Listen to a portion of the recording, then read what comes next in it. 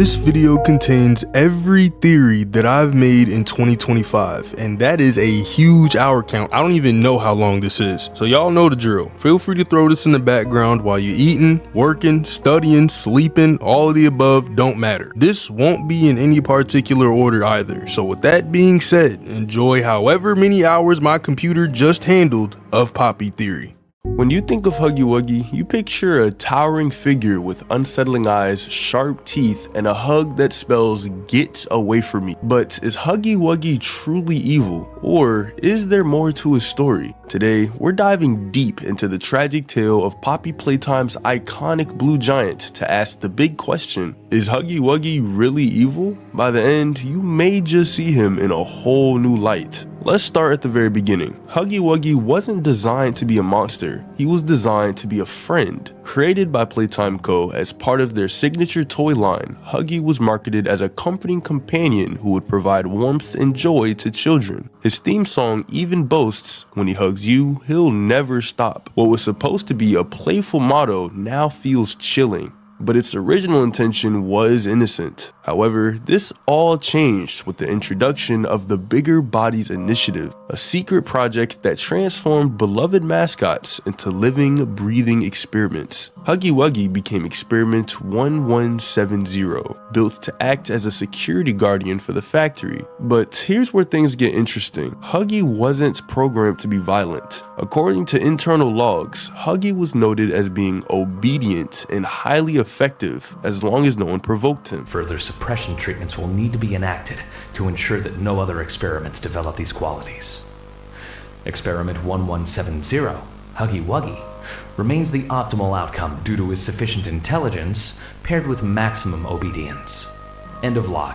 In essence, Huggy Wuggy's violence tendencies weren't part of his original design. They were a byproduct of external factors, and one of those key factors, the prototype. The prototype, otherwise known as Experiment 1006, is one of the most terrifying entities within Playtime Co.'s dark history. This experiment apparently has the ability to control other toys, bending them to its will, and Huggy Wuggy, he was possibly one of its victims. Evidence from logs and reports indicates that Huggy's objectives were corrupted after being exposed to the prototype's influence. Instead of protecting the factory, he became a weapon, a relentless force of destruction. If Huggy was acting under the prototype's control, can we really blame him for the atrocities he committed? It raises an important ethical question. Is a tool responsible for the actions of its welder? The prototype's manipulation clouds our ability to see Huggy Wuggy's true nature. What if the real Huggy Wuggy, the one who was designed to provide hugs and comfort, was still somewhere to be accessed? Not physically, but some way that involves the corruption being lifted. One of the most compelling pieces of evidence for Huggy Wuggy's misunderstood nature is his response to provocation. Take the restricted disappearance video for example, which occurred in 1992. After escaping the factory, Huggy fled into the woods. A security team was dispatched to capture him, and things quickly escalated. When cornered, Huggy attacked and killed 5 members of the team. But here's the key detail. Huggy was shot at with tranquilizer darts before he attacked. His violent outburst was likely a defense mechanism, a primal survival response to an immediate threat. This suggests that Huggy didn't hunt down the security team out of sheer malice, but acted out of fear and self-preservation. This raises an important point. If Huggy was only reacting defensively, does that make him evil, or does it make him a tragic figure acting out of instinct?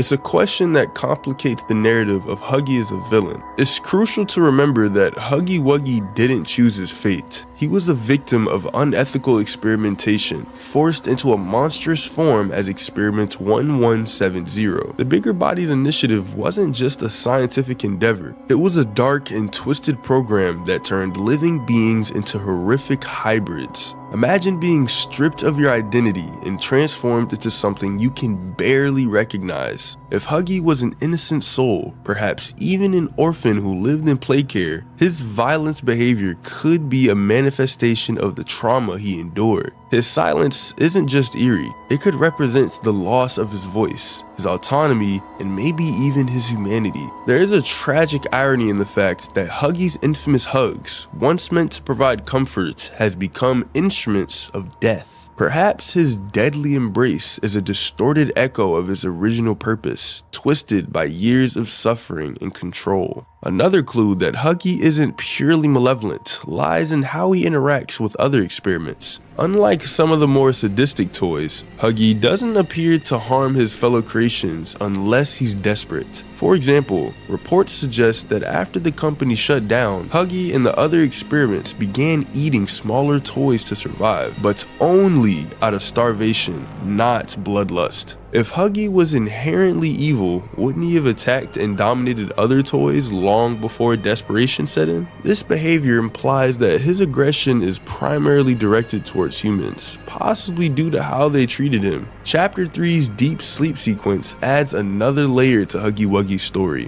When the player encounters the nightmarish version of Huggy, it's important to note that this form may not represent the real Huggy, but rather the player's fear of him. The nightmare Huggy is larger, more distorted, and grotesque, a clear exaggeration of the real Huggy's appearance. This raises a question: how much of Huggy's monstrous reputation is shaped by fear and perception? If the people in the factory saw him as a threat rather than a victim, it could have influenced how his story was told. The nightmarish sequence could symbolize how fear distorts reality, turning tragic figures into terrifying legends. The prototype's presence looms over everything in Playtime Co. It's possible that the prototype deliberately framed Huggy Wuggy as a villain to distract from its own plans. By making Huggy Wuggy the face of terror, the prototype ensured that no one would look beyond the blue fur and sharp teeth to see the true puppet master. This theory suggests that Huggy Wuggy's story has been manipulated, and that his monstrous image is a convenient smokescreen for the real horrors lurking behind the scenes. Throughout the events of Chapter 1, Huggy Wuggy stalks the player, but his behavior isn't entirely straightforward. He doesn't immediately attack, but instead follows and observes. Some fans have speculated that Huggy's initial behavior could have been an attempt to understand the player's intentions. What if, in some alternate version of events, Huggy was capable of communication? Could he have warned the player or tried to convey his side of the story? Without his voice, all that's left is action, and actions, especially violent ones, are easy to misinterpret. When we look at Huggy Wuggy's story through this lens, it becomes clear that he's not just a monster, he's a victim of experimentation, manipulation, and fear. The Bigger Bodies Initiative didn't just create monsters, it destroyed lives. This raises an important point about responsibility. If Huggy Wuggy had never been subjected to the initiative, would he have remained a beloved mascot, remembered for his comforting hugs instead of terrifying chases? Perhaps Huggy's story is less about the darkness within him and more about the darkness of those who created him. So, is Huggy Wuggy misunderstood? The evidence suggests that he is. His actions may be monstrous, but his origins are tragic. If we hold Huggy accountable, shouldn't we also hold Playtime Co accountable for turning him into what he became? In the end, Huggy Wuggy's tale is a chilling reminder that monsters aren't born, they're made. The real horror may not lie in the creature itself, but in the system that created it. But what do you guys think?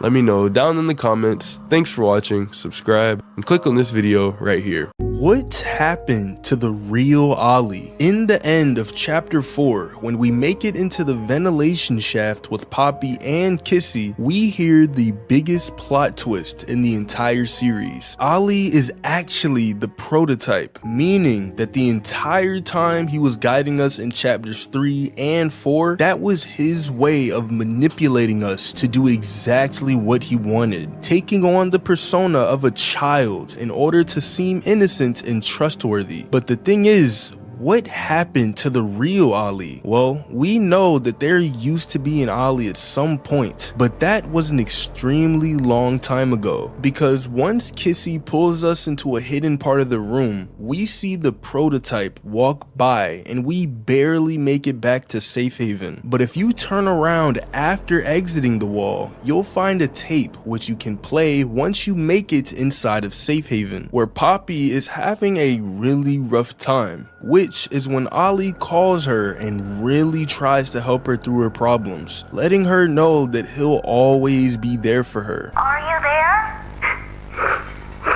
Yes, I'm here. Did the bad men hurt you?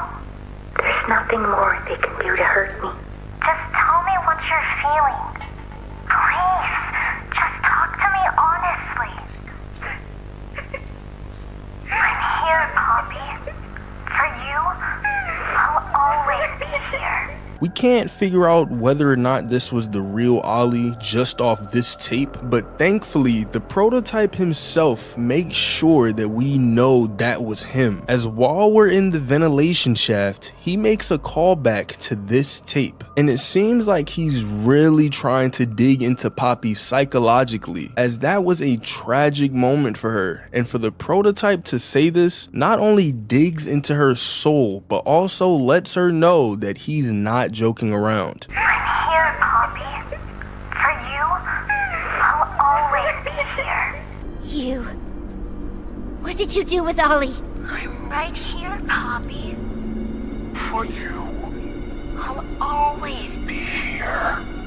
And because in the tape we hear that Poppy is struggling with her identity, which is due to her being experimented on over and over again, this means the tape we hear had to have been before the Hour of Joy and before she was put into the case, which has even crazier implications, because if the prototype was able to call Poppy while Playtime Co. was still in control of the experiments, did the prototype just outsmart all of them and find a way to communicate with the others by using the Ollie phone? Well, we actually have to figure out what happened to Ollie first in order to really see what's going on here, because in the ventilation block, Poppy asks the prototype whether or not there was ever a real Ollie, and he says that there was, but it was a very long time ago. So my first theory is immediately that the prototype must have done something to Ollie. But what even is Ollie? Because of the fact that Ollie guides us throughout all of chapter 3 and 4, the previous Ollie must have had the same capabilities, because if the real Ollie didn't, then Poppy would have been very suspicious all the way back in chapter 3, as when Kissy tackles us, Poppy tells us that it was Ollie who helped her find us. This place makes her tense. I'm glad that Ollie could help you get this far. He's the reason we found you at all. So if Poppy doesn't bat an eye at Ollie's capabilities in the factory, it can mean one of two things. The real Ollie was able to do many things throughout the factory, or it's possible that the prototype convinced Poppy that he gained these abilities after the Hour of Joy. And if it was the prototype convincing her, then that's pretty straightforward. But if the real Ollie did have this kind of capability, then it makes me wonder what Ollie's original purpose was. We know that most of the experiments had purposes. Catnap was used in Playcare, Mommy Longlegs was used in the game station, but Ollie could have been Playtime Co.'s support agent, kind of like a help desk employee, but has his eyes throughout the entire factory. Because when we find him in chapter 3, he's placed on a random wall where we then pick up the phone and can always communicate with him. But this isn't his only phone, as when Poppy says she found us because of Ollie's help, we still had the phone on us, meaning she probably had a second phone or used one that she could have found off of a wall. So before the Hour of Joy, it's likely that Ollie had phones around the entire factory, and Playtime used him as help for all of the employees. So if they had a random question like asking about where something was, because of Ollie being able to see everything probably through security cameras, he could easily answer them them and help them get their job done quicker. And we know that Playtime would jump at the ability to boost worker efficiency. The whole Bigger Bodies initiative was the company's desperate attempt to escape being broke. So I'm leaning more towards the real Ollie being an actual experiment that could have eyes and ears throughout the entire factory and be able to speak through different Ollie phones, which the employees could grab off certain walls. But if this is the case, then where was Ollie's body? We know that every experiment had organs and a body, as even Doey ate Pianosaurus. It's possible Ollie was in a similar state to Sawyer, as in the Warden tape, Sawyer tells us that his mind is across the entire factory and he could help the Warden escape if he gave him the Omni chip. So Ollie could have been placed into some sort of metal container like Sawyer, but connected to Playtime Co.'s infrastructure, which is where the prototype could have done something to Ollie and take control over his phones. Now this may seem far-fetched, but my second theory is that the employees at Playtime Co. actually helped the prototype to communicate with others in the place of Ollie, which would explain how he was able to speak to Poppy before the Hour of Joy seemingly without any trouble, and as if it was a regular thing, cause the way they were talking, bro, you'd assume they were a married couple. I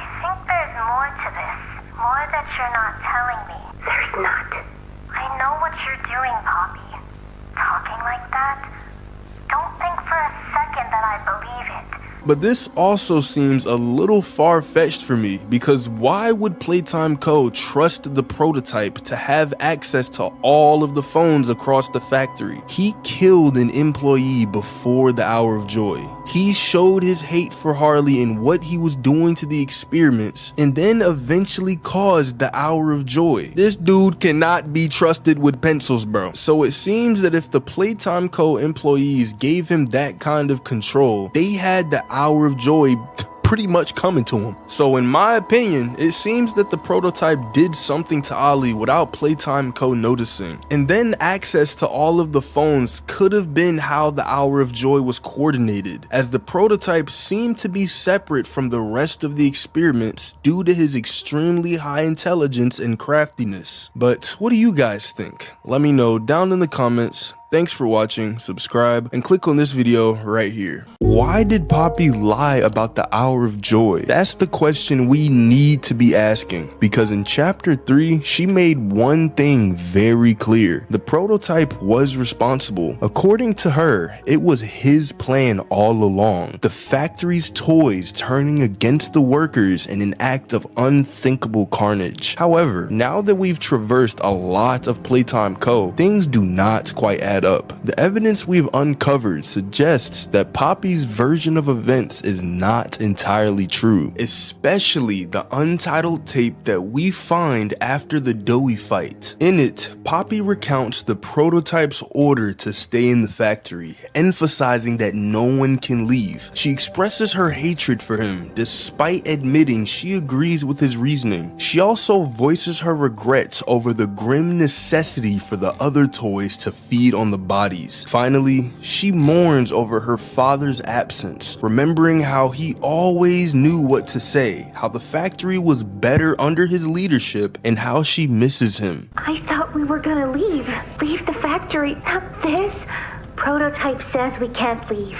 Not now. Not ever. I hate him. I hate him. And I hate this place. And I hate that he's... Right. He explained everything, and he's right. What they did to us, we can't ever let it happen to us or anyone ever again. Doesn't make me feel better about the bodies, though. The toys will starve otherwise.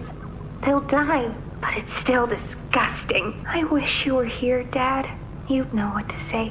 When you were running this place, You always knew what to say. There's confirmation that she's played a much bigger role in what happened than she wants us to believe. Her role to play in the Hour of Joy is revealed in Chapter 4 when we are stuck in a shaft with Kissy, Missy, and Poppy. We're talking to the prototype and he reveals to us that Poppy's role in the Hour of Joy is much bigger than what she told us. When she asks him, "How much do you know?" he says to her, "Everything." She ends up freaking out and leaving before the floor beneath us explodes. We're left to fall deeper into the factory as Kissy tries desperately to save us, our only ally, putting us before herself. So if she's lying about her role in the Hour of Joy, what is she trying to hide? The Hour of Joy was not just an isolated moment of chaos. It was a turning point for everything that followed. Playtime Co. had already been experimenting with so many toys, pushing the boundaries of the Bigger Bodies initiative further than anyone could have imagined. The result?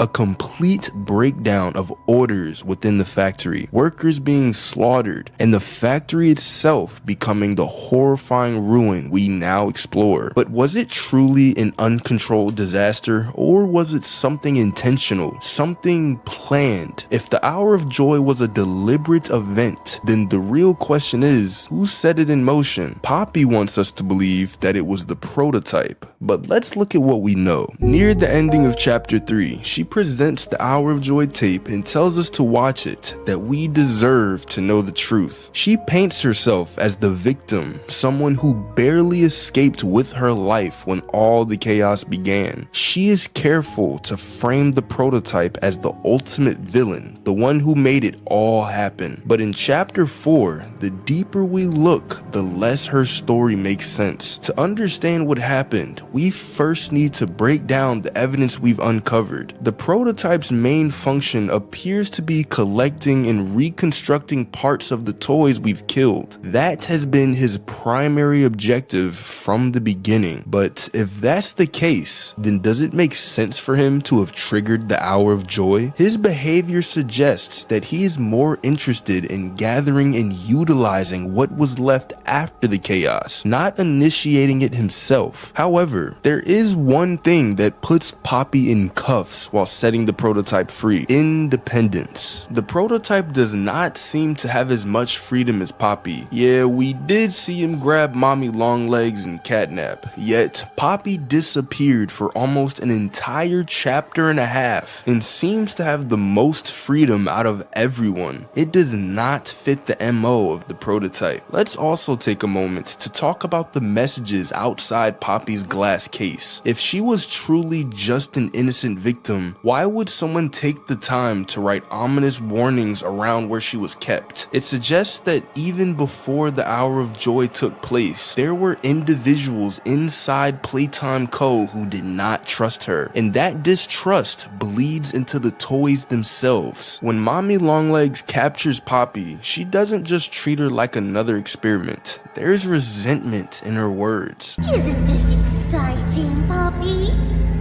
Very exciting, Mommy. Instead, why don't we make a game out of it? The game station is still working. It will be just like old times. And if you win all 3 games, I'll give you the train code.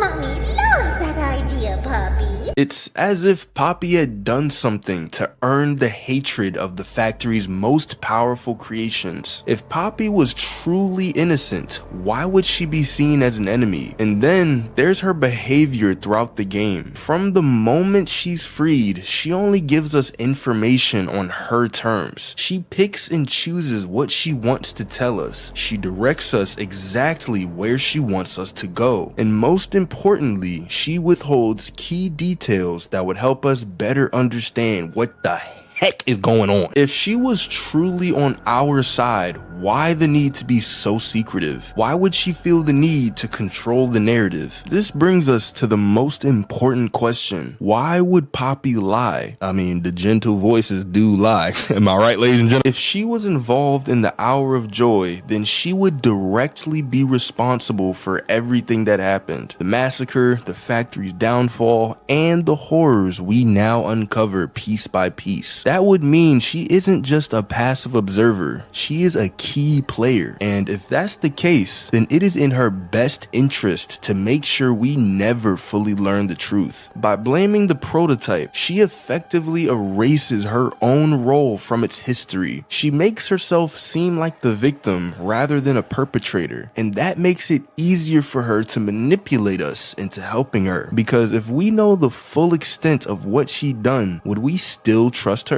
Would we still follow her guidance without question? It is also important to remember that Poppy wasn't just another experiment. She was the first success, the first time Playtime Co. managed to experiment with humans into a toy. That made her unique and valuable, and that also means she likely has more awareness of what is happening than any other toy or antagonist we faced. If she was the key to Playtime Co.'s work, then it stands to reason that she may have had a large hand in bringing about the Hour of Joy. Maybe she saw it as a way to free herself from the company. Maybe she believed it was the only way to end the experiments once and for all. Or she had an entirely different motive we have not yet uncovered. This leaves us with serious implications for Chapter 5. If Poppy has been lying to us about the Hour of Joy, then what else has she lied about? For one, it raises major questions about the prototype. We've only seen glimpses of him, but rarely heard his side of the story. What if Poppy has been controlling the narrative all along? What if we'd been led to believe he's the villain, when in reality, he's been trying to stop something worse? Theory coming soon, by the way. Y'all better stay tuned. Poppy told you her story, of course.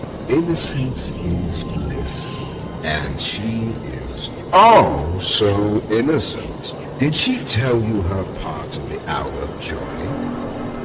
That she knew it was coming? Or did she leave out that crucial detail? Yes, that wouldn't surprise me.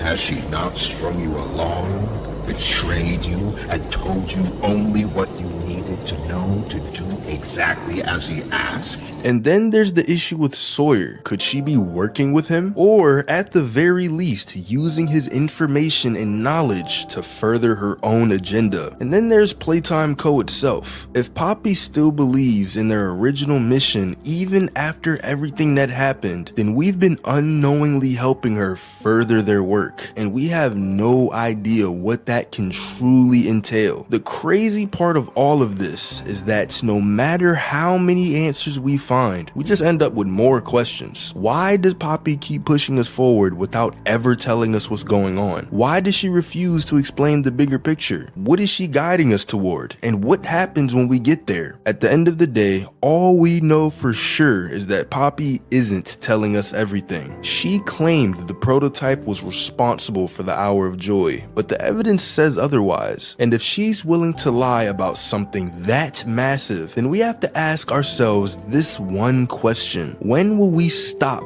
being another pawn in her game? After all, the sweetest dolls always seem to have the darkest secrets. On August 8th, 1995, everyone inside of the Playtime Co. factory was killed, and this was due to an attack orchestrated by the prototype, who got many of the experiments to attack everyone in sight all at the exact same time. But then the question is, if the prototype hated Playtime Co. for so long, then why did he wait so long to start the Hour of Joy? Well, there actually might be a few reasons, but let's go over all of the possibilities to see if we can find the best explanation.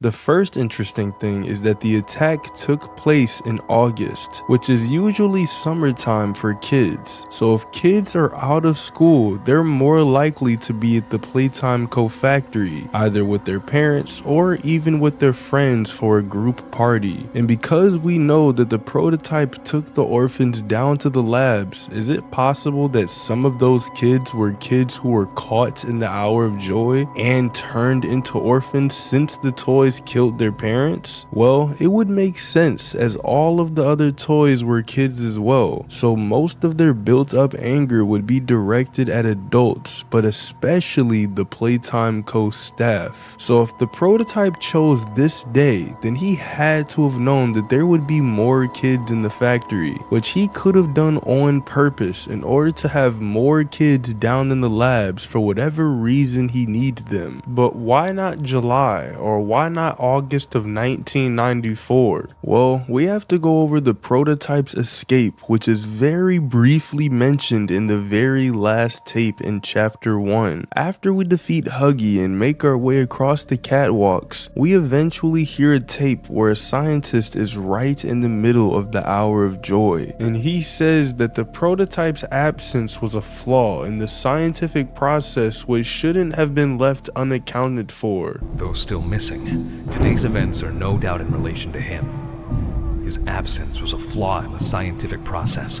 which should have under no circumstances been left unaccounted for. That's why I'm making this log, so that the same mistake won't be made twice. Any future experiments will need to be contained and disposed of in a secure location. So if the prototype was already missing before the hour of joy, then maybe the timing has to do with what he was doing in the factory before then, because he'd have to convince all the toys to disobey Playtime Co. and to instead kill everyone in sight. But we actually do end up seeing what this is like in Project Playtime, because in the monster tutorial you play as Huggy Wuggy with the voice telling you what to do, and because of the similar language to the death screens and deep monster-like voice, it seems that this is the prototype telling Huggy what to do. In the tutorial, the prototype tells Huggy that we, the players, are trying to make more toys, and that he needs to put a stop to it, meaning that Huggy is motivated to stop any more experiments from happening. Others are starving. Get up. They are trying to build more toys. But if this is true, then could this have been the entire reason for the hour of joy? If the prototype was able to convince Huggy this way, or at least it seems so, then he could have just as easily convinced all the rest of them in the exact same way. And it seems that Catnap even felt this way, as in a chapter 3 tape, we hear a conversation between Leith Pierre and Catnap, where Catnap says the prototype will save us. And Catnap is the first character we've seen with a ashy voice. I mean, that's fantastic, isn't it? Is his, voice thingy still broken?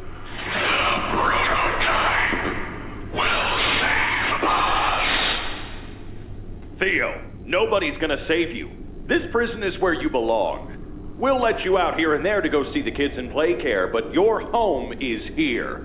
And as for the prototype, his home is in the labs. But if he's saying us, then who is he talking about? Well, in my opinion, it seems like he's talking about all the other toys in the factory, meaning that there was already a hostile relationship between Playtime Co. and its experiments. But there's more to this, because it seems like the prototype was able to escape his containment multiple times. But the first time, he just gave himself up, which is weird, because if his goal was the hour of joy, then why delay? The first time he escaped was when the prototype and Theodore Granville, the kid who was turned into Catnap, got their hands on 2 grab packs with green hand attachments, and using these they tried to open a door, and it worked, but sadly Theodore was electrocuted by the green hand, causing his heart to stop. And right there, the prototype had a choice to make, either escape the factory or save Theodore, and the prototype instead chose to save him and lose his freedom, rather than just going for the already open exit. But this might not have been such a good act of heroism, but instead the prototype knows that he can't start the hour of joy from the outside, but only from the inside. Since he's already escaped once, he was most likely confident that he'd be able to do it again. But with the hour of joy not even showing what the prototype was doing, then he must have had a greater role than than we might think, and this could be the reason that he took so long to start his plan. The prototype would need the perfect hour to kill everyone in the factory. He would need all or at least most of the toys to go along with his plan, and he'd also have to take the orphans either during or after the hour of joy. But to get all of these things right would probably take a long time, and so sometimes during his second escape, which was mentioned in the final chapter 1 tape, he could have used that time in order to convince the other toys into following his plan, and then shortly after wait for the right moment to strike. But when you think about it, the prototype didn't really take that long. He was created sometime before the Bigger Bodies initiative, but considering his experiment number, it couldn't have been much earlier than 1989, meaning the prototype took only 6 years to go from brand new creation to taking down one of the world's largest toy companies from the inside. And if he had to escape his containment 2 times, convince all of the toys to follow him while even getting some of the toys to worship him, and get all of the toys to do his killing for him at the exact same time, then you can see why this would take so many years. And lastly, why did they do this at 11 AM? Well, there are a few reasons. The first is that the prison guards could have had a shift change at this time, meaning they'd be out of position and still trying to get themselves together, all while the toys are already killing everyone. Or it's possible that this was when most of the Playtime Co staff would go on lunch, meaning that there would be less prison guards and staff to take care of, or they'd at least be in the break room unable to help stop the toys. And especially since it's hinted that one of the employees helped the prototype, he'd have to take the extra time to be able to convince that person. Remarkable.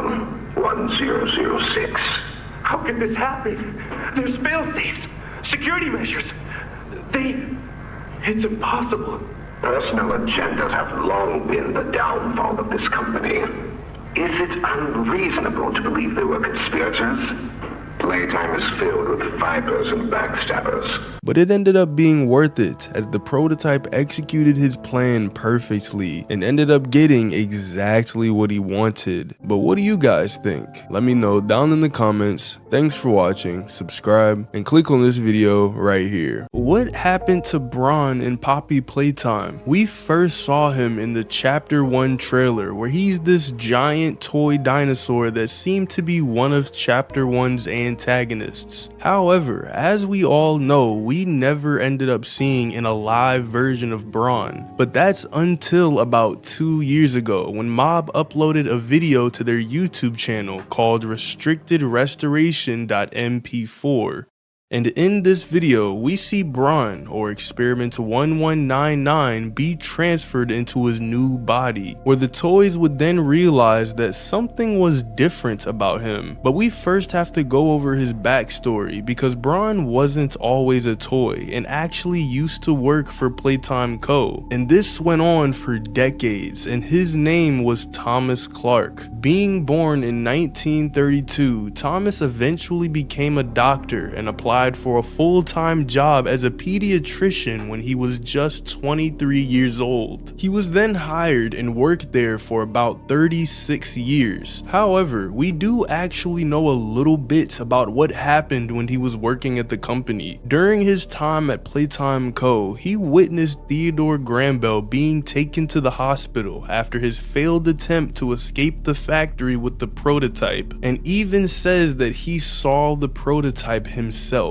And after this, he was on a call with his friend Joel Sinclair, who was the head counselor of Playcare at the time. They were talking about what happened with Theodore, until Thomas says that the thing he saw could have been Theodore's imaginary friend, saying that he saw it with his own eyes and didn't even know what it could be, which most likely led to Thomas having some suspicion about what the company was really doing with their profits. However, he was eventually eventually diagnosed with terminal lung cancer, meaning that if he was gonna die soon anyway, he might as well try to become an experiment himself. But this did not end up going well, as the other toys did not like Thomas at all. In the video uploaded to Mob's YouTube channel, we see a female scientist describing Thomas and what happened to him. She tells us that, of sound mind, Thomas volunteered for this experiment, most likely trying to avoid death. And the camera cuts to what seems to be Thomas waking up after being attacked, with his eyes darting around the room, most likely shocked and confused as to what's going on. But then it cuts back to when he was still okay, and the female scientist tells us that he's experiencing a lot of disorientation, much more than they expected, saying that his mental testing was cut in half, and that he probably doesn't even know where he is. But then she tells us the bad news that the other toys could tell that something was off about him, where it then cuts to show us the attack where Boxy Boo tried to kill Bron. We see Bron in the middle of a giant room, looking both confused and sad at the same time, as he was all alone with all of the other toys just staring at him. But this is when we see Boxy Boo's claw hit him right in the face, and the camera cuts to black. The scientists then rush in to see if they can save Bron, but all they see is his body on the floor with blood splattered around him. The female scientist then tells us that if they hadn't stepped in, Bron would have been killed. Although he didn't die, his thyroid and larynx were completely devoured, most likely by Boxy Boo. It then took 12 hours worth of surgery in order to stabilize Bron and keep him alive. But this might have been a bad thing for him, because even though he may have survived the attack, they kept him in isolation from that point forward, away from all of the other toys who might try to kill him, which is where we see him in his own room in basically solitary confinement, just laying there, not doing a single thing or having a single thing to distract himself with. But here's the thing, we don't necessarily see Bron's death, so it's technically possible that he's still alive. And since Bron is a well-liked character, it's possible that we'll even end up seeing him in chapter 5, because the video seems to be recorded in the labs where they were experimenting on him. And I'm assuming that because this room looks different compared to the prison, which means Bron could have been kept in the labs for his entire life. And if the labs are the prototype's home, it's possible that he kept Bron alive, but it's unlikely. But what was different about Bron that led to him being attacked? I mean, he looked just like all of the other toys, and we see many Huggies in the same room as him, so it couldn't have been his size. It's likely that it was due to the fact that he was the first experiment that involved a staff instead of an orphan, and the buildup of animosity towards the staff could have been unleashed in this moment. In other words, bro was an imposter, so instead it would have to be the way that he behaved, and not even necessarily the way that he talked, because it seems that he wasn't even able to talk, either because of the way that he was made or because of his mental state after the transplant. We know that pretty much all of the experiments were orphans before they were transplanted into their new bodies, so it's possible that with Thomas being an older man who was an ex-employee of Playtime Co., that could have led to some very tense friction between the toys and him, because they would associate him with the scientists that would have been torturing them all this time. But we may end up seeing another version of Bron in chapter 5 regardless, because in the chapter 1 trailer, the Bron toy literally looks at us, meaning that it's alive. And although it didn't appear in chapter 1, it did make an appearance in chapter 2, but it didn't move. Because once we make it into the rejected toy room, we have to move a crane over to a Bron toy in order to get it off of the elevator. But this isn't the one that I'm talking about, but just to the left of the controls, we see what seems to be the exact Bron toy from the trailer. So it's possible that he didn't move in order to observe us, and then later he would come to kill us if he was commanded by the prototype. And we know that there were hundreds of Bigger Bodies experiments, and what are the odds that there's just a giant Bron statue right smack dab in the middle of the rejected toy room in the way of everybody else, which leads me to believe that we might end up seeing this version of Bron in a future chapter, which honestly would be pretty dope and would give Mob a better dinosaur character that they hopefully won't kill in 5 seconds. But here's the thing, there were many attempts to include Bron in the game, and it's pretty much a running gag that Bron is hinted at in chapters 1, 2, and 3, but then he just wouldn't pull up. And according to an ex-employee at Mob Entertainment, he was intended to appear in all 3 chapters, but it just never worked out. For example, he was meant to appear in the Playhouse area instead of Dog Day, which was part of the reason that Mob even created the video about Bron in the first place. But according to the same employee, the last attempt prior to his leaving of Mob Entertainment was to make Bron the monster inside of Playcare's toy store. However, the entire thing was cut out when the toy store wasn't included in the chapter. But what do you guys think?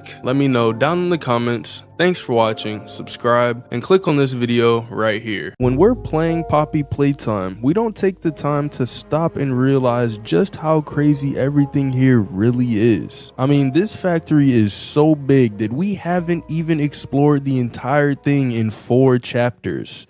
They managed to create literal biological miracles by bringing toys to life, and somehow they managed to do it all just by selling toys. Which leads me to believe that Playtime Co. made a ton of money when they were still up and running, because if they're able to make literal toys come to life, which would probably save millions of people's lives in the real world, and yet did it inside of the comfort of their own building, that's a little crazy for me. So how much did they make? Well, the first clue is in the very first VHS tape that we received before going back to the factory. In the tape, we see a commercial for the Poppy Playtime doll, the world's most incredible doll that children could talk to and she'd respond back. But in the commercial, we see 2 prices. The first is that Poppy was $5.99 and the second was that a factory tour was $2.99. And although you may think that this would be like $10 to $15 in today's money, well, if this commercial was made around 1950, the time when Poppy was originally created, then this doll would be almost $80. Just showing that although Poppy was an incredibly popular toy, because of the advanced technology that it had, it cost a pretty penny. And in the tape, we see that they were selling a lot of these toys. We see literal assembly lines carrying the Poppy heads, almost as if they were creating like 1,000 of these per day. So let's do the math on that. 80 times 1,000 would mean that they would be making $80,000 just from the Poppy Playtime doll alone. And if they worked 6 days per week, then we'd multiply that by 313, which would add up to $25 million. But then again, that is a very loose estimate, and we don't know exactly how many Poppies that they were making per day. But considering the fact that their factory is the size of a literal NFL stadium, then it doesn't seem to be too far-fetched, because in multiple shots we see just how massive the Playtime Co. factory really was. As in chapter 3, during the news segment, we see a shot of the outside of the factory showing that it was massive, which also confirms that what we see on the chapter 1 loading screen is really the Poppy Playtime factory and not an exaggeration. And if you look at the size of this thing and realize just how much it would cost to build the outside and just how much it would cost to buy all of this machinery that makes the toys on the inside, then you're looking at, I don't even know how much money, bro. I'm not even gonna try to guess, but you can see that it would be a lot. And in order to pay for all of these things, they had to have been making a lot in profits. And looking at the screenshot from a video uploaded on Mob's YouTube channel, we see a map showing where Playtime Co. was located, likely somewhere far away from society. And then combining that with the hallucination we see in the counselor's office, we can see the Playtime Co. factory was shrouded by many trees. It's possible they chose this location due to the fact that it would be far away from any police who might check up on the orphans in Playcare or even come across experiments that escape. as one time Huggy did manage to escape the factory and make it to a suburban home. So although the remote location might mean that the land was cheaper, the factory itself was so big that I wouldn't be surprised that they were selling 1,000 poppies per day. But then looking at the inside of Playtime Co., it's even bigger than the outside, as the factory has a lot of things deep underground. For example, the game station, playcare, the prison, and even the labs. Just showing that although this thing was massive on the outside, it's 10 times as big on the inside. And constructing all of these things takes a lot of money. And we even see this in the notes in chapter 2, where Eddie M.N. Ritterman writes a letter to Warrenbach Construction where he offers to pay $100,000 for them to keep this project under wraps. And if this letter was written in 1990, that would be about $250,000 just for them to keep the project a secret. But then how much more money would they have to pay for the secrecy of the prison?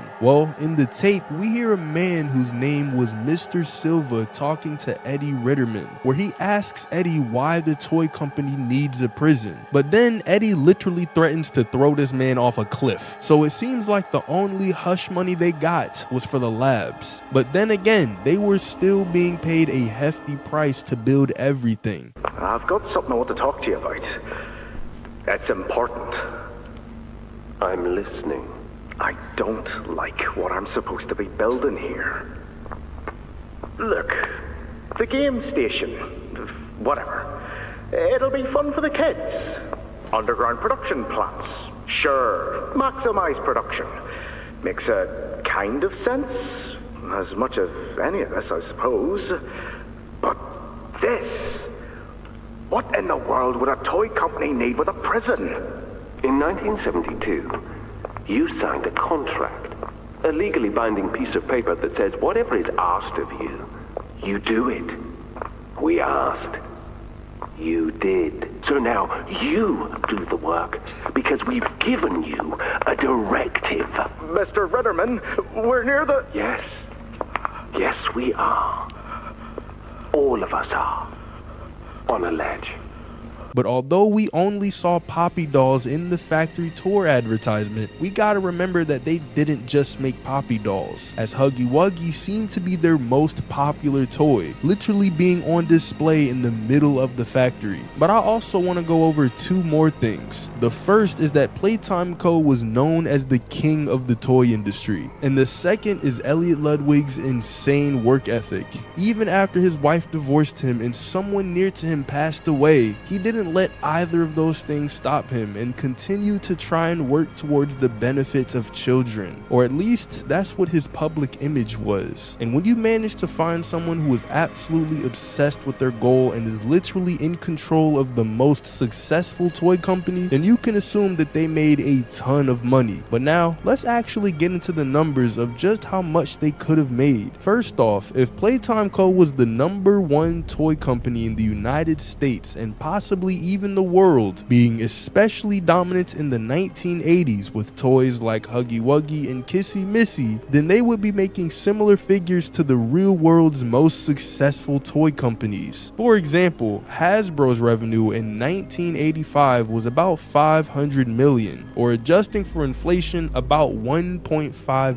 billion. And so if Playtime Co. matched Hasbro, then they would have made about $1.5 billion per year around the 1980s. However, they weren't always this successful, as the company started in 1930 and seemed to only start growing decades later. And so we can assume that in Playtime Co.'s early years, from 1930 to 1959, they made about $5 to $10 million per year. Then between 1960 and 1979, they could have made about $100 and $200 million per year. Then during their peak years between 1980 and 1989, they could have made about $500 million per year. And in their last years between 1990 and 1995, they could have been making around $100 to $200 million per year. And so overall, that would be about $7 to $8 billion in revenue, or $25 to $30 billion adjusted for inflation. So let this be a lesson. If you ever broke, go start a toy company. But what do you guys think?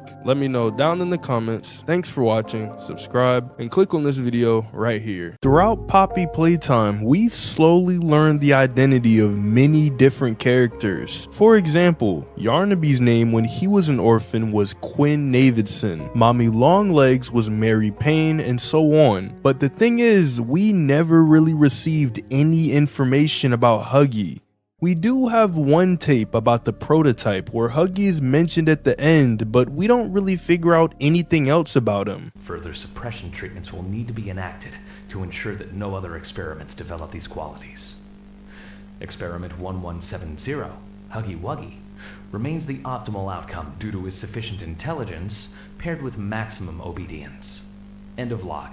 We don't know what he was like when he was an orphan, and we don't even know his identity, even though we have a note about Kissy Missy describing her health issues and other problems that came up during her time at Playtime Co. before the Hour of Joy. So why don't we know the identity of Huggy, and could this actually mean something to the story? Well, that's exactly what I'm gonna be figuring out in this video. And the first interesting thing that I want to go over is a photograph that we see in a chapter 3 trailer, and in it we see a photograph of 4 different kids, with the girl on the right looking surprisingly close to Kissy Missy, doing the exact same nervous pose that Kissy does whenever she's nervous or embarrassed. And because we see Kissy in chapter 3 and this photograph was a part of the chapter 3 trailer, it's safe to assume that this was Kissy. But then who else could the other kids in the photo be? Well, it's possible that one of them could be Catnap or Dog Day, but I specifically want to focus on this kid on the left. His shirt literally has a Huggy face right on it, and so if this really is him, it gives somewhat of an appearance to go off of, even though his face is covered. And because of the way that the girl is leaning, it's possible that the kid on her right is Huggy Wuggy. They're both blind, and it seems that she trusts him, and thanks to a music video uploaded by Mob, we see that Huggy and Kissy were very close to each other. And so if they were brother and sister in play care, then it would make sense that the kid next to her would be Huggy. But what's even more interesting about the photo is the fact that if Huggy was Playtime Co.'s biggest success from the Bigger Bodies initiative, or at least that's what they thought because of his obedience, then it might be that if these two kids are actually brother and sister, then they would have experimented on his sister in order to try and get similar results. However, his identity might be revealed in a later chapter when we learn more about Huggy, especially since he's trying to kill us. But it's possible that one person actually knew the identity of Huggy Wuggy, but was killed before he could reveal it to the public. And that man is none other than Rowan Stoll. We see him in the Project Playtime ARG, where he was telling Leith Pierre that he noticed someone could have put nanny cams in Huggy's eyes to spy on people. However, after this, we see him make an apology to Leith, telling him that it was probably nothing, and this means that he could have been threatened that he would lose his job or even his life. As in a chapter 4 tape, we hear from one of Rich's employees that everyone in the company is already on edge about the rumors. I think he was joking, that's probably how he meant it, but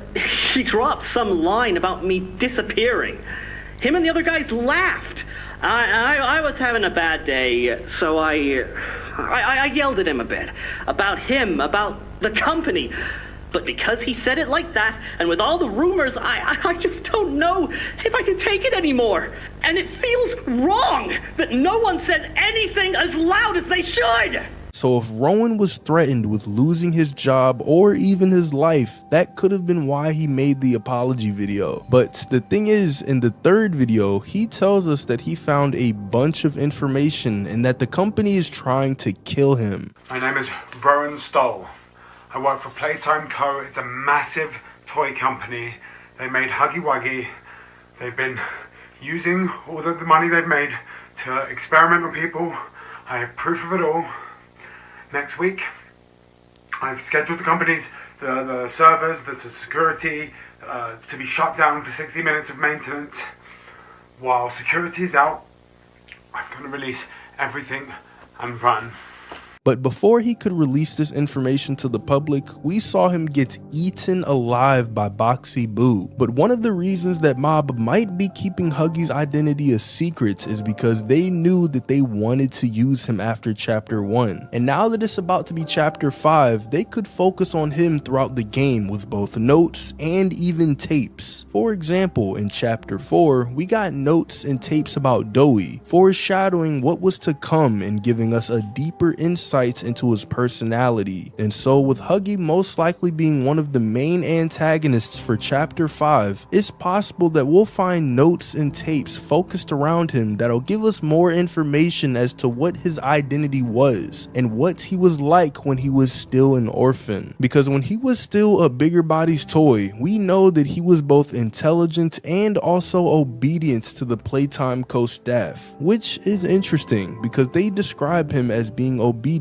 yet he tried to escape the factory and killed some of the employees. So I'm not really sure what the explanation is for that, but Huggy still was one of the more obedient toys and proved to be the example that they wanted to continue making throughout all of their experiments. But although Rowan Stoll might have known Huggy's identity, there is someone who we could actually ask, and they're still inside the factory, and this is none other than Kissy Missy, because if they were so close to each other, she has to remember who he was. But this also comes with one big obstacle, and it's the fact that Kissy never talks. And what's even worse is that Huggy never talks, so we have pretty much 100% evidence that Kissy will never be able to tell us who Huggy was. But she can tell us in other ways, because although she may not have spoken much, in a tweet made by Mob, we actually see that she was able to use writing utensils. And we even see this in a note where Kissy told them that she was in emotional distress by writing it to them. So if we manage to link up with Kissy again and somehow manage to deal with Huggy, then it's possible that if we find a pen and paper, Kissy could actually write to us who Huggy was and why he's now trying to kill us. However, because we're about to be in the labs and it's possible that's the main setting of chapter 5, then we could end up figuring more about Huggy just by going through the labs. He was described as the ideal experiment, and so he's probably written all over the labs as well. And I'm really curious as to what happened with Huggy, because we know that the prototype managed to convince many of the toys to kill the employees and visitors during the Hour of Joy, but yet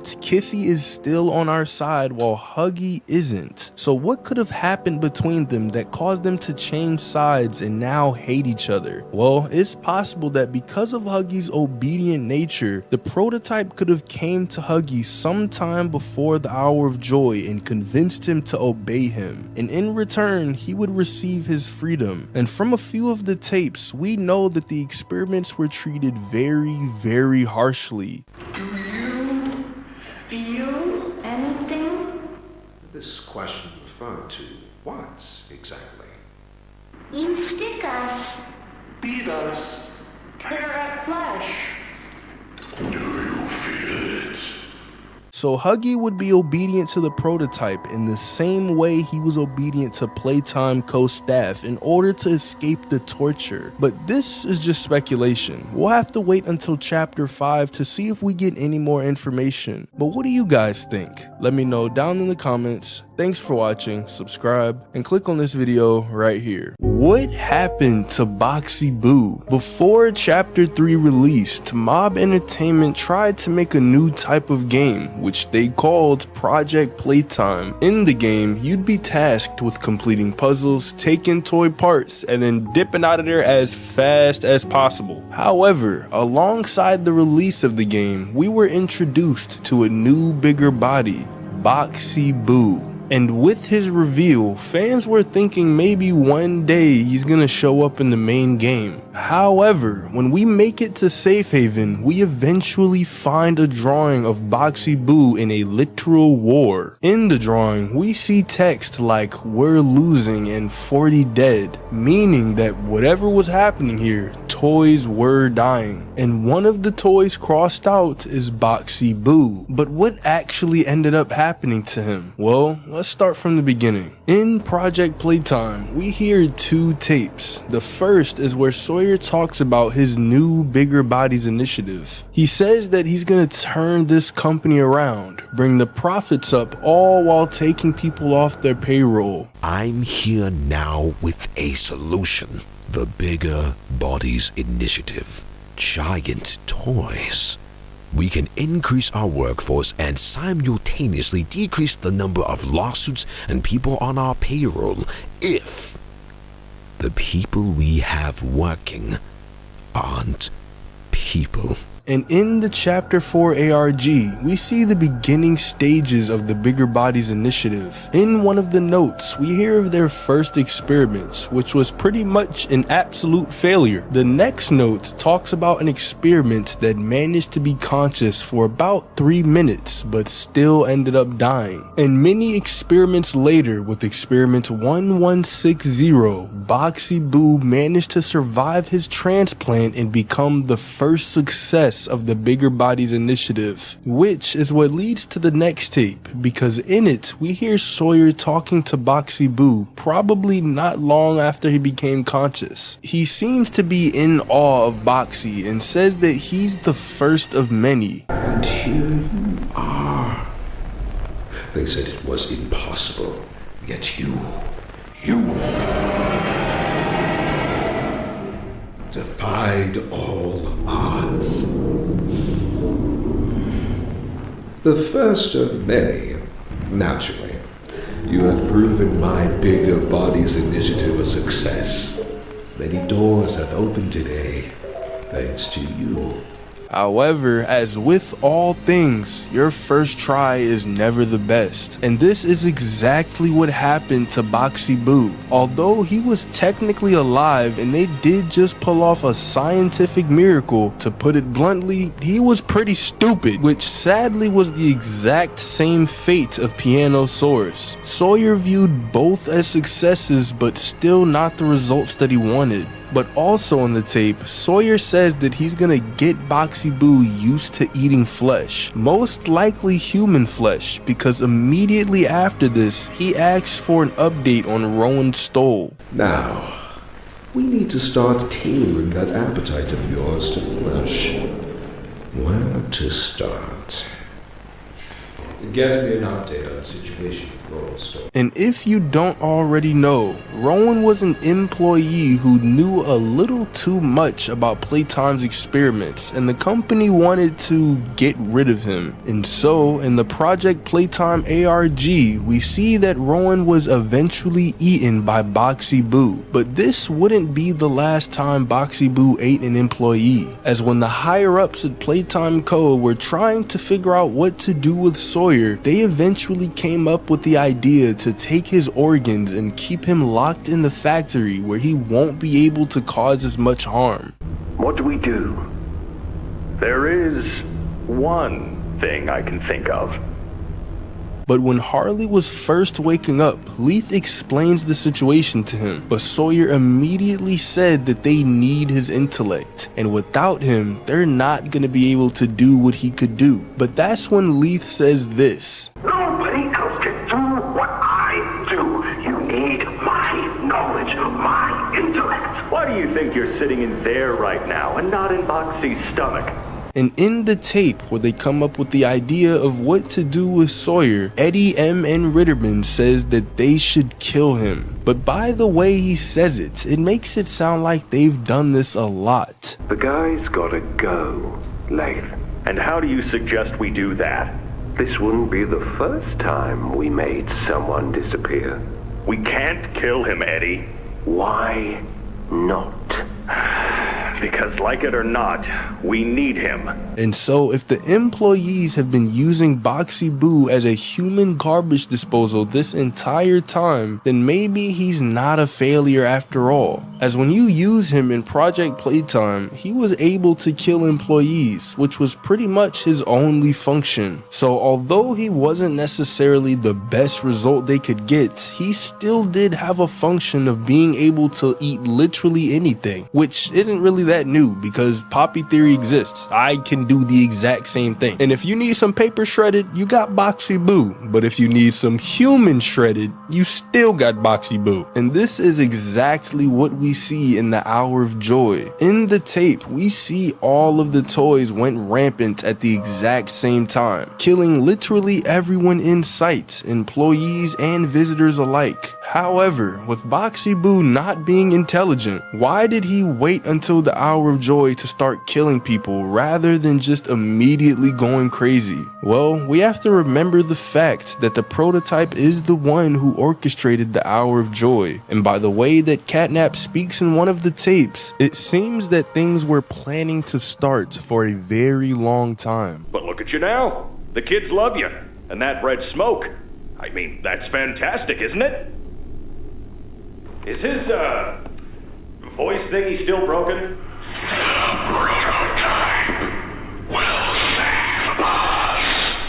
And so with the prototype planning literally everything while also having some kind of control over the factory, he could have released Boxy Boo from his containment at the right time, which led to him eating literally everything in sight. So we know that he survived the Hour of Joy, but if we don't see him at all now, and we even see that he's crossed out in the war painting, what could have happened to him? Well, let's take a deeper look at the war painting. In it, we see that there definitely was some sort of battle, which might have been a one-day thing or could have even lasted many months. And we see that the good toys are on the left, as all of them are outlined in blue, and we even see a drawing of Kissy Missy. And all of the evil toys were on the right, being outlined in red and also including Boxy Boo and Pianosaurus. But there is one detail in this painting that shows us where this battle could have taken place. In the middle, we see a giant crane being climbed by one of the toys. And unless this is some kind of reenactment of King Kong, we can assume that the battle was in the exact same place that we killed Doey. As sometime in the middle of the boss fight, he goes into another damage phase where he'll climb onto the crane and start projecting some sort of acid dough. And what's even crazier about this is that this giant room seems to be how you get to the labs, which would make a lot of sense in terms of why they would be fighting for control over this territory. But if you think about it, Boxy Boo would literally go ape mode in this kind of environment. I couldn't imagine anyone taking Boxy Boo in a fight and living at the same time, except for one person who we know can absolutely body any toy, me. And that, my friend, is Doey the Doughman. Because when we see Pianosaurus, Doey literally turns this man into sushi. And so if Doey was part of the battle in the construction site, he could have been taking on Boxy Boo while the smaller toys would be fighting each other. And with how quickly this man killed Pianosaurus, it was probably a little bit harder, but still Doey probably killed him in under a minute. And so with Boxy Boo dead, it seems that the good guys would be gaining an advantage. But that's until you see the left side of the painting, which says 40 dead. And now with literally every toy in Safe Haven being dead, the bad guys are definitely winning. And so the prototype most likely released Boxy Boo into battle, but Doey ended up getting the better of him. But what do you guys think? Let me know down in the comments. Thanks for watching, subscribe, and click on this video right here. Throughout Poppy Playtime, we've killed several experiments who remained in the factory after the Hour of Joy. And from our perspective, we're the good guy and they're the bad guys. But if you think about it, all of these experiments were really just orphans forced to become these monsters against their will. So could we actually be the villain? There are a few things that suggest that we actually are the villain. The first being what seems to be our old office, which we see in the Chapter 3 hallucination. After inhaling the red smoke, we go down this labyrinth of different rooms, which eventually leads to us being attacked by a hallucination version of Huggy Wuggy. But before making it to that room, we eventually come across what looks to be an old office with writing on the wall saying, "Guilt haunts you." But if we were just an employee and doing normal things, then why would guilt haunt us? Which leads me to believe we might have had something to do with the experiments, making us the villain. We know that Harley Sawyer was extremely cruel to his experiments, making him a villain for sure. But what's interesting is that Harley Sawyer doesn't recognize us when we come back to the factory. So could we really have had a part in creating the experiments? Well, it seems like we have, and actually a lot more than you might realize, because in one of the Project Playtime tapes, the prototype is trying to get in contact with us and tells us that it was our doing that made him. And you might be thinking, how do we know for sure that we're the same employee from the main game? Well, I'm going off the facts that the prototype said that he would send the phone and that he would be in contact soon. And then in the very next chapter, Chapter 3, that's when Ollie contacts us, meaning that we're probably the same employee and character. But that's not it, because also in the Chapter 3 hallucination, we hear a bunch of radios detailing a story where Elliot Ludwig allegedly had a body of a dead child on his property, which was discovered after he passed away. And later on in this hallucination, we find another radio, but it's speaking in reverse, which you can't understand unless you use a software to play it backwards. The radio almost sounds like it could be the prototype or one of the toys talking to us as it gets angry at us, saying that we pillage and destroy, and that our presence was demanded 10 years ago on August 8th, 1995. But the radio is confused as to why we didn't show up, almost as if it was certain that we would show up. I find your presence intrusive. After all this time you return. You come in here and you kill and murder. You pillage and destroy. Your presence was demanded 10 years ago and you didn't show up. 8/8/1995. You were supposed to be here. Why weren't you here? You missed the event. You missed the meeting. You missed the party. You have no right to be here. 8/8/1995.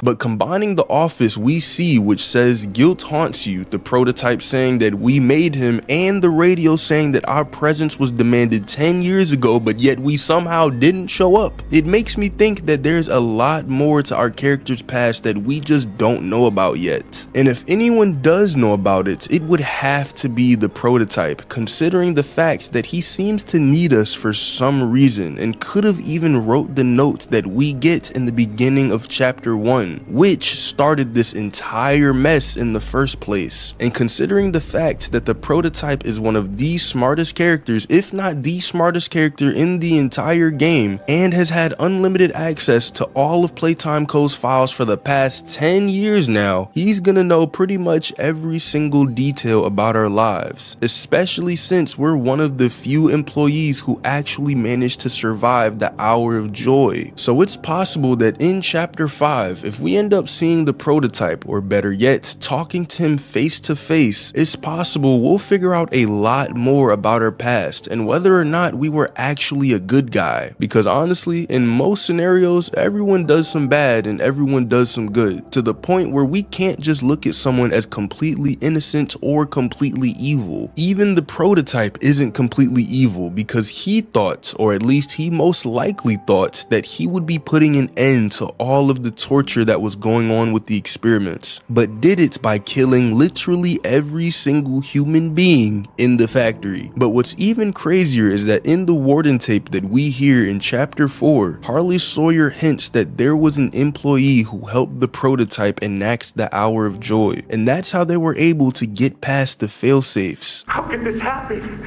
There's fail-safes, security measures. It's impossible. Personal agendas have long been the downfall of this company. Is it unreasonable to believe they were conspirators? Playtime is filled with vipers and backstabbers. And so combining that with the fact that we both survived the Hour of Joy and guilt haunts us, it's possible that we either by accident or even on purpose helped the prototype complete his mission. But then how could we have done this? And what position did we work at in the company? The office that we see seems to be a place for a computer job, but if Playtime Co. made toys, then they wouldn't have many jobs where you'd be sitting at a computer all day. But instead, you'd either be working the factory or even designing and creating toys. So this leads me to believe that we might have been some kind of manager or maybe even an accountant who worked at Playtime Co. Not someone super important, but rather somebody who would at least know a lot about Playtime Co.'s inner workings. So if we had the capacity to help the prototype similarly to how he convinced all of the toys, he could have convinced us as well in order to enact the Hour of Joy, most likely for some kind of reward, or maybe we were treated very, very harshly in the company. Pretty much everyone hated Playtime Co. and their management, as in a chapter 4 tape, Rich, an employee who became a manager, is talking to one of the employees under him, and he is literally about to crash out. But profits aren't people, and the profit margins betray just how on edge everyone is. But because he said it like that, and with all the rumors, I just don't know if I can take it anymore. And it feels wrong that no one said anything as loud as they should. So the prototype could have came to us, told us about the plan, and now that we see what the aftermath is like, that's why guilt haunts us. And maybe our presence being demanded 10 years ago was in order to help the prototype during the Hour of Joy, not to be killed with the rest of the employees. And if this is the case, then it would make sense why the prototype is against us, as we would have betrayed them all those years ago. And since he knows that guilt haunts us, he could have sent us the letter saying that the employees were still alive, leading us back to the factory where he would then bring us down to the labs and try to experiment on us. But considering the facts that Harley Sawyer seems to have known who it was that helped the prototype in the Hour of Joy, and he later acts like we didn't know Poppy was in on it, it's possible that we weren't actually part of the plan, but instead we could have known the Hour of Joy was coming and maybe stayed home, which wouldn't necessarily make us evil, but considering the fact that we didn't try to warn everyone, then that could possibly be why guilt haunts us. But what do you guys think? Let me know down in the comments. Thanks for watching, subscribe, and click on this video right here. Could Elliot Ludwig be the prototype? Is it possible that Ludwig actually wasn't dead this entire time, but instead found a way to live on through the prototype? It might sound far-fetched at first, but when I actually show you what I'm talking about, you might be just as curious as me. And this whole theory hinges on one fact: Elliot Ludwig is Poppy's dad.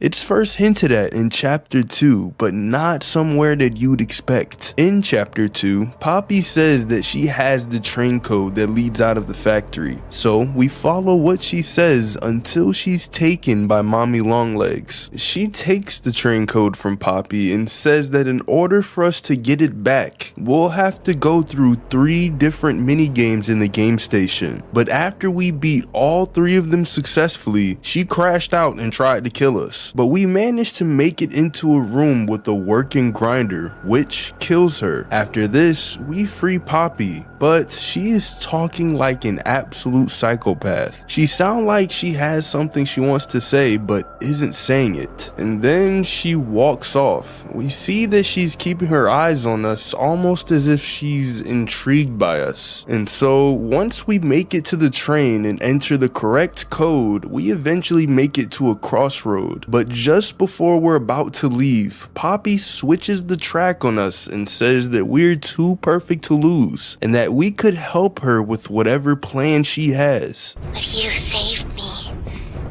You are perfect. Too perfect to lose. I'm sorry. I can't let you leave. I've never met anyone like you.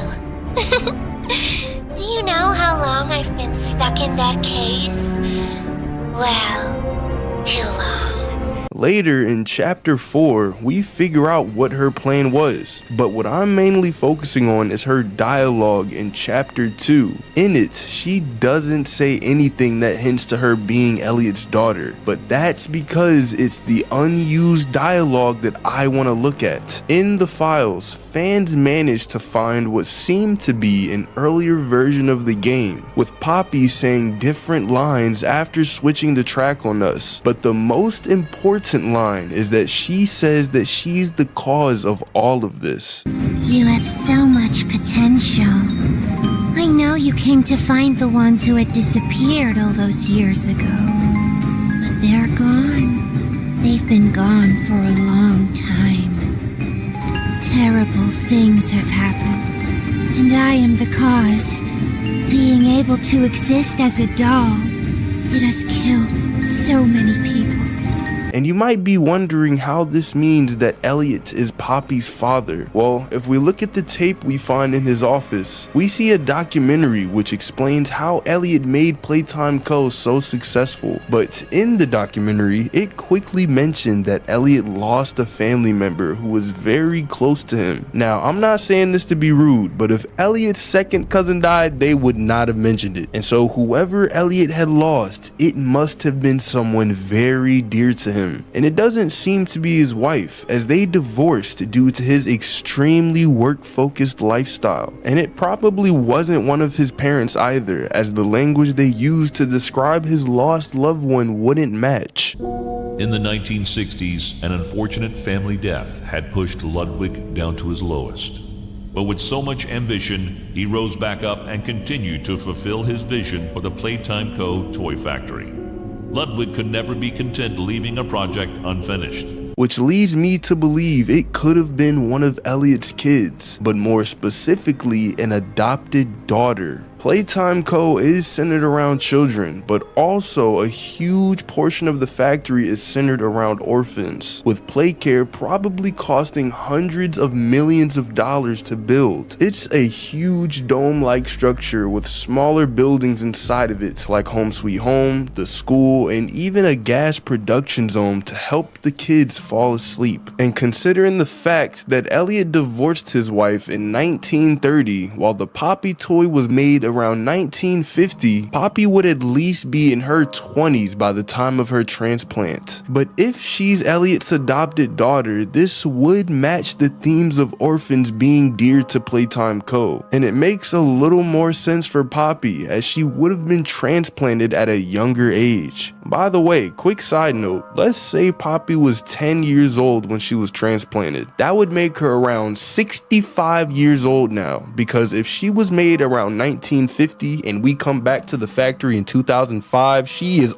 old. But none of this is concrete proof until we look at a chapter 4 tape named Untitled. After Doey crashes out and he chases us down some caves, right before some rocks collapse, you can reach past them and grab a tape that you can play after killing him. In the tape, we hear that Poppy is talking about the hour of joy. She knew it was coming, but didn't necessarily know it would be this bad. And because she's so upset, she says that if her dad were here, he would know what to say, and that when he used to run the place, he always knew what to say. It was awful.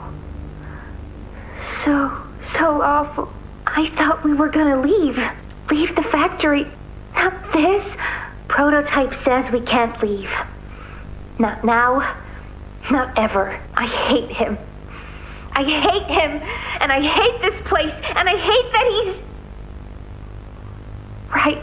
I wish you were here, Dad. When you were running this place, you always knew what to say. I miss you. Now, who is the only person who used to run the place? Yes, you. I'm talking to you. Who used to run the place? Thank you, Elliot Ludwig. But to push this theory a bit further, when we free Poppy in chapter 1, we tried to leave in the beginning of chapter 2, but the way we came in is blocked off by a bunch of furniture. However, we managed to leave anyway through what seems to be a special door that leads to her room. And guess whose office is right next to the special door that leads into her room? Yes, I'm talking directly to you. Thank you, Elliot Ludwig's. But you might be thinking, if Poppy is Elliot Ludwig's daughter, then what does this have to do with Elliot Ludwig being the prototype? Well, that leads me to the phone call that we hear in the end of chapter 4. I know it wasn't just me who noticed that the prototype was saying some pretty weird stuff to Poppy, saying that it's always been about what they are. He tells her to come home, and even the bombs go off after she leaves. Your collaborators, the few you have left, they will be dealt with. What are you going to do with me? I've got something special in mind. I prepared it just for you. And this one, You will never want to leave. No, you've lied to me! Only because you've kept Missing the point. I admit, though, I'm disappointed. After all that time in your case, I'd hoped you'd see things Differently, don't you understand? It's always been about you And we'll harm you. what we are. That's not a truth that can be burnt away. No, not when it can mean so much more. Please. It's time to come home. Poppy. What's even more convincing is the fact that he threatened to kill both us and Kissy, but only threatened Poppy with being put back in another case. So if the prototype clearly wants to keep Poppy alive, but doesn't care about Kissy's life, then he doesn't care about Poppy because she's an experiment, but rather because of the relationship they have together, or as he likes to say it, what they are. But if the prototype is Elliot Ludwig, then this would mean that he orchestrated the Hour of Joy and even killed Catnap. Wouldn't this contradict Elliot's character that we see sprinkled throughout the game? Well, if we go back to chapter 3, during the hallucination sequence, we hear a series of radios that all talk about a child's body that was found at Elliot Ludwig's house. Tragic news this morning. As of 9:45 a.m., local authorities report that the body of a young boy has been found on the estate of the late Elliot Ludwig, an esteemed toy maker and originator of the Playtime company. Despite Playtime's proclamation of Ludwig's innocence, many believe his reclusive and mysterious nature displayed over the previous decades lends suspicion to this claim.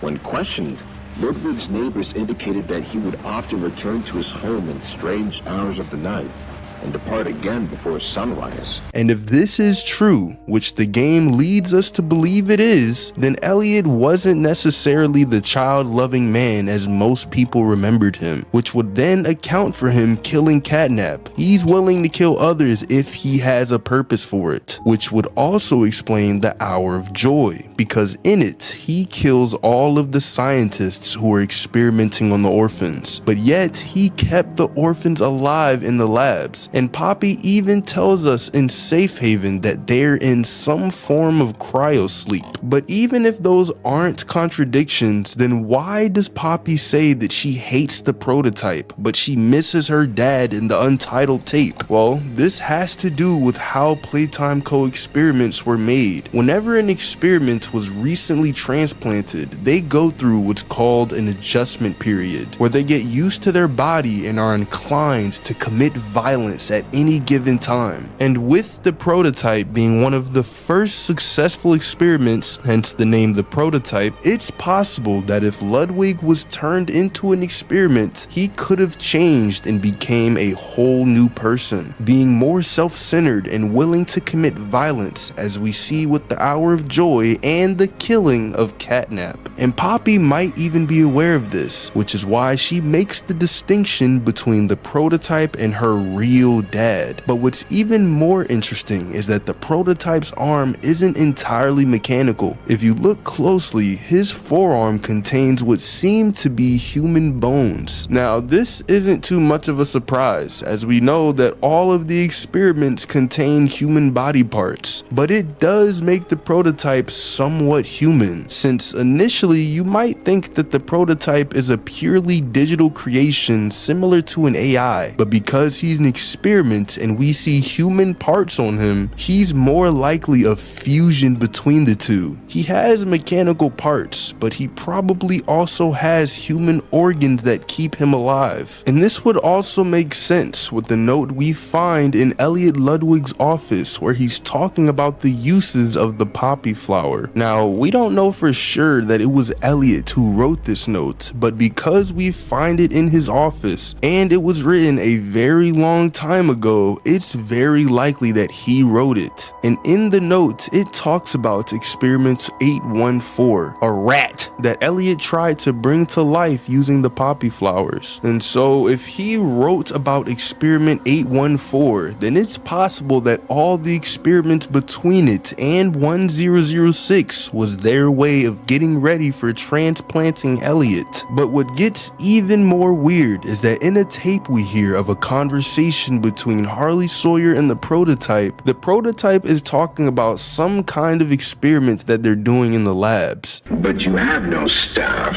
virtually no test subjects. It's hardly ideal conditions. Even when this place was fully operational, we were beating our heads against this. You can't expect to do it on your own so quickly. The situation necessitates it be done. I'm just giving you the facts. And the fact is, we need more time, or this isn't going to work. And because Sawyer says that they have virtually no test subjects, but not zero test subjects, it's possible that they're doing some form of experimenting with the orphans, as we know that they were kept down in the labs. So Elliot doing experiments on the orphans already doesn't match with what we know him as. But again, from the radios we hear in our hallucination in chapter 3, they could explain why he was experimenting on them. And so all of this evidence points right to Elliot being the prototype. He may have changed a lot in personality with being more aggressive and violent, but he still keeps some of his other traits such as care for his daughter Poppy. And if we look at the chapter 4 phone call through this lens, then it makes a lot more sense with some of the things that he says. He tells Poppy that it's always been about what they are, which in my opinion is referencing the fact that they were some of the first experiments, and every experiment from then on stemmed from their successful transplants. But more importantly, it's referencing the reason for their transplants, the first being Poppy, where Elliot managed to revive his daughter. And although we don't exactly know why Elliot would be transplanted, it was likely due to his old age and him seeking immortality. But then the prototype says that he thought Poppy would have understood something by being in her case for such a long time, which literally sounds exactly like a parent growing their child who would say, "I thought you would understand after I grounded you for 2 weeks." But instead of grounding, Poppy literally got shoved into solitary confinement for probably years. However, if you're immortal, being locked in a case doesn't necessarily mean anything, but it does mean one thing. If the experiments can live on forever, we see that they still need food, as Doey being one of the most advanced experiments still needed to eat. We see this with Pianosaurus, as he literally eats this dude in 3 bites and says this.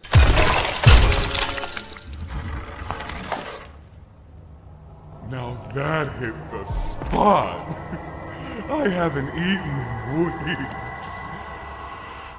And so if Poppy was trapped in her case for years as she suggests, she would have been a rotten corpse by the time we found her. But since the prototype was the one who put her in there, it's possible that he was feeding her the entire time, trying to keep her alive, which would show that he does care about her. But to put the nail in the coffin, to seal the deal, to absolutely and unequivocally show you that Elliot Ludwig is in fact the prototype, y'all just listen. Everyone get close, lean in.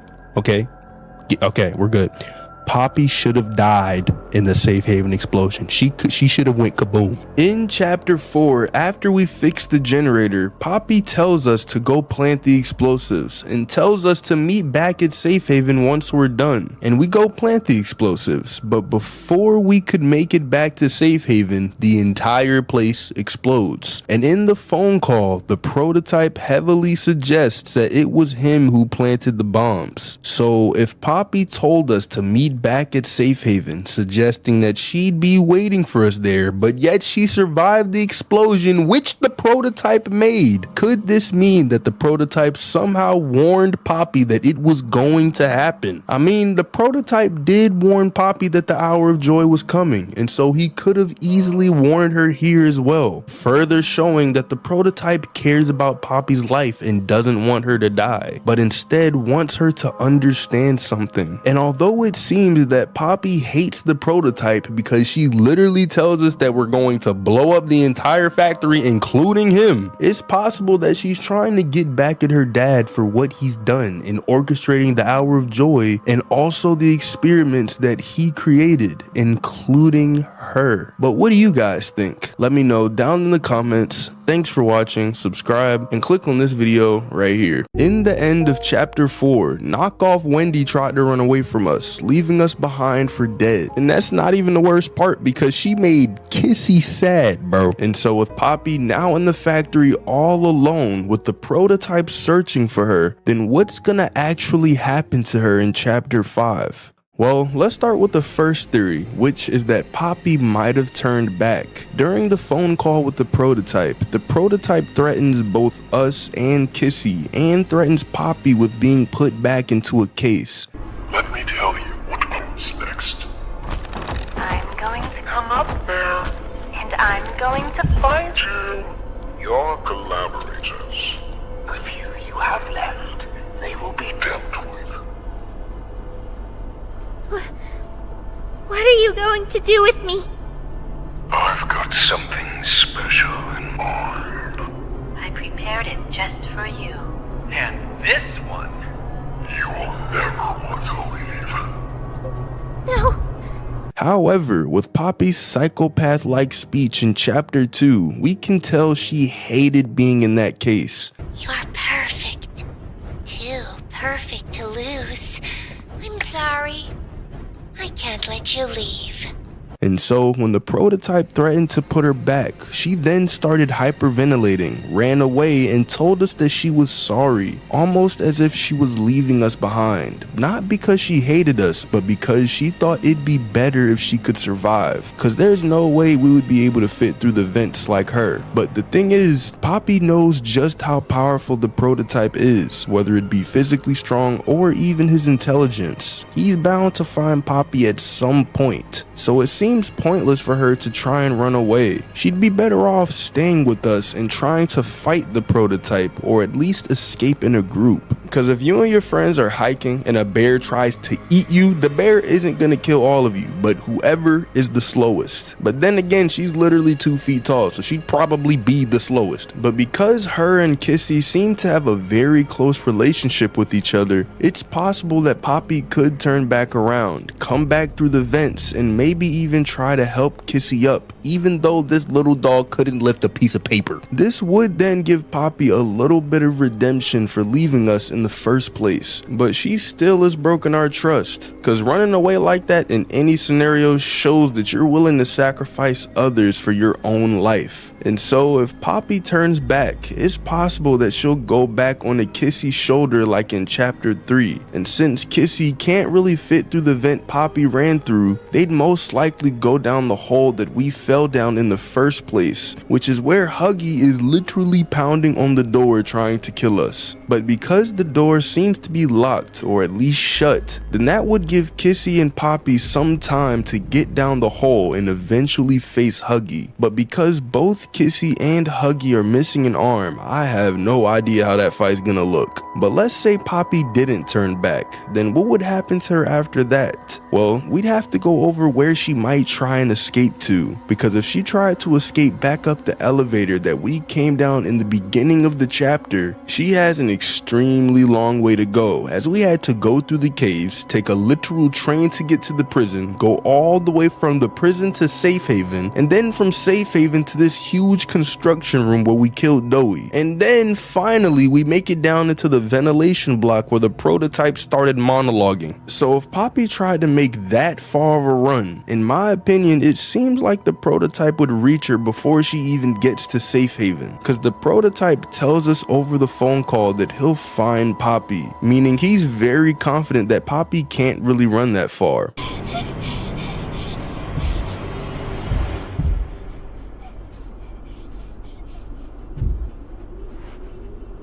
Some friend, huh? Don't worry, I'll find her. As for you two, try to land on your feet. So if Poppy tries to make a run for the elevator, she has zero chance to make it that far, because when she runs outside the vent, she is slow. So in my opinion, it seems that Poppy isn't gonna make it for the elevator. And if she does, then she's definitely gonna get killed. So the only other chance that she has is to try to hide from the prototype. But this is also just stupid, because if the prototype put her in the case in the first place, obviously the prototype had to have found Poppy. And although Poppy may have not been hiding from him the first time, even if she tries hiding from him now, the prototype has literally an infinite amount of time to find her unless she tried to leave the factory. But because in the untitled tape we hear that she knows she can't leave the factory, then she's gonna be on the run from the prototype until he finds her, and eventually she's gonna have to talk to him and try to convince him not to kill her. I hate him. I hate him, and I hate this place, and I hate that he's... right. He explained everything, and he's right. We can't leave. It's too risky. What they did to us, we can't ever let it happen to us or anyone ever again. Or at the least not to put her back into a case. But because of the way that the prototype talks to Poppy, we can pretty much say for sure that he's not gonna kill her, which also lines up with the theory that the prototype could be Poppy's dad. And because in the untitled tape, Poppy pretty much confirmed that Elliot Ludwig was her dad, then this would mean that Elliot Ludwig is the prototype. But because the prototype could be her dad, she could actually use this to her advantage. The prototype seems to be trying to teach her some sort of lesson by putting her in the case in the first place. Because we hear in the phone call that after all that time in her case, he hoped that she'd finally understand what he was trying to show her this entire time. I admit, though, I'm disappointed. After all that time in your case, I'd hoped you'd see things Differently. Don't you understand? always been about you. And we'll harm you. What we are. That's not a truth that can be burnt away. No, not when it can mean so much more. Prototype. Please. It's time to come home. Poppy. It's time to come home. But if Poppy were to try and put on an act and pretend like she's gonna go along with the prototype's plans, it's possible that Poppy might actually betray us in chapter 5. But in the very last moment, she could try to save us and trick the prototype, and we could finally kill him. And since the entire story of Poppy Playtime pretty much revolves around what the prototype did with the Hour of Joy and continues to do in the factory, it would all make sense. Because in chapter 1, we see the prototype in the very last tape. In chapter 2, we see him pull away Mommy Longlegs right after she screamed that he'll make her part of him. In chapter 3, we see him kill Catnap, but what's even weirder is that Catnap wanted to be killed. And in chapter 4, we see what seems to be the bottom half of his body with crazy spider-like legs. And so, with him appearing more and more in each chapter, it would only make sense that chapter 5 or maybe even one of the future chapters, would end in a climax of finally killing the prototype and putting an end to his reign over the entire factory. Because with Dog Day being tortured for his supposed heresy, we can see that the prototype and his subjects are not the nicest people. But I kind of doubt that Poppy is even the type of person to try and help us, or to try and do what's morally good. Because in chapter 2, rather than letting us escape this entire mess after having to run away from both Huggy and Mommy, she switches the train tracks on us without a good explanation, or even trying to ask our permission in the first place. But instead, when we make it to the game station controls, she just looks at us weird, almost as if she knew this is what she was gonna do from the get-go, and then switches the track on us before we even have the opportunity to realize what's going on. And since she didn't even tell us that she knew that the hour of joy was coming in advance, it makes me start to doubt her motives as to why she's hiding certain details, but yet painting the picture that the prototype is the bad guy. So it's one of many options. She's either gonna turn back and try to help us, she's gonna try to run or at least hide, she's gonna betray us and help the prototype until betraying him in the last moment, or she's just gonna betray us and actually help the prototype try to kill us in order to save her own life. But what do you guys think? Let me know down in the comments. Thanks for watching, subscribe, and click on this video right here. In Poppy Playtime Chapter 3, we meet several new characters such as Catnap, Miss Delight, and Dog Day. But what I want to focus on is why didn't Catnap betray the prototype? When we're led into a boss fight in the end of Chapter 3, we eventually shocked Catnap, setting him on fire when he tried to dispense red smoke on us. But this didn't kill him, and it was actually the prototype who killed him right then and there. So why in the world did Catnap let him do this and not instead run away to save his own life?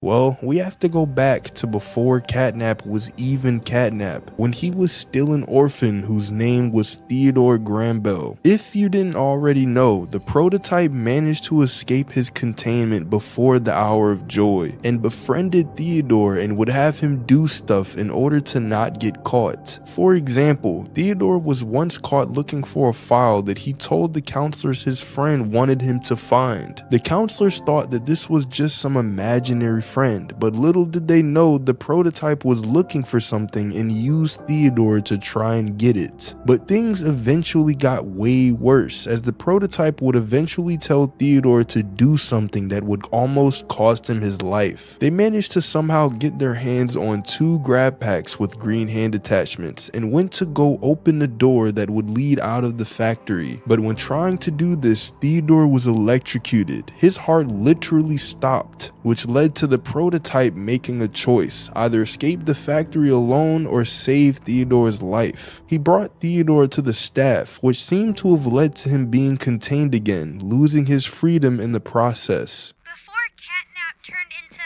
Catnap, I guess there was some pretty serious accident. He almost died, but they say that the prototype saved his life, giving up his own freedom in the process. In Catnap's eyes, the prototype is a superhero and has saved this place. So Catnap treats him like a god, killing everyone that opposes him. And eventually, Theodore was chosen for experiment 1188, where he would eventually become Catnap. But after becoming Catnap, Catnap followed the prototype, almost like a stray dog, following his every move. And this is most likely due to the fact that Catnap remembered what the prototype did for him, or it could have been that someone told him what happened after the fact. Either way though, Catnap viewed the prototype as an idol and would eventually come to worship him. In one of the chapter 3 tapes where Leith Pierre checks in on Catnap, Catnap tells Leith that the prototype will save the toys. Is his, voice thingy still broken?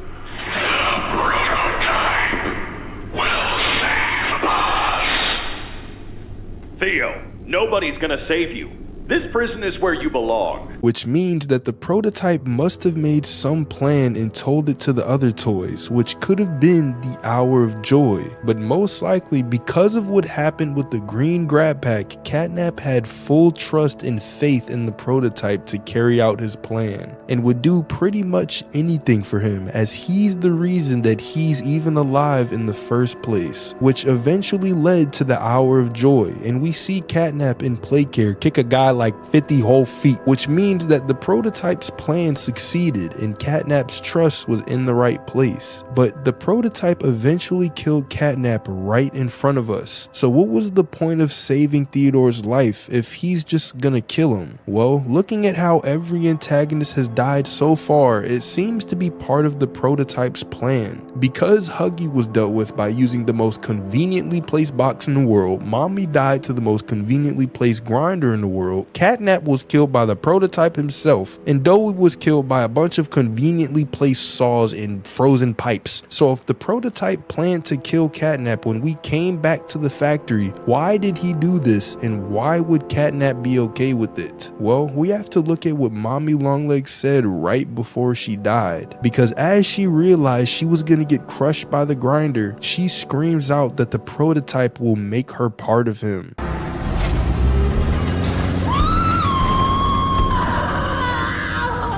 What have you done? You make me part of him! You can't do this to me!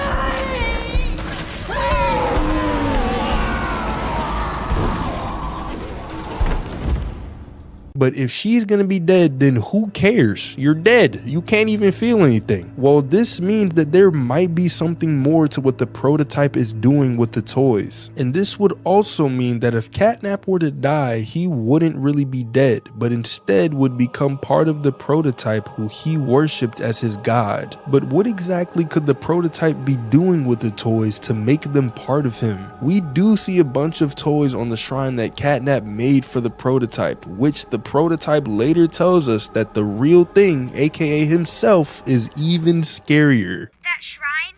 Did it scare you?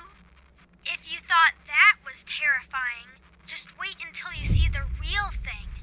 So if the prototype is adding on the toys' body to himself, then I don't see why Catnap would sacrifice himself, and why Mommy Longlegs would be so terrified. So there must be more to this. Well, in a Project Playtime tape, when the prototype is trying to get in contact with us, he keeps referring to himself in the plural form, calling himself we and us. But what's even more interesting is that the screen glitches out and says save us while it's trying to talk to us. But why would the prototype need to be saved if he's literally in control over the entire factory? Well, it's possible that these are the other toys which are now fused with him begging for help. And this would make sense since the prototype refers to itself in the plural, and Mommy Longlegs was afraid of something that would happen to her after death. So bringing all of this together, it's possible that Catnap knew that if he were to die, he would just become part of the prototype anyway. And since the prototype saved his life and most likely kept feeding him after the Hour of Joy, Catnap had full 100% trust in the prototype and his character. And this led to the events of chapter 3, where Catnap stalks us but doesn't kill us, most likely due to the prototype telling him not to. And then we get into the final boss fight, conveniently right after Poppy gives us an extremely long tutorial. And then right before Catnap has the opportunity to kill us, that's when the prototype kills him right in front of us. But then I gotta ask, what was the purpose for all of this if the prototype doesn't want to kill us in the first place? He's now brought us all the way down to the labs, and because of a chapter 4 tape named Time, we know that they're doing some kind of experimentation down in the labs, so it's possible that the prototype actually wants to experiment on us, as we'd be the only person dumb enough to come back to the factory and he could use our body for whatever purpose he needs. And Catnap could have known this plan and would be willing to follow what he says. Cause when Catnap is coming to kill us in the boss fight room, man, this dude was moving slower than a Walmart scooter. He could have pounced on us at any moment and he just decided to peer at us with a creepy face, whatever that was for. But what do you guys think? Let me know down in the comments. Thanks for watching, subscribe, and click on this video right here. Is there a deeper meaning behind the fact that Huggy Wuggy never talks in Poppy Playtime? Could there actually be something that he's hiding? Or was he created this way? The only times we see Huggy is when he's playing red light, green light, or literally coming at us to eat us. And although we don't have too much to go off of, and it's technically possible he could talk based on what we've seen, it seems that he doesn't. So what could be the reason behind this? Well, let's start off with the theory that Huggy can talk but just doesn't want to. Although technically possible, this seems super unlikely, and the reason for this is because we've spent a lot more time with Huggy's counterparts, Kissy Missy, and from what we've seen with her, she is completely unable to speak. We see her in chapter 3 for a very long time, where Poppy does all the talking and she does not say a single word. And just like all of the screams we've heard from Huggy, we hear the exact same screams from Kissy at the end of chapter 3 when someone attacked her. We need to be cautious. There's something... What? What's she doing? This is... No! No! We're coming! Just hold on! Come on, go faster! Kissy! And just to put the cherry on top, when we were in the ventilation block and Poppy left us, I would expect Kissy to at least say bruh or something. So we can entirely rule out the fact that Huggy can talk, just based on the fact that Kissy, being pretty much his identical twin, can't talk either. So another theory would be that Huggy can't talk because before he was transplanted, he was either mute or too young to talk. However, we can also rule this out, as there are plenty of experiments who can't talk, and it's unlikely that all of them were mute or too young to talk, because when kids are super young, they can at least say a few words, and so you would have to be a literal baby not to talk. And the odds of Poppy Playtime having so many mute children are very low, as we have Boxy Boo, Pianosaurus, Yarnaby, Kissy Missy, and literally all of the mini smiling critters and nightmare critters, all of which cannot talk. But then this leads me to the most likely theory.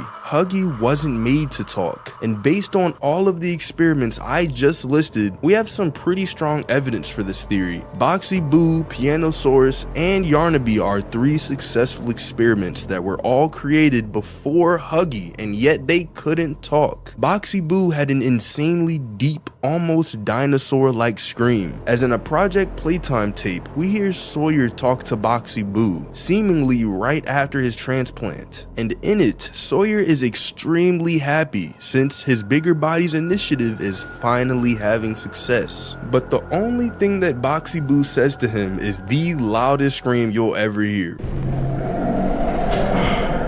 And here you are.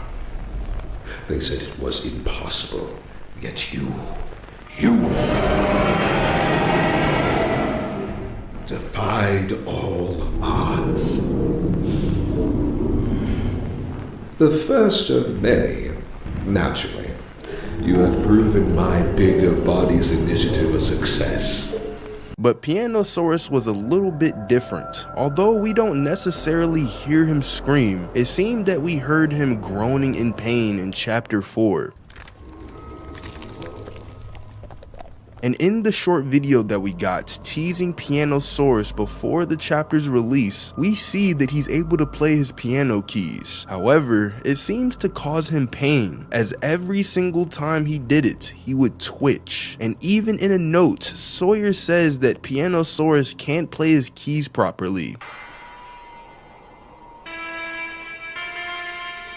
And finally, with Yarnaby, he seems more in control of his voice, but yet he's still only able to give off high-pitched growls. As during the boss fight, when he would see you, he'd immediately growl at you and start sprinting at you faster than Usain Bolt. Bro.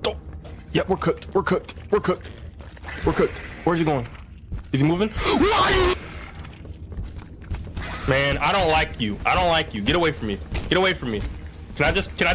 But the first experiment who could talk, or at least that we know of, is Catnap. And he is 18 experiments after Huggy, the exact height of this man. Did y'all remember when I said he was 18 feet tall? But even then, when we listen to Catnap, something seems very off about the way he speaks. As when he talks to us in chapter 3, it was so hard to understand what this dude was saying if you didn't have subtitles on. Because once we're in the counselor's office and it seems we're about to leave, this dude Catnap reaches his hand out of the darkness and hits us with the craziest 5-finger contact grab pack special I've ever received in my life. Like, bro, the gas mask went flying and we got put in a hallucination. If that's not top 3 knockouts in UFC. But during this hallucination, which seems to show what Playtime was like before the hour of joy and ending with the horrifying screams of the event with the prototype's hand reaching out to you, we wake up from this dream and Catnap tells us something. And before I say what it was, just to prove how bad his voice sounded, listen to this just without the subtitles.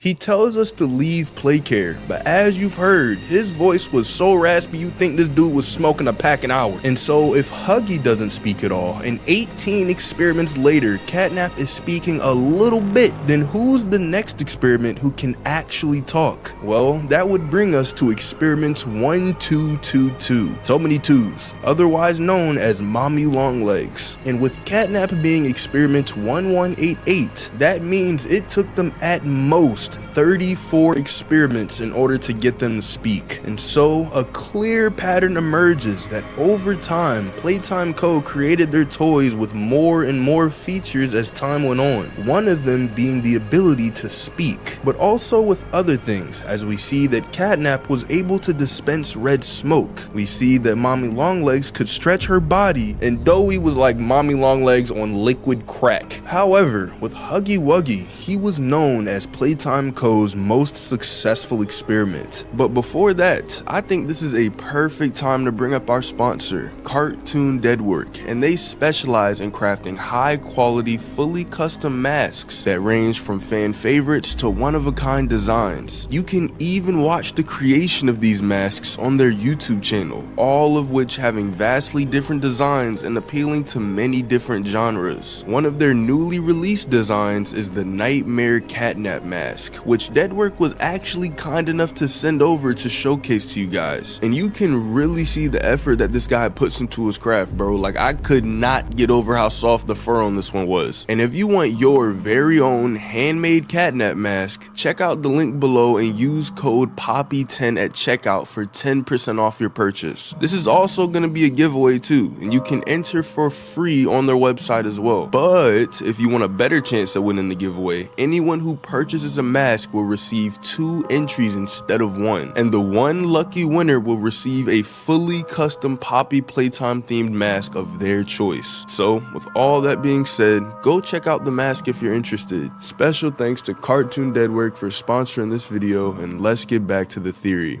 In a chapter 2 tape, we hear a scientist describe an event where the prototype murdered an employee when trying to escape containment, where he then compares the prototype to Huggy Wuggy and says that Huggy contained both sufficient intelligence and also maximum obedience. And because of these desired results, you bet that Playtime Co. is going to do anything to recreate the success of Huggy Wuggy, which it seems that they did with Kissy Missy. And although we don't exactly know which experiment experiment number she was, we do know that there was a female experiment numbered 1172. And since she would be 2 experiments after Huggy and she also can't talk, she's most likely an older experiment just like Huggy. And so, right after the success of Huggy, they created Kissy, but neither of them being able to talk. And so, it seems that there isn't really a deeper reason behind them not being able to speak. But it does give us a little bit of insight into Playtime Co. experiments, seeing that over time they got better and better. But the craziest part about this is that there are experiments in the 1400s. So for chapter 5, if we see a 5th dimensional flying T-Rex, I would not be surprised. Pianosaurus back from the dead. But what do you guys think? Let me know down in the comments. Thanks for watching, subscribe, and click on this video right here. This is the entire story of Pianosaurus, going from the first teasers we saw all the way till his last moments in chapter 4, where we saw this man for a solid 17 seconds, and I think that's the exact amount. His very first appearance was all the way back in the chapter 4 ARG. During the ARG, when you logged into a computer and navigated to a folder containing photo scans, you'd find what's known as Photoscan 6, which is a very pixelated and corrupted image that seemed to be nothing. But knowing Mob, players tried to figure out what it could be, and eventually they found out that by modifying the hexadecimal code of the file, you'd see Pianosaurus. And his name being Pianosaurus is due to his design of being a toy dinosaur that you can also play like a piano. And although his entire body is covered in piano keys, it seems you can only play his mouth. As in the commercial, we see that his mouth flips up when you're ready to play. But I'm gonna let the commercial play so you can see it for yourself.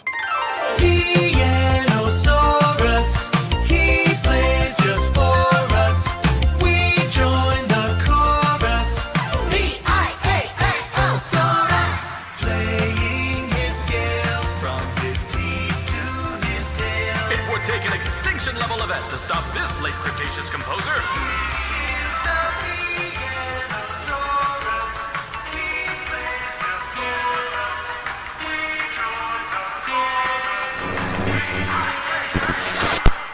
The commercial showed that he was a toy who could be played with by either eating an entire city or by just having a kid busting out some Mozart. But the thing is, when you look at his mouth, it looks suspiciously like the Meowsic cat piano toy that's sold today. Or it could even be a parody of DJ Music Man from Five Nights at Freddy's, as there are a lot of things in Poppy Playtime that were inspired by them. However, the dinosaur part of him actually seems to be a combination of 5 different dinosaurs. His claws resemble a Therizinosaurus, the spikes on his back resemble a Stegosaurus, the 3 horns on his head resemble a Triceratops, his club-like tail resembles an Ankylosaurus, and his overall shape resembles a Tyrannosaurus Rex. And the last thing we see in the commercial is that he was sold for $19.95, which honestly sounds pretty expensive considering he had to have been sold around 1990. This was a bougie toy back then, fellas. But when Playtime Co. created the bigger bodies version, it didn't go as planned. Pianosaurus was one of Playtime's earliest experiments, being number 1163. Although the first successful bigger body was Boxy Boo, being number 1160, we can see that Pianosaurus was likely their second success. Eventually, they also made experiment 1166, who we know as Yarnaby, but what makes all 3 of them alike is their low cognitive function. Just another way of saying they are all stupid. Pianosaurus immediately charges at us like a dinosaur would. Yarnaby acted similarly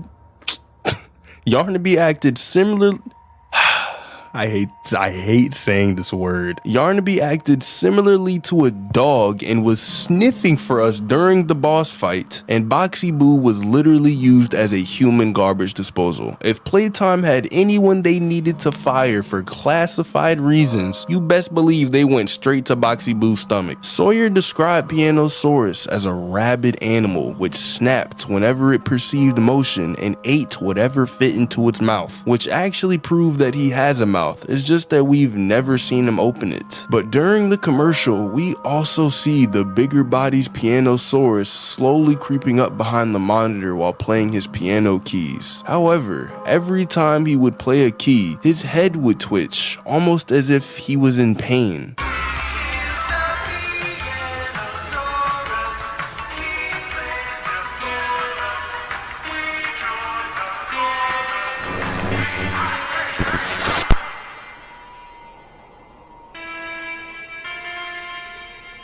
Sawyer also talks about this in his note, saying that it can't even play its piano rhythms in tune. And if this theory is true, it would most likely be a result of abuse from Playtime Co., as we also see that Yarnaby has scars that don't seem like accidents. And to add on to this theory, Sawyer's conclusion was that he was useless and to use him for testing. And to his surprise, Pianosaurus survived about 15 years. But that's until we show up and Doey does what Doey does best, people. He eats, he chomps, and completely devours Pianosaurus in less than 20 seconds. When we finally manage to see him on screen, we first hear him groaning, almost as if he's in pain. And because we know the toys in Safe Haven were starving, Pianosaurus was most likely also in severe pain from not eating for a long time. But this also means he could make other noises that aren't piano notes. But once we get closer, we actually see him eating some sort of food, and this dude is gobbling it down. If you listen closely, this dude is eating like there is no tomorrow. But when you actually look, he's not even eating anything.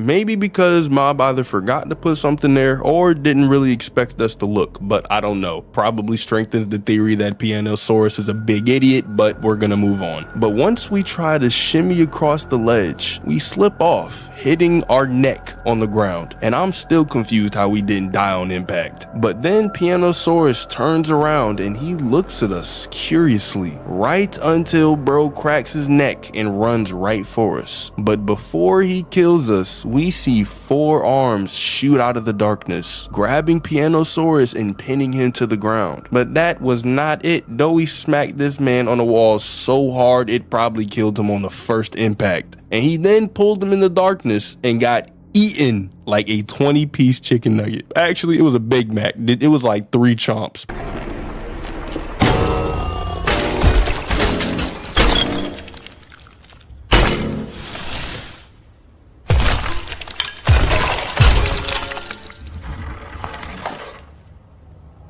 Now that hit the spot.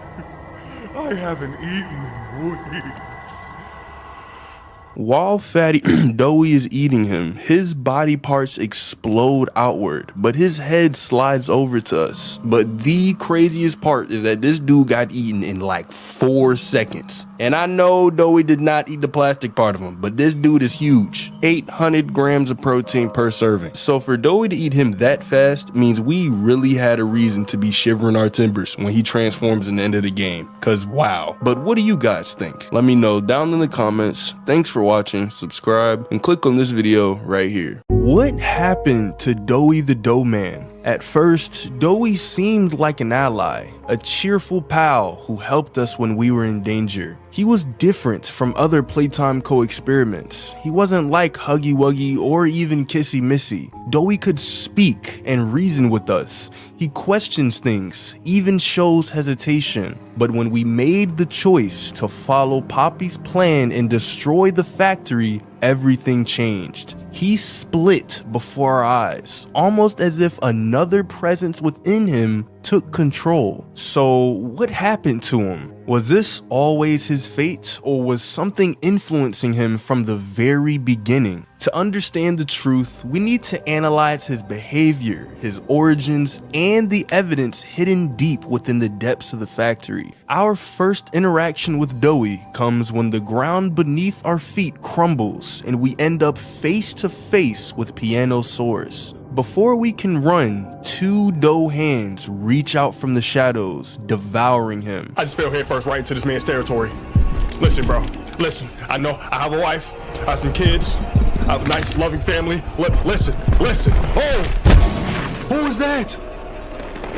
Doey! Get rid of that man!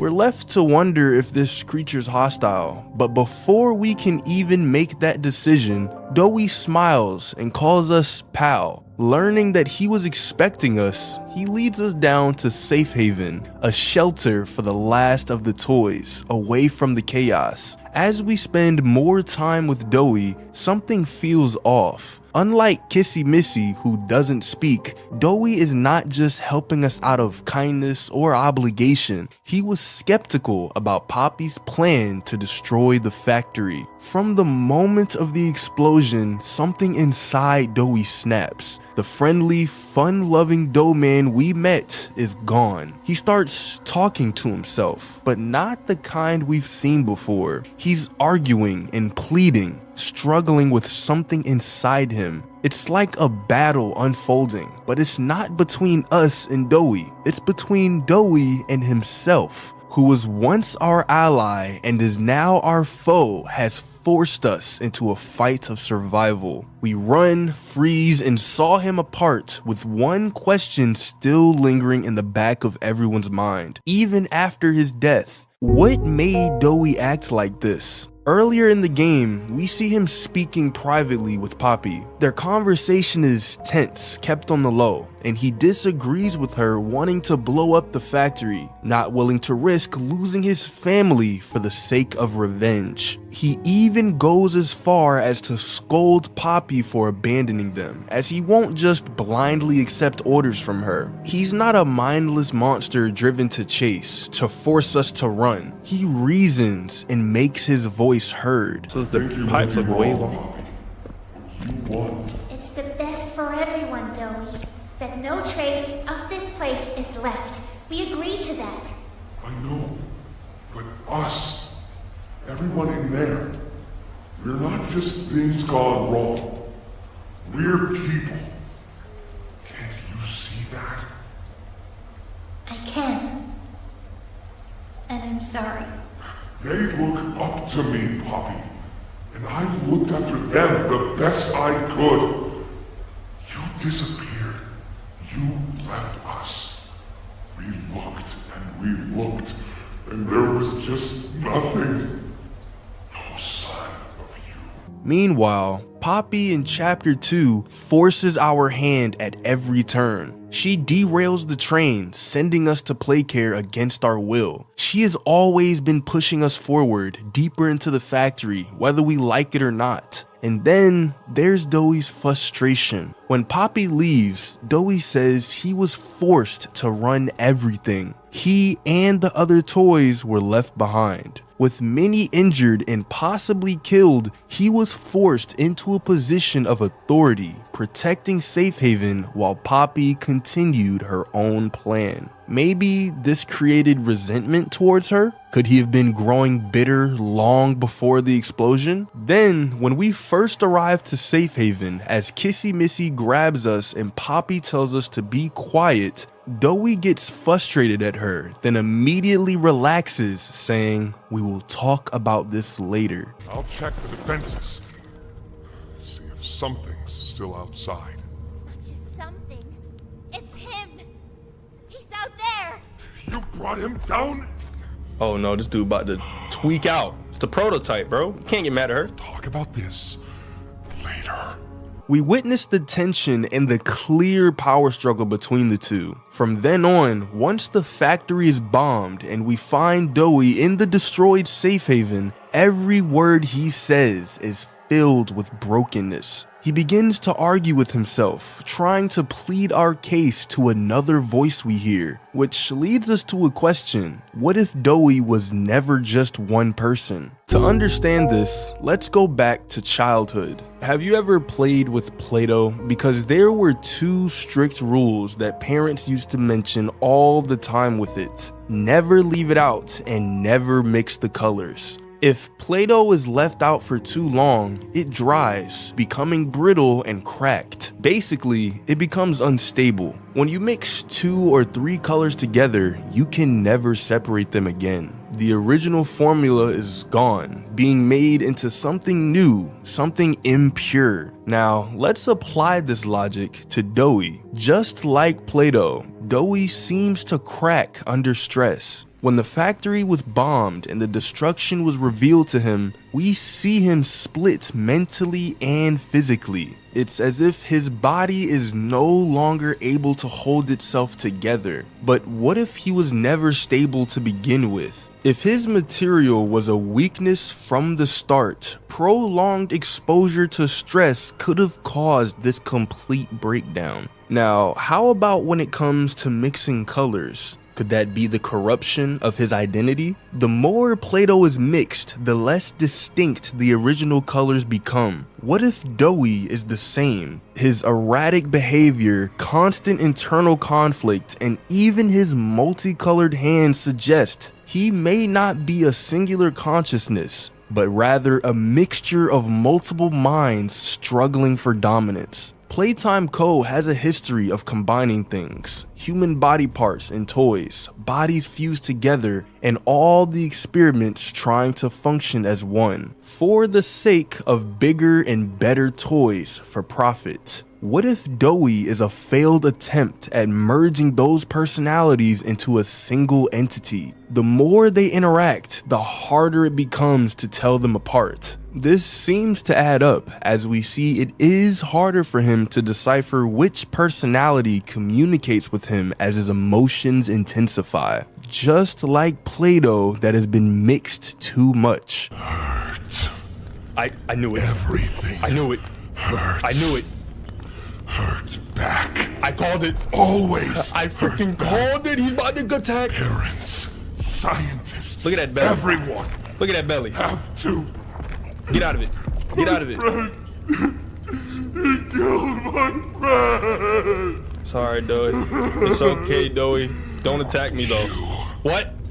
It all started with you. No, I was forced here. You and her. I was forced here, bro. It was you who ruined everything! What is going on? No, that's not true. They jump-started the generator. I told y'all he's bipolar. And lastly, Play-Doh is not just ruined by exposure or by mixing colors together. It can also be by overuse. The more it's stretched, pressed, and manipulated, the weaker its structure becomes. It loses elasticity, becoming crumbly and fragile. Doey admits that when Poppy left, he had to run everything. If we take into consideration that Play-Doh is soft and meant to be handled gently, what if he was never built to take on that kind of responsibility? If his mind was not constantly being stretched in different directions, being forced to be something he was never designed to be, and with being abandoned by Poppy like he was previously as a child, then his final breakdown is not just an accident. It was inevitable. Now, let's look into the physical evidence that Playtime Co. gives us. In the first of 3 tapes that are about Doey, we meet Jack, one of the possible 3 children we later come to know as the colorful ball of dough. Ooh, y'all heard how it rhymed like that? But in this tape, Kevin reunites with his father and mother. Not knowing who they are anymore, he becomes violent. From the VHS, we can hear him brutally killing his mother, while his father pleads with the workers to let him out. And then the tape ends. Oh, George, that's our boy, Jackie. Why does he look like that? What did you do to him? Stop it, George. Just stop. That's our son in there, our son. Dear, look at it. That's not even human. Let's just talk to him. You'll see. Let's just go in there and talk to him. Can we? Can we talk to him? Yes, ma'am, you certainly can. Go on in, whenever you're ready.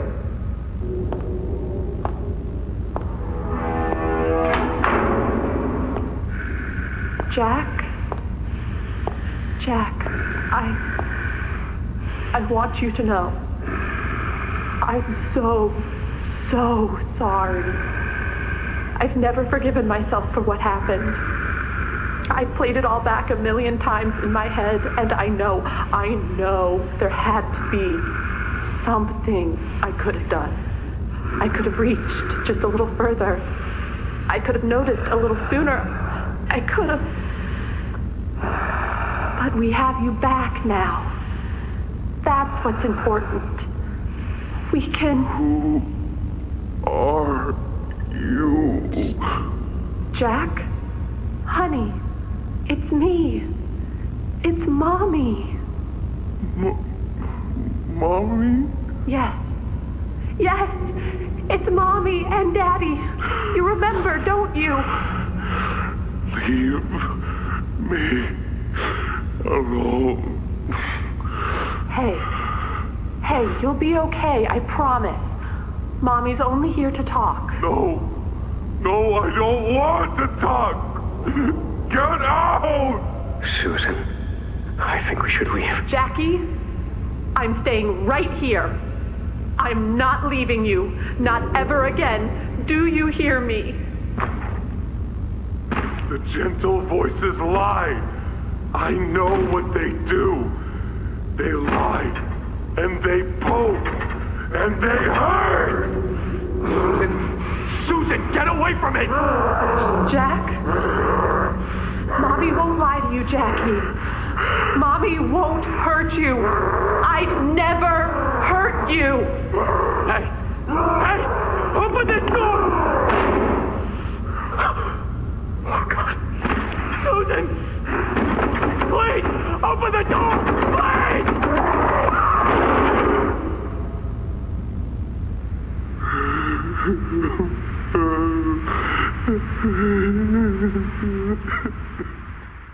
The phrase he says stands out, almost as if it was spoken with a sense of urgency, possibly Doey recognizing a deeper truth.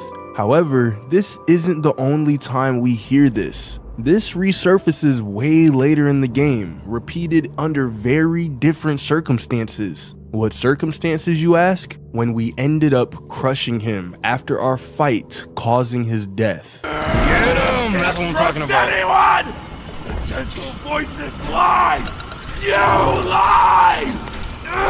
But what does it really mean? Who or what are the gentle voices? And why does he repeat it? It's definitely worth thinking about, and also worth making an entirely new video for. So be sure to be on the lookout for that. But could this tape be the first time anyone at Playtime Co. witnessed his violence? In the second tape, colored green, we hear that Doey excels at everything. However, during moments of intense play, something changes and he becomes violent. And this chilling line is mentioned. After a brief interruption, we've successfully extracted subject 1322, specifically 1322B from the home sweet home.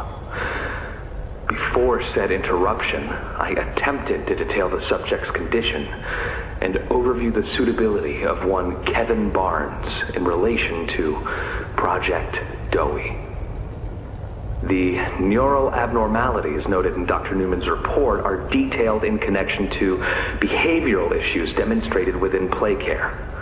Trouble getting along with others, aggressive and often confrontational social tendencies, and an otherwise combative nature clearly relay that Kevin is, put simply, a problem child. What friends he does have, he's reported to have attacked in moments of intense play. These tendencies raise concerns. The subject excels in all physical tests. Reflexes, reaction time, and mental fortitude all tested well above average in game station examinations. So, in spite of said concerns, in Dr. Sawyer's eyes, Kevin is ideal for the project. However, if his use in this particular experiment is to move forward, We need to ensure we're not creating a time bomb just as we've begun stabilizing the entire project. If we're to create an experiment that can fulfill multiple assigned roles, we can't allow any single consciousness to throw the others off. Even a simple misregulation of emotions means we have 900 pounds of dough that can shift however it pleases and can turn on even those it trusts, simply because it was overwhelmed by a stray feeling. Regardless, Sawyer's word is law, and subjects 1322A and C are to be gathered for processing first thing tomorrow morning. Thus, all we can do is plan our safeguards accordingly. Think about the wording. It is specific with using implementation, not creation or even the word testing. This suggests that they, the children, were already chosen, waiting to be plunged inside of Doey. Was Doey part of a merging process? Or different personalities being forced into his body? Anything's possible. This is Playtime Co. after all. And with the final VHS tape, we make a shocking discovery. Doey sets up a recording, hoping that this tape will come across someone in the future. He explains how he's trying to keep his head on straight, the struggles with his own emotions, his responsibility, and his very existence. He then sends chills down our spine with this very line. Ooh, that rhymes too. I'm not sure if this thingy is on, but I need to talk, and I can't talk about this with anyone else. For the past few months, the fighting's been bad. Real bad. I've seen a lot of stuff I probably shouldn't. It's been hard to keep my head straight. The others, they look to me to know what to do, to know where to go. For a long while, we had Poppy to tell us, go here, go there, do this, and it all made sense, too. Poppy was nice. I can't find Poppy anywhere.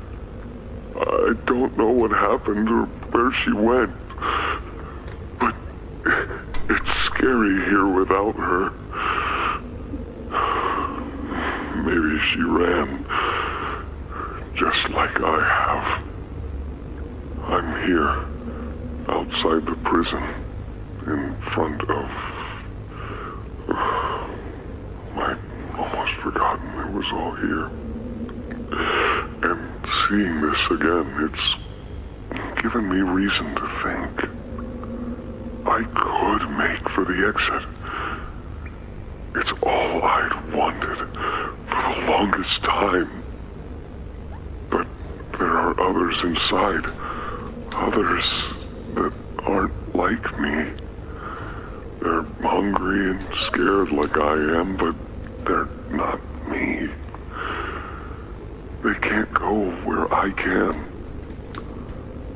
But they'd mean a lot to me. A lot more than I thought they did.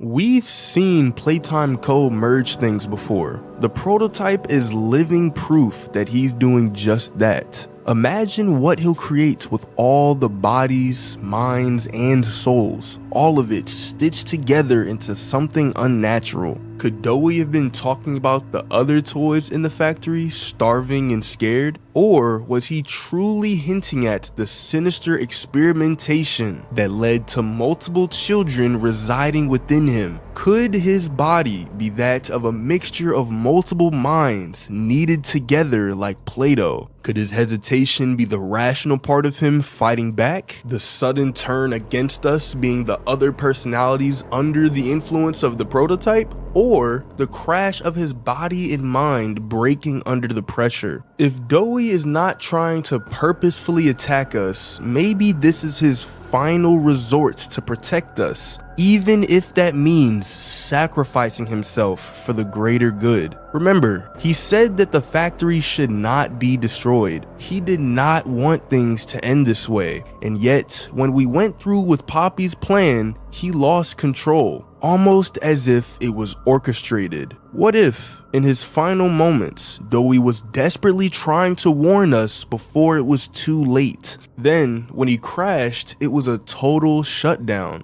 like a machine being turned on and off. A creature being silenced before they could tell us the truth. This raises even more questions. Doey's story might be connected to something even more unsettling. In the beginning VHS tape, we see a child who we now know as Jack. It's Christmas morning, he's excited, ready to open his gift. It turns out to be a Doey the Doughman figurine, and when the invitation took him to Playtime Co., an absolute freak accident happens. We see Jack die in a huge vat of dough. In the VHS tape that we find around Home Sweet Home in Chapter 3, we come across 1322, the Void. Here, Joseph, a concerned friend of Kevin's, asks if he'll be alright. The voice assures the young boy that he is only in a deep sleep.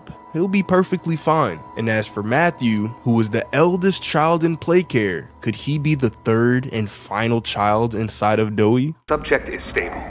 Designated 1322. Clear neural abnormalities were detected in his recent checkup. Though highly irregular, we pulled him from the Home Sweet Home just before lights out to perform... What are you doing with my friend? What are you doing out of bed? How did you get in here? Is Kevin sick? Why did you take him away? Yes. Kevin is very sick.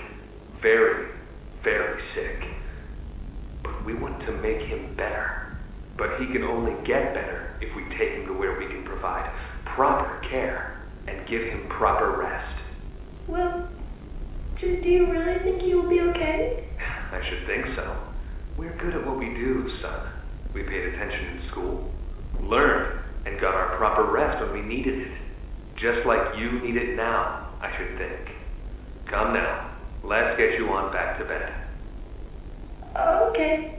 It's been a pleasure meeting you, Joseph. And I promise you, your friend will be all right. When you see him again, he'll have never been better.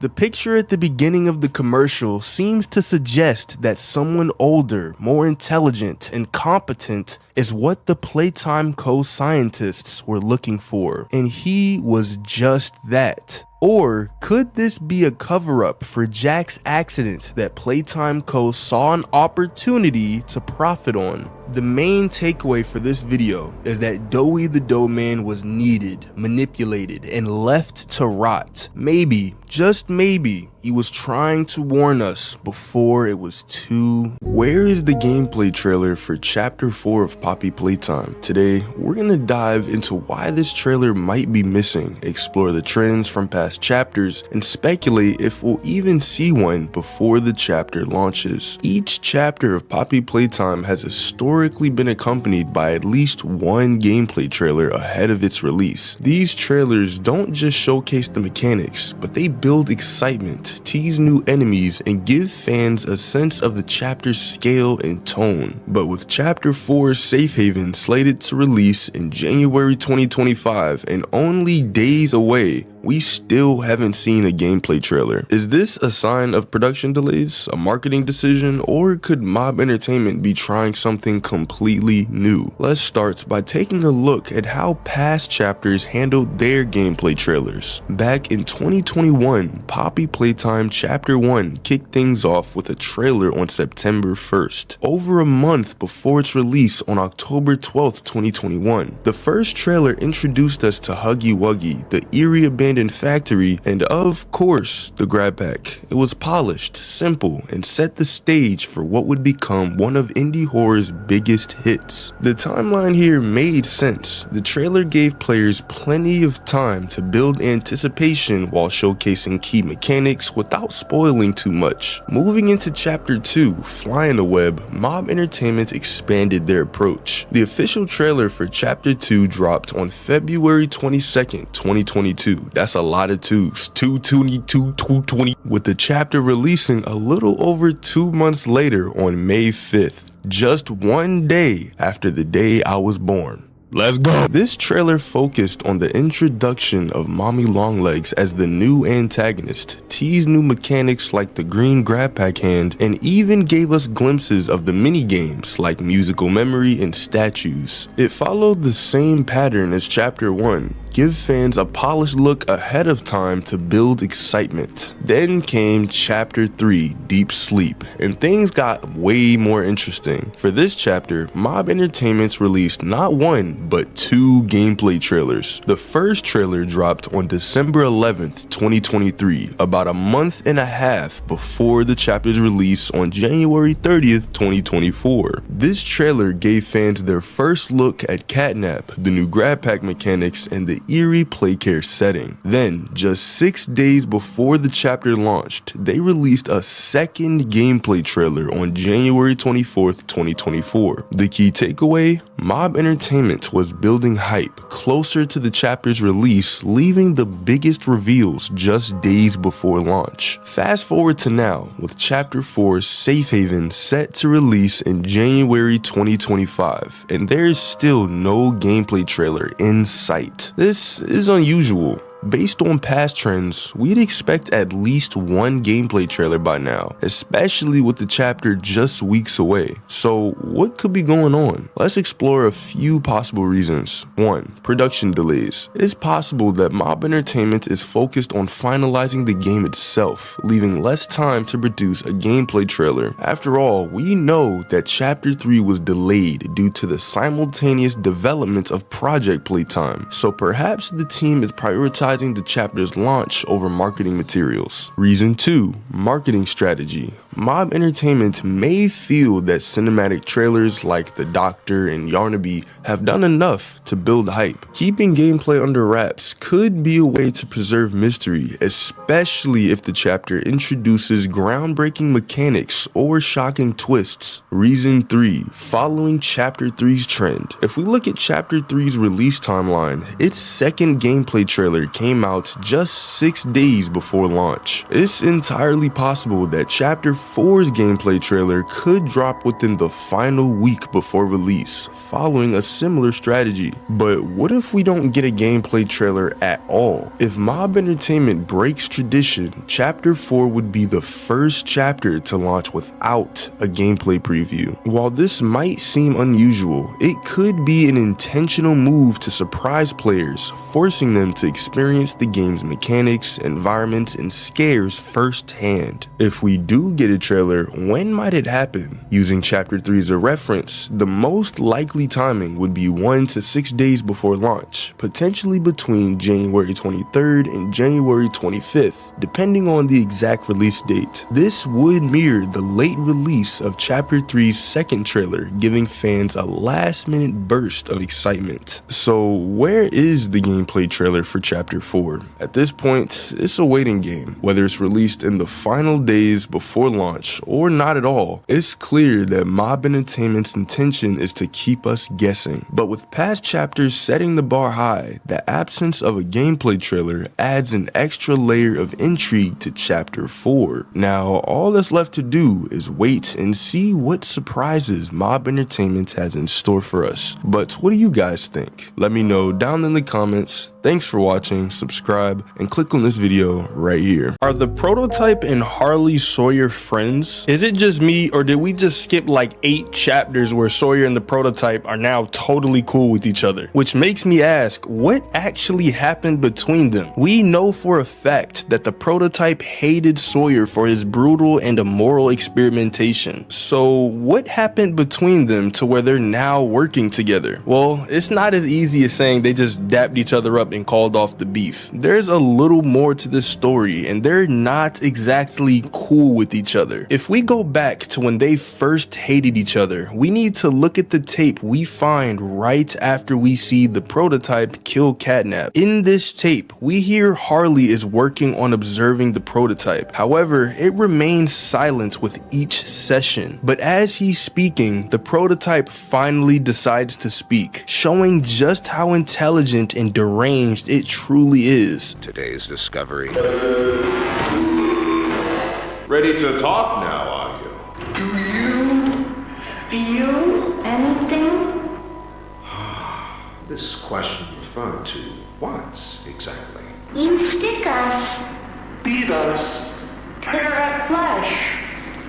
Do you feel it? There's a secret inside you, 1006. Regardless, I learn something new about you every day. Thank you. You thank me? Absolutely. I learn something new about you every day. So we can assume that the prototype is kept in captivity here, which allows Sawyer to observe and talk to it freely, because if it weren't then, Sawyer would be dead in 2 minutes. As in chapter 2, we hear of an incident involving the prototype where he almost escaped his room but killed an employee in the process. The room appeared to be empty. One surveillance specialist went in to confirm his absence.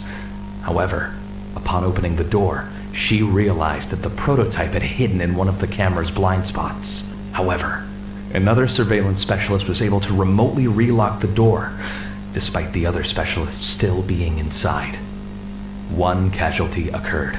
Which means the prototype's relationship with Sawyer is probably tormenting him. Imagine being locked away in a case by someone, and every single day they come by to observe you as an experiment. Then they beat you, tear open your flesh, and you never get to see the sun. The desire for finally escaping one day would never leave your mind, but it's even worse. The prototype is way smarter than Sawyer and us. So imagine if a chimpanzee had you locked up and there was nothing you could do. And this would explain why the prototype coordinated the Hour of Joy. All of the experiments were fed up with being tortured day after day. And so to stop it all, they killed all of the employees, took the orphans down to the labs, and never left the factory to avoid it from ever happening again. So if the prototype hated Sawyer that much, then I'm so lost how they're just working together in chapter 4. But that's until we look at the evidence as a whole. We actually have many things in chapter 4 that let us know what their relationship is like, and it's not a good one either. For example, during the Sarlie Hoyer sequence, after we put in one of the batteries, Sawyer says this: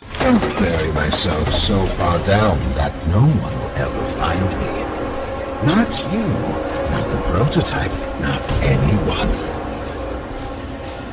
If Sawyer is saying that he's gonna bury himself, that not even the prototype will find him, we already see a bit of distrust between the two, leading me to believe that their relationship isn't really voluntary, but forced either by a shared goal or the prototype is in a position of power over Sawyer, which we perfectly see after this. Once we make it out and kill Sawyer, if you manage to grab the key card during the fight, you'll gain access to this room behind where Sawyer was kept, and in it we find probably the best possible tape that gives us all the answers we need. In the tape, we hear a conversation between Sawyer and the prototype, most likely after the Hour of Joy, and the prototype is furious. It asks Sawyer if it made a mistake allowing him to survive. And so, already off the bat, we can assume the prototype is in a position of power. But then, Sawyer being Sawyer, uses his wit to get himself out of harm's way from the prototype. And not only that, but he gains the position of authority back over the prototype. In the conversation, we hear a battle for who has more leverage against the other person, and it's clear that the prototype needs Sawyer for something. You can't expect to do it on your own so quickly.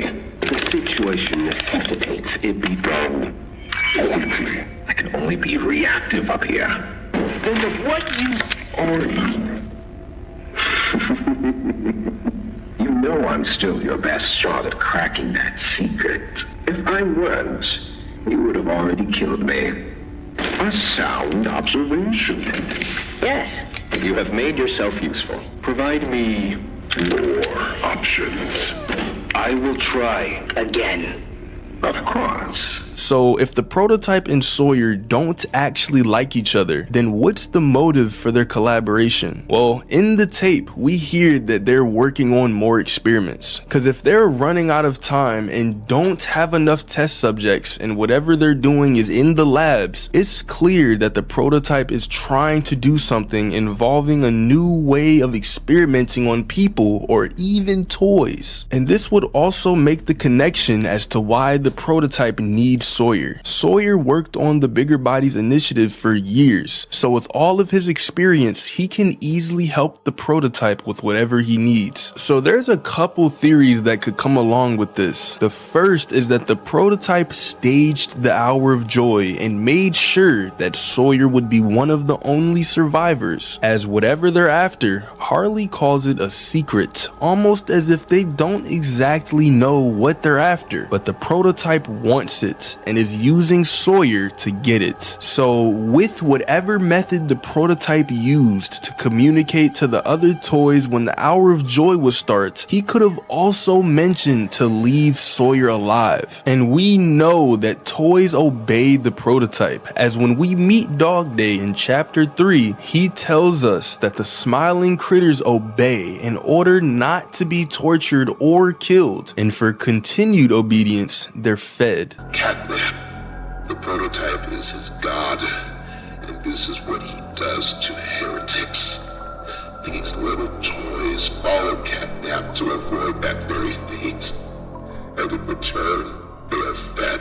This means that if the toys and the prototype left Sawyer alive for the prototype's plan, Sawyer would be totally oblivious to the entire thing, but went along with it because now the prototype is the one in control and Sawyer is the one in containment. But my second theory actually seems to fit better with one of the chapter 4 tapes, and it's that the prototype and Sawyer were the ones behind the Hour of Joy, which would be the reason that Sawyer survived, because in the third tape we find in the warden's office, we hear the warden running for his life, and it seems he makes it back into his office and locks the door, which is when he starts talking to Sawyer. And when you listen to Sawyer's tone, he's as calm as a person could possibly be in the midst of all this chaos, but he eventually convinces the warden to give him the Omni Hand so that he can help the warden escape. Now, we don't know if this actually happened, but knowing Sawyer, it probably didn't. Doctor, what's going on? What's happening? It's... Yes, I can hear it. The Omni Hand. If you give it to me, I can get you anywhere. I'll have control over everything. I can shut some doors, open others. I can make you a pathway that leads right to the exit. So why was Sawyer so calm here? Wouldn't he be at least a little bit afraid that the toys could find where he's kept and just rip the machine to shreds? Well, if Sawyer was working with the prototype already, then he has no reason to be afraid. Everything's going according to plan. But then this begs the question, why in the world would Sawyer work with the prototype before the Hour of Joy? Why would he just let himself be put under the prototype's control? Well, that's because of what happened to him. In the very first tape I showed you, Sawyer is still in his human body. But as we hear in chapter 4, the higher ups at Playtime Co. decided that Sawyer was too dangerous to be kept alive, but too smart to be dead. So they came up with a compromise to keep Sawyer contained, but without a body. And in the tape, we hear of when Sawyer first woke up. And guys, when I tell you, I'm surprised this man didn't turn green, big, and hulky. When I tell you he was gonna become the bombs of Safe Haven and explode the factory himself from his pure anger is not an overstatement. You'll die for this, leaf. When I get my hands on you, you're a dead man! His temper is a bad look for you, Harley.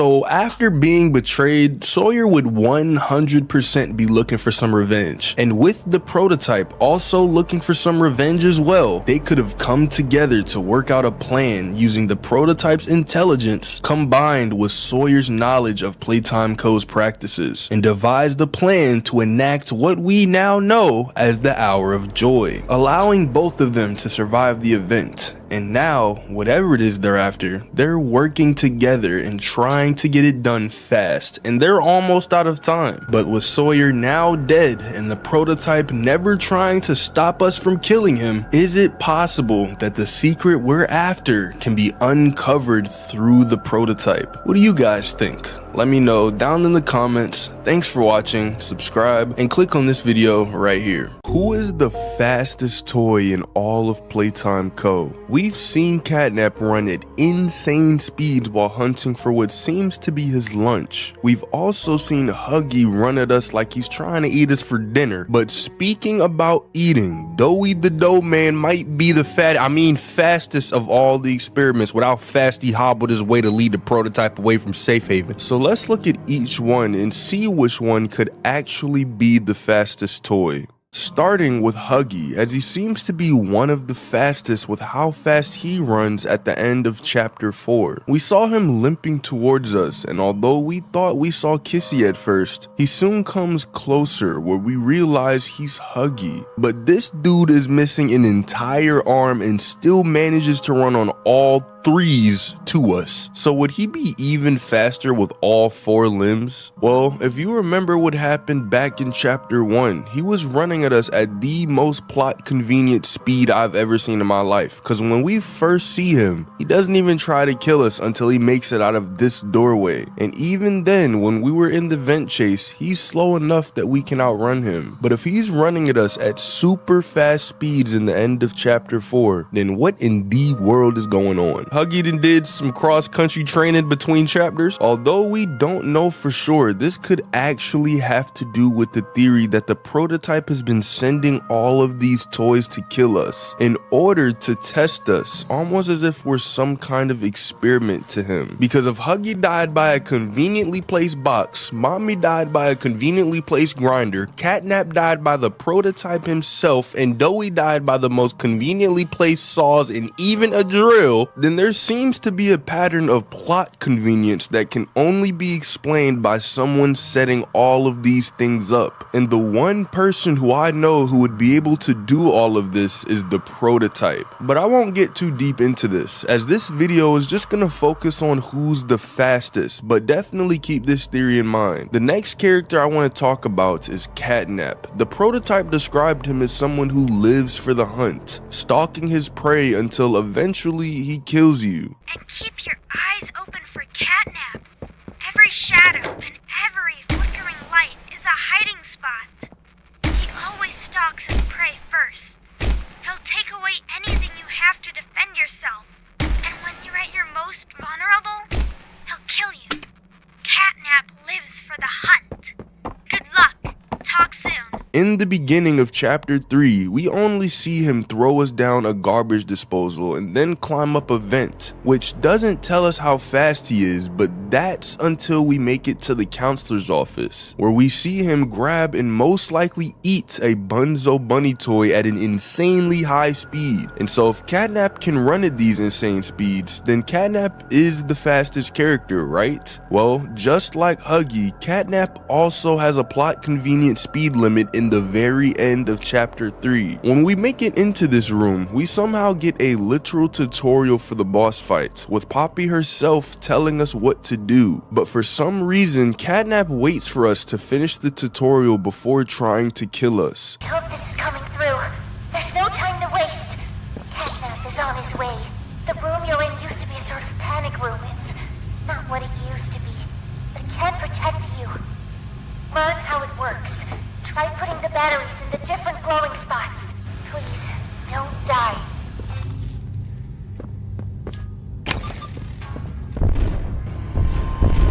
And even during the boss fight, this dude is moving at half a mile a week. But if we're going by Catnap's top speed when he killed that Bunzo bunny toy, then it seems to be that Catnap is actually slightly faster than Huggy. And the reason I say this is because Huggy is built as a biped, where Catnap is a quadruped who can run on all fours naturally. And so in the same way that humans are slower than lions, then Huggy would be slower than Catnap. But then we have to talk about Mommy Longlegs, because although she may not be the fastest character, her stretchiness might make her faster in terms of killing things. So instead of chasing after something, she could just use the elastic plastic that she's made out of to grab whatever she needs to. And although this seems to be accurate, we also have to look at the chapter 2 chase scene where she tries to do this to us but fails miserably. Both times Mommy's hands reach out to us and they missed. And speaking of hands that can stretch, we have to talk about Doey the Doughman, because when we first see Pianosaurus, or actually I don't know why I said first, and the only time we see Pianosaurus, he's immediately grabbed by Doey in just about a second, and then smacks this dude so hard against the walls it probably killed him on the first impact.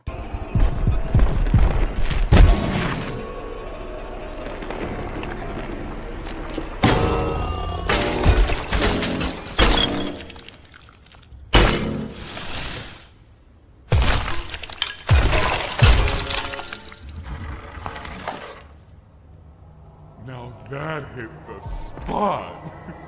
I haven't eaten in weeks.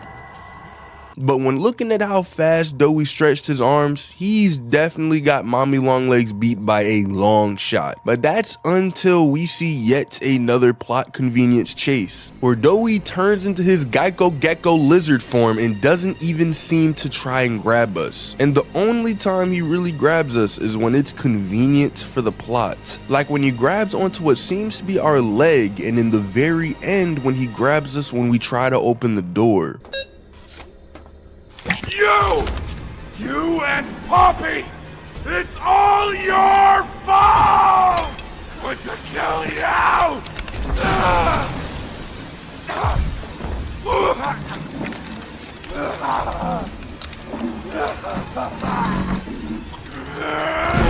Can't trust anyone! And so out of these 4 characters, who is the absolute fastest? Well, the answer is Doey the Doughman, since he has the ability to morph into literally anything he wants. Although Catnap may be extremely fast on all fours, if Doey can morph into a lizard, then he can also morph to a much faster animal that could easily beat Catnap. And as for the other 2, Mommy doesn't really run or grab that fast, and Huggy's not gonna be able to run at full speed since he's missing one of his arms. But the absolute fastest character that there is us. We're so fast that we can outrun even the fastest characters like it's a brisk walk in the park, bro. In the end of each chapter, we seem to make everyone else slower. Huggy literally walked at us in the very beginning. Mommy Longlegs couldn't catch up with us. Catnap was walking at 1.5 miles per week, and Doey's lizard form was conveniently not fast enough to catch us if we knew what we were doing. So not only are we the fastest character, we don't do it by running fast, but we do it by making everyone else slow. So in conclusion, Doey is the fastest toy, but we are the fastest character. But what do you guys think? Let me know down in the comments. Thanks for watching, subscribe, and click on this video right here. When we came back to the factory in the very beginning of chapter 1, we have no idea what's going on except for a note that tells us that the employees are still alive and that we should go look for the flower. Later in chapter 2, we learned that we used to work for Playtime Co. because right before playing statues, Mommy Longlegs tells us that we used to work here, and because of that, we deserve to die. But you worked here. So if anyone deserves to die alone, it's you. Then in chapter 3, we learn about the Hour of Joy. The toys killed everyone in the factory and ate their bodies in order to survive. But during the Home Sweet Home hallucination sequence in chapter 3, we hear a radio playing in reverse. And when you put it back to normal, it says that our presence was demanded 10 years ago on August 8th, 1995. The exact day of the Hour of Joy. I find your presence intrusive. After all this time you return. You come in here and you kill and murder. You pillage and destroy. Your presence was demanded 10 years ago and you didn't show up. 8/8/1995. But why didn't we show up? How come we managed to survive? Well, it seems that we finally have somewhat of an answer, because I finally saw that in an unused prologue for the game, it tells us exactly why we didn't show up. The text says this: you are an ex-employee of Playtime Co. 10 years ago, Playtime was the king of the toy manufacturing industry. One morning, feeling ill, you decided to take a sick day. The next morning, when you showed up for work, military vehicles guarded the outside of the building. Apparently, while you were out sick, every single person inside of the factory vanished into thin air. Now, 10 years later, you're returning for a visit. It's a little interesting to see that literal military vehicles showed up. Like, bro, imagine showing up to work and you see a armored man standing on top of an armored vehicle with an armor-piercing weapon. I'm just trying to sweep the halls, man. The theory originally was that we could have had something to do with the Hour of Joy, but now that this says we just so happened to take a sick day at the perfect time, it seems that we survived based on pure chance rather than us being evil and knowing about the Hour of Joy in advance. But this doesn't seem to be confirmed to be canon, and instead is just most likely true since it was planned to be part of the game. And it's also weird that 10 years later, guilt still haunts us, because in our hallucination we see what seems to be our old office with writing saying guilt haunts you. But if we were sick and got lucky, then why does guilt haunt us? Well, there are two possible reasons. The first is that we actually weren't sick that day and the story is different now compared to the unused prologue. But the other reason is that we were sick but we feel guilty because of what happened to a specific someone. And the reason that I say that is because of what Harley Sawyer tells us when our hand is frozen. He says that whoever we came back for is dead, and then explains to us that Poppy knew that the Hour of Joy was coming. The experiments killed everyone, including whoever you came back for. You know that by now, yes? Poppy told you her story, of course. Innocence is bliss. So if we came back to the factory because guilt overwhelmed us and we came back to find someone, then this would make sense as to why we didn't see that this was a trap from the beginning. Because if we got a letter saying that the employees are still alive, then why are they even sending the letter? That means that one of them had to go to the UPS or something. And at that point, you're out of the factory and don't need any help, which means that whoever sent that letter knew that we survived and was actually luring us to the factory. And the only person who's smart enough to realize this would be the prototype. It's possible that Harley could also do this, but because he was working for the prototype wouldn't care what he wants and would force him to just not send it. But who was it that we came back for? A coworker that we really liked? A friend? Our spouse? We don't really know yet, but since we're now in the labs, which is literally the prototype's home, this man's residence, he's either gonna explain to us what happened or he could even be killed off before that point. But if anyone knows, it's definitely going to be him. But now this makes me think, if we just so happen to be sick and luckily avoid the Hour of Joy, then why did Mommy Longlegs say that we deserve to die? If we were just a factory worker, then we would just be as innocent as anyone else and we wouldn't have any idea as to what is going on or was going on. For example, Rowan Stoll was working at the Playtime Co. factory, and when he noticed that Huggy's eyes would move, he thought that someone could have placed nanny cams in him in order to spy on people. If some creep is hiding nanny cams in our mascot's eyeballs, then it's something that needs to be taken seriously. Something dangerous is going on, and I'm sure it wasn't on purpose. I'm sure it was just some big mistake, but I saw what I saw. But because of his questions, he was eventually killed by getting fed to Boxy Boo. And because of all of this, we can know that he was 100% innocent. He was completely buffoonified that the toys could be monsters and instead thought that it was some creep using cameras in toys. So if we worked at Playtime Co., that doesn't necessarily make us immediately guilty by association. But when Mommy Longlegs told us that we used to work here, she got that from memory or was told by someone else. We never said a single word to her, which means that we're known for being the ex-employee who survived. And if Mommy Longlegs remembered us, we either worked in the game station or with the experiments. And if we really did used to work with the experiments, then it makes sense as to why guilt haunts us, especially since the prototype tells us that it was our doing that made him. It seems obvious that we actually might have had something to do with the Hour of Joy, and this unused prologue is unused for a reason, and that's because we weren't just sick,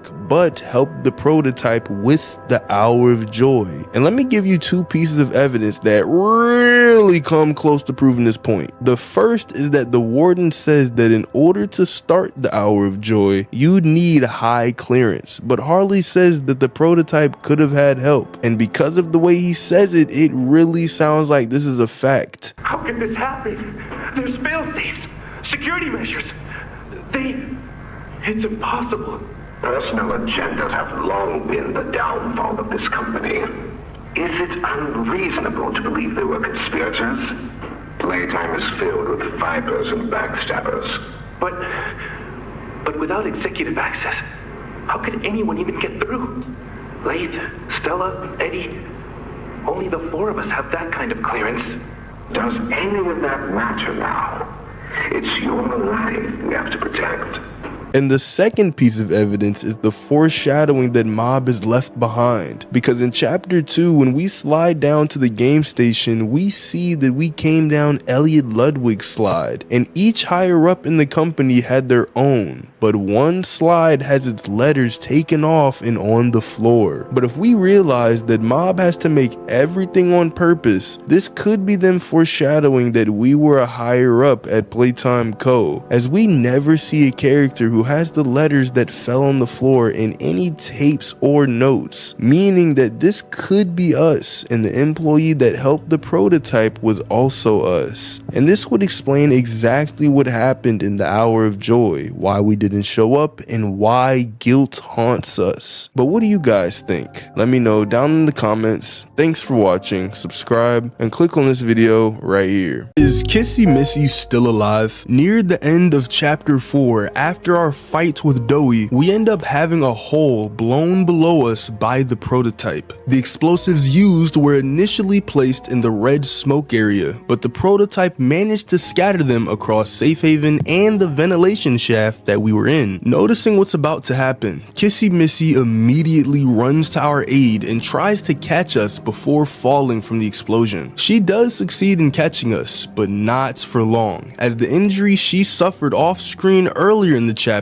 resulted in her arm getting torn off as we're trying to hold on. This is the last time that we see Kissy Missy in the chapter, with the next toy we see later in the ending being a more heavily injured and returning Huggy Wuggy. So what happened to her? Is she still alive? Did the prototype finish her off? Well, to figure this out, let's start by analyzing the aftermath of the fall itself, and afterwards we're gonna look at the traits of other characters to try and boil it down to a solid theory when we finally ended up landing. First of all, this landing looked horrible. I'm surprised we didn't die. The first thing we see shortly after is Kissy Missy's left arm falling from the top right down in front of us. Isn't it a bit strange that Kissy didn't end up falling down with us? It is true that she was able to catch herself by a ledge, but at this point she doesn't even have another arm to pull herself up with. Can we really say that she managed to get back up completely on her own? Let's say she did pull herself up. up and didn't end up falling down with us, what would she do then? Well, I'm led to believe that she would immediately start to look for Poppy, as we're completely inaccessible at this point. They've been close with each other ever since chapter 3, and while we were fending for our lives with Miss Delight, Dog Day, the mini critters, and Catnap, it's possible that they were with each other then as well. And this kinda checks out, as before we officially run into them, we get pounced on by Kissy Missy, who actually doesn't attack us immediately. She waits to see if we're a threat, if she actually has to kill us out of self-defense. But Poppy makes her presence known and quickly intervenes, saying we did nothing wrong and that we're here to help. But even with all that said, it's worth noting that Poppy did run off, saying that she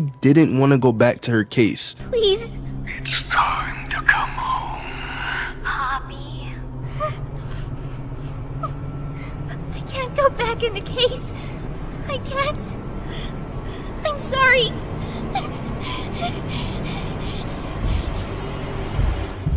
And when this happened, all Kissy did was watch in disappointment, possibly feeling betrayed. But can we 100% confirm this reaction as her feeling betrayed? Kissy doesn't even talk, so any plans that Poppy may have relayed to her could have been obeyed immediately, trusting her friend's judgment and fulfilling her role as best she can. But when the going got tough, Poppy was overwhelmed, and now Kissy has to pick up the slack. After experiencing something like that, is it even likely that Kissy would try to go back for her? Could she instead have some buried feelings of resentment? Or is she aware that Poppy is just trying to do the best she can to get rid of the evil of this factory and wants to help any way she can? Well, when you also take into account that the reason the bombs were set was because of Poppy's failed plan and the prototype hijacking it, it may lean you more towards the resentment side. But let's go back a bit. Let's switch gears and talk about if Kissy Missy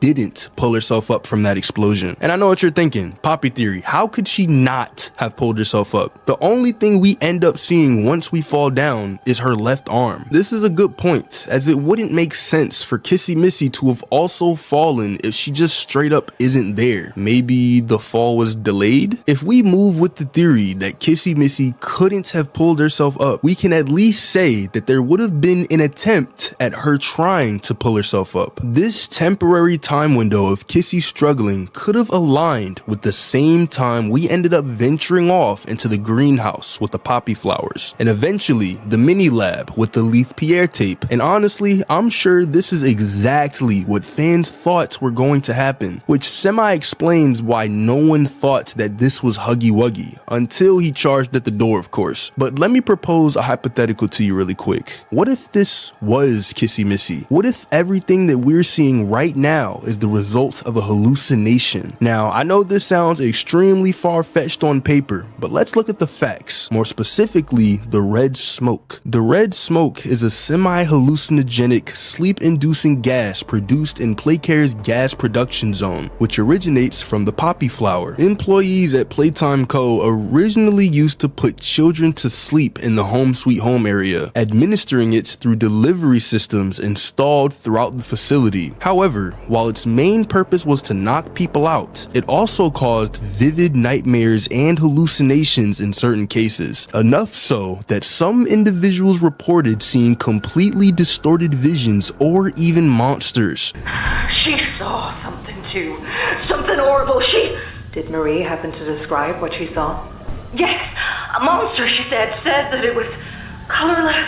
Gosh, I could feel the poor little heart pounding. For her, it was right there. On more than one occasion, we've breathed in this gas and experienced terrifying illusions. There was the nightmarish Huggy Wuggy coming out of the TV, and there was the nightmarish version of Catnap chasing us through thick clouds of red smoke. What's more, once the player acquires the gas mask in Chapter 3, any exposure to this red smoke suddenly becomes lethal in standard gameplay, implying the gas gas is far more dangerous than just a mere sedative. Moments like the encounter with Catnap in the nightmare sequence further cements how intense these hallucinations can get, especially when the gas is weaponized or ignited. So with all of this being said, not only do we walk past an array of red poppy flowers on our way to the mini lab at the end of the hall, but we also see red smoke rising all around us once Huggy starts to become aggressive. So could this hold any meaning? Why would Mob Entertainments just randomly have red smoke rise all around us, seemingly not affecting us at all? We just recently had to navigate through an area that was full of red smoke, and we had to use a somewhat functional gas mask in order for us to get by. We had to constantly refill our supply of oxygen to make sure we didn't succumb to the red smoke. So if the red smoke holds significance there, then why wouldn't it serve any significance at all in this clip? Another thing that possibly makes this a hallucination is the weird similarity between Huggy and Kissy, but the only similarity that can be made is the fact that both of them now have missing arms. Now, we already went over the fall of Huggy Wuggy, and none of those points of impact that we listed is reflected in any of the injuries that we see on the current Huggy. So if we were to quickly theorize on Huggy, is it possible that the fall he suffered resulted in him losing his arm? If we were to continue with this theory and look back to the fur and blood we saw in chapter 2, could we make the connection that Huggy managed to will himself to safety with one arm? And if that's the case, can we apply the same expectations to Kissy Missy? They're pretty much the same toy in terms of their build after all. And if we move with this, it would somewhat break the theory that what we saw at the end of chapter 4 was nothing but a hallucination. So could this be the answer? Is Kissy Missy just stronger than we thought, and she's currently on her way to find Poppy while we deal with our past trauma? With so little info, anything is possible at this point, but I personally believe that Kissy Missy is still alive and still the kind, curious, and loving toy that we met all the way back in chapter 2. It leads me to believe that Kissy Missy's story is far from over, and she's being set up for one of the craziest moments in Poppy Playtime history. But what do you guys think? Let me know down in the comments. Thanks for watching, subscribe, and click on this video right here. What happened to Kissy Missy in chapter 4? At the end of chapter 3,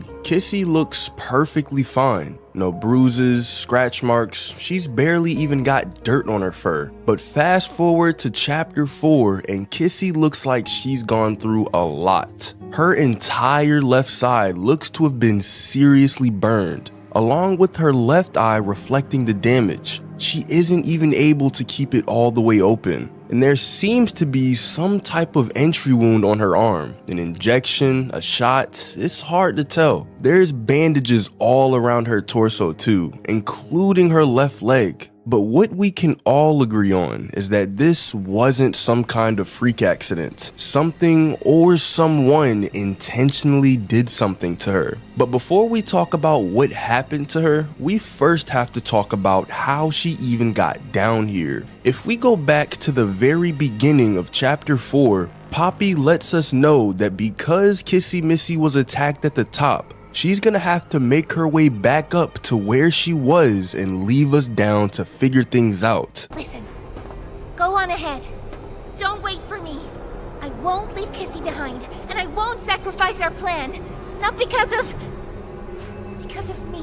We don't see Poppy at all after this, and it's only until this scene that we finally see her. Oh my goodness gracious. Kissy.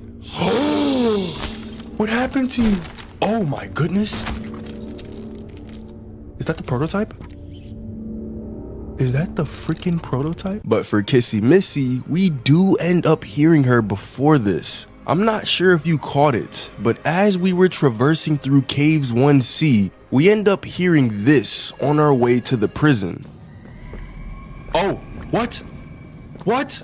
Kissy, I'm coming. Now, I don't know about you guys, but this seems like the exact moment that Kissy got injured while trying to be freed from Poppy. It is possible that this is the moment where Poppy found Kissy Missy, barely managed to set her free, and Kissy ended up getting seriously hurt in the process. which results in Poppy having to tend to her wounds as best she can. And it took a pretty long time for us to see both of them reunited, but there's something about this that sticks out to me. When we got grabbed by Kissy Missy, it was made clear to us that both of them were already hiding from this thing. And if they were hiding from it, then that could possibly mean that whatever is out there is looking for them specifically. They aren't just wandering around doing a maintenance check. No, this is something trying to catch its prey. And unfortunately for him, they ended up escaping. But if we were to stick with this theory and say that whoever's outside was initially chasing Poppy and Kissy Missy, then we're also gonna have to talk about who or what this thing is. And after that, we'd still have to talk about whether or not this is a connection to the first attack that Kissy Missy endured.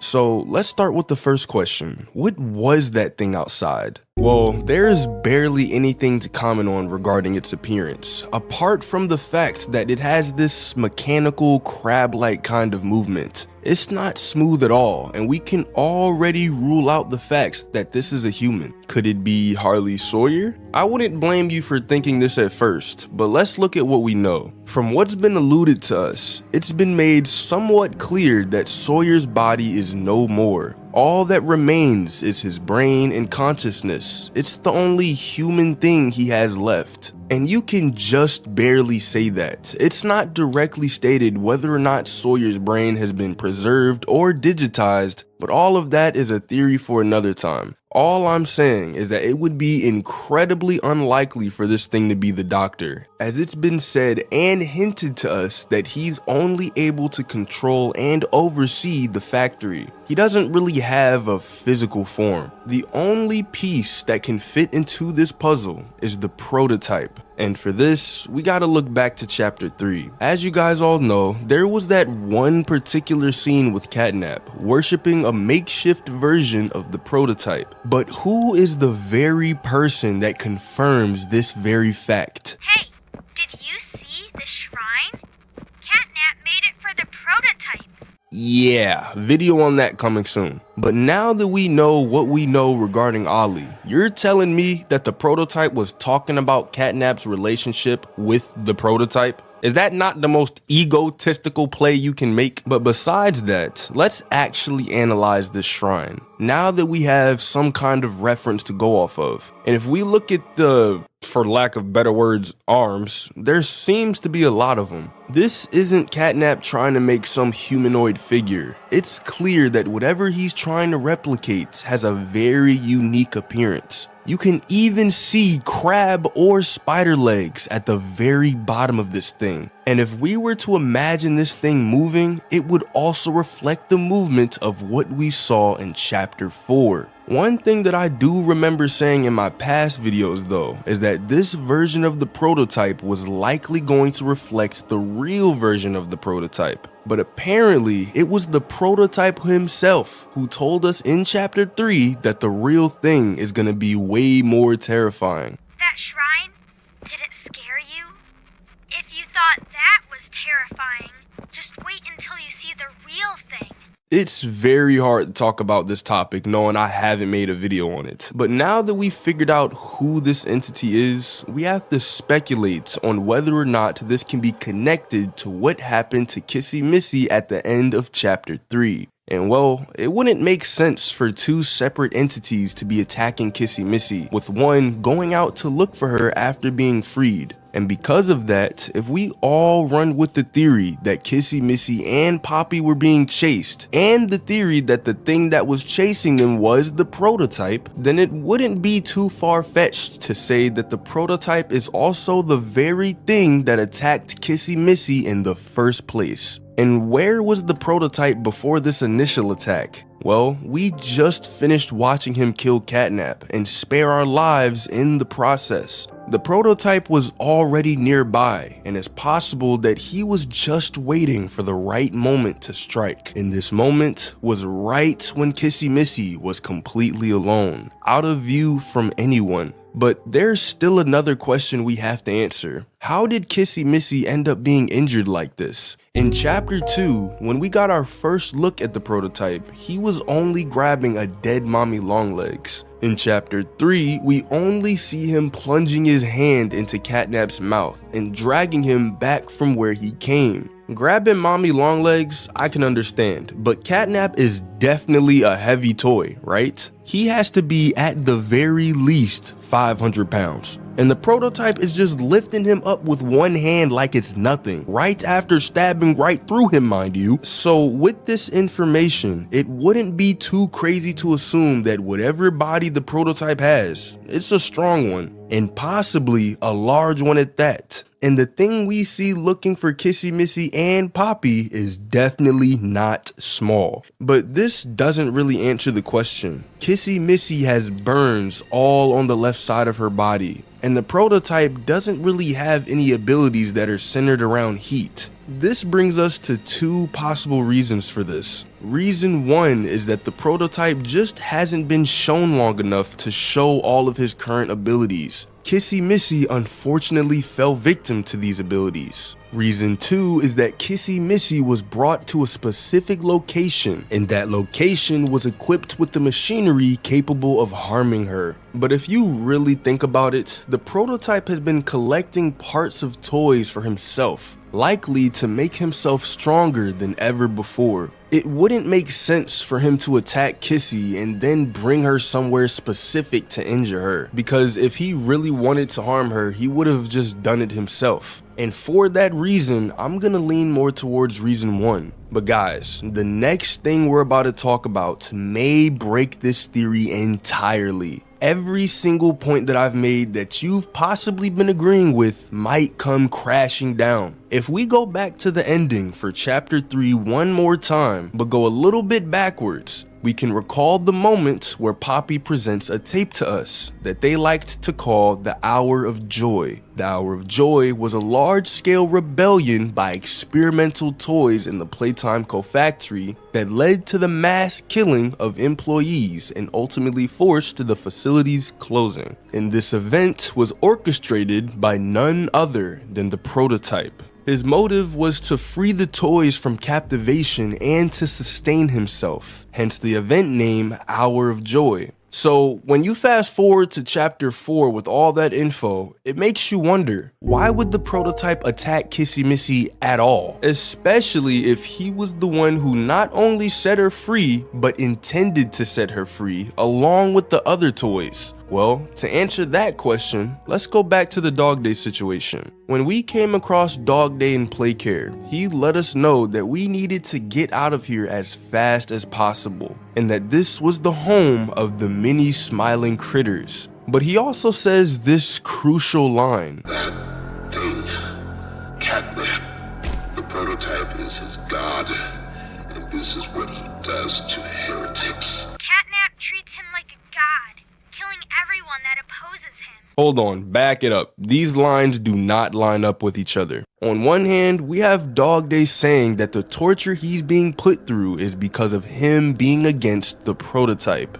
On the other hand, we have Ollie, who we now know after the events of chapter 4 is in fact the prototype, saying something different. He says that he kills anyone who opposes him. If the prototype was telling the truth, then that means it wasn't Catnap himself who put Dog Day in this situation, because Catnap would have just killed him. We can say the same for our character as well, and it's been said by Poppy that Catnap was sent to us by the prototype. So he may have brought Dog Day in that situation, but he's clearly taking orders. Now, let's look back to my most popular video on the channel. What actually happened to the smiling critters? It talks about each cardboard cutout for each smiling critter, speculating on how each of them could have possibly died. When I mentioned Dog Day's voice lines and how he told us that we can't stay, I had this to say about it. In his first voice line, when he tells us to go fetch, that's referencing his want for us to leave Playtime Co. And he questions why we're still here. And when he tells us that we can't stay and that we shouldn't be here, he's indirectly revealing the truth of Playtime Co. in showing that he doesn't agree with its beliefs, more specifically the prototypes. And so, Catnap and the prototype torture Dog Day for encouraging the others to escape, as that's what they do to heretics. So with all of that being said, it's possible that the prototype also identified Kissy Missy as a heretic and tried to get rid of her similarly to how Dog Day was disposed of. Notice how Dog Day wasn't killed immediately after being seen as a traitor and was tortured and eventually used against us.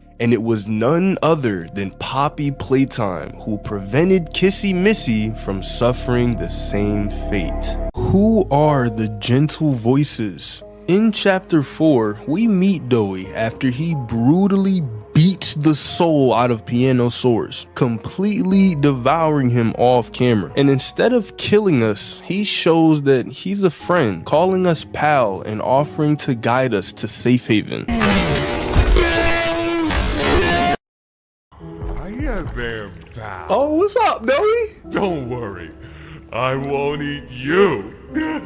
Oh, nah, this dude's friendly. Yeah, we can trust him. While we're following him, he gives us bits and pieces of the history of the interrogation rooms, saying that he never gave them an answer Playtime liked. But once we made it to the prison yard, Doey tells us what used to happen here. All the toys will be put to work, but those who caused trouble would be taken in the night and put in the yard together, or the employees would tell them, "We only got food for one of you this week. Which one of you will it be?" And the way Doey talks about it, the toys would fight over the food, likely causing injuries or serious pain. And once the toys were put back to work, they'd work as hard as they could, not causing trouble ever again. A dozen of us, maybe 2 would be here at any given time. During the day, they'd have us work. Whatever they wanted us to do, we'd do it. And for those of us who couldn't or wouldn't, at night when no one important was watching, they'd take them, stick them in here. "We only got food for one of you this week," they'd say. "Which of you will it be?" They'd watch from up there. It was usually over within minutes. And the guards, they'd be hysterical. Nobody died. No, because then people would know. But the next day and every day after, they would work. Oh, yeah. Bro, Doey sounds hard crazy. As they could. And they'd never cause trouble again. But then we see some problems arise once we make it to safe haven, cause after this man jiggles his way over to us, we can see he's already getting frustrated with Poppy when she tells him that the prototype is down here, where he puts his hand over his face, sighs, and hobbles his way to go do something to distract the prototype. He shows he's a little bit frustrated, but not full-blown angry. I'll check the defenses, see if something's still outside. Just something. It's him. He's out there. You brought him down? Oh no, this dude about to tweak out. It's the prototype, bro. Can't get mad at her. But it continues to get worse, as in the generator room, Doey explains to us what's been going on down here. He tells us that Harley is working with the prototype, and together they've been hunting and starving the toys, causing Doey to show even more of his anger. And he's already starting to show signs of multiple personalities, which will be important for when the gentle voices come into play, because my theory is that these gentle voices aren't something that all 3 of the Doey children are familiar with, but only Kevin. If you didn't know already, Doey is made up of 3 different children: Jack Ayers, Kevin Barnes, and Matthew Hallard. Hallard? It could be Spanish, we'll never know. But one of these kids was the reason that Doey tried to kill us after the destruction of Safe Haven.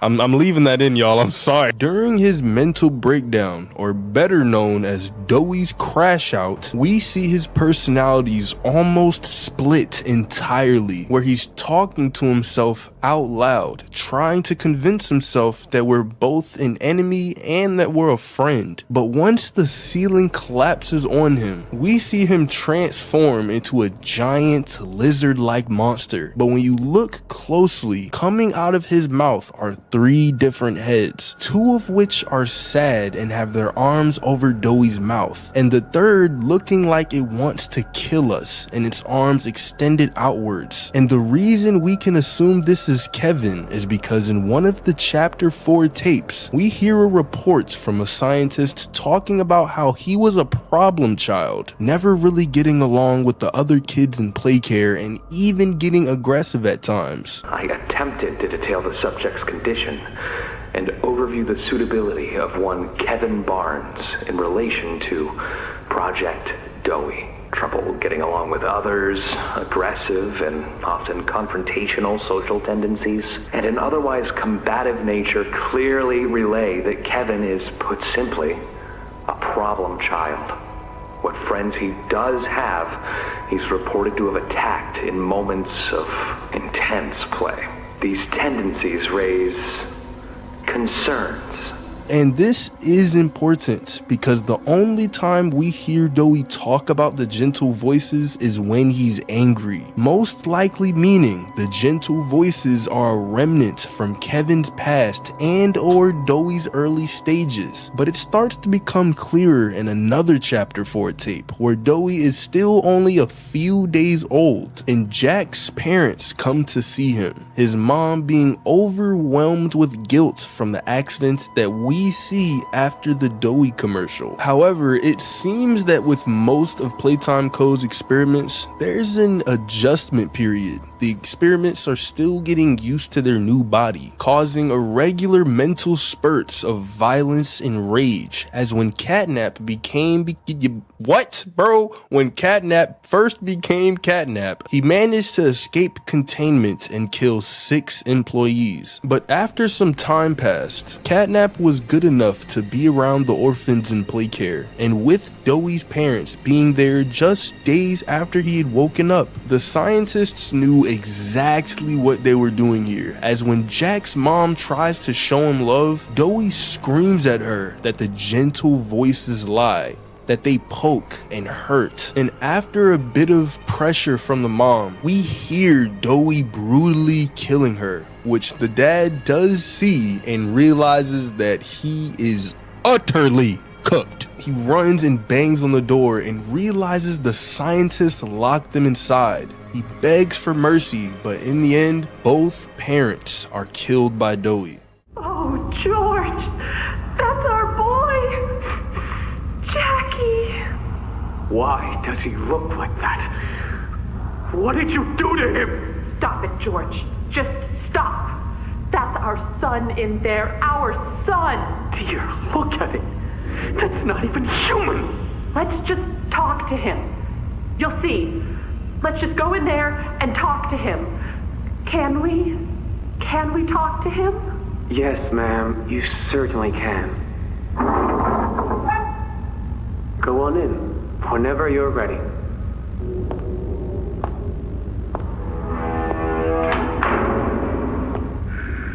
Jack, I want you to know, I'm so sorry. I've never forgiven myself for what happened.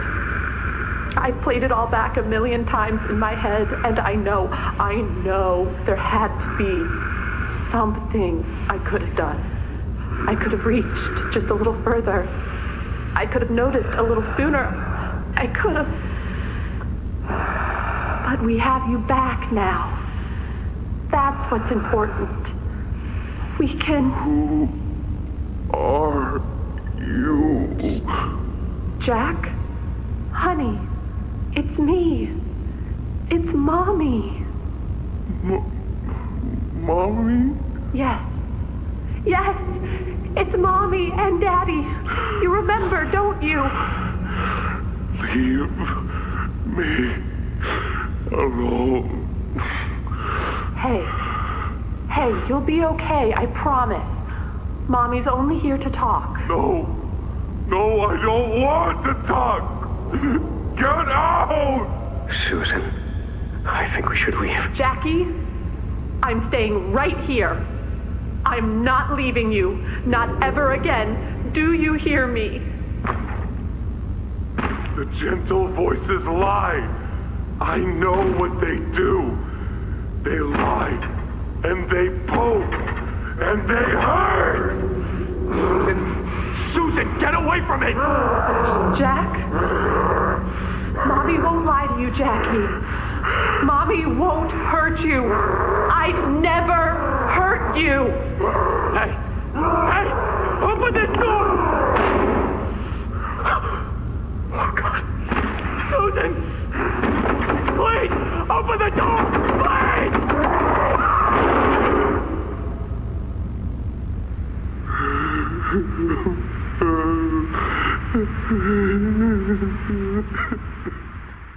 Then, after the Doey boss fight, when he grabs us right before we try to open the door, we manage to freeze him to slow him down as a distraction and pull a massive drill right on top of him. But after a bit of struggle, before he dies, he tells us he can't trust anyone and that the gentle voices lie, showing that Doey only mentions these gentle voices when he's angry, which means Kevin is the one who's been lied to. Something must have happened to him, and we actually have a decent idea to what that could be, as in the chapter 3 tape we hear the same scientist from the chapter 4 tape talk about subject 1322, aka Doey. However, he doesn't mention him as subject 1322B as we hear in the chapter 4 tape. He mentions that the subject is experiencing neural abnormalities in his recent checkup, and although they weren't common, they pulled him out of Home Sweet Home. But before the scientist could continue, one of Kevin's friends bursts in, probably with drool on the side of his face, clueless, and because of this, the scientist switches his tone of voice, talking to the boy while gently explaining that Kevin is very sick and they want to make him better. He then tells the boy that Kevin will be all okay, that they know exactly what they're doing, and gets the boy back to bed. Just before lights out, to perform. What are you doing with my friend? What are you doing out of bed? How did you get in here? Is Kevin sick? Why did you take him away? Yes. Kevin is very sick. Very, very sick. We want to make him better. But he can only get better if we take him to where we can provide proper care and give him proper rest. Do you really think he will be okay? I should think so. We're good at what we do, son. We paid attention in school, learned, and got our proper rest when we needed it. Just like you need it now, I should think. Come now, let's get you on back to bed. Notice how the scientist switched his voice to be extremely calm and almost fatherly just to get the kid to believe Kevin will be okay so that he can continue his work. Meaning the gentle voices aren't voices in Doey's head, but instead they're the scientists or caretakers at Playtime Co. And because he was a child and the employees were all adults, this could explain why Doey tries to call us a liar as well. Since we're an employee from 10 years ago and we have to at least be in our 30s or even older, unk status. And so when Doey sees an older person and things start to go bad, he instinctively puts the blame on us, which is why he tries to kill us. And the scientists had to have done something extremely awful to him. What am I talking about? Likely multiple things. He was lied to, taken from probably the only home he knew and turned into an experiment and was beat up up black and blue, coming in with a crew. I'm sorry, I just had to. So this leads me to believe that the gentle voices aren't just anybody, but the scientists who abused and turned Doey into an experiment. And from so much trauma happening in his life, Kevin didn't let go or forgive, but rather shifted the blame to us when things went wrong. But what do you guys think? Let me know down in the comments. Thanks for watching, subscribe, and click on this video right here. Are Poppy and the prototype the same? Throughout all of Poppy Playtime, we're fighting to put an end to what the prototype has started. Ever since the Hour of Joy, he's been ruling over the entire factory, with only a small group of toys who lived in safe haven to rebel against him. But now, it seems that we have a new enemy, Poppy. She's been playing the victim ever since the very beginning. We found her locked up in a case, and she told us how bad it was in chapter 2, and in chapter 4 we saw her run away from the prototype and she left us behind. And all of this makes sense if she's really on the good guy side, but I'm here to tell you that Poppy and the prototype aren't really that different. But what would explain everything is if I could prove that the prototype is Poppy's father. Let's start with the prototype's goal, and to figure that out, we have to see exactly what he's been doing. We know that he had a very deep hatred for Playtime Co. and its employees. In a chapter 3 tape, we hear him try to intimidate Sawyer by both changing his voice and even mimicking Sawyer's voice back to him. I possess A question. Go ahead. Do you feel anything?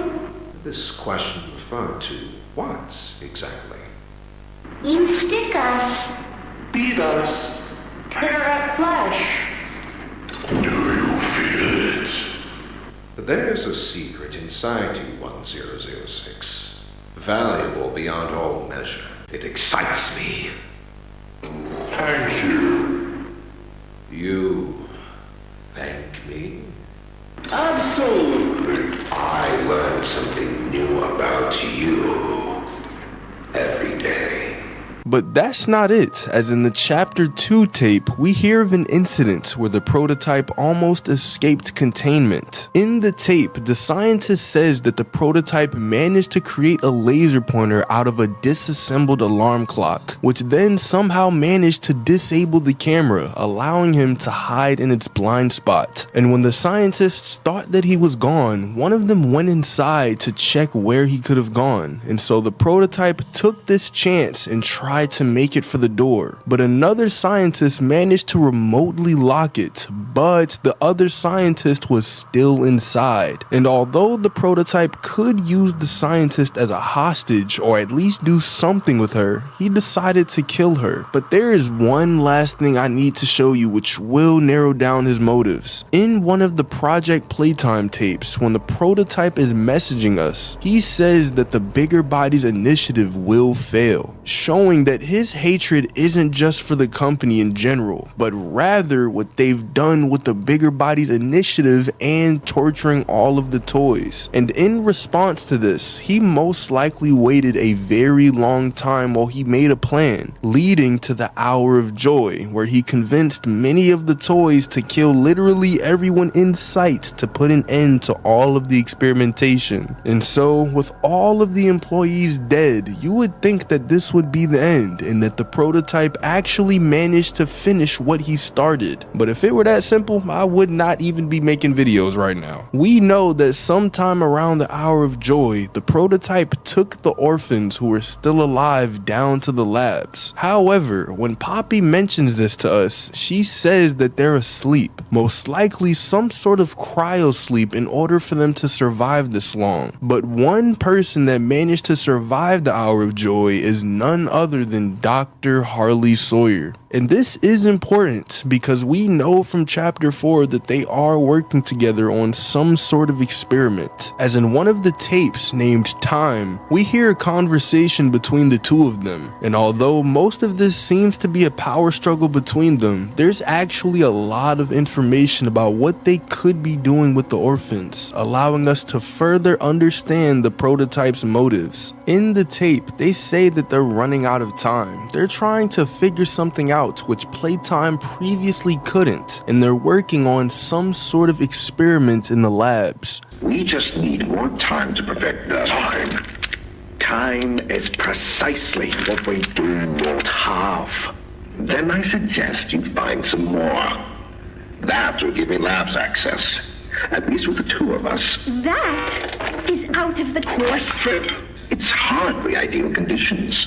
Even when this place was fully operational, we were beating our heads against this. It seems to be that they're running out of time due to low food supply, as in the chapter 4 teaser trailer we see that the toys are resorting to eating each other, even using hunting tactics like hiding and waiting for prey to come to you. And when we look at Catnap's body being dragged up by the prototype in the end of chapter 3, we can see that this dude is literally skin and bones. I'm surprised this dude didn't break all 17 of his spine discs when he flopped over after we shocked him. But what's also interesting is the fact that they're working on something that Playtime previously couldn't figure out, and whatever they're doing is in the labs. And since we know that the orphans are in the labs, could this mean that the prototype and Sawyer are working on the first experiment that goes from toy back to human? It does seem to line up with all of the evidence, but now let's look at Poppy's motives. But before we start, I just want to tell y'all to be ready because I'm about to get angry. In chapter 1, we receive a note telling us to find the flower, and when we eventually do, we end up releasing Poppy from her case. Then in chapter 2, she thanks us for freeing her from her case. I wanted to thank you for freeing me. I was stuck in there for so long. Thank you. I'd like to pay you back. Leading us to believe that she's not our enemy, but actually our ally. However, if you thought this, I know for a fact you were throwing haymakers when the train eventually switched tracks. And in case you didn't know, in chapter 2, she switches the train tracks on us right as we're about to leave the factory, calling us perfect and saying that whatever she needs us to do, we're capable. And I'm already tweaking. This little 2-foot tall doll decides that after we both kill Huggy and Mommy, we need to stay in order to help her do more. Like, bro, a simple thank you would do. Wish me on my merry way, please. But this gets even worse because in chapter 3, after we get tackled by Kissy, Poppy shows up, and she then tells us that the train crash hurt both us and her. But bro, you literally switched the tracks on us. You have no room to talk. Looks like the train crash hurt us both. You've been through so much. You deserve an explanation. But then, in chapter 4, she tells us that her plan for revenge on the prototype is to kapoof the entire factory. Or as you might like to call it, a factory reset. Why are you looking at the screen like that? She tells us to use both mining charges and the red smoke in order to blow this entire place to bits. However, what's interesting is that she tells us that we'll only blow up the factory after we manage to save the orphans. The plan is this. We'll fill the foundation with smoke and line it with old mining charges. Then once you, me, and Kissy have freed the orphans, our friends here will blow this place sky high. That's our revenge. So I'm already seeing some very interesting similarities. Both her and the prototype are totally cool with destroying everything in pursuit of a goal. But not only that, but both of them seem to care about keeping the orphans alive. But what makes this even more apparent is the phone call we hear between Poppy and the prototype. Once we manage to kill Doey, we then slide into the ventilation block where Poppy is trying to get a hold of Ollie. But now is my time to shine, ladies and gentlemen, because how in the world are they still alive? This tiny piece of moving plastic told us to meet her back at Safe Haven, and yet she somehow managed to survive the explosion. And not only her, but Kissy too? Is that what you're trying to tell me? Poppy is literally the same size as all of the other smiling critters we saw in Safe Haven. She would literally have zero advantage over them, and Kissy would have a disadvantage since she's literally injured. So if you're telling me that they somehow managed to be the only survivors, Chapter 5 better have the most pristine, precise, and plot hole free explanation. Otherwise, I'm gonna go with the fact that Poppy was warned before the bombs went off. And not only is this crazy, but she managed to run out of the room right before the bombs went off in the ventilation block. And so it's either she knows what's going on, or this doll just knows how to dodge explosions like a cat in water or something. But here's the thing. In the phone call, the prototype tells us that it was him who took the explosions and put them to good use. I've taken the liberty of retrieving those explosives from the Foundation. Thanks for collecting those, by the way. I've put them to good use. So if Poppy is dodging all of the prototype's explosions and they seem to have similar lines of thinking, then bro, how much more obvious can it get that they're actually working together? However, although they seem to be almost the same in these aspects, it seems to me that there's only one place they disagree in: the Orphans. In the tape where Sawyer and the prototype are talking about their experiments, it seems that the prototype may not necessarily be torturing the orphans, but still needs them for some sort of purpose that Playtime was also trying to figure out. But if Poppy's plan includes us freeing the orphans from the prototype's control, then it seems that this could be the one place where they disagree. The prototype could have a motive for experimenting on them, thinking that it would be for the greater good. Whereas Poppy seems to want to put an end to absolutely everything no matter the outcome. And so, although extremely annoying, Poppy seems to be using us in order to help her free the orphans. And we know this knockoff Wendy's logo looking doll can't fight for herself. She literally stood on Kissy's shoulder like a parrot in Chapter 3.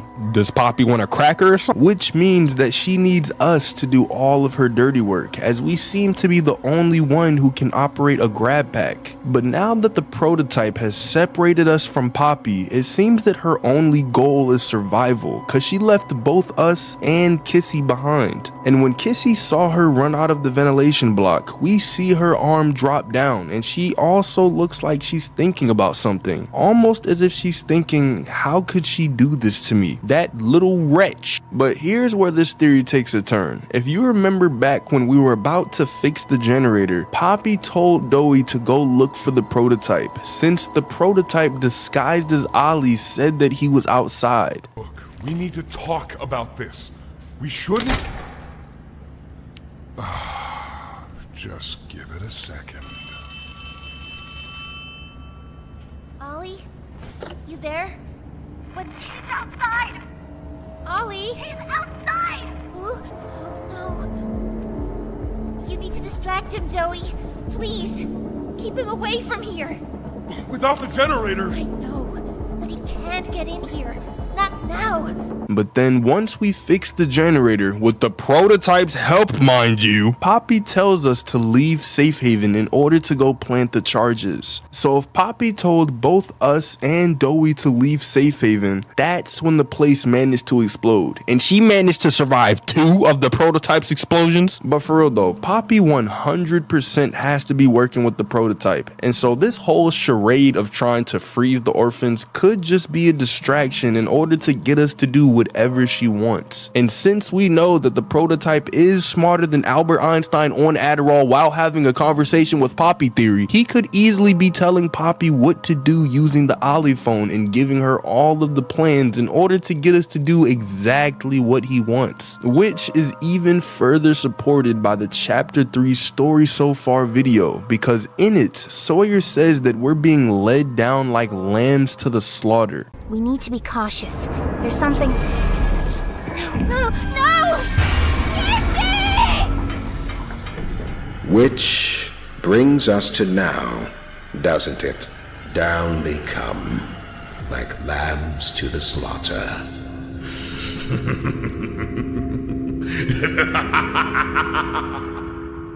hinting that he's been leading us down here and we've been totally oblivious until now. And who do we know that Sawyer was working with? The prototype. And if the prototype and Sawyer can manipulate us, it's not a stretch to think that Poppy and the prototype can manipulate us. But like I said in the beginning of the video, what would absolutely seal this entire theory in stone is if I could prove that the prototype is Elliot Ludwig, and Elliot Ludwig is Poppy's father. To prove that Elliot Ludwig is Poppy's father is actually pretty easy, as in the chapter 4 tape named Untitled, Poppy says that she misses her dad who used to run the place.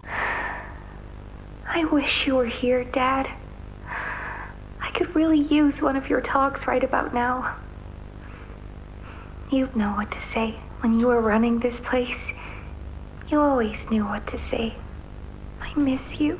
And who do we know that used to run Playtime Co? Yes, I'm talking to you. Thank you, Elliot Ludwig. But in order to prove that the prototype is Elliot Ludwig, we have to combine a bunch of evidence, and even then, it's not 100%. However, combining the fact that the prototype cared about Poppy's life, grounded her by putting her inside of a case, and even says that it's always been what they are, we can see that the prototype has some sort of special relationship with her that someone like Kissy doesn't. But the cherry on top is that right before Kissy abandoned us, the prototype tells her that it's time to come home. Prototype, please. It's time to come home. Poppy. It's time to come home. And so, with all of this evidence, I'm calling it right now. Poppy might be our friend for like 50% of chapter 5, but I guarantee you she's eventually gonna be sitting on the prototype shoulder like a parrot like she did with Kissy in chapter 3 and 4. But what do you guys think? Let me know down in the comments. Thanks for watching, subscribe, and click on this video right here. In chapter 2 of Poppy Playtime, we meet many new characters, such as Mommy Longlegs, Bunzo Bunny, and one character in particular who I want to focus on, PJ-Pug-a-Pillar. And the reason I bring him up is because he somehow managed to not be killed by Mommy Longlegs, when in the first 2 games she killed both Bunzo and the mini Huggies, most likely for failing to kill us. And what's even more important is the fact that because he survived, it's possible we might end up seeing him in chapter 5 of Poppy Playtime. So what could have happened that led to him surviving? The first theory is that Mommy Longlegs straight up didn't care that he was alive. And the reason I say this is because in the first 2 games, Mommy sees us complete them, where she would then tell us to go to the next game. However, with statues, she rigged the game with no possible way out, until we managed to find a handle that led us through a window which allowed us to survive. And when she realized that we were no longer there, she was absolutely furious.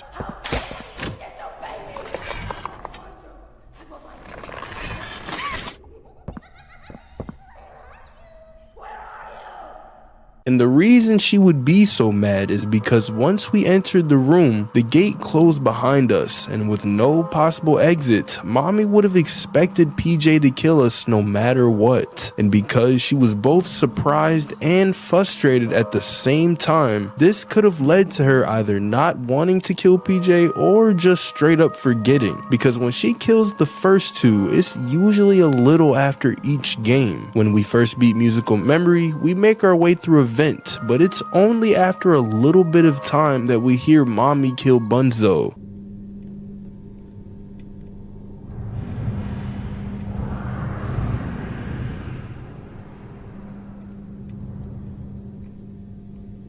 And when we beat Wuggy, it's pretty much the exact same thing.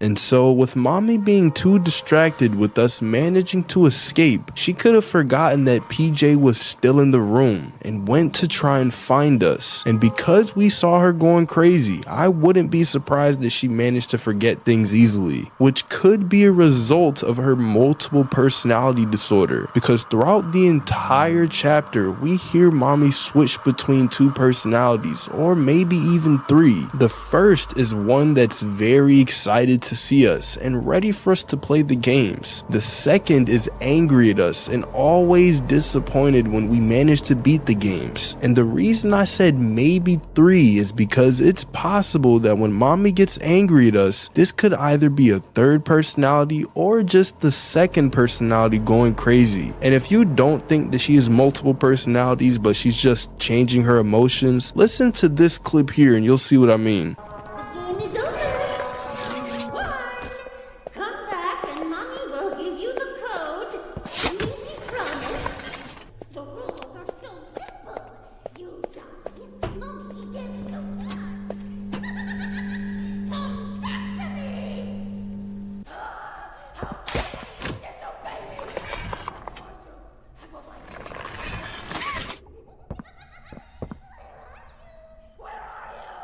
So if she had multiple personalities, then she could have easily forgotten that PJ was still alive when she switched to being angry. But another theory is that PJ managed to escape, because although she was surprised that we managed to survive in the game, between her yelling at us and the next time we see her is way more than enough time to kill PJ. As with the other toys that she killed, it seems to have only taken her a few minutes, probably seconds. And although Mommy Longlegs is incredibly strong and could kill us with just one hand, PJ's got her beat in speed by far. In fact, PJ has literal airplanes beat, because in the third game, the rules are that we only have to move when the music is playing and when the lights are off. But if we keep moving while the lights are on, PJ moves faster than a bullet train to kill us. I'm serious, bro. How in the world does this dude run so fast? He's pretty much got 1,000 legs and 700 pounds of body weight, and yet he is still the fastest character this factory has ever seen, which tells us that PJ was going easy on us in order to follow the rules of the game. However, if mommy would have tried to kill him, he could have easily ran for his life and hid somewhere. But the third theory is that mommy still needed PJ alive, and although this one seems to be weak, with how mommy tried to chase us in the end of the game, she could have been keeping PJ as a backup, because after the first 3 games, mommy plays a 4th game of hide and seek with us, and after successfully hiding from her the first 2 times, she led us down a chase similar to the one with Huggy in chapter 1, completely abandoning the rules of hide and seek. And so if she failed to kill us here, she could have told PJ to come kill us, because his immense speed would have meant that we died pretty much instantly. But because we managed to find a working grinder at the end of chapter 2, Mommy Longlegs was then killed and would have no way to talk to PJ or tell him to come and kill us. But you might be thinking, we saw PJ on the shrine that Catnap was worshipping. Well, it turns out that there are actually 2 PJ-Pug-a-Pillars. In the video that showed Bron and what happened to him, we see that he was eventually put in the same room as the other toys. However, all of the other toys looked at him differently, most likely being able to tell that he was a full-grown adult rather than an orphan. Or they could have even remembered that he was an employee at Playtime Co. And due to the way that Playtime treated their experiments, they could have given him the same treatment back, as Boxy Boo tried to kill him. But if you look carefully, right before Boxy tries to attack Bron, you can see that Bron looked at 2 different parts of the room, both of which containing a PJ-Pug-a-Pillar. And so the PJ, which we never met, was most likely turned into an extra part of the prototype shrine. Meanwhile, the PJ that we know managed to flee from Mommy Longlegs and hide somewhere. But where could he have gone?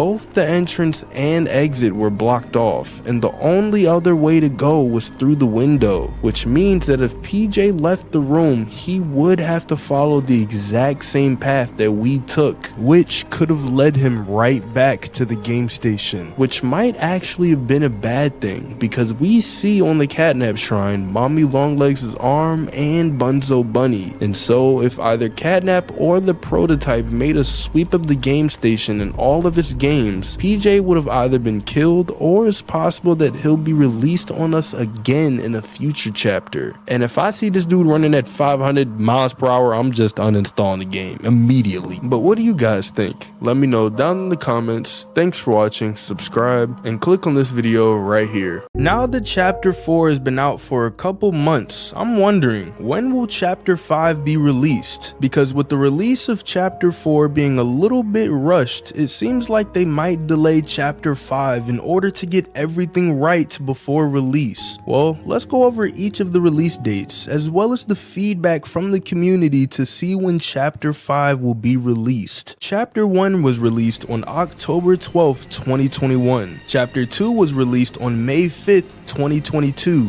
one day after my birthday. Chapter 3 was released on January 30th, 2024, and Chapter 4 was released on January 30th, 2025. In between chapters 1 and 2, there was only about a 7-month gap. But the thing is, it's even crazier when you realize that they probably didn't expect their game to be this much of a hit. So to create a second chapter so fast is actually a little surprising. But between chapters 2 and 3, there was a huge gap for about a year and 7 months, making it the largest gap in the series. And the reason for this is most likely because of Project Playtime, which was a game that Mob tried to make in between chapters, similar to other games like Dead by Daylight. But the game ended up flopping pretty hard, as in the beginning it seemed to be doing well, but with the lack of updates and eventually the game being completely abandoned, it seems like it was a waste of Mob's efforts. But then when we see the 1-year gap between chapter 3 and 4, it doesn't seem rushed when you take into account that Mob literally made an entire other game in between chapters 2 and 3. And yet chapter 3 was probably the best chapter in the series. So having a full year to work on chapter 4, it seems like they were going about an average pace. But with chapter 4 being rushed and coming out with a lot of bugs that made the game hard to play, then you can see that Mob is definitely gonna learn from their lesson and take their time with chapter 5. Release day is when most players are gonna play the game, either to avoid spoilers or so that they can play one of their favorite games that they've been waiting for so long to release. But with the Yarnaby boss fights being the hardest thing in my entire life and Harley Sawyer's death being the most confusing thing of my life, then it makes sense as to why the game didn't perform as well as it should have. And if we look at the story, we can see that we're now completely alone in the bottom of the factory, with everybody being dead or not on our side, except for Kissy, and we don't even know whether or not she's still alive. And so with Ollie revealed to be the prototype, Poppy betraying us, Kissy Missy possibly being dead, us figuring out that Huggy's still alive, and being in the highest clearance place in the entire factory, it makes sense that chapter 5 is gonna be the end. We'll most likely explore the labs, which is also known as the prototype's home, where we'll possibly defeat him or maybe even get an ending where the prototype would win, which would leave us all shocked. And so with all of this being said, it really depends on how much workforce that Mob has nowadays. Since chapter 5 is probably gonna be the last chapter, then they're probably gonna make it the best chapter out of all of them. Because if they end the series strong, then whatever game they work on next, they'll have a good reputation and be more likely to make more sales on that game, which might end up being a spin-off of Poppy Playtime or could be a new game entirely. But a lot rests on the reputation of how well they'll make the final chapter of Poppy Playtime, which means that they're going to be extremely motivated to make the last chapter the best chapter and make sure that there are absolutely no bugs before release. So if they work on it about the same pace as they did with chapter 4, then chapter 5 would most likely be coming out sometime in the middle of 2026. And although this sounds like an extremely long time, it's probably gonna be worth the wait with how good it could be. Or if they manage to work on it super hard and they want to keep the pattern of releasing every January 30th, then it is entirely possible that they'll end up releasing the game on January 30th of 2026. But then again, with it probably being the final chapter and chapter 4 getting a lot of backlash, they're probably gonna take their time with this one. But what's interesting is the fact that Mob likes to foreshadow what's gonna come in the next chapter in the previous chapter. For example, in a chapter 3 tape, we hear a scientist trying to talk about Kevin, who was one of the Doey children, but then got interrupted by one of Kevin's friends. And then we see the continuation of that exact same tape in chapter 4. And so the reason I bring this up is because one of the notes describes an interaction with one of the toys in Safe Haven and the prototype. He was just staring at the glass, tapping on it, inspiring fear in the Safe Haven toys. But in the notes, he describes the prototype's face as being horrifying. And so if they follow the same trend of foreshadowing chapters before one another, then it's possible that in chapter 5, we'll finally get to see what the prototype's face looks like. And another thing that we have to take into consideration is just how much time animation probably takes. Because although building a game is hard, making all of the cutscenes is probably just as hard, if not even harder, because they have to make all of the movement look realistic without any clipping or bugs. And with the prototype's lower half being absolutely massive, as we saw in the silhouette in chapter 4, then animating the prototype in chapter 5, if he does end up appearing, is probably going to take a huge chunk of time. Especially if chapter 5 is going to be the last chapter, then they're going to spend a lot of time on different cutscenes and making sure that they're animated properly. Because if the factory ends up exploding, then that's going to be a huge, massive cutscene. But if there's going to be a big boss fight, then there might even be more cutscenes similar to the one with Doey in the end of chapter 4.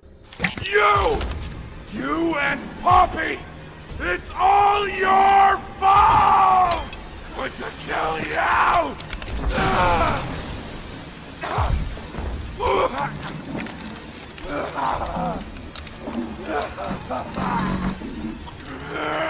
I can't trust anyone! The gentle voices lie!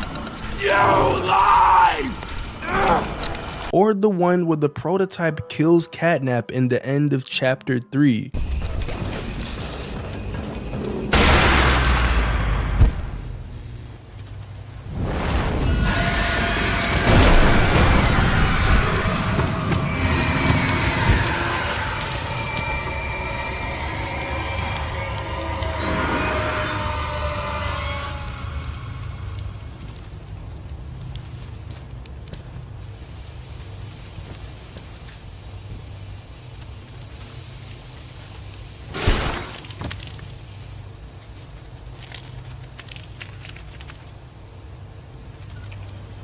And so with all of these things coming into play for chapter 5, it seems like they're going to take a lot more than a year, probably a year and a half. Or if they have a larger workforce or work more hours, then they might be able to finish the game quicker. But what do you guys think?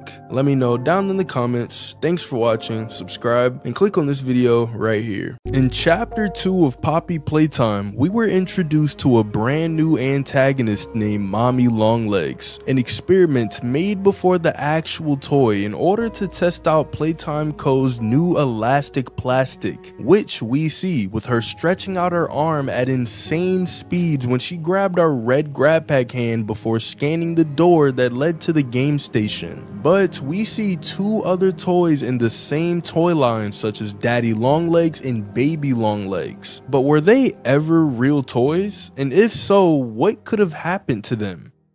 Well, it's pretty hard to figure out whether they were real experiments or not, because they seem to only appear in the posters and maybe some other areas that I'm not aware of, which could mean that Mommy Longlegs was the only Bigger Bodies experiment that used the new elastic plastic, and Daddy Longlegs and Baby Longlegs were created in order to sell more toys and make more profits for the company. But with Playtime Co. doing literally anything for money, I think that it would be a huge huge waste for them not to make more toys like Mommy Longlegs. Because of her ability to stretch her arms and legs at insane speeds and do things that most people can't, she would be insanely valuable to the company. As in a Project Playtime tape where Harley Sawyer talks about starting the Bigger Bodies initiative, he tells us that the entire reason for its creation is because of the company going downhill. How is that anything less than complete failure on our part?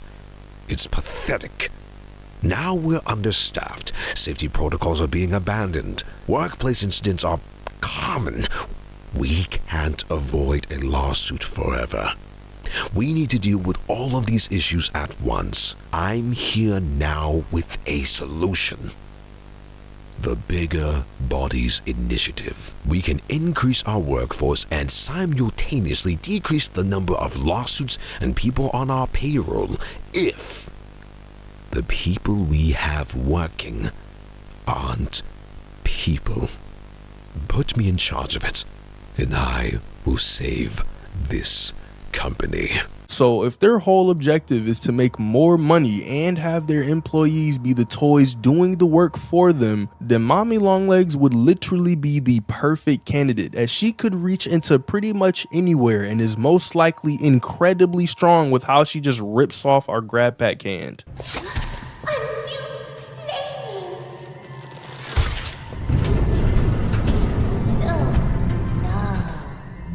Isn't this exciting, Poppy?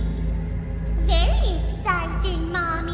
Which leads me to believe that Playtime Co. would have most likely made other Bigger Bodies versions of Mommy Longlegs, such as Daddy Longlegs and Baby Longlegs. But if they were really experiments, then what could have happened to them? Because we never see them in the game, and it's unlikely that we'll end up finding them in the labs. Well, it's possible that because of Mommy Longlegs going crazy, she could have killed them. We know that ever since the Hour of Joy, the toys have been slowly running out of food supply, resorting to eating the bodies of the people they killed and then each other. We can't ever let it happen to us or anyone ever again. Doesn't make me feel better about the bodies, though.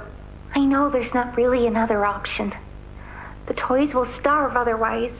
They'll die.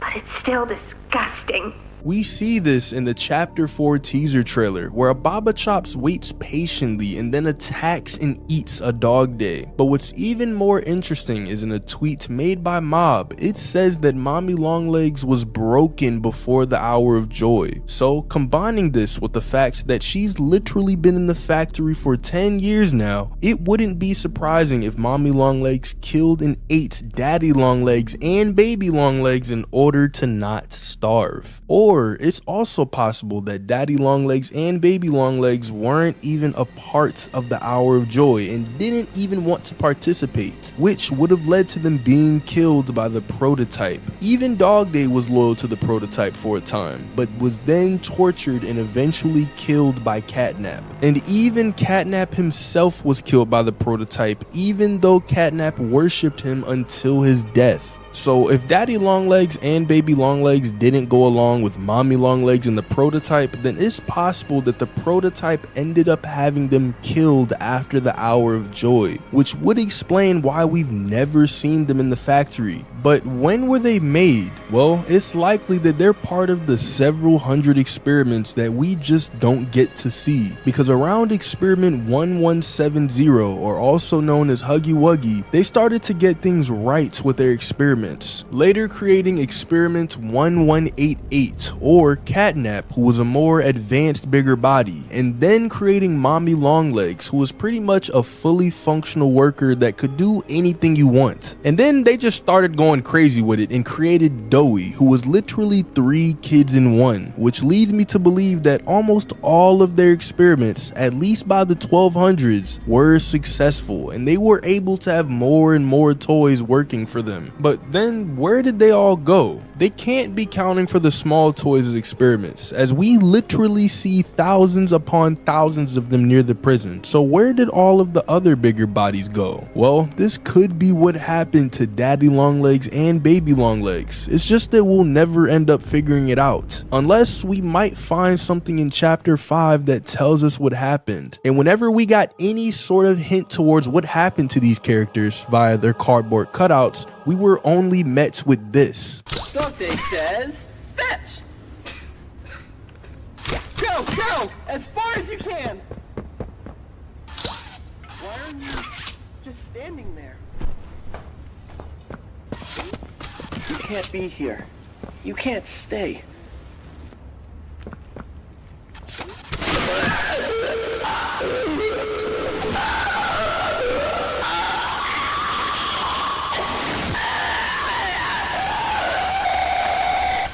But to be realistic, even though Mommy Longlegs was extremely useful, I can't really see Baby Longlegs being that useful, considering he was tiny. However, if they needed him to get through small spaces, then I guess he would be pretty useful. But even then, with both of them having very little evidence to support the fact that they were even experiments in the first place, it's likely that neither of them were created, or just Daddy Longlegs was created. But since we know that Mommy Longlegs was the toy to test out the new elastic plastic, it's possible that since she was the first, then Daddy Longlegs and Baby Longlegs could have been even more advanced, as they would have learned from their mistakes with Mommy Longlegs and would then put the improvements onto them. And so it seems that if Baby Longlegs and Daddy Longlegs were real experiments made by Playtime Co., Mommy could have killed them, the prototype could have killed them, or something else could have happened that we'll end up figuring out later. But because we haven't really seen anything about them outside of chapter 2 and seeing a little glimpse of them in Home Sweet Home in chapter 3, then I'm assuming that we're never gonna see them again. But what do you guys think? Let me know down in the comments. Thanks for watching, subscribe, and click on this video right here. Could Kissy Missy be the key to saving Huggy Wuggy? On the surface, this sounds like a completely random question. At no point in Poppy Playtime did Kissy and Huggy interact with each other at all. And as it stands right now, they don't even know of each other's existence. But somehow, both toys are still alive, which leads to the question, why? Why would Mob keep Kissy Missy alive if she wasn't planned to be included in the next chapter? Why would Mob keep Huggy Wuggy alive if he was supposed to die in chapter 1? Kissy was made after the success of Huggy and was branded to be Huggy's other half, his soulmate. But does this apply to the bigger bodies toys? Before answering this, we have to understand the reason behind Huggy's aggression back in chapter 1. Some fans believe that chapter 1's events was nothing short of a monster looking for something to kill, while others believe that he was just hungry, trying to find something to eat after being trapped in the factory for so long. There are hundreds of other living, breathing toys down here who need food just as much as Huggy, and judging by the fact that he didn't attack the second he laid eyes on us, I'm led to believe that this was Huggy's way of trying to capture his prey. Bro, I'm on a roll right now. But how does this compare to chapter 4? Well, if we recall the VHS tape that included Leith Pierre telling us that we shouldn't be in the factory, we end up hearing this. You're not supposed to be here. This is the single most high security, high clearance section of the whole factory. When someone finds you down here, you will be shot. The second you put this tape in, it set off an alarm. So if anyone's home, they know exactly where you are. Pretty nifty, huh? Security is very important to us here. If I were you, I'd start running. Now, I'm not sure if you remember, but Huggy was originally created as a bigger body to serve as some sort of security for the factory. There wasn't much that he had to do during the tame hours of the day, just stand by and make sure nothing crazy happens. But when something crazy does happen, it's pretty safe to say that the events in Chapter 4's ending was likely something Huggy had to do back when the factory was still thriving. So what does this mean, and what does this have to do with Kissy Missy? Well, Huggy at some point was trained to do this, and during this, he wasn't some rabid toy looking for his next victim, but it was only until the prototype managed to get influence over him that Huggy began to display signs of aggression. On June 18th, 1992, Huggy managed to escape Playtime Co. through a delivery door, but he didn't go unnoticed as two staff members saw him leave the factory and quickly sounded the alarm. He managed to get almost half a mile away from the factory before a survival team was sent after him only 3 minutes later. Another employee was on the lookout, driving over to the railroad in an attempt to find Huggy. He ends up stopping upon seeing something wandering in the woods, but it was right then when Huggy threw himself right into the employee's car. This results in the employee's attempt to shoot and tranquilize Huggy, which he does succeed in doing. However, the employee still ends up dying in the process. Now, why do I bring all of this up? What does this have to do with Kissy Missy? Well, the point I'm trying to make is that Huggy can and has been influenced. It was only until the prototype's involvement when Huggy began to become a problem. There was a time where Huggy was obedient, showing no signs of malice toward the workers or employees. If he could be influenced then what's stopping him from being influenced now? And could Kissy Missy spark that? How would she? The last time we see Missy in Chapter 4 is right after the prototype planted and exploded some bombs below us. She catches us and tries to pull us up, but her injuries from before result in her arm being completely teared off. If we fast forward to the last time we see Huggy, we can also make note of the fact that Huggy is missing an arm as well. The difference being that Kissy now no longer has a right arm and Huggy not having a left one, or at least half of it. Could this just be some sort of coincidence, or is this something that these two toys can relate to each other with? Let's see if we can make any more connections. The easiest one to make is the fact that Huggy and Kissy are canonically supposed to be together. Kissy was created after Huggy with the intention to replicate and garner the same success that Huggy got.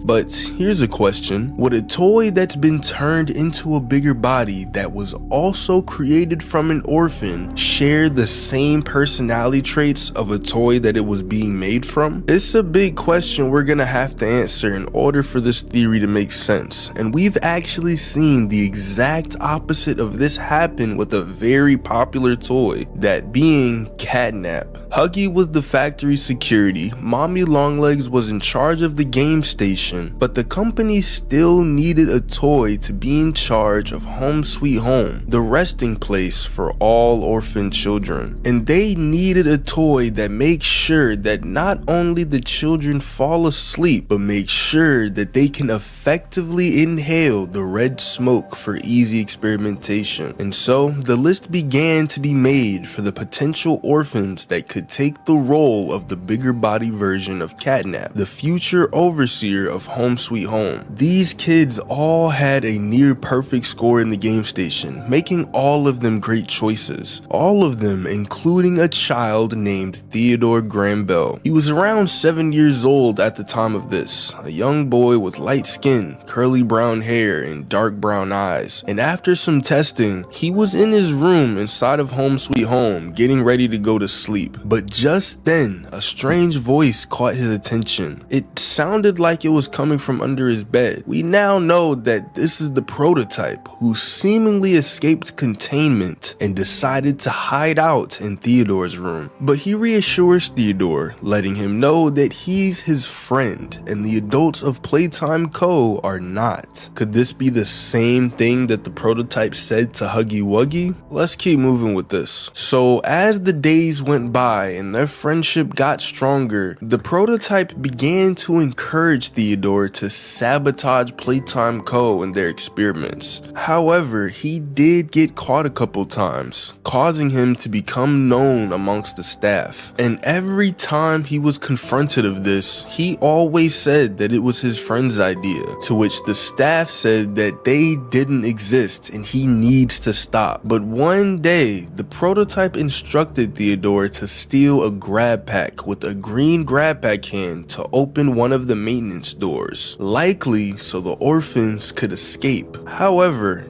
due to Theodore's lack of understanding on how to work the device, he attempted to open the door and it resulted in him being electrocuted and severely injured, causing him to receive immediate medical attention. Two staff members, Thomas Clark and Joel Sinclair, later heard about this incident, saying that the door required two people to be opened correctly, and during their talk, Thomas thought that he saw Theodore's imaginary friend at some point. After nursing Theodore back to health and sending him to home sweet home, the sabotaging seemed to continue despite his injuries. The prototype was relentless in using Theodore to help all of the orphans escape play care and avoid the horrible experiments being done to them. But unfortunately, all of this mischief resulted in Theodore being moved to the top of the list of orphans who would potentially be experimented on. And so the experiment was conducted and it was a success, resulting in the creation of Experiment 1188, otherwise known as Catnap. Catnap was created with the job of putting the children of Home Sweet Home to sleep, to not only prevent them from escaping play care, but to also make future experiments a lot easier to conduct. But what's crazy about Catnap's situation is that his devotion towards the prototype remained throughout his entire transformation, and we can actually see something similar happening with Kissy Missy as well, as when we were traveling through Home Sweet Home in chapter 3, we come across Kissy in the corner holding a picture of a little girl, which is theorized to be herself. And remember when I talked about Huggy Wuggy's escape? Well, that was not the entire story. At 10:38 p.m., security personnel initiated a blockade around Huggy at a railroad crossing. They managed to tranquilize his left leg, but he managed to flee into the forest. The team then expanded their search radius to 4 miles. However, their radio equipment was not able to reach this far. At 11:33 p.m., a security worker patrolling the woods discovered a freshly killed deer and then crunching sounds. Huggy emerged shortly afterward and the screen cuts. Huggies claimed another victim. But at 3:38 a.m., surveillance footage recorded Huggy standing motionless in front of a suburban house. The subject was eventually recaptured over 5 hours later and returned to the factory. During these events, 5 workers were confirmed dead and 6 remained unaccounted for. But there are still a couple of things to make note here. For starters, Huggy only started to kill the workers once he was being chased. Once he escaped, he didn't make it his priority to kill everything in sight. The death of the deer was likely Huggy's way of getting food, but during all of this, it seemed like Huggy already had a destination, because the last thing that Playtime Co.'s cameras were able to pick up was a motionless Huggy standing at some random house. And I don't know about you guys, but to me, this was definitely Huggy's display of his human side, as this must have something to do with the orphan that was eventually transformed into this toy. So with all of this being said, with all of the context, backstories, and minor details on the table, how does this all boil down to Kissy Missy being the key to saving Huggy Wuggy? Well, it is clear that there are a lot more to these toys than we think, And for Huggy's situation, he just seems to be an angry and stubborn child at this point, someone who refuses to give up. You could make the arguments that Huggy going towards us at the end of chapter 4 was simply a command that he had to follow, but Kissy could be the mirror that Huggy needs, the mirror that reflects what Huggy can be and how all the things that he's dealing with does not have to result in mindless genocide. But what do you guys think?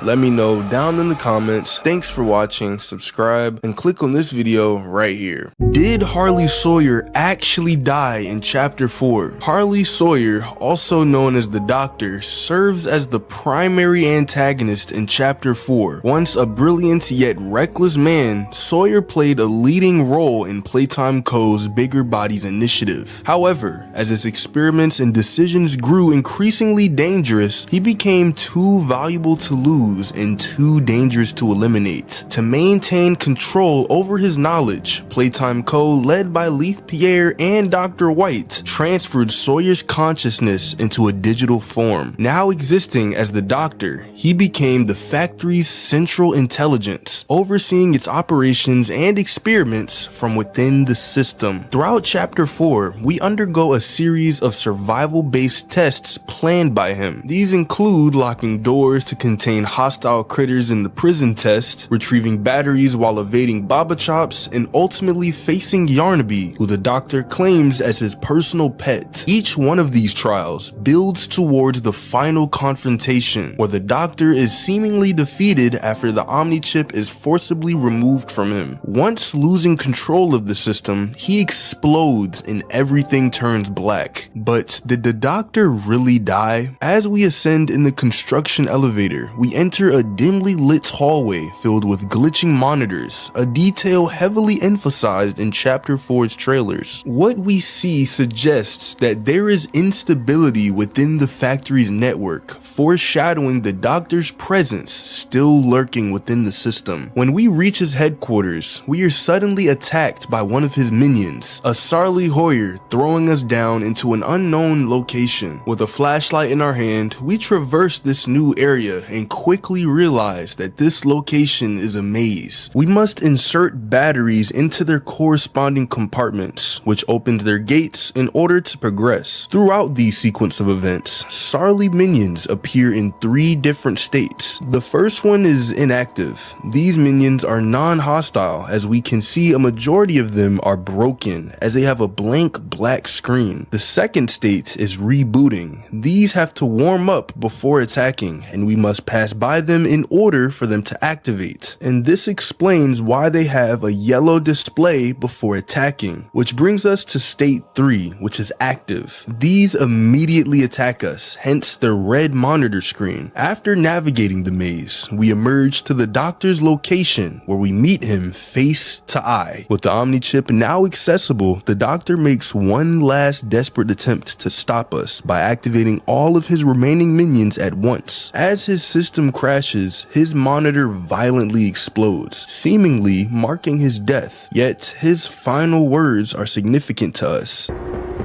You saved. So, did we truly defeat him? Or did we simply shut down one aspect of his presence? Let's look at the evidence we have. During one of the Doctor's tests, we encountered containers filled with frozen preserved body parts, lungs, and a brain. To proceed, we have to overload the containers with electricity, causing them to explode. Once we're finished, the Doctor reacts with frustration.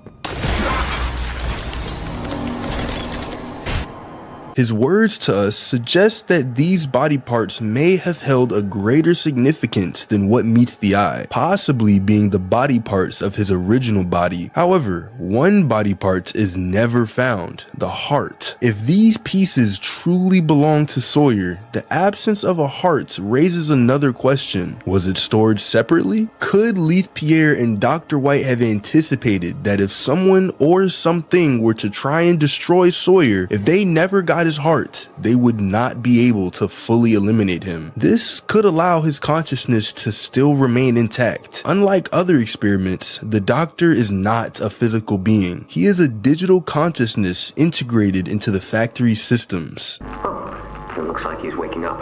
Where am I? Dr. Sawyer. White? White, is that you? Who else is in there with you? You enjoy watching me rise like one of them? Who gave you the order? I gave the order, Sawyer. Let me tell you how this is gonna go, Sawyer. From now on, you're here to give the lab boys answers when they need them, and carry out procedures when and how we tell you to. That's it. So fight, or give in, or whatever. Because either way, we own the infrastructure you're wired into.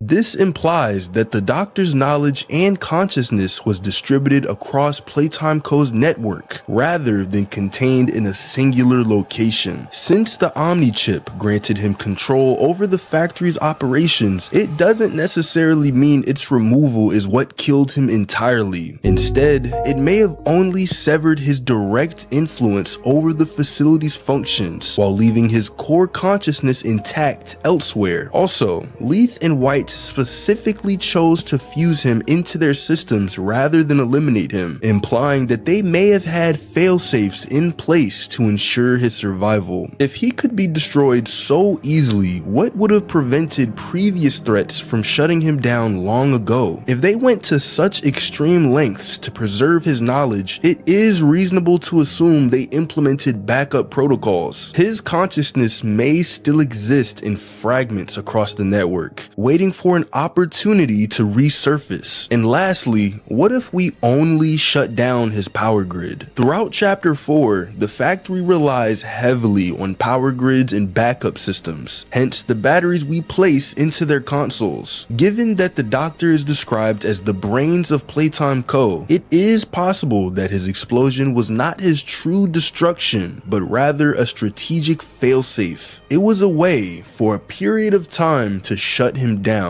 giving time for him to restart the mainframe, his CPU, or even his backup hard drive. He says to us in his final moments, "You've saved no one." If he had truly been destroyed, why would he claim that our efforts were meaningless? This statement implies that his presence was not fully erased, and he may still exist in some capacity. Consider his earlier warnings. "I will bury myself so far no one will find me." I'll bury myself so far down that no one will ever find me. Not you, not the prototype, not anyone. Could he have transferred himself into an inaccessible part of the system? If so, his CPU could still be active, lying dormant until the right conditions allow him to return. So, did we really kill him? Or was this some sort of dramatic exit that Playtime Co. put in place to make us think we did, to let our guard down in the labs for Chapter 5? If he does return, could he be even more powerful than before? So, maybe the Doctor isn't gone. Maybe he's still watching, waiting. Every flickering monitor, every corrupt file, every unexplained glitch, he's still there, buried in the system. After all, programs don't die, they just go dormant. Ever since we received the mysterious note inviting us back to the factory, we've killed so many toys, to the point that it seems like there aren't any left except for us, Poppy, Kissy, and the prototype. But how many toys have we actually killed?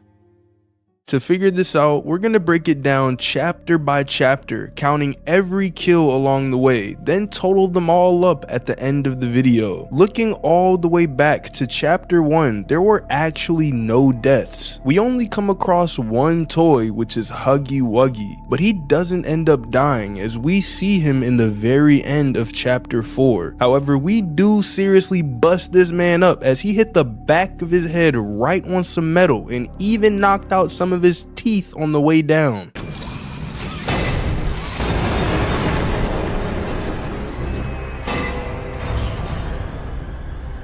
But looking at chapter 2, we actually killed a few toys, or maybe not. It depends on how you see it, because in chapter 2, we're forced by Mommy Longlegs to play a series of 3 different games: Musical Memory, Wuggy, and Statues. But in each of these games were living toys that were trying to kill us. In Musical Memory, it was Bunzo. In Wuggy, it was the Wuggies. And in Statues, it was PJ-Pug-a-Pillar. After beating Musical Memory, Bunzo was killed by Mommy Longlegs.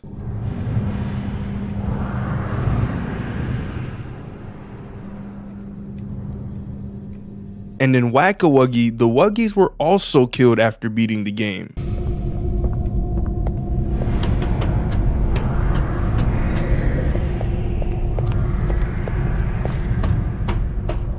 But interestingly, PJ wasn't killed after we beat Statues, which could be because Mommy didn't care or forgot, or because of the fact that PJ can run at Mach 4, bro. But the one character that we do kill was in the end of the game, where Mommy Longlegs plays a game of hide and seek with us, and after losing twice, she eventually just tries to kill us with everything she has, but ends up getting crushed in a grinder and taken away by the prototype, which brings our total kill count to 1. But now let's talk about chapter 3. In the very beginning of the game, we're taken by Catnap and put into a garbage compactor. But because we escape, we eventually see the events of chapter 3 unfold, where we first go into Home Sweet Home. But in a hallucination, this nightmarish version of Huggy eats us, and we end up waking up inside of another part of Home Sweet Home. Meaning technically we died, but not really. It's like dying in a dream when you can't run properly. But after Home Sweet Home, we eventually make it to the school, where we see a whole bunch more deaths. The first being Miss Delight, who tries to warn us to leave the school multiple times, but because we're stupid, we don't. Barb says you're looking for your co-workers. Catnap wouldn't like that you're here. You should leave. For your own safety. But because of that, we're then brought into a chase with Miss Delight constantly following us, and we have to solve puzzles all while making sure we look at her enough to where she can't reach us. And when we finally make it to the very end, Miss Delight just stops caring about the fact that we're looking at her and runs at us, which is where we then take a gate and shut it down right on her bottom jaw, killing her in the process.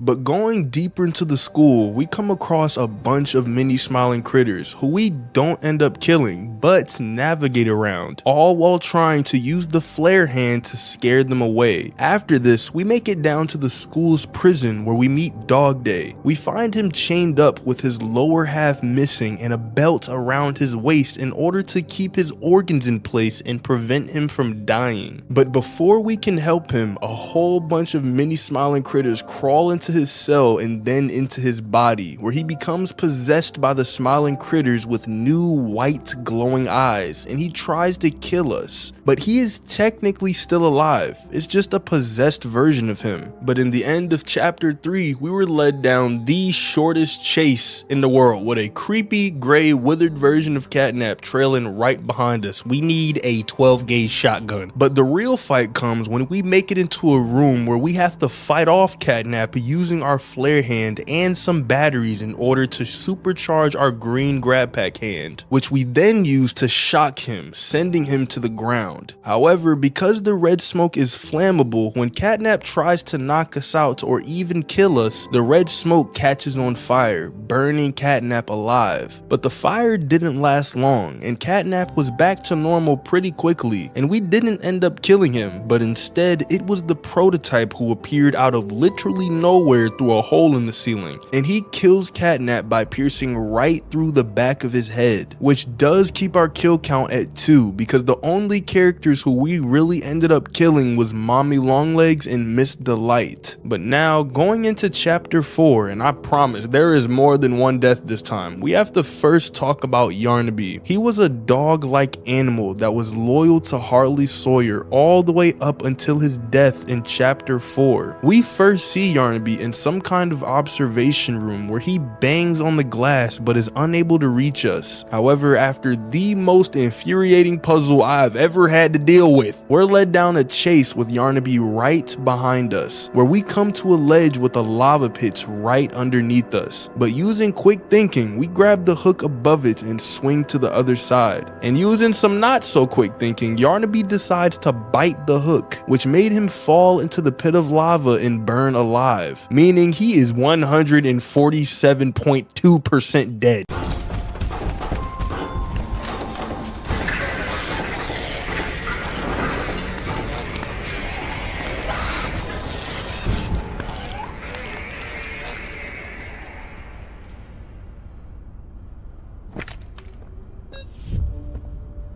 Later in the game though, we eventually find what was our main goal, the doctor. And after an extremely easy puzzle, we come to where he was contained and take out the Omni chip, where for some reason he's killed and we see his brain do a literal pop shove it backflip with the power shutting off. But the thing is, he didn't always have the Omni hand, so as to why he died, I have no idea. Maybe we punched in some other command on the computer, but it doesn't seem like it. But after this, the prototype eventually tricked both us and Doey to leave Safe Haven, which gave him the perfect opportunity to blow up and kill every single toy that was in there. And speaking of Doey, he was the final death of the chapter. After Safe Haven blows up, Doey's personalities fight each other, with 2 out of the 3 of them believing that we caused this atrocity. But he then turns into a giant lizard-like monster and tries to kill us. However, using the most conveniently placed drill, we pull it down on top of him, killing him, which brings our total kill count up to 5, with the deaths of Mommy Longlegs, Miss Delight, Yarnaby, Harley Sawyer, and Doey. But we do get an option between saving and killing Simon Smoke in chapter 4, so depending on what your decision is, the total kill count could round up to 6. So in reality, although a lot of toys have died, we've actually only killed a handful of them. But what do you guys think? Let me know down in the comments. Thanks for watching, subscribe, and click on this video right here. Throughout the entire story of Poppy Playtime, the story seems to revolve around both us and also the prototype. But the thing is, we've been worrying about what the prototype is doing or what he's done in the past, but never really asked a question about how he was made.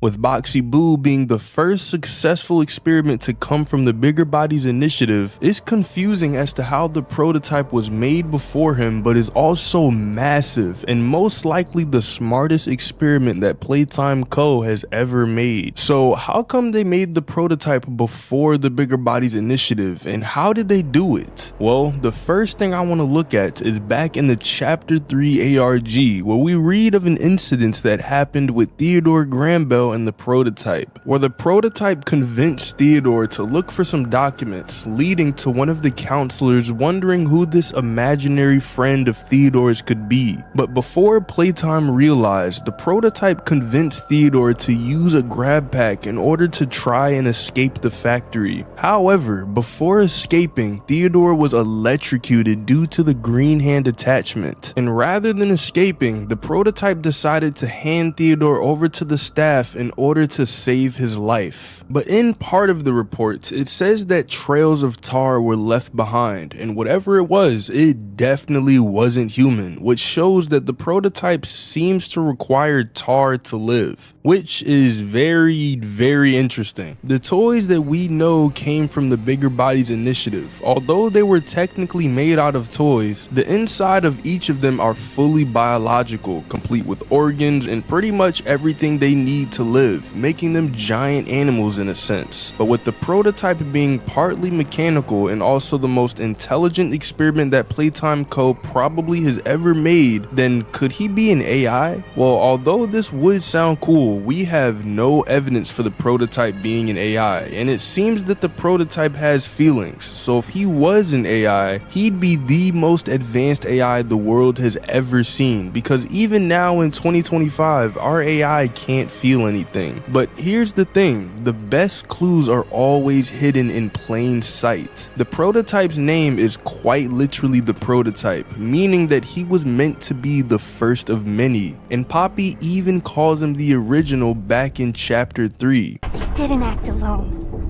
They're disciples of the original, the prototype. But if he's experiment 1006, then how in the world is he the original when we know for a fact that Playtime Co. has been working on experiments for a very long time? Even in Elliot Ludwig's office, we find an experiment in the 800s, and although a failure, it seems to be that the prototype wasn't the original, because in an unused voice line in chapter 2, Poppy says that she is the cause for all of the other toys existing. So if anything, Poppy is the original. Terrible things have happened, and I am the cause. Being able to exist as a doll, it has killed so many people. So much is unknown to you. Where do I even begin?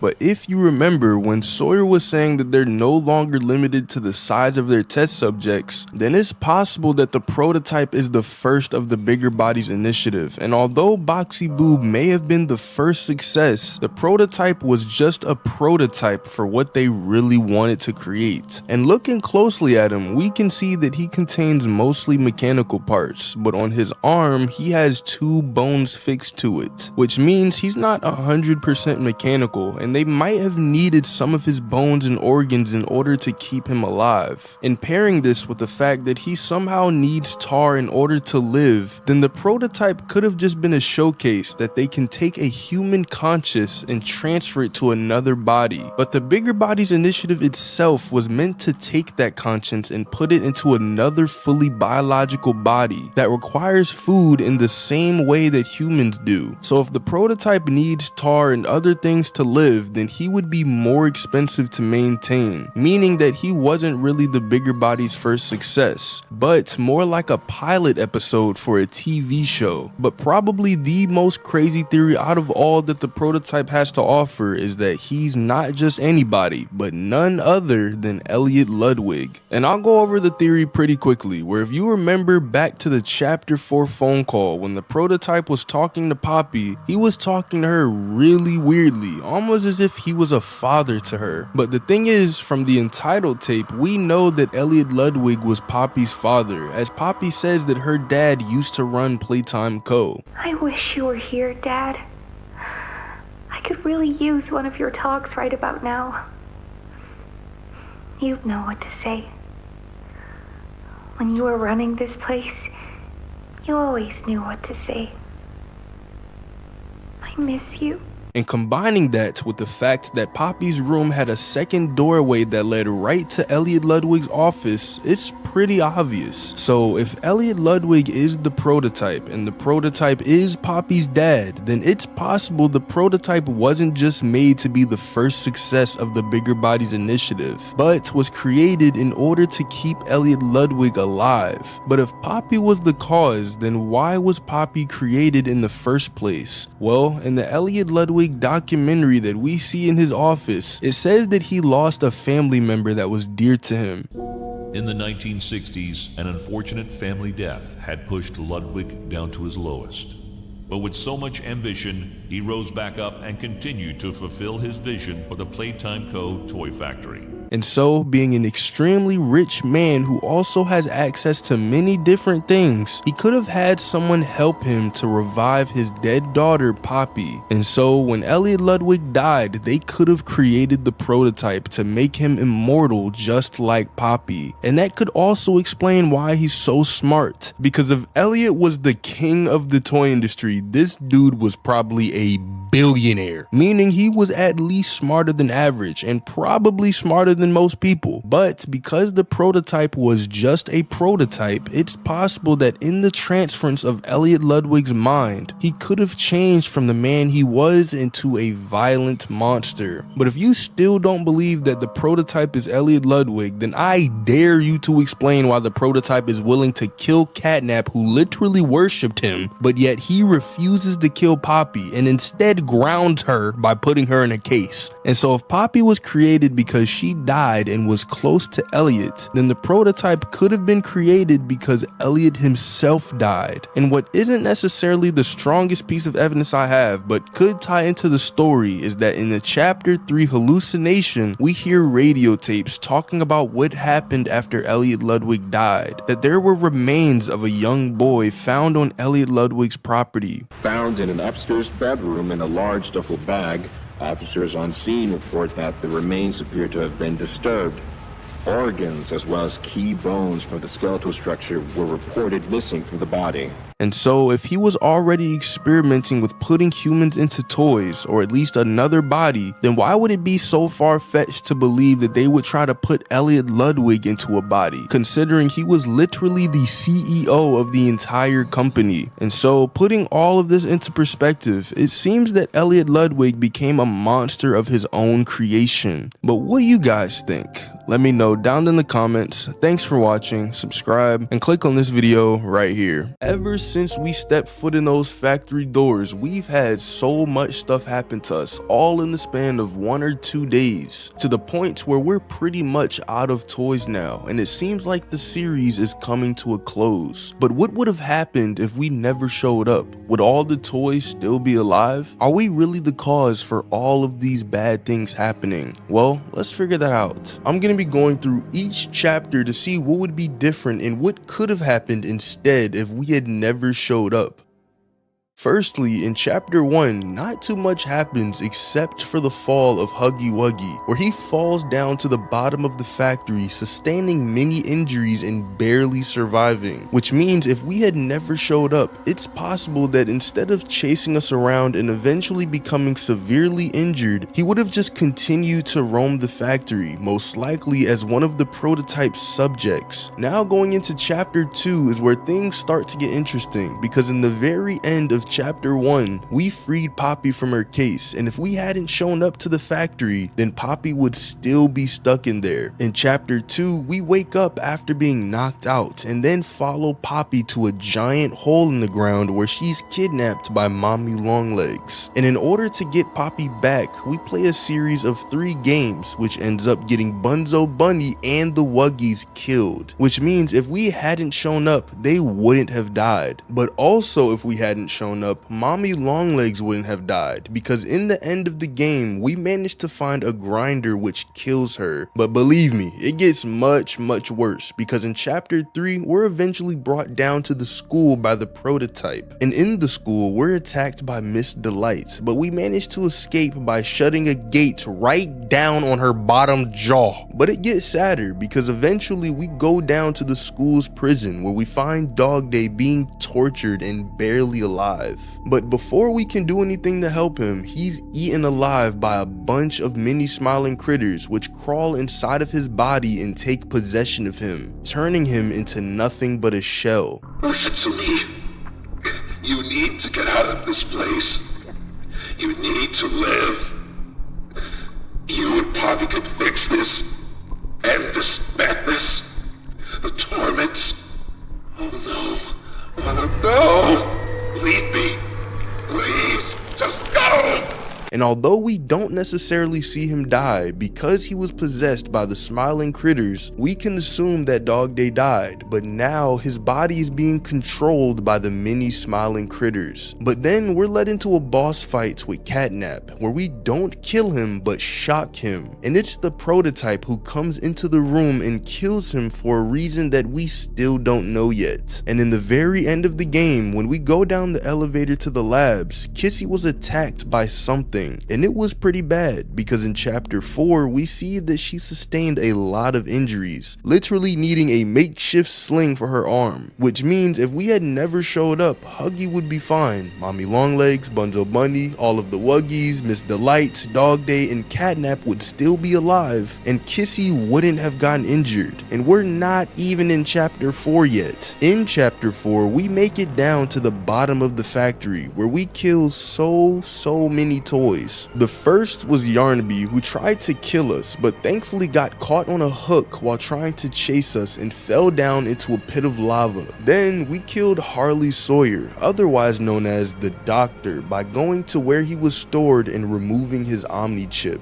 Then in the end of the game we killed Doey when he pinned the blame of Safe Haven's destruction on us by pulling a giant drill down on top of him. But these are just the deaths that we caused. There are so many others in chapter 4 that wouldn't have happened if we hadn't shown up. For example, when we fall into some kind of enclosure where Pianosaurus was eating something, Doey grabs him, smashes him to bits, and eats him.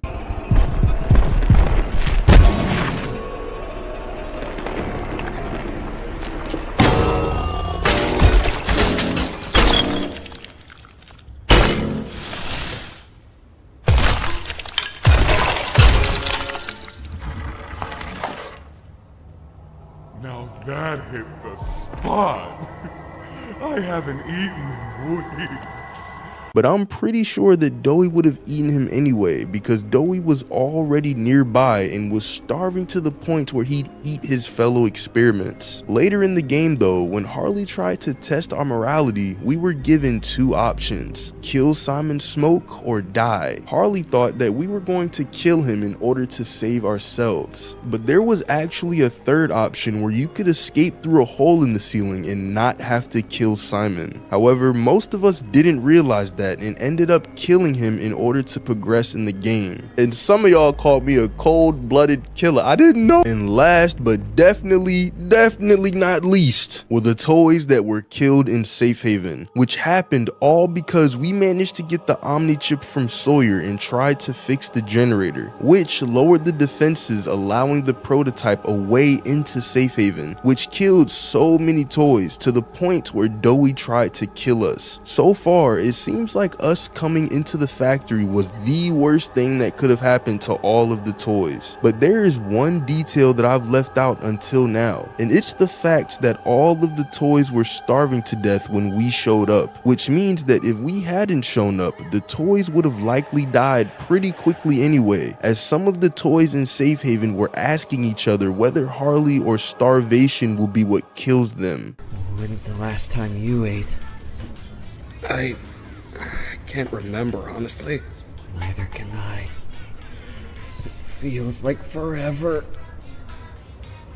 Which will kill us first, you think? The doctor or hunger? I prefer not to even think about it.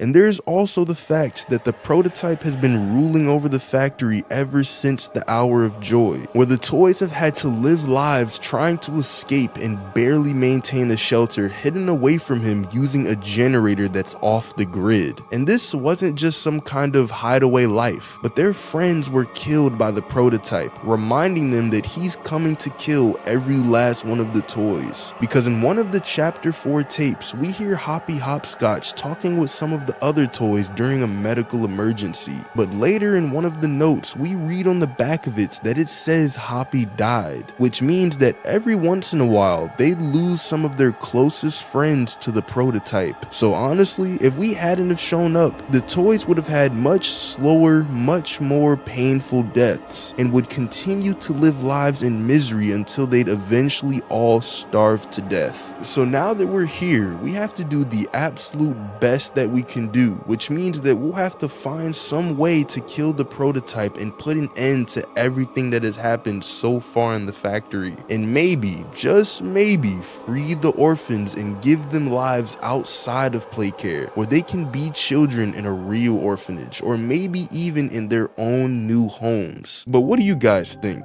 Let me know down in the comments. Thanks for watching, subscribe, and click on this video right here. What will happen in Chapter 5 of Poppy Playtime? Shortly after the release of Chapter 4, we got confirmation that Poppy Playtime is going to have a Chapter 5. But what's actually going to happen in Chapter 5? I mean, we've literally lost every ally we've ever had. We're now alone with Huggy banging on the door to get us, and even Poppy has connections with the prototype. So if you thought that predicting Chapter 4 was hard back when we were only in Chapter 3, this is about to be 10 times as hard. But let's actually start with my old Chapter 4 predictions. That way we can see where I went wrong, and hopefully it'll give a better idea as to the direction Mob is taking the game. And let's start with my first prediction, which honestly wasn't even a prediction, I just told the future. The prediction was that Ollie is the prototype. And let me tell you this, I did not get a single thing wrong. With Ollie being a child who never referred to himself as one of the orphans, I was a little bit suspicious as to who he could be. But when we also realized that he could send us keys and batteries throughout the factory, I got a little bit more suspicious. And when this dude asked us if we were hurt, saying no ouchies or lost body parts, I knew this dude was an imposter. Hey, are you alright? No ouchies or lost body parts? However, I did make a lot of wrong predictions as well. For example, I said that Chapter 4 could take place in an amusement park kept underneath the factory, since one of the posters does talk about Playtime having one. I also said that we might see what happened to Kissy Missy in the end of Chapter 3. And honestly, this prediction should have been right, bro, because why did we not know what happened? But what's interesting about the end of Chapter 3 is that Kissy is the one lowering us down, but when she starts to get attacked, the elevator starts to come back up, most likely meaning that she needs our help. And we even see that we're almost to the top with the hatch shutting on us. But then in Chapter 4, we're brought into a conversation with Poppy almost as if we didn't even try to go back up in the first place. However, this does tell me something very important. If there is a cliffhanger in the end of the chapter, it's possible that Mob will just totally divert our attention and keep it a mystery, because in Chapter 4, we never really got an answer as to what happened to her. But I did have a few more right predictions as well, such as the location of Chapter 4 possibly being the labs, and that we'll also see more of the prototype. So using this information of what I got right and wrong, let's use it to figure out where Mob might take the story in Chapter 5. There were 3 main events in the ending of Chapter 4, the first being Doey's crash out and eventual death, the second being the phone call with the prototype and Poppy running away, and the third is the very end of the game where Huggy is trying to attack us. And so, keeping in mind that the story could take an absolute 180 turn at any moment, let's figure out what's gonna happen in Chapter 5. The first question is, what's gonna happen with us and Huggy? It seems to be that Huggy is extremely angry at us, running way faster than he did in Chapter 1, most likely trying to get revenge because of what we did to him. Because in the ending of Chapter 1, this dude got folded like a paper airplane, hit the back of his head on the metal, and even got some teeth knocked out by hitting his mouth right on the beam. And now that he's found us, he might give us that good old dog day treatment, who knows? Or another theory is that Huggy is actually trying to help us. And although this is extremely far-fetched, the reason I say this is because Mob seems to like to surprise us with the cliffhangers. As in Chapter 1, we thought that Poppy would be an evil doll, but in Chapter 2, she's helping us leave the factory, and if it weren't for Mommy Longlegs, we would have been out of there. And so in Chapter 4, when Huggy sees us, although he looks extremely angry, this could just be Mob setting up an expectation for us to be afraid of him. Meanwhile, the reason that he's running at us is due to the red smoke filling the room, almost as if he's trying to warn us. And because the alarm went off after putting the VHS tape in, I don't think that the door going going into the labs will be able to open, meaning we're locked in that room with the red smoke, which could end up killing us. And the reason I say that it could kill us rather than putting us to sleep or making us hallucinate like it usually does is because when Sawyer releases the red smoke on us, we start slowly hallucinating, but differently. And if we stay in the smoke for too long, we end up dying and having to restart. However, because the red smoke only shows up on our screen after Huggy runs to the door, this theory seems to fall short. And when you pair that with the fact that Huggy was extra security for the factory, he was most likely just doing his job and trying to kill us. This facility is full of hidden motion triggers, which, once set off, will turn on the factory's emergency alarms and directly contact the authorities. And that's one of the more tame aspects of our security system. No spoilers. So, you've got my warning. It's not too late to turn around.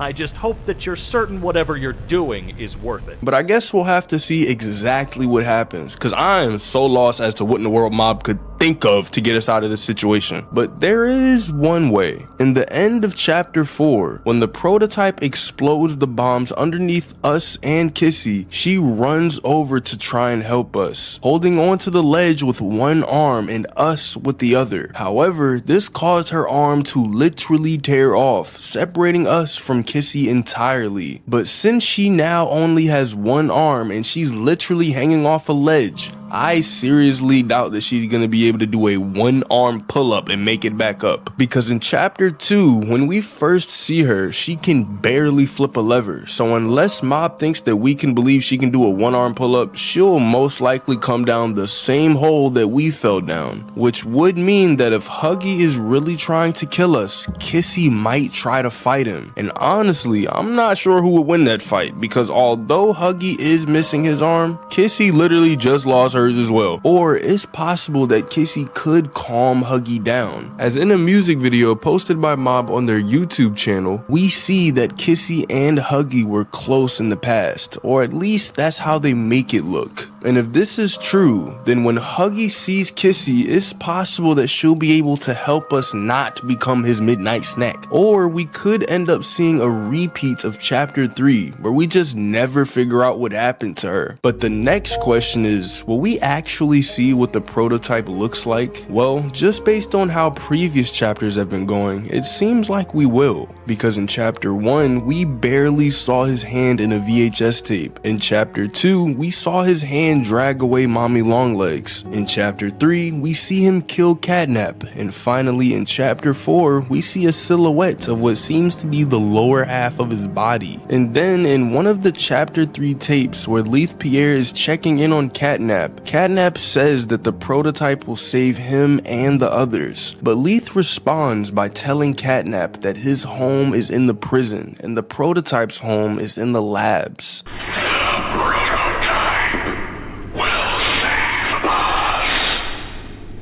Theo, nobody's gonna save you. This prison is where you belong. We'll let you out here and there to go see the kids in play care, but your home is here. And as for the prototype, his home is in the labs. This is your life now. Get used to it. Then Poppy even tells us that the prototype lives in the labs when she's explaining the plan to blow up the entire factory. The orphans weren't killed during the hour of Joey. They were taken. They're below, in the labs. The prototype's home.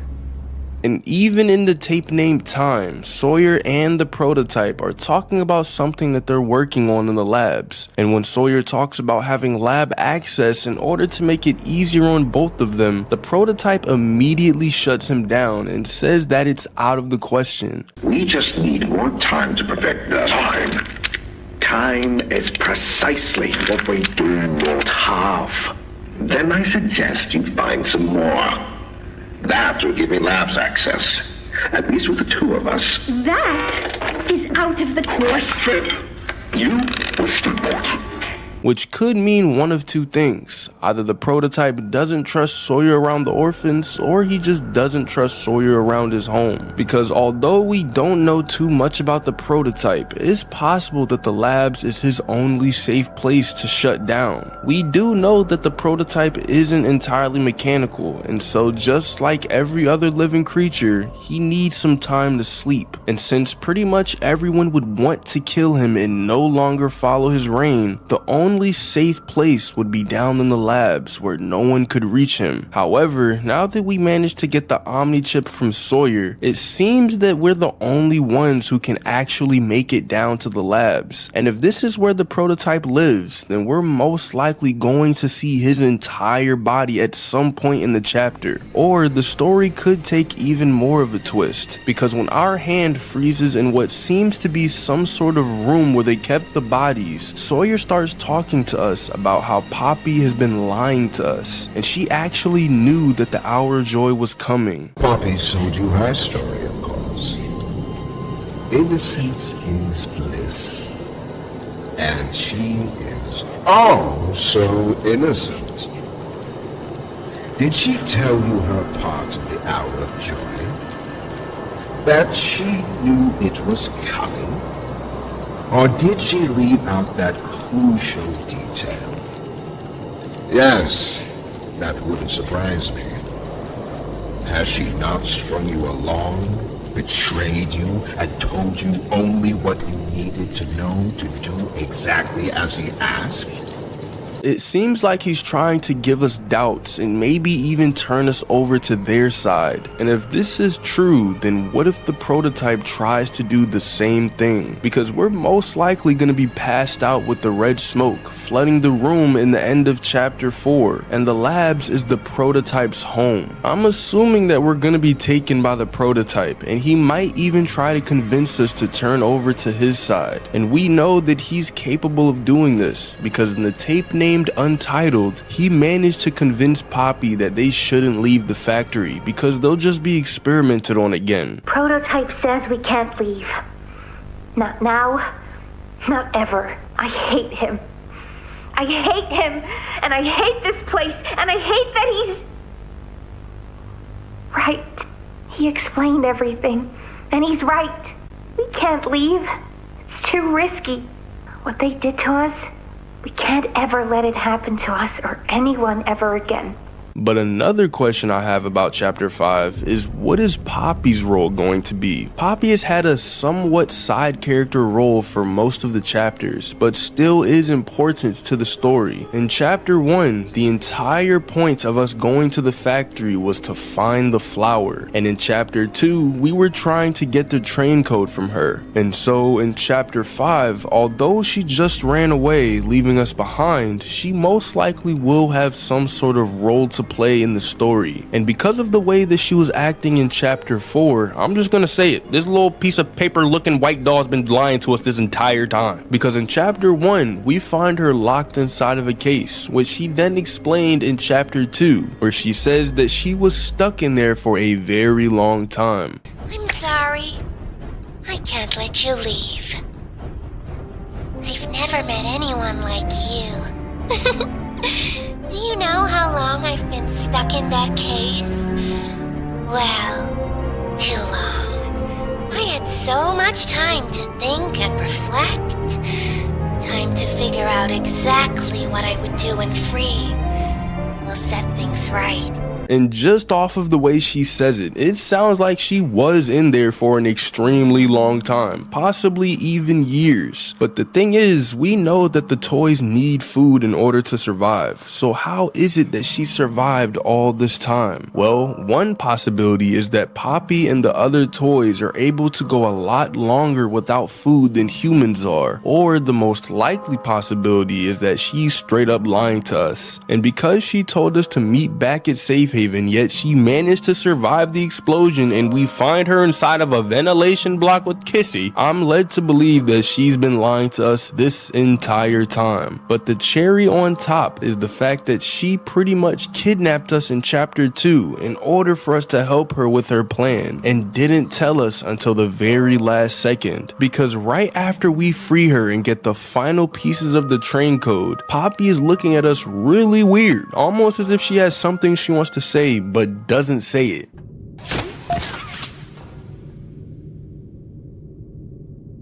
Did you kill her? Good. I'll board the train. We need to leave. Which makes me think that she was looking at us as if she knew she was gonna keep us here by switching the tracks on us, but yet she still let us get inside of that train thinking we were about to obtain some freedom, and we didn't get any of it. And because the prototype seems to want to convince Poppy of something, and she's been convinced by him in the past, it's possible that in chapter 5 we could see Poppy join the prototype side. And as the saying goes, if you can't beat them, join them. And if Poppy is just looking out for herself, I wouldn't be surprised if she joined the prototype side, because now that Doey and all of the other safe haven toys are dead, it's either she joins the prototype or she dies, because the prototype killed Catnap even though he literally worshipped him and served him until the very end of his life. So if the prototype won't spare Catnap, then how much less would he spare Poppy if she doesn't join him? And while it is technically possible that the prototype will keep her alive just based on the way that we hear him talking in the chapter 4 phone call, it still seems likely that Poppy's gonna be motivated to join his side now that she's completely alone. And so here are the chapter 5 predictions. Kissy and Huggy might fight each other. We might see the prototype's full body. The prototype might convince us to join his side, and Poppy might join the prototype side. But what do you guys think?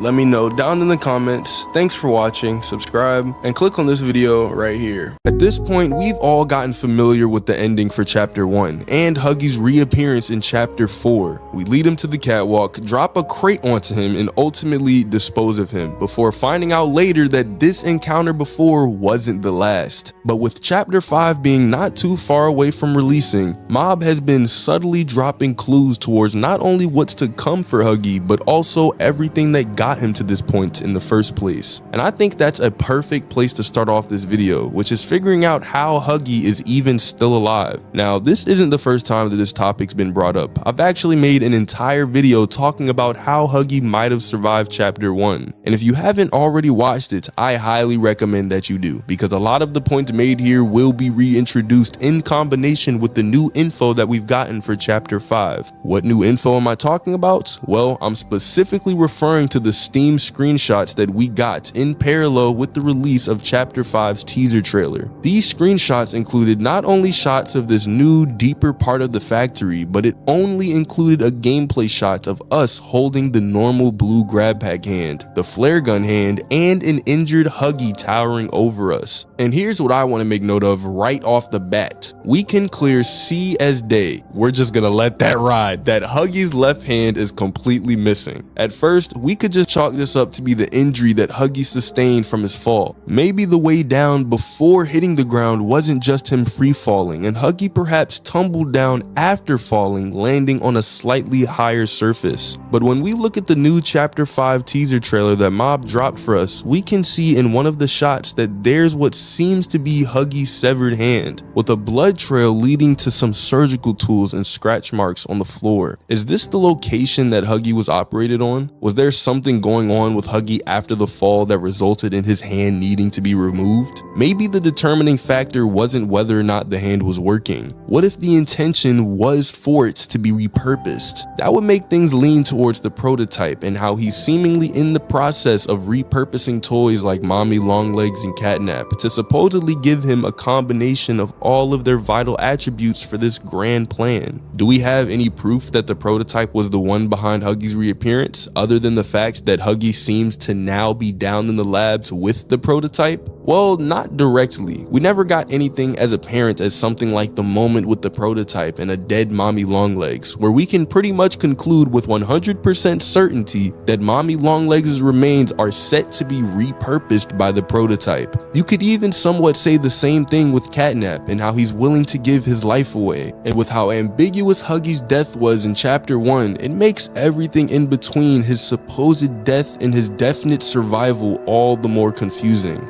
I even made a video talking about how Huggy was possibly revived with the help of the info gathered from Experiment 814, the old rat with poppy gel. It could be possible that Huggy was an example of a larger subject that would yield greater results, and it could also be possible that this isn't true at all, but rather Huggy just managed to be saved within an inch of his life with the help of Harley, Sawyer, and the prototype. But wait, Harley Sawyer? Why him? Well, if you look back to the chapter 4 cinematic trailer titled The Doctor, you'll remember that we ended up seeing a bunch of text and images embedded between glitch transitions, and they seem to have helped paint a picture for what was going on in Sawyer's mind. But the thing that stands out here is the haunting image of what looks to be a close-up of Huggy's exposed stomach or organs. Now, the reason this stands out to me is that this may be connected to what's going on with Huggy right now. What might break this theory though is the fact that Harley Sawyer was not only the one behind the Bigger Bodies initiative, but most of the toys that flashed on screen, which included both Huggy's face and this grotesque close-up, are in fact Harley Sawyer's experiments. But what's so bad about that? Well, it makes it hard to determine whether this is a hint towards Harley Sawyer having an involvement with Huggy's survival, or just that fact that he helped create Huggy, and this imagery is just a reflection of that. And with Sawyer now being killed in chapter 4, it makes it harder to believe that he's still lingering as an indirect threat through the patching up of Huggy Wuggy, especially with the type of personality he has and the dynamic he's shown to have with experiments. He showed favoritism towards Yarnaby, but we didn't hear him boo-hooing after his death. Not to mention, this guy doesn't even seem to have an actual physical form, and I like to move with the theory that those Sarly Hoyers act almost as clones with some kind of shared consciousness. But without getting too heavy into speculation, here are the new facts that are straight up confirmed. Sawyer is dead. The prototype in Huggy is now down in the labs. Huggy's left hand is no longer attached to his body, and a Huggy Wuggy hand with a blood trail near it is also down in the labs. Does this mean we have to point all fingers at the prototype? Well, he's definitely going to be mixed with Huggy's fate in this new chapter, and I wouldn't be too surprised if he ended up somehow getting the mommy treatment. And that brings me to the next part of this video, actually trying to figure out the future of Huggy Wuggy in chapter 5. Let's start with the side that includes that theory that Huggy actually dies once and for all. With chapter 5 being the supposed final chapter for Poppy Playtime, it'd be pretty weird to have things end off with the most dangerous toy still being alive and lingering throughout the factory. One of the most. I gave bro a little bit of extra credit. Huggy would have to die in this chapter, right? Let's say that this was a guaranteed certainty and we were gearing up to see one of the most influential toys both in and outside the Poppy Playtime universe finally being put to rest. The first question we would have to ask is, who would be the one killing him? Would it be by our hands? Well, when we look back to the Steam screenshot we recently got and how it shows that we're likely gonna have to be avoiding and navigating around Huggy, there might be a point in which Huggy's pursuit in us backfires and results in his death, similarly to how we ended up defeating Yarnaby, similarly to how we ended up defeating Miss Delight, similarly to how we ended up defeating Mommy Longlegs, similarly to how we defeated Huggy. It would definitely be some good closure too, kinda like a finish what you started kind of thing, even if some parts of Huggy still end up remaining a mystery. But what if we were to look on the other side of this coin and replace us with the prototype? That honestly seems just as likely, because again, we've seen this guy take away toys. We've seen the depiction of him with Catnap's shrine, and we've heard the foreshadowing from Mommy Longlegs. What if Huggy's death ultimately becomes a benefactor for the prototype, with his actual survival not necessarily being predicted, but repurposed until he was no longer needed that way. A bit like the whole thing with Catnap. We could even combine these two possibilities together. What if we end up getting a moment similar to how Mommy Longlegs' death was handled, where we end up finally killing Huggy only to have him be taken away by the prototype?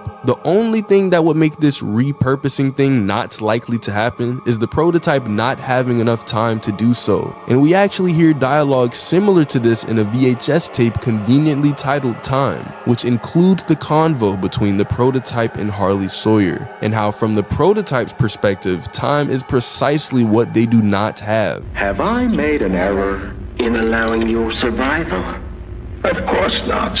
We just need more time to perfect the time. Time is precisely what we do not have.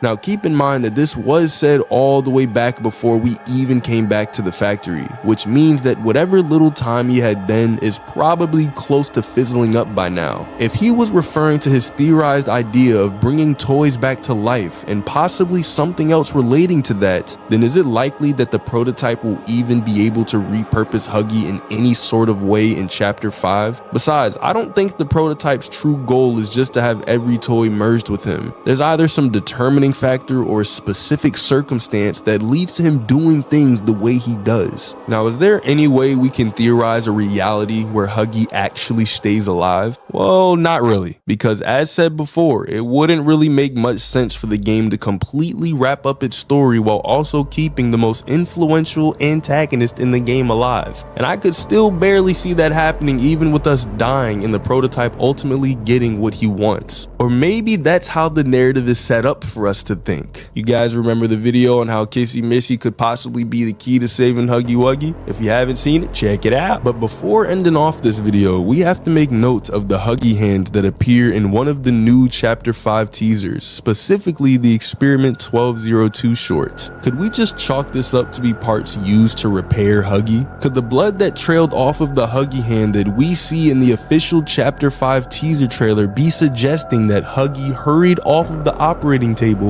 before he was fully healed? And could that aggression be due to the alarms that was blaring once we entered the pod past the greenhouse of poppy flowers, activating Huggy's instinctive reaction to dispose of whoever dared to trespass? What do you guys think? Let me know down in the comments. Thanks for watching, subscribe, and click on this video right here. In Chapter 2, we were introduced to a new character named Kissy Missy, who initially looked like Huggy Wuggy, but then she actually ended up helping us, which was a big surprise at the time. Then in Chapter 3, when we leave Home Sweet Home, she tackles us like it was the NFL Super Bowl, bro. But in Chapter 4, now that she's beat up, missing her arm, and all alone in the ventilation block, what's actually gonna happen to her in Chapter 5?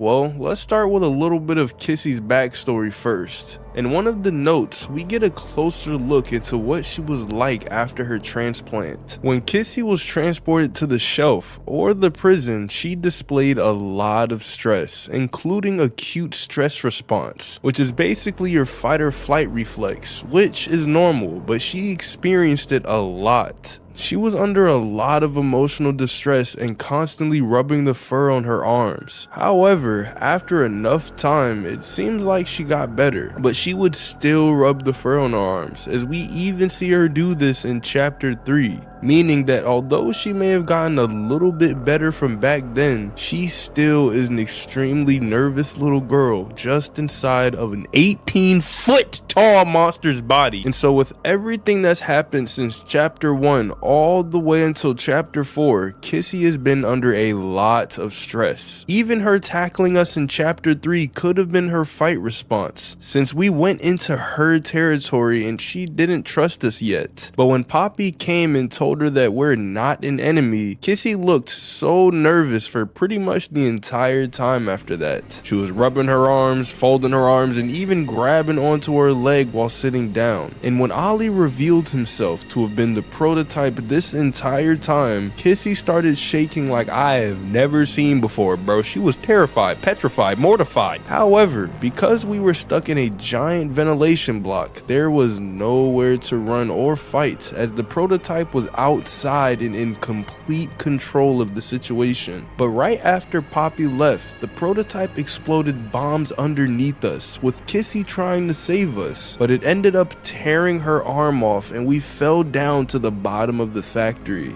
And now that Kissy is completely alone with both Poppy abandoning her and us being in the labs, what could she do in chapter 5? Well, there are a few possibilities. The first thing we have to keep in mind is that Kissy is completely alone. There is literally no one for her to go to because Poppy just abandoned her and we're stuck with Huggy. So even if Kissy managed to escape the ventilation block, she's on her own, unless there's some others that we don't know about. But as far as I'm concerned, it seems like every single toy in Safe Haven was killed by the explosion, with Doey then being killed by us. But it does seem like Kissy can at least fight for herself, because in the end of chapter 3, when we go down the elevator with Poppy, Kissy was attacked by something. And in chapter 4, about an hour into the game, Kissy pulls us into a crack in the wall, and we see that she's beaten up and even burnt in some places. So whatever attacked her may have done some damage, but it seems that she was able to fend off whoever or whatever this was in order to escape back down the elevator with Poppy. So in chapter 5, Kissy could try to escape and fight for herself. But the thing is, with how terrified she was of the prototype, it seems like this would be the absolute last thing that she'd ever try to do. Because if she was all on her own with us at the very bottom of the factory in the labs, then she is cooked. I mean, the prototype killed Catnap with one fell swoop, bro. So if Kissy thinks that she's gonna be able to survive on her own for the next however many years of her life, then she doesn't know what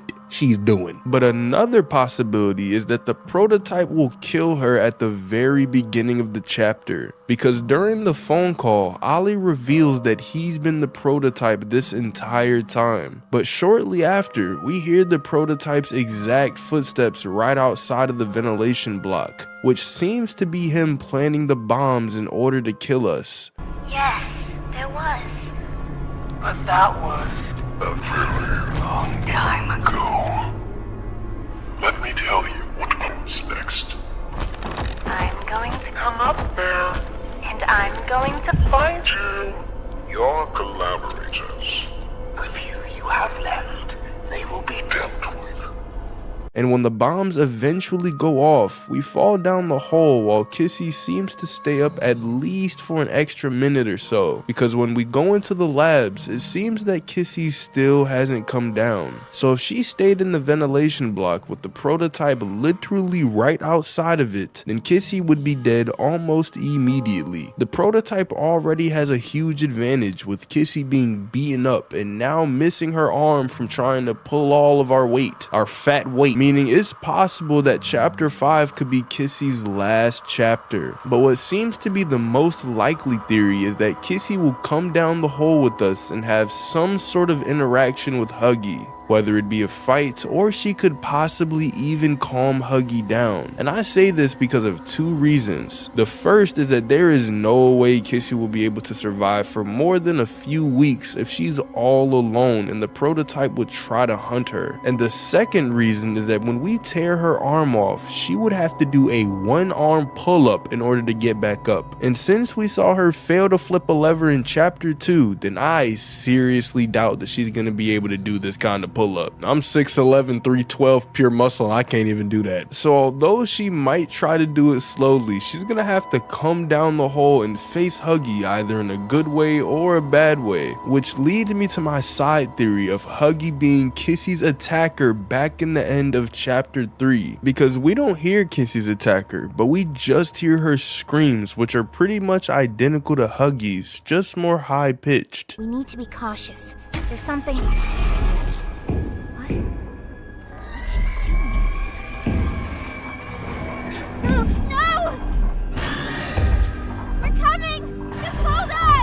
so it's possible it was him who attacked her. So although it seems like we don't hear Huggy's deeper screaming, it's possible that due to the way that the sound was echoing, it could just be hard to tell, and Huggy was actually the one to attack Kissy, which would then be a very bad thing for her, because although Kissy might try to help us in the beginning of chapter 5, this could get her killed, as her and Huggy are both injured, making the fight pretty much a 50-50, and this seems to be the most likely theory, because I don't see Kissy trying to escape and fight off the prototype all by herself. And I don't see Mob killing off Kissy when we can't see her, cause now that she's been with us for about 2 chapters, if they kill her off screen, the fans are most likely gonna uninstall the game and never come back ever again. And Mob knows not to upset the fans because of what happened with Pianosaurus. I am still thinking about that. But because of the music video posted by Mob on their YouTube channel, I'm thinking that Kissy might actually be able to calm Huggy down, because in one of the scenes, we see Kissy and Huggy standing next to each other, and then we even see them laying on the grass looking up at the sky of Playcare together, leading us to believe that they probably had some sort of relationship in the past. But what do you guys think? Let me know down in the comments. Thanks for watching, subscribe, and click on this video right here. In chapter 4, we're given the task to kill Harley Sawyer, and once we finally make it to him, we're then thrown onto a trap door, which opens, causing us to fall down into a room where a bunch of Sarley Hoyer robots are kept. However, I'm wondering, where in the world did these things even come from? He's got like 100 different robots that are all controlled by what seems to be very old TVs that show his eye. But what could these things have been made for, and when were they made? Well, my friends, that is exactly what we're gonna figure out in this video. The first theory is these robots were made after the Hour of Joy, which would then mean that he could be using them for protection from the prototype, because in one of his voice lines, he does say that he's gonna hide himself from the prototype and that no one will be able to find him. Don't bury myself so far down that no one will ever find me. Not you, not the prototype, not anyone. Or it's possible that he uses these Sarley Hoyers to interact with the experiments that are still roaming around the factory, for example Yarnaby. But then this begs the question, how in the world would this dude even make the robots if he doesn't have any limbs? We do know that he can control basically everything in the factory, but nothing in the factory is dexterous enough except for another robot, which would then defeat the entire purpose of them being made after the Hour of Joy, because he was already in containment before the Hour of Joy started. So then we'd have to assume that someone else could have built these robots for him, and the only person who I think would be able to do it is the prototype, because all of the other experiments are either not smart enough or not capable enough to build these. But then this also doesn't make sense, because why in the world would the prototype give Harley a bunch of robots that stay around his containment room? That would just be giving Sawyer even more protection from him, and could possibly lead to Sawyer rebelling against the prototype. And we know in the chapter 4 tape named Time, the prototype clearly talks to Sawyer in a way that he's sparing Harley's life only because he's useful to him. Your suggestions? To produce the results I'm after. Have I made an error in allowing your survival? Of course not. We just need more time to perfect the time. Time is precisely what we do not have. I'm just giving you the facts. And the fact is, we need more time, or this isn't going to work. I can only be reactive up here. Then of what use are you? You know I'm still your best shot at cracking that secret. If I weren't, you would have already killed me. A sound observation. Yes, you have made yourself useful.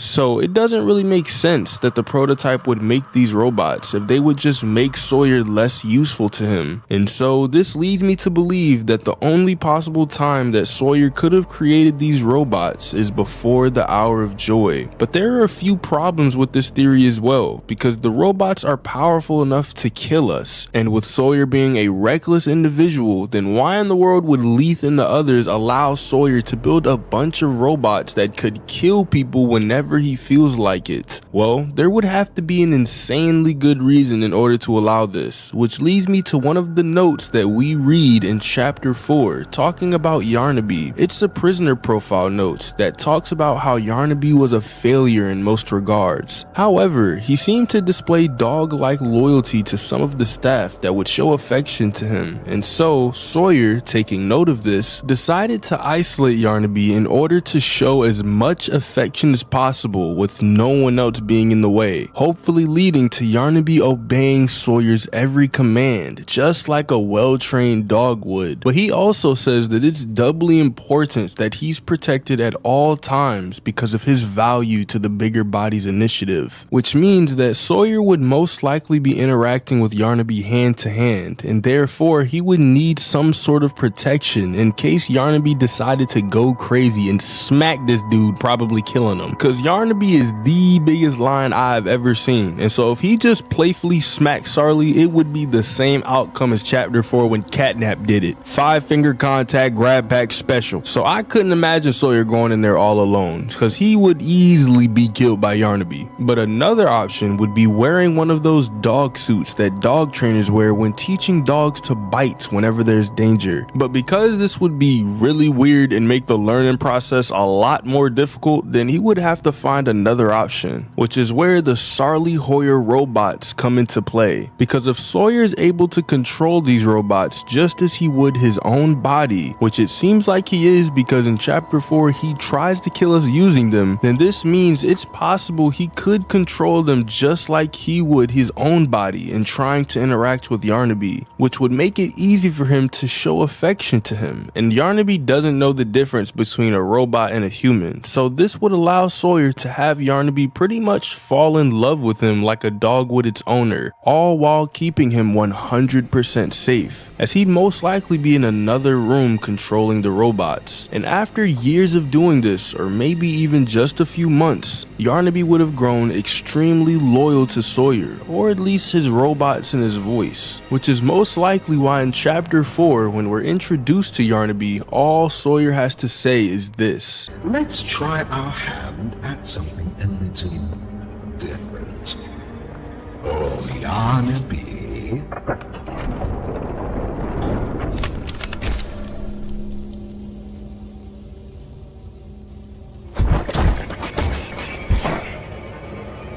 However, it seems that Sawyer did not care one single bit about Yarnaby, because in chapter 4, when Yarnaby finally finds us in the final chase scene, we're led down a pretty short chase where in the end, Yarnaby ends up biting onto a hook, which eventually makes him fall into a pit of lava, killing him. But the thing is, with a very convenient box being placed right above Huggy in chapter 1 and a working grinder being placed at the end of our chase in chapter 2, it seems like the prototype and Sawyer actually want us to kill these bigger bodies, including Yarnaby, as there's not only a perfectly placed hook for Yarnaby to catch onto, but literally just a random lava pit chilling there. And correct me if I'm wrong, but doesn't it take effort to keep lava hot like this for a long time? They would have to have put it there either after the Hour of Joy or keep the lava this hot until now, and both options mean they would have had to have put it there on purpose. So it seems that the Sarly Hoyer robots weren't just made for no reason, but were actually Sawyer's way of interacting with not just Yarnaby, but most likely all of the other experiments after they came up with this clever solution. As in another note written by one of the ex-employees named Cole, he said that another employee named Stanley just walked into Boxy Boo's enclosure to try and feed him, which led to him getting attacked and put into the infirmary. And so if things like this happen, then the Charlie Hoyer robots would be the absolute perfect solution for not just Harley to interact with the experiments, but even people like the prison guards or anyone else who might need to interact with them. But it seems that after the Hour of Joy, someone put hoods on them, which could have been put on to intimidate the experiments or even intimidate us when we finally made it to where Sawyer was kept. But what do you guys think? Let me know down in the comments. Thanks for watching, subscribe, and click on this video right here. Where were the police during the Hour of Joy? The Hour of Joy was a literal massacre so big that thousands upon thousands of lives were lost. Not just from the humans that were killed, but the toys that were starved to death afterward due to a lack of food. But if all of this happened, then why didn't the police show up and try to stop it?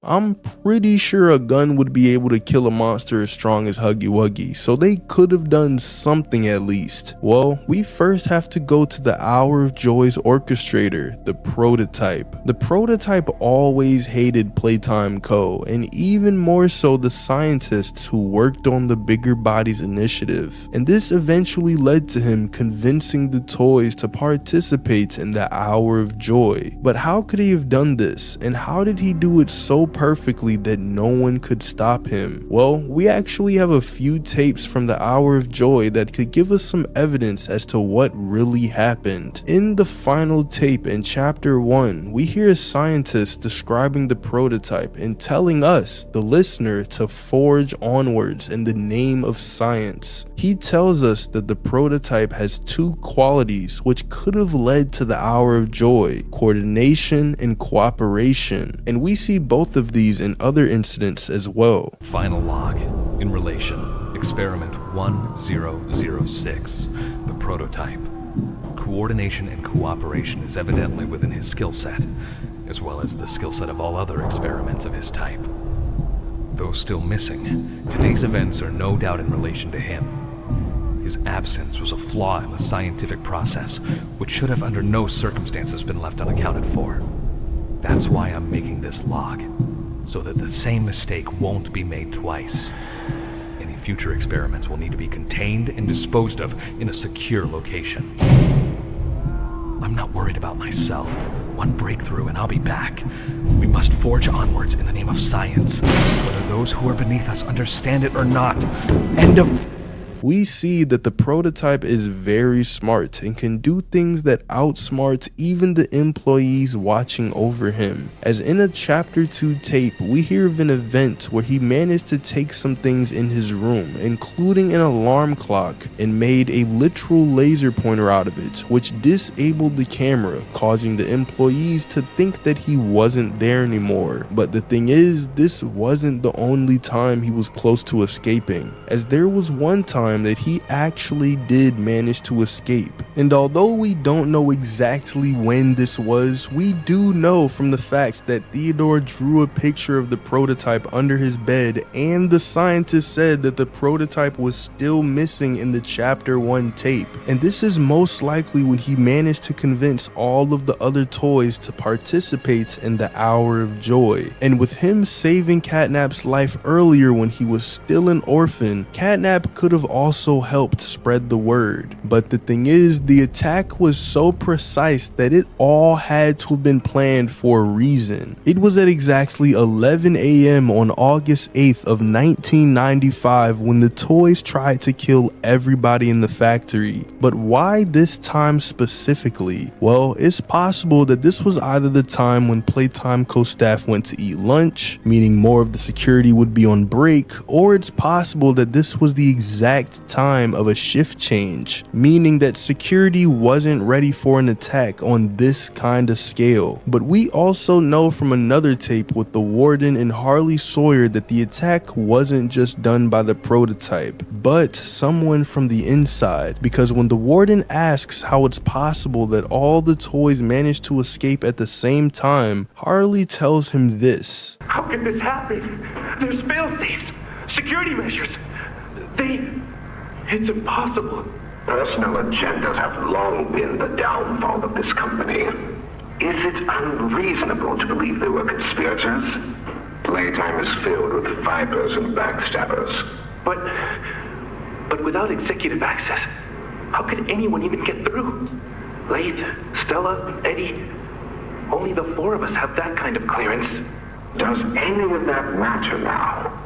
It's your life we have to protect. Which means that the prototype and this mystery person could have 100% guaranteed that police and security wouldn't be able to stop the attack. Because if you released every single toy in the prison all at once, I don't care how many guns you have, there is no gun that can shoot around in 360 degrees all at once. But the funny thing is, we managed to fend off all of these things with just our flare gun in chapter 4. So although that was plot convenience for us, the police would still not have a chance if they came in during the hour of joy. But another factor in the police not showing up is that the Playtime Co. factory was pretty far away from any other buildings or towns. As in a video uploaded to Mob's YouTube channel, which shows Huggy escaping from the factory, we see that the factory was pretty far away from everything, being in the top right corner of the map. And in the chapter 3 hallucination, when Catnap knocked off our gas mask, we see the roadway to get to the factory and how it's literally surrounded by acres and acres of forest. So if someone managed to call the police, they would have showed up in about an hour, which means everyone would probably be dead by then. And even if the police did show up, the toys could have just went limp like the toys in Toy Story, leading to the police not having a single clue as to what happened. And this might be the case because when we show up in chapter 1, although we don't see ourselves enter, we go through the main entrance. And since it was about 10 years after the incident initially happened, then the police would have stopped caring by that point and left the factory to be just another abandoned building. But another thing we have to take into account is the fact that Playtime was already good at hiding what they were doing from the police, as the orphans were kept in a giant dome in a literal cave where nobody would be able to get down there without going down an extremely long cable car first. And they were especially hiding the labs, which is the highest clearance place in the entire factory, where we had to literally get blown up in order to even make it down there. And because what they were doing was immoral and only the higher ups in Playtime Co. knew what was actually going on, then they would have had tactics and strategies in order to make sure that the police would never figure out what they were doing, which the prototype could have used his advantage and learned from what they were doing to make sure that the hour of joy never reached the public ear. And it seems to be that the prototype even talked to Poppy about something similar, because in the untitled tape, Poppy shows her frustration with the prototype but admits that he was right, as the prototype told her something along the lines of them needing to stay in the factory, otherwise they might get experimented on again. Prototype says we can't leave.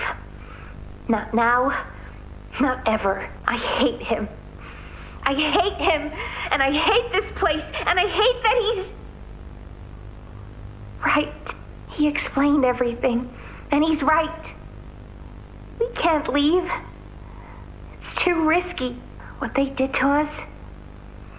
We can't ever let it happen to us or anyone ever again. But because the prototype has control over the factory, he can ensure that the experiments won't happen again. But as we know from the tape named Time, it seems that he's doing his own form of experimentation, possibly to turn the toys back into real humans. But you have no staff, virtually no test subjects. It's hardly ideal conditions. Even when this place was fully operational, we were beating our heads against this. You can't expect to do it on your own so quickly. The situation necessitates it be done quickly. I can only be reactive up here. Then of what use are you? You know I'm still your best shot at cracking that secret. If I weren't, you would have already killed me. So overall, it seems that the prototype's knowledge combined with the employee that helped them, they were able to do it so fast that the police and security weren't able to stop them, and they were able to continue living on in the factory until this very day. But what do you guys think? Let me know down in the comments. Thanks for watching, subscribe, and click on this video right here. Each chapter, we've been introduced to new characters that have made the game either really difficult, like Doey, or helped us in our journey, like Kissy. But who are we going to meet in chapter 5? It seems like there's basically nowhere else to go except the labs. So are there more experiments in the labs, or is something else gonna happen? Well, the first thing that I want to go over is the foreshadowing of Doey, which will make it a lot easier for me to explain the foreshadowing of a new character that we haven't met yet. In chapter 3, there was a tape which played an incident with a scientist and one of the kids from Playcare. The scientist was trying to go over one of the subjects for Project Doey, but he got interrupted by a kid wondering where Kevin Barnes, one of the 3 Doey children, went, and whether or not he's going to be okay. Though highly irregular, we've pulled him from the home sweet home just before lights out to perform. What is he doing with my friend? What are you doing out of bed? How did you get in here? Is Kevin sick? Why did you take him away? Yes. Kevin is very sick. Very, very sick. And in chapter 4, we got the continuation of this once the scientist put the kid to bed and was able to continue his work. After a brief interruption, we've successfully extracted subject 1322, specifically 1322B from the home sweet home. Before said interruption, I attempted to detail the subject's condition and overview the suitability of one Kevin Barnes in relation to Project Doey.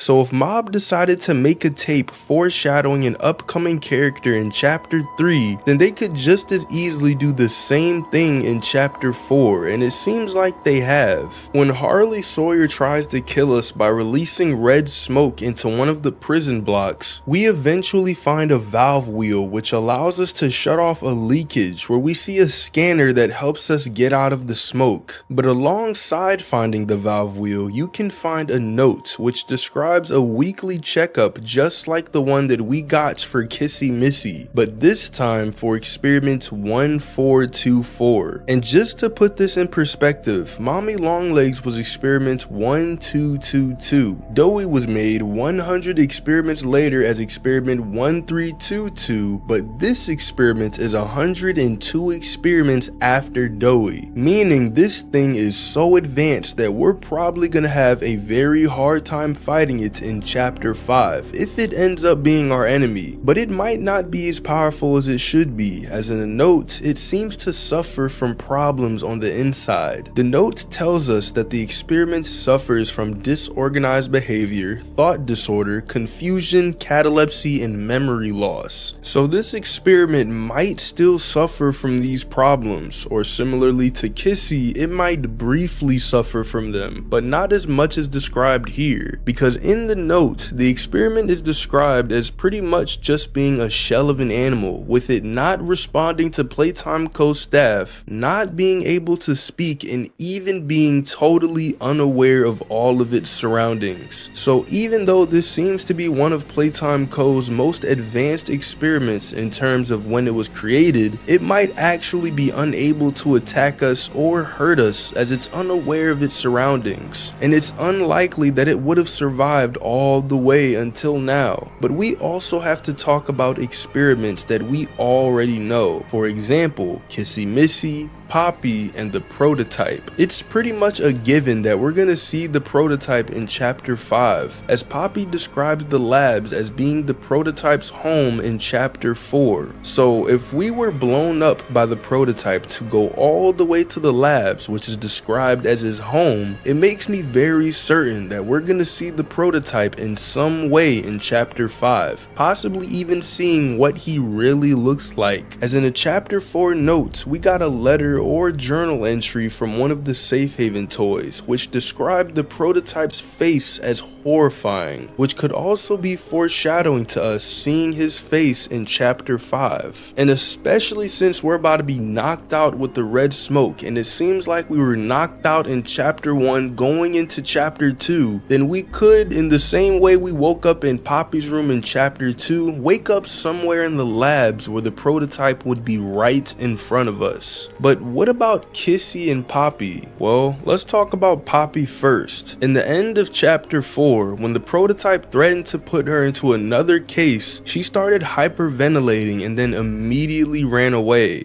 It's time to come home. Poppy.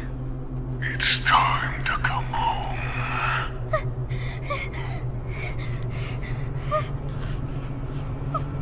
I can't go back in the case. I can't. I'm sorry.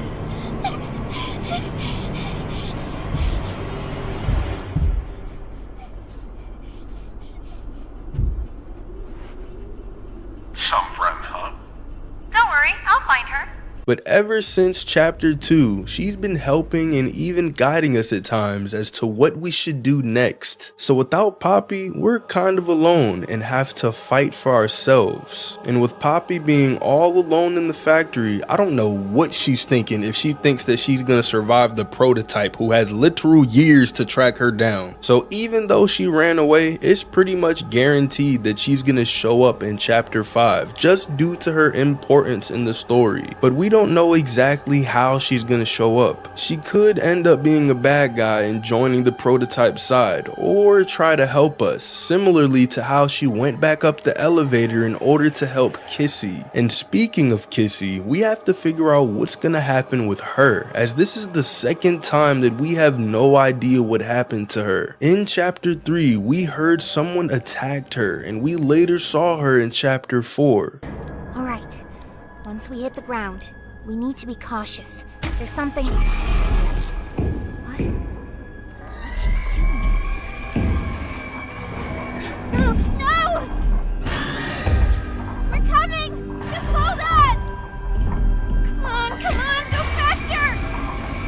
But in chapter 4, we saw her arm get torn off once we fell down the hole that the prototype made using explosives. So there's a few ways that this could go. The prototype might kill her in the ventilation block, because we did hear his footsteps right outside the room during the phone call, which would be good for him because he's now separated the three of us, giving him the easy opportunity to kill Kissy. Or it's also possible that Kissy will come down the same hole that we fell down, as it doesn't seem like she can leave the ventilation block without being confronted by the prototype, and so she'll come down the hole in order to be with us, as we'd be stronger together. But then again, she'd have to fight Huggy, who's literally pounding on the door to the labs, enraged and trying to kill us. So she'd have to fight off Huggy. Meanwhile, both of them are seriously injured. But even if Kissy manages to somehow defeat Huggy, then the prototype could just come down there and kill Kissy like the easiest thing in the world, since she'd be so weak. So it seems like Kissy doesn't really have a way of surviving, and chapter 5 might be her final chapter. But I do hope that she somehow manages to survive for at least most of the chapter, as Kissy is literally the only character who we know we can trust so far. But what do you guys think?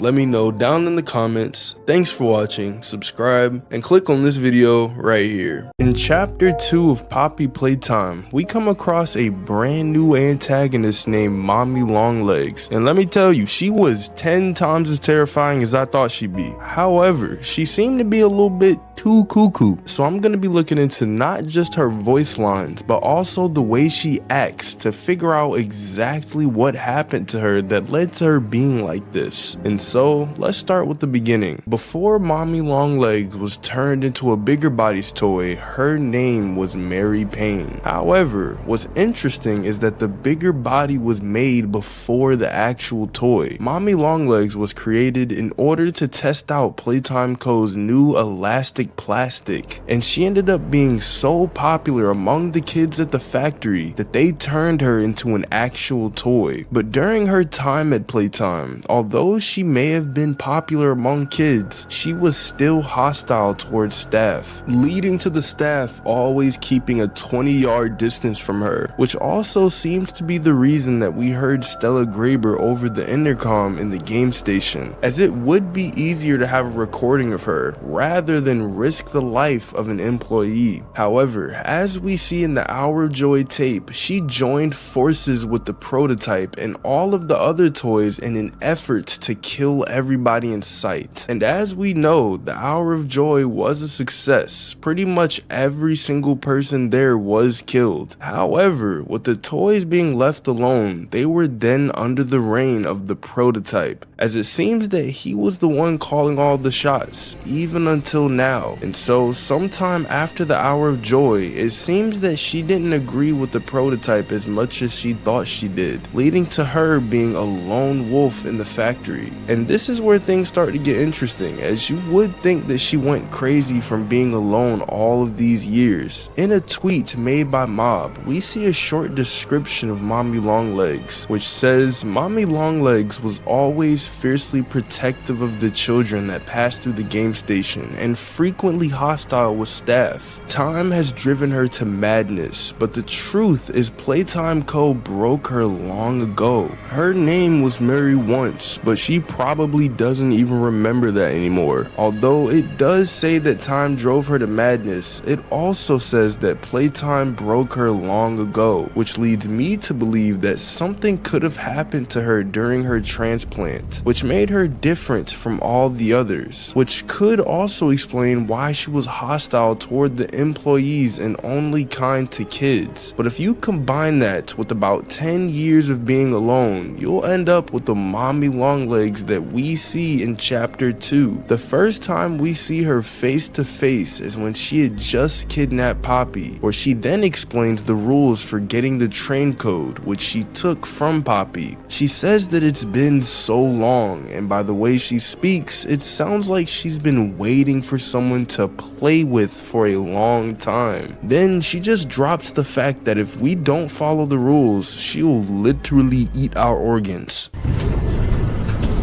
So long.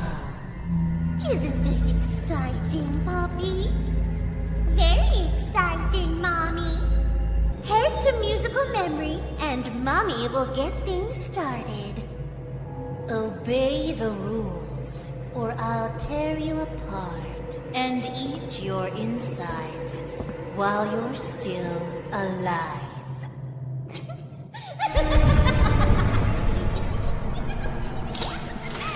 So we're forced to play 3 different games: Musical Memory, Whack-a-Wuggy, and Statues. And in each of these games, she seems to deteriorate more and more as we manage to keep beating them. Before Musical Memory started, she sounded perfectly normal and even a little bit excited, most likely hoping that we would die during the game. And it seems like we were supposed to, because in the very last round, we were spammed 10,000 different words and colors, and the only way to beat it was to press what seems to be an emergency shutoff button. And here's where we see that Mommy was actually a little bit disappointed.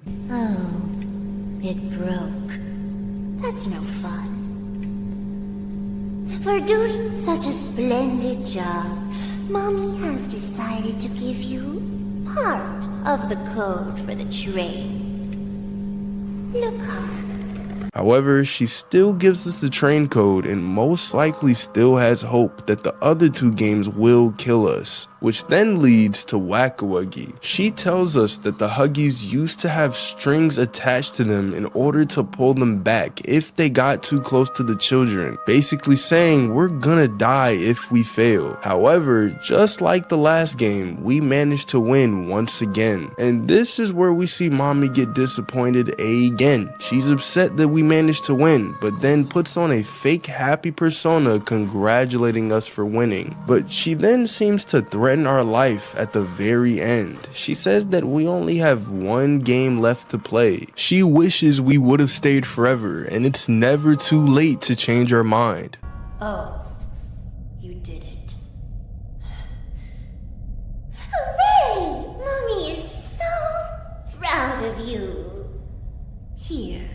However, the only possible way we could stay in the factories forever is if we died in one of the games, which she tries to force in the very last game. When we make it to statues, she told us that the kids who came to the game station would call her mommy since she was the closest thing that they ever had to one, most likely referencing to the orphans that were kept at Playcare. But she threatened our life once again by saying that we used to work here, and so if anyone deserves to die alone, it would be us. They called me Mommy because I was the closest thing they ever had to one.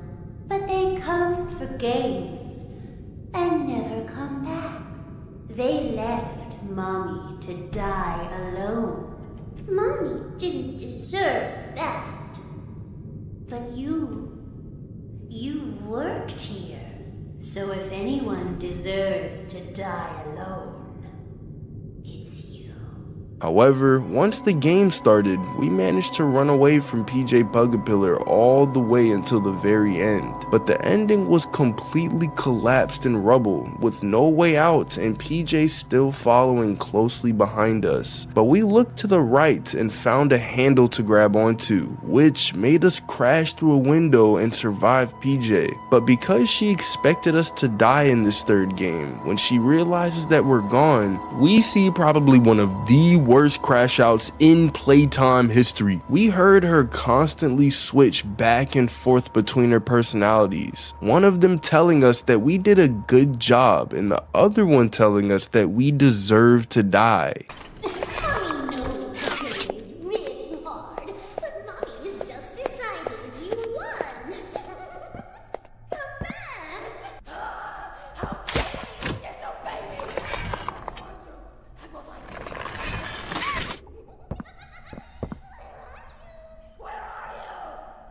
However, it seems that Mommy's entire personality revolves around games, as eventually, while climbing through a vent, the floor opens up beneath us, leading us to a room where we can only grab up onto a handle. But before grabbing it, she drops down on us and tells us that we're gonna play one last game, hide and seek, showing that even though she failed to kill us with the other 3 games, she now wants to kill us in one last game, almost as if her former days of helping the children go through the game station has been ingrained into her personality. And this is when she goes nuts, bro. During hide and seek, we hear probably the most bone-chilling noises ever to exist.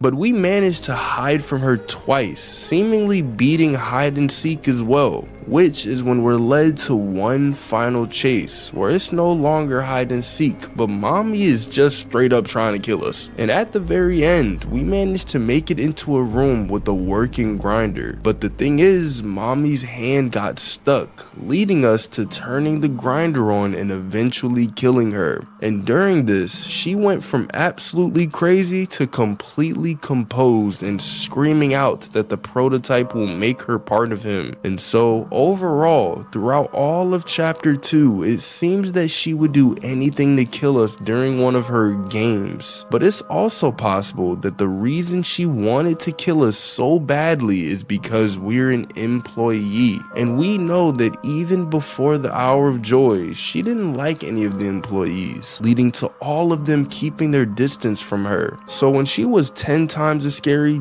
that's when we show up, but we just barely managed to survive. And by the way that she spoke to us, it seems to me that she could have developed a multi-personality disorder, or it could just be an act that she's really bad at, because in the first 2 games, she's disappointed at first, but then puts on a happier personality, which was most likely to motivate us to play the next games. But when there were no games left to play, she flipped back and and forth between being angry and also telling us to come back to get the train code. And so she seems to be yet another child ruined by Playtime Co's experiments. But what do you guys think? Let me know down in the comments. Thanks for watching, subscribe, and click on this video right here. With the release of the new Poppy Playtime Yule log by Mob Entertainment, a lot of questions rose throughout the community with no direct answer on what this could mean for the upcoming chapter. If you've seen my first video talking about the minor details and secrets embedded within 3,606 seconds,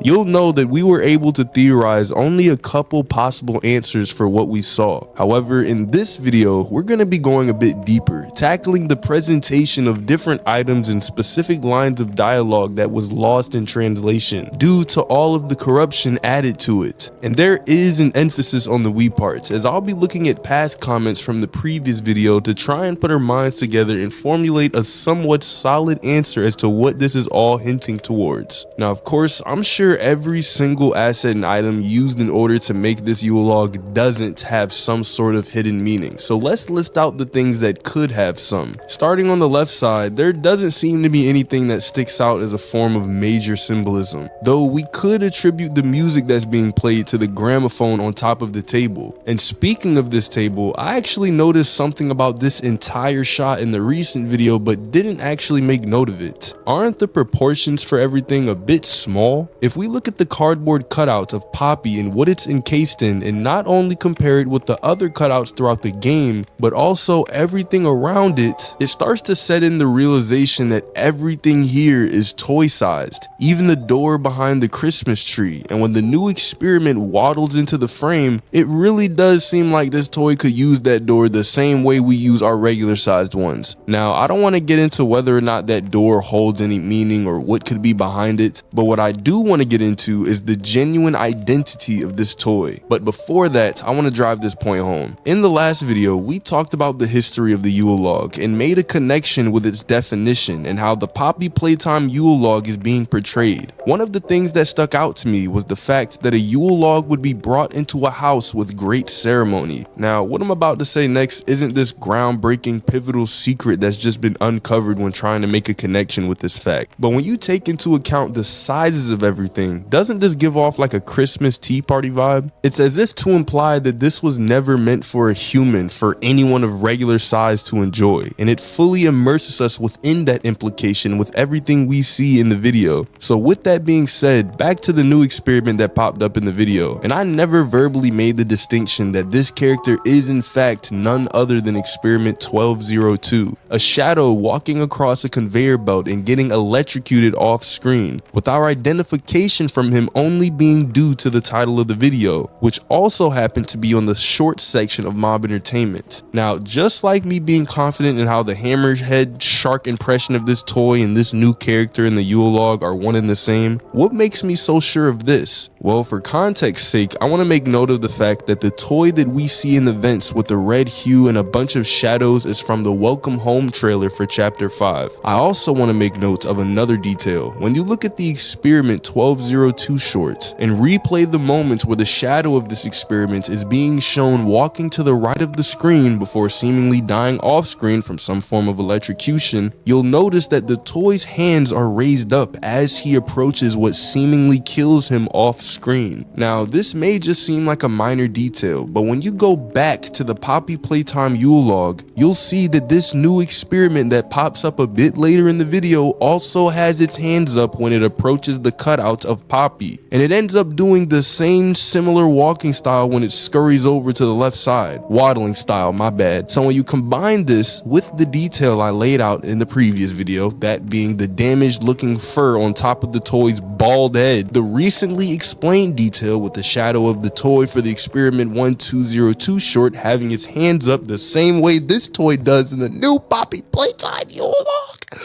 and the similarities between the walking, waddling animation itself, we can make the seemingly accurate theory that all of these instances of this toy popping up has been brief showings of Experiment 1202. Does this suggest that it'll be a prominent character within Chapter 5? I mean, bro did seemingly get killed in his interpretive reveal, so does that mean this? Whoa. So does that mean this dude is just dead on arrival? Are we about to bear witness to the second iteration of Playtime Co's immediately killed characters? Pianosaurus is still fresh on my mind, man, and I know P-Saurus ain't feeling fresh in that dude's stomach, and I'm not even saying your name, you traumatized me with those crunches. If everything ends up playing out under the narrative that this will go down as the best chapter in Poppy Playtime, then I truly hope that once we traverse deeper throughout the factory and have already knocked Huggy down for the count in round 2, the first thing we encounter isn't Experiment 1202 laid out on the ground like P. Griffin doofus. But now that we've completed that area of speculation, let's talk about the pieces of audio that we end up hearing peppered throughout the video, with the main conception being that this is Poppy talking.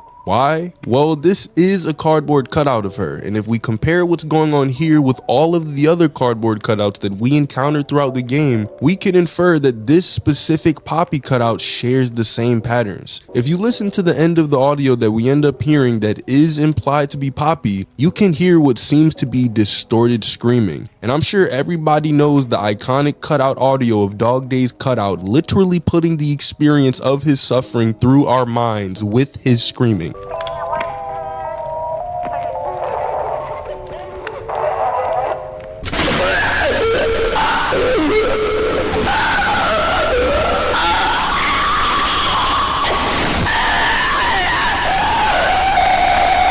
And ladies and gentlemen, I want to make this distinction right here. The Poppy theory that you're hearing right now is PT2. It's after I write the script and do the voiceover, meaning the script version of me is PT1. PT1 is genuinely shaking in his seat as he's writing the script because the connection of 90% of the cutouts ending with this seemingly random screaming of the, seemingly random screaming of the character being portrayed in the cutout, driving home the theory that this could actually be a form of foreshadowing for the death of Poppy. If you go back and watch the video about what happened to the rest of the smiling critters after you watch this video, because no, you will not get the full rundown here, you notice that most of the smiling critters ended up having some form of screaming at the end of their voice lines when you continue to press the button. And if I'm not mistaken, I'm pretty sure it was Picky Piggy, Bobby Bear Hug, and man, just watch the video. And by the way, PT3 is the edited version of me, and you can thank him for all the laughs and giggles. We all work hand in hand.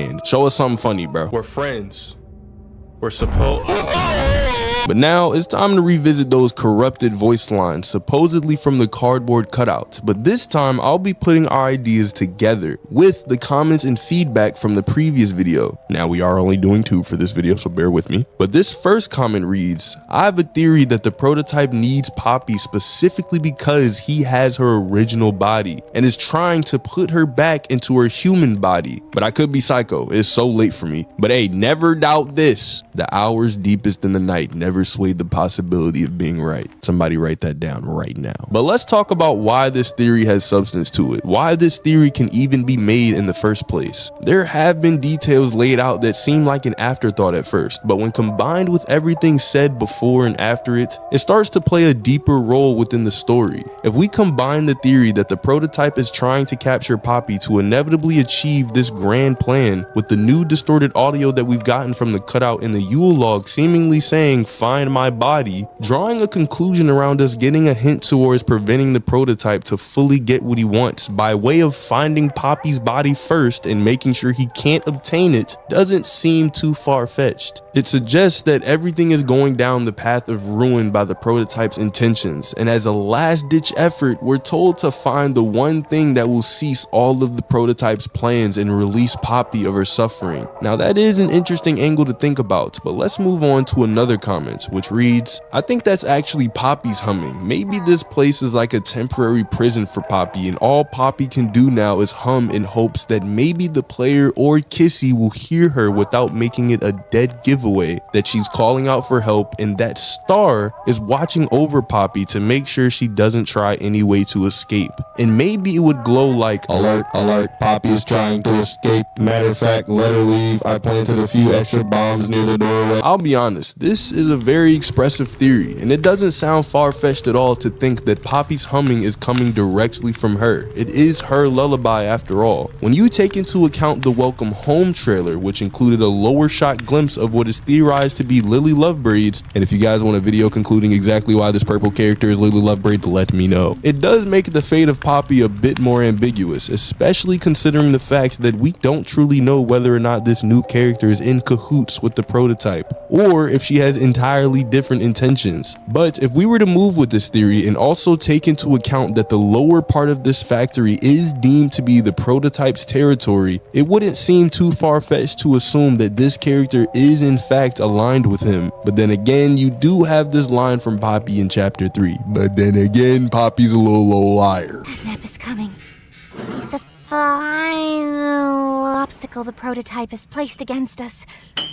The new star toy being a form of security strictly for Poppy, however, does paint this character out to be an enemy, which, judging by appearance, which is the only thing we have so far, plus the activation audio that he gives in the Yule log, it does make me think that this character could be symbolized as a sign of hope. But at this point, this story can go in any direction, so time will eventually tell. Regarding the voice lines with all of the question marks though, I don't want to eventually try to mix up the audio a bit. What? Why did I put don't? I do want to. I want to eventually try to mix up the audio a bit, like reversing it, speeding it up, slowing it down, things that some of you guys suggested I try and do to uncover more secrets. And I encourage you guys do that along with me. I mean, it's clear sometimes I'm just blind, deaf, and can't do math, but we have each other. But I express all that to say, what do you guys think? Let me know down in the comments. Thanks for watching, subscribe, and click on this video right here. Ever since we met Poppy and Kissy in chapter 2, we knew that there were some good toys in the factory that didn't want to kill us, but instead help us. And later in chapter 4, when we make it to Safe Haven, we realize that there are actually a ton of good toys that are all trying to survive, but are struggling just to find food. But why are some toys good and some toys aren't? Let's start with why some toys are bad, and we have to first look at the prototype. We know that he was the reason the factory was shut down because of the Hour of Joy, and now he seems to reign over the factory as a god to the toys. We saw in chapter 3 that Catnap literally worshipped the prototype, made a shrine for him, and even gave up his life for him. But why did he do this? What motivated him to follow the prototype if he killed everyone else and eventually him too? Well, Ollie, or the prototype, actually tells us this. In chapter 3, Ollie tells us about the shrine and says that Catnap built it for him because the prototype once saved his life, and so now he worships him like a god. See, before Catnap turned into Catnap, I guess there was some pretty serious accident. He almost died. But they say that the prototype saved his life, giving up his own freedom in the process. In Catnap's eyes, the prototype is a superhero and has saved this place. So Catnap treats him like a god, killing everyone that opposes him. So if Catnap worships the prototype because he saved his life, then is this the case for all of the other toys? Well, it doesn't seem to be, but that's until we realize that the Hour of Joy saved all of the toys from endless torture by the scientists. So if the prototype was able to convince all of the toys to rebel against Playtime Co. in order to have freedom, then this could be his way of saving their lives from more suffering, which could have a similar effect as to what happened with Catnap. We know that Mommy Longlegs was hostile towards the staff, but warm and loving towards the children, meaning she didn't like the staff, or maybe just all adults in general. So if the prototype came to her and told her that if she helped him in the Hour of Joy, then all the adults would die, this could be the prototype's way of saving her from what she hated most. And as for Huggy, we see a a deep, monstrous voice that pretty much has to be the prototype tell him that we're trying to make more toys and that he needs to put a stop to it. But even if this isn't the prototype, it still does show us that Huggy is motivated to make sure that no more experiments are made. So the prototype could use this to motivate Huggy. He could have told Huggy that the hour of joy would put an end to the experimentation and torture that they had to go through, leading to Huggy giving his full obedience to the prototype. So it seems that the toys were all motivated by something that the prototype could exploit and use against them in order to get them to follow his commands. But after the hour of joy, what makes the toys continue to follow him? We saw that Catnap did pretty much everything that the prototype asked of him, and there's strong evidence that Huggy and Mommy Longlegs were also following his commands. So why do they continue to follow him? Well, Dog Day tells us the exact same reason in chapter 3. After we fight off the many smiling critters, we find Dog Day being tortured in a prison cell, with him missing the complete bottom half of his body. But he tells us why he's being treated this way. He tells us that Catnap did this to him, and that the other smiling critters that we just fought off followed the prototype's every command to avoid being tortured or even killed by Catnap. And if they obey, then they're fed. That thing, Catnap, the prototype is his god, and this is what he does to heretics. These little toys follow Catnap to avoid that very fate, and in return, they are fed. Which means that the toys could be obeying the prototype because he has access to the food that they need to survive with, meaning they could either die doing what's right or live in obedience to him. And we see this especially well with the Safe Haven toys, as pretty much all of them are starving. And Doey even tells us that he hasn't eaten in weeks right after killing Pianosaurus. Now that hit the spot. I haven't eaten in weeks. Hiya there, pal. Don't worry, I won't eat you. So it seems to be that the bad toys are motivated by three things: being freed by the prototype, not being tortured, and receiving food in return for their obedience. But what are the good toys motivated by? Well, it seems that they refuse to follow the prototype's command because he's just straight up evil. Although he did technically save the toys from being experimented on for the rest of their lives, he did it by killing everyone in the factory, whether guilty or innocent. We even hear that Poppy was both shocked and angry at the prototype for what happened, because she knew the hour of joy was coming, but not that it would be a total slaughter like it ended up being. I thought we were gonna leave. Leave the factory. Not this. All those people.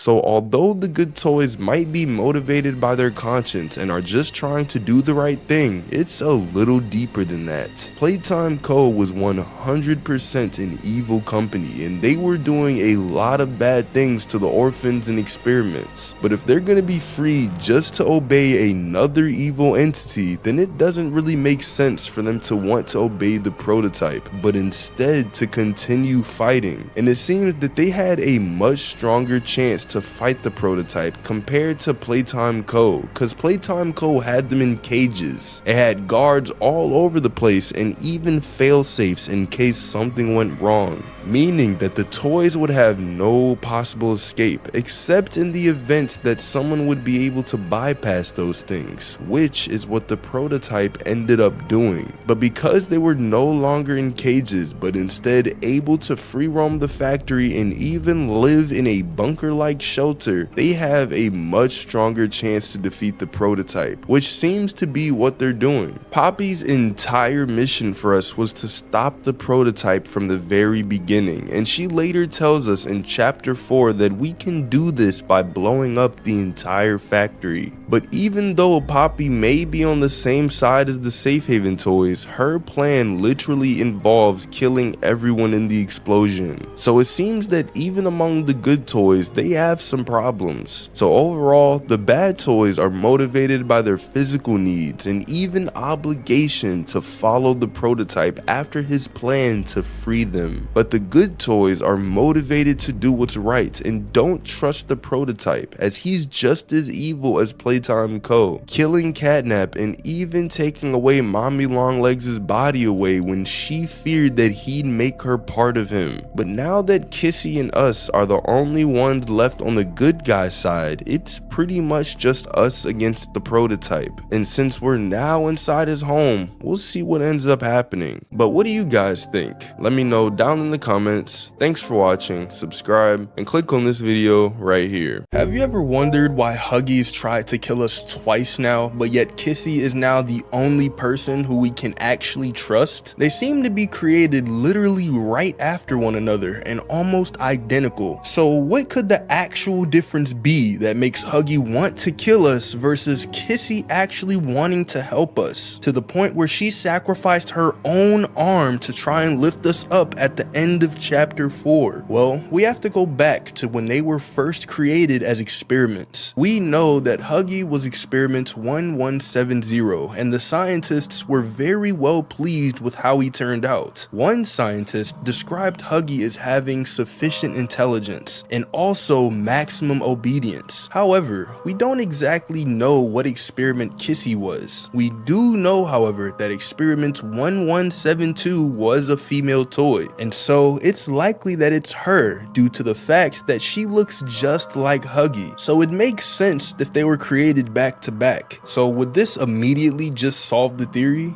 Is it possible that they just got the experiment right with Kissy, while Huggy was just this rampaging monster? Well, it's not that simple. We know Huggy was described as the ideal experiment, and so if he was such a good help to the company, then that must have mean he might have been even better than Kissy while he was still working at Playtime Co. And if this is true, then Huggy was either pretending the entire time or something happened to him. Now, if Huggy was pretending the entire time, then there's not really too much to go off of in terms of hinting and evidence. But what Playtime has hinted at and has given us evidence for is the fact that Huggy was changed by none other than the prototype. In the Hour of Joy tape, which Poppy shows us after we killed Catnap, the very first person we see go berserk is Huggy. We see him in the same iconic waving pose which we saw back in chapter 1. But when the Hour of Joy started, he immediately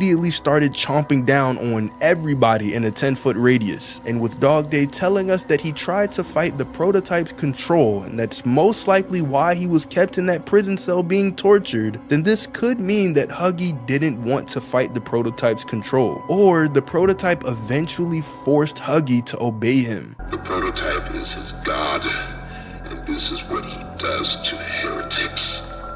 These little toys follow Catnap to avoid that very fate, and in return, they are fed. We try to fight it, the prototype's control. I am the last of the smiling critters. Listen to me. You need to get out of this place. You need to live. You and Poppy could fix this. End this madness. The torment. However, I'm leaning more towards the first option, because if Huggy was so obedient to Playtime Co., then he would be just as obedient or even more so to the prototype, since the prototype most likely promised him freedom. And so this would be case closed, open and shut. The prototype clearly gained control over Huggy, but not yet over Kissy. But that's until later in the Hour of Joy tape, where we also see Kissy murder several employees. And you might be thinking, maybe this is Huggy. Maybe he was just contained after the first slaughtering and eventually he broke out and killed even more people. And you would be right since the tape is only in black and white. However, in a video uploaded by Mob on their YouTube channel, which shows how they would move the giants, we actually see that this incident wasn't Huggy, but in fact Kissy. And in the video, we see exactly how she got into this mess, and it actually adds a lot to her character when you look closely. In the video, we see employees go down to what's called Storage B, and there they strap down Kissy to a giant wooden board in order to transport her.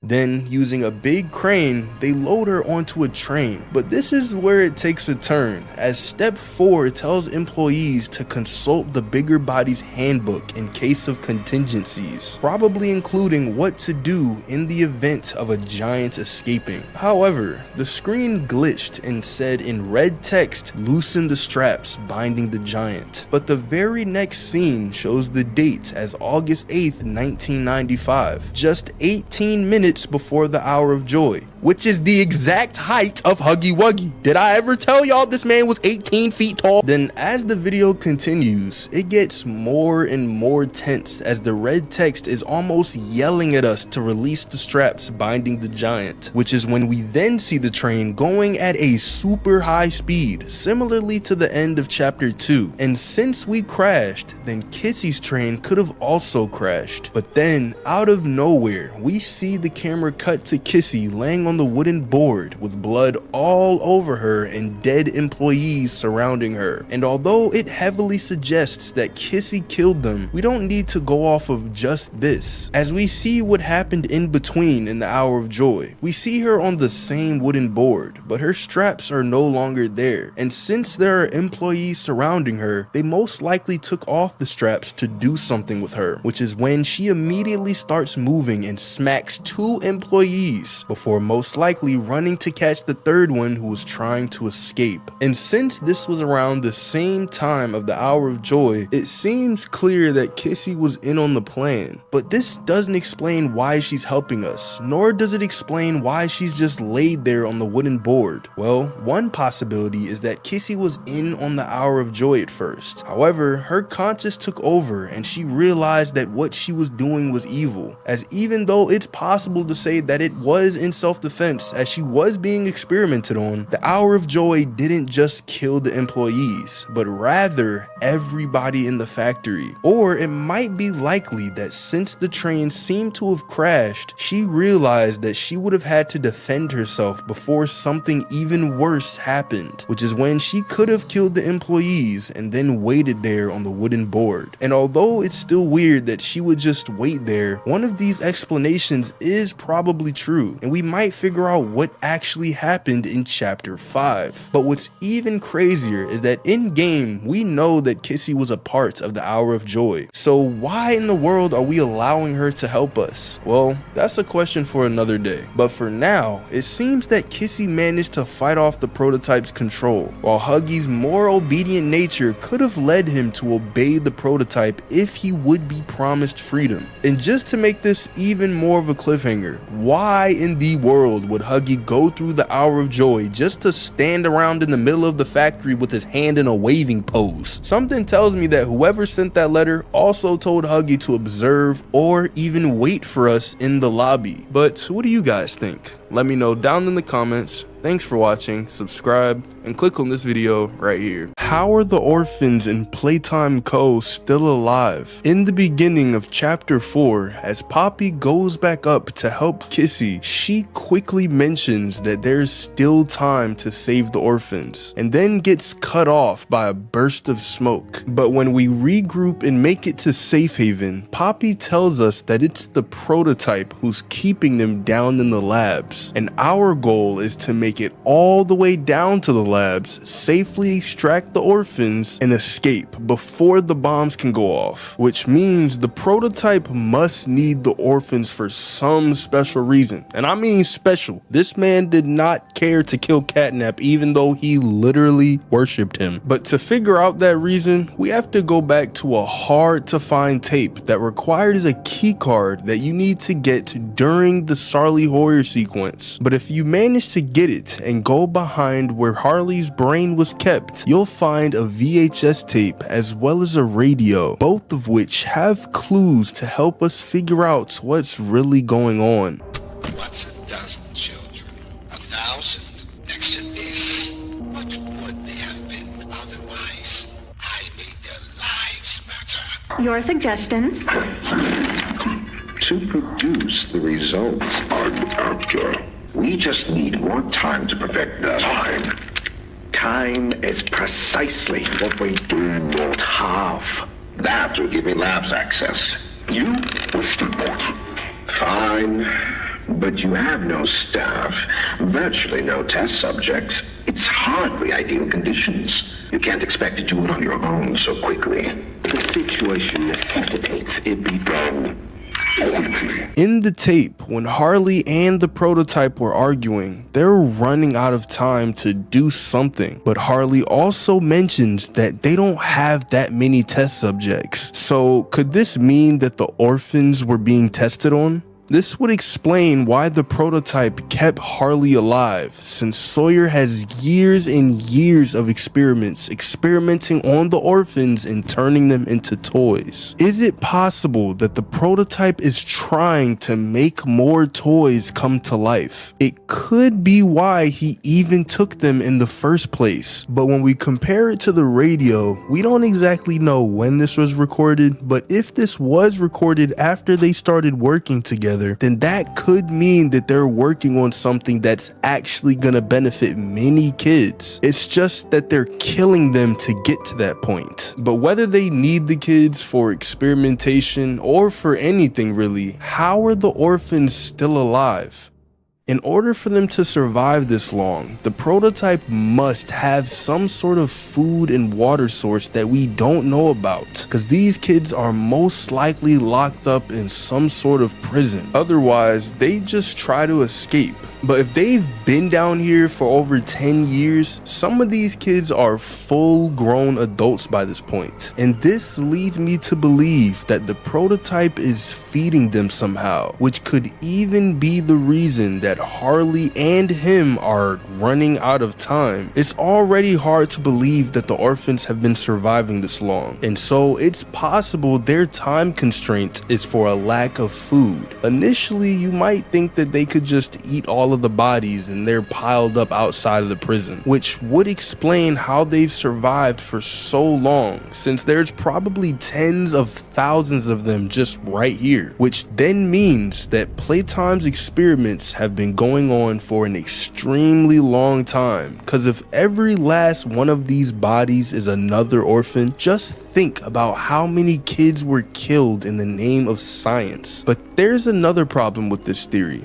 If all of these toys have been sitting here for years, rotting away and decaying, if you eat one of these things, you are going to get hepatitis W, bro. And because we know that the prototype is probably smarter than us, he would know not to feed the orphans rotten food, because then they'd eventually die from food poisoning or disease. So there would have to be somewhere the prototype is getting all this food, either fresh or food that lasts for an extremely long amount of time, which leads me to my next theory. The prototype could be feeding them the bodies of the bigger bodies toys. If we look back to chapter 3, when we fight Catnap after shooting him with our overcharged green hand, he bursts out into flames once he tries to dispense the red smoke, and although he rolls around in pain, eventually he's good enough to sit up and get on his knees. And because Catnap didn't just kill us right then and there, and the prototype instead killed him and dragged him away, what if the prototype needs us alive? and he's using Catnap's fresh meat as food for the orphans. We know that Catnap worships the prototype, as when he gets on his knees with his arms out, he's pretty much giving up his life to what he believes to be his god for some kind of greater purpose. And so this purpose might be whatever the prototype needs to do with the orphans, and Catnap's sacrifice would be a way of prolonging the time needed to finally finish his plan. But the one problem with this theory is that when we complete all 3 games in the game station back in chapter 2, Mommy Longlegs is chasing us down trying to kill us. However, once we make it into a room with the most conveniently placed grinder, might I add, I'm not even gonna cut out the stutter, we flip the lever which pulls her hand and then her foot, killing her. But while she's being grinded, she screams this out. You'll make me part of you! You can't do this to me! And right after she tells us this, the prototype does not waste any time and quickly retrieves what's left of her, meaning he was probably watching the whole thing and waiting for the perfect time to strike. But because she said he'll make me part of him, and in chapter 3 during the bridge section when we see Catnap worshipping a shrine made up of many different toy bodies, I'm about to lose my breath, hold on. It's possible that the prototype isn't feeding the orphans, but instead using the bodies for his own purposes. So the one other way that the prototype could be getting food for the orphans is through play care. Because of how many bodies we see outside the prison, and with Home Sweet Home being massive, and there being like 30 different Miss Delights just in the Hour of Joy tape, there must have been thousands upon thousands of orphans living down here. But to feed all of those orphans, you're gonna need a booty load of food and water. And because the orphans seem to just be a means to an end, then it's possible that Playtime didn't care what they ate, as long as they stayed alive and were somewhat healthy, both in mind and body, to perform well in the game station tests. So Playcare could just have hundreds of thousands of different meals that are all either canned or even similar to MREs, as they both last an incredible amount of time and can feed a lot of people without taking much space. So if they all had MREs, all they need is water, which wouldn't be that hard to get, as in chapter 2 we see the water treatment plant, which probably has enough water for a few hundred orphans to live out their whole lives. And here's a crazy question. Because of the fact that the prototype never tried to stop us from killing Sawyer and the whole fight was pretty easy, what if the prototype already cracked whatever he was trying to find? And so now he no longer needs Sawyer or time and is ready to do whatever he wants to the orphans to finally bring his 10-year plan to a close. Well, if that's the case, then chapter 5 probably is gonna be the best chapter by far. But what do you guys think? Let me know down in the comments. Thanks for watching, subscribe, and click on this video right here. This is the entire plot that Poppy Playtime chapter 4 has to offer, going from the very beginning of the chapter all the way to the very end, so you can know exactly what happened. I will be ignoring all notes and VHS tapes in this video apart from the last one, as I plan on making separate videos for that. But with all that being said, sit back, relax, and enjoy the entire story of Poppy Playtime chapter 4. After the commercial ends, we get a split second of a hand emerging from something with goo completely covering it, foreshadowing what's to come. We then cut to some old looking footage of Christmas Day as the date labels December 25th, 1992, a little over 3 years before the Hour of Joy. The footage shows a mother recording her son opening his present, which turns out to be a Doey the Doughman figurine screen. The mom lets her son know that there's also a card in the box, which is a ticket inviting receivers to the Playtime Co. factory. The chapter begins right where we left off in chapter 3, descending down the lift with Poppy. Poppy lets us know that she won't leave Kissy Missy behind, and that we're gonna go on ahead while she goes back up to save her. She lets us know to be extremely careful down here, calling it hell. Stepping off the elevator, Poppy gives us one last objective: follow the red smoke and look out for a very specific someone. Currently inside of loading bay 1E, we must find a battery to open the door on the right. After doing so, we venture into caves 1C, parts of the underbelly of the factory. After swinging over a gap in this cave, we start to hear this in the distance.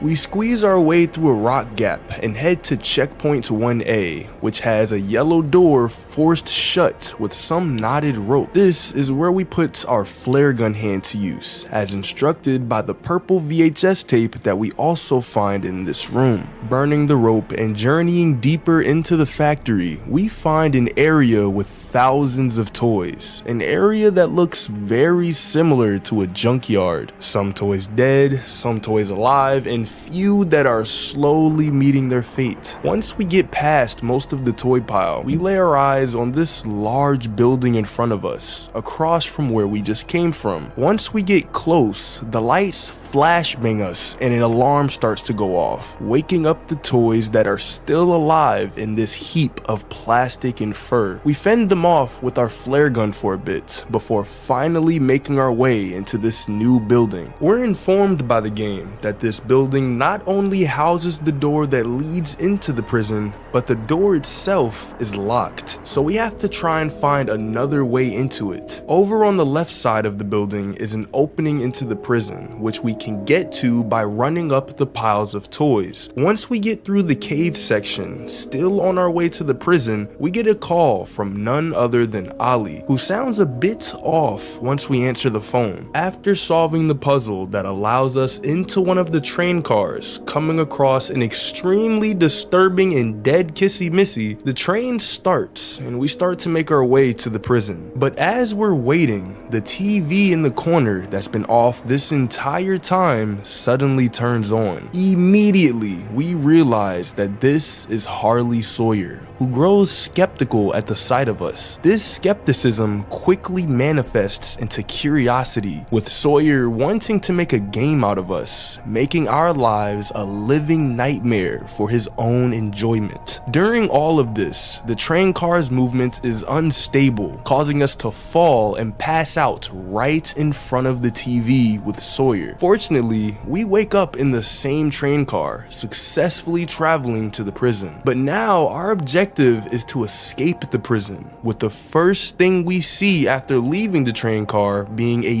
dead Playtime Co. employee pinned up to the wall. Using our grab pack hand inside of a vent to open a door below us, we finally enter a section of this prison. We begin to explore this section and we come across another dead worker. This one has a red grab pack hand on the floor beside him, which is exactly what we need to access another part of the prison. Once we leave the room where we find this, we begin to hear Sawyer's voice from above, narrating our actions and seeing how we do under pressure. We now have to fend off the nightmare critters with the help of our flare gun hand and by closing the doors that they came from. And after a good 45 seconds of this, Sawyer says that he's seen enough and lets us proceed. We finally verify the scanner with our new red grab pack hand and solve a quick puzzle that opens the upper floor to the prison. This floor leads us to another part of the prison, which seems to be some type of main lobby. Forcing our way in, we get a call from Ollie, whose words get caught up by a bunch of static, making it near impossible to understand what he's saying. We are barely able to figure out what Ollie means, and we now know that we must must make our way to a new location. There is something currently wrong and Harley Sawyer is near. Moving through the room on the left, we enter a part of the factory that has a bunch of dead Playtime security guards. At the end of this room is a red key card, which we use in the main lobby in order to open the door to our slight left. Once we go through, we realize that this is yet another cell hall, but it looks a lot more destroyed than the blue one. This one has red smoke lining both sides, indicating that we're still going in the right direction if we're going by the objective Poppy gave to us. Once we enter this room, Harley Sawyer locks it down and starts to dispense red smoke from the ceiling, resulting in us having to find a valve to put back on the red smoke pipes. Once we cut off the flow, we immediately scan the red scanner on the right to avoid passing out from the red smoke. From here, we solve a puzzle that gives us access to a button that completely gets rid of the gas. This gas also breaks open a window on our left, which we move through to get into another section of the factory. After a bit more traversing and puzzle solving, we use both of our grab pack hands to open a large door. Once we enter, the door shuts behind us and we make our way into a new section of the factory, which looks to be some type of checkup or interrogation area. Once we move into one of these rooms, the door shuts behind us again and Sawyer's voice is heard again. He lets us know that he never thought he would see another person like us, an actual human in the flesh. This line shows that Sawyer has been trapped here for a long time, with his interactions only being with toy monsters that were once human. He says that there's something about us that makes us different from everyone else, but he doesn't know exactly what that is. He recalls the toys we've faced in the past, Huggy Wuggy, Mommy Longlegs, and Catnap, but now he wants to test how we'll do against a new toy,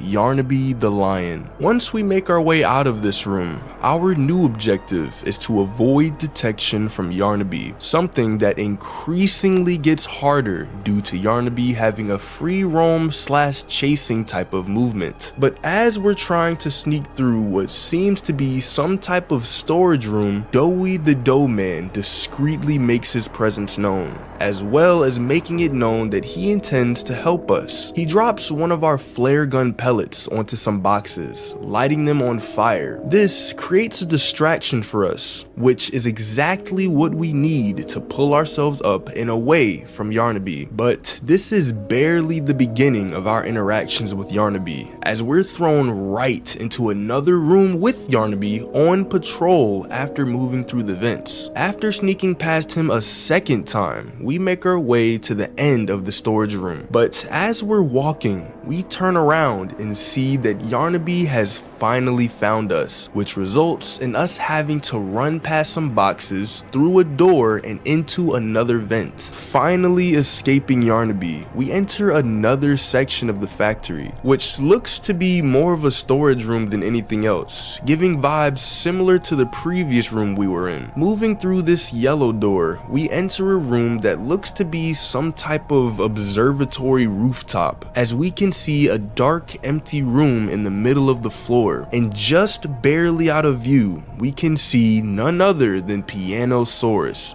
just chilling, minding his business. We realize that we're gonna have to pin our back to the wall and shuffle across the ledge that separates us from Pianosaurus. But unfortunately, we lose our footing and fall head first into Pianosaurus's territory. I'm honestly surprised we didn't just break our neck right then and there. At this point, Pianosaurus notices our fall and charges at us, going in for the kill immediately. But at the very last second, a bunch of hands grab and restrain Pianosaurus, banging him across the wall and floor. He then gets pulled back into the darkness, and all we hear is the crushing of metal and plastic. Pieces of Pianosaurus begin to scatter, and the last thing we see of him is his head sliding towards us on the left side. It's none other than Doey the Doughman who appears from the darkness with a very friendly tone, assuring the player that he won't eat us too. We get a pretty comical interaction with Doey before heading off to the right attempt to follow him. As we follow him, he begins to tell us about the interrogation rooms and how the workers would question them after keeping watch for the day. According to Doey, whenever he was up to be interrogated, he never gave answers that the workers liked. Moving through the rooms, we finally catch up to Doey, who displays his ability to slip through almost any tight space. He squeezes his way through a yellow gated door, having to pull his arm out due to it being stuck. This minor mess up results in the door breaking just a bit, allowing us to use our grab pack to make our way through. Doey then shows us that he's genuinely here to help as he morphs himself into a bridge and then a circular platform to make our journey through the caves a bit easier. During this, he asks if we've seen Poppy anywhere. According to him, Ollie said that she was close by and that Doey can trust us. Moving from the caves to the tower section, we see Doey using his body again, slipping through an even smaller space this time. This leaves us with the objective to find a way to open the main door that Doey just got behind, as for some reason he can't open it himself. Dude could have just pulled his head off, made his face look like a bowling ball, and hit a mean strike. After we figure out how to open the door, we venture inside and we're given the objective to catch up with Doey. As we're trying to do so, we get yanked back into a small crevice by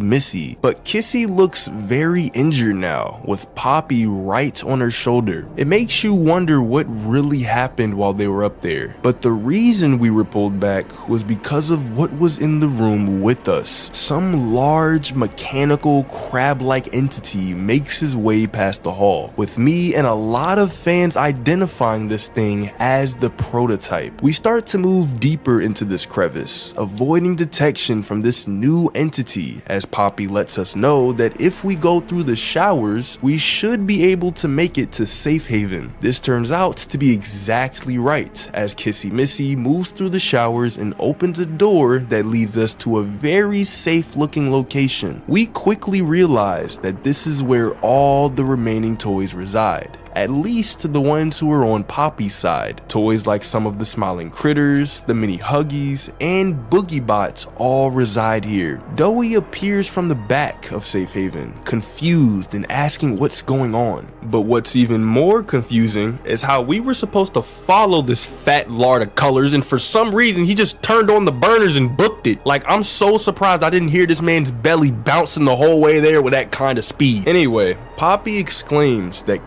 Missy needs help as fast as possible. She's injured from the attack and that may cause problems. Doey is initially surprised by seeing Poppy, but he locks in and instructs Poppy to take Kissy to one of the beds. He'll see if there's anything still outside of Safe Haven. Poppy says that it's him, likely referring to the prototype, and Doey almost snaps at this, hearing that one of the most powerful toys in the Playtime co-factory is just a couple rooms away. He says that they'll talk about this later, and he'll make sure that whatever is out stays out. After hobbling away, because this is not a run, this is a hobble, we get into one of the bed tents with Kissy and Poppy, where Poppy tells us that she didn't expect things to get this bad. She wants to set things right and repeats to us that the orphans were not killed but taken. They're down in the labs with the prototype, alive and sleeping. And with that, she begins to relay her plan to us. So Poppy wants to rig the red smoke area with explosive charges, which will cause almost a chain reaction type of explosion, since the red smoke ignites when exposed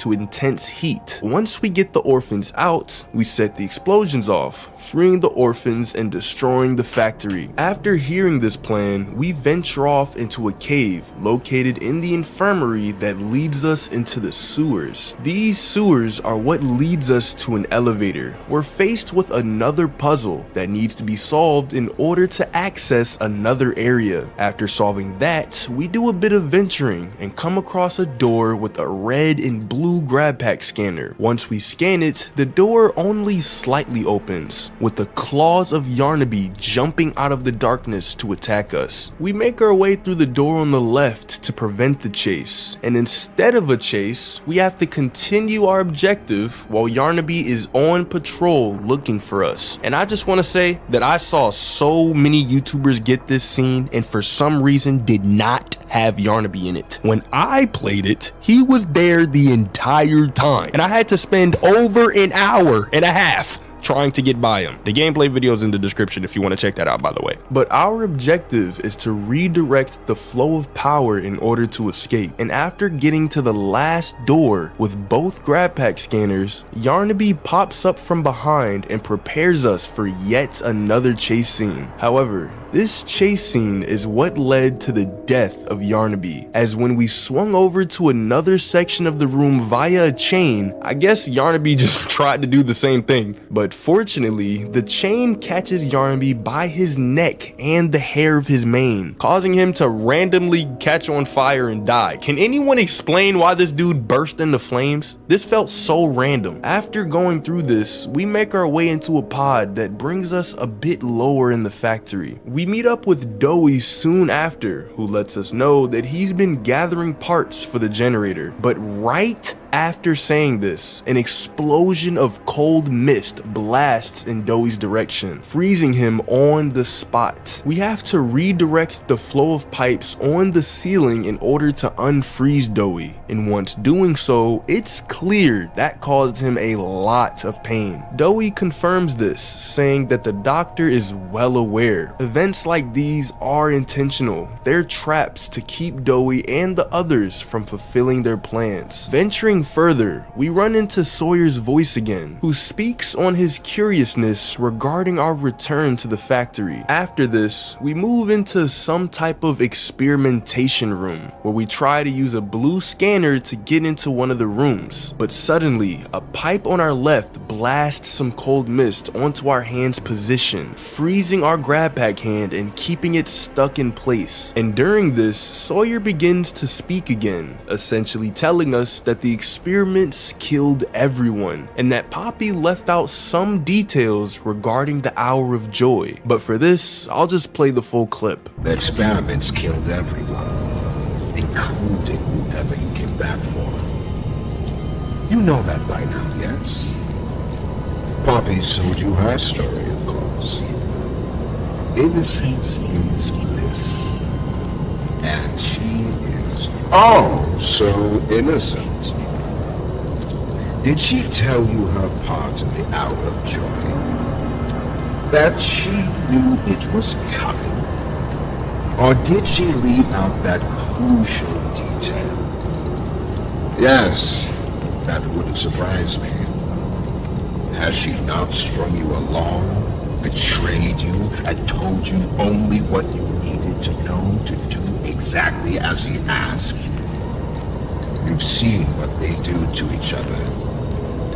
All they want is violence. Look around. Evidence for it is everywhere. Once they had choice, once they were free, this was their creation. In order to get out of this situation, we grab a battery located in one of the hatches, use it to power the saw, and use the saw to cut the cord that belongs to the blue grab pack hand that's been here since we walked in. Once cut, we put that blue grab pack hand under our working hand and use the blue scanner to stop the cold mist. This scanner also opens the door that we were initially trying to open, which contains a pod with what looks to be a large pair of lungs. We use the circular battery outside of this room to power the pod, destroying whatever was inside of it. Upon destroying it, we can hear Sawyer reacting to it, almost as if it hurt him. We make our way into another experimentation type of area soon after this, which prompts us to find the toys displayed on the TV in order to reveal their respective numerical codes with the help of our newly acquired required gas mask. After aligning said codes with the body diaphragm poster and entering the correct 5-digit code, the red smoke that surrounds this area dissipates, and we make our way up some stairs. These stairs lead us up to another room with a pod containing an organ hooked up to it, using the circular battery outside to power the pod and destroy what's inside. After doing this, we keep exploring and get attacked by a random Doey nightmare critter. I hate this thing. This results in us having to take our gas mask off, indicating that we don't really need it anymore. At some point, we're required to jump across an electric pool of water with the use of our purple grab pack hand. But upon doing so, the hand breaks and we can hear Sawyer laughing in the background soon after. This means that we can't use the platforms on the left, and we'll have to swing over to the platform opposite of us with our blue grab pack hand. But instead of one of our hands getting shocked and breaking, Sawyer manipulates the swing to shock our entire body and sends us crashing down below. Here, we have to avoid a slightly larger Baba Chops while inserting batteries into their respective sockets and redirecting the flow of power in order to access another room. The room we gain access to, however, has a pod with Raby Baby inside of it, and Sawyer gives us this speech on how survival necessitates choices, and in order to leave this room, we're gonna have to make a very difficult choice. After this, we make our way to an elevator, which brings us up into a room with another elevator. Once we use that, Harley starts to ask if we hear it like he does, basically just giving us another riddle. Stepping out of the elevator, we're greeted with a wall of monitors on both sides of the room, with a door at the very end. We're given the objective to confront the doctor, and right as we step out the doors, a Sarly Hoyer throws us down a hatch before we can fully take in what we see. Our new location requires us to find the batteries that power the machines that will ultimately lead us out of this, and during this, we have to make sure that the Sarlies don't get to us, and surprisingly, they don't have the mechanic that I theorized, that being them being only able to move when they're not being looked at. But after finding all of the batteries, we make our way back up to where one of the Sarlies threw us down. This is where we destroy Sawyer, where we yank the Omni chip that's been keeping him alive out of the system. After this, we use said Omni chip to create our own Omni hand, which contains 4 charges that allows us to access certain parts of the factory. Using this newly acquired grab pack hand on a red scanner, we make our way back to Safe Haven, where Poppy lets us know that now that we have the Omni hand, we can continue with her plan. In the generator room with Doey, Poppy lets us know that now that Sawyer is gone, the prototype will get desperate, which will be our opportunity to strike. Doey interrupts and says that we should talk more about this, but a couple of seconds later, we get a call from Ollie. The prototype is right outside of Safe Haven, and Poppy says that Doey needs to distract the prototype and keep him away from here. She also tells us that we'll need to fix the generator, instructing Ollie to guide us through it. After we fix it with Ollie's help, we get these lines of dialogue. It's done. We did it. Good.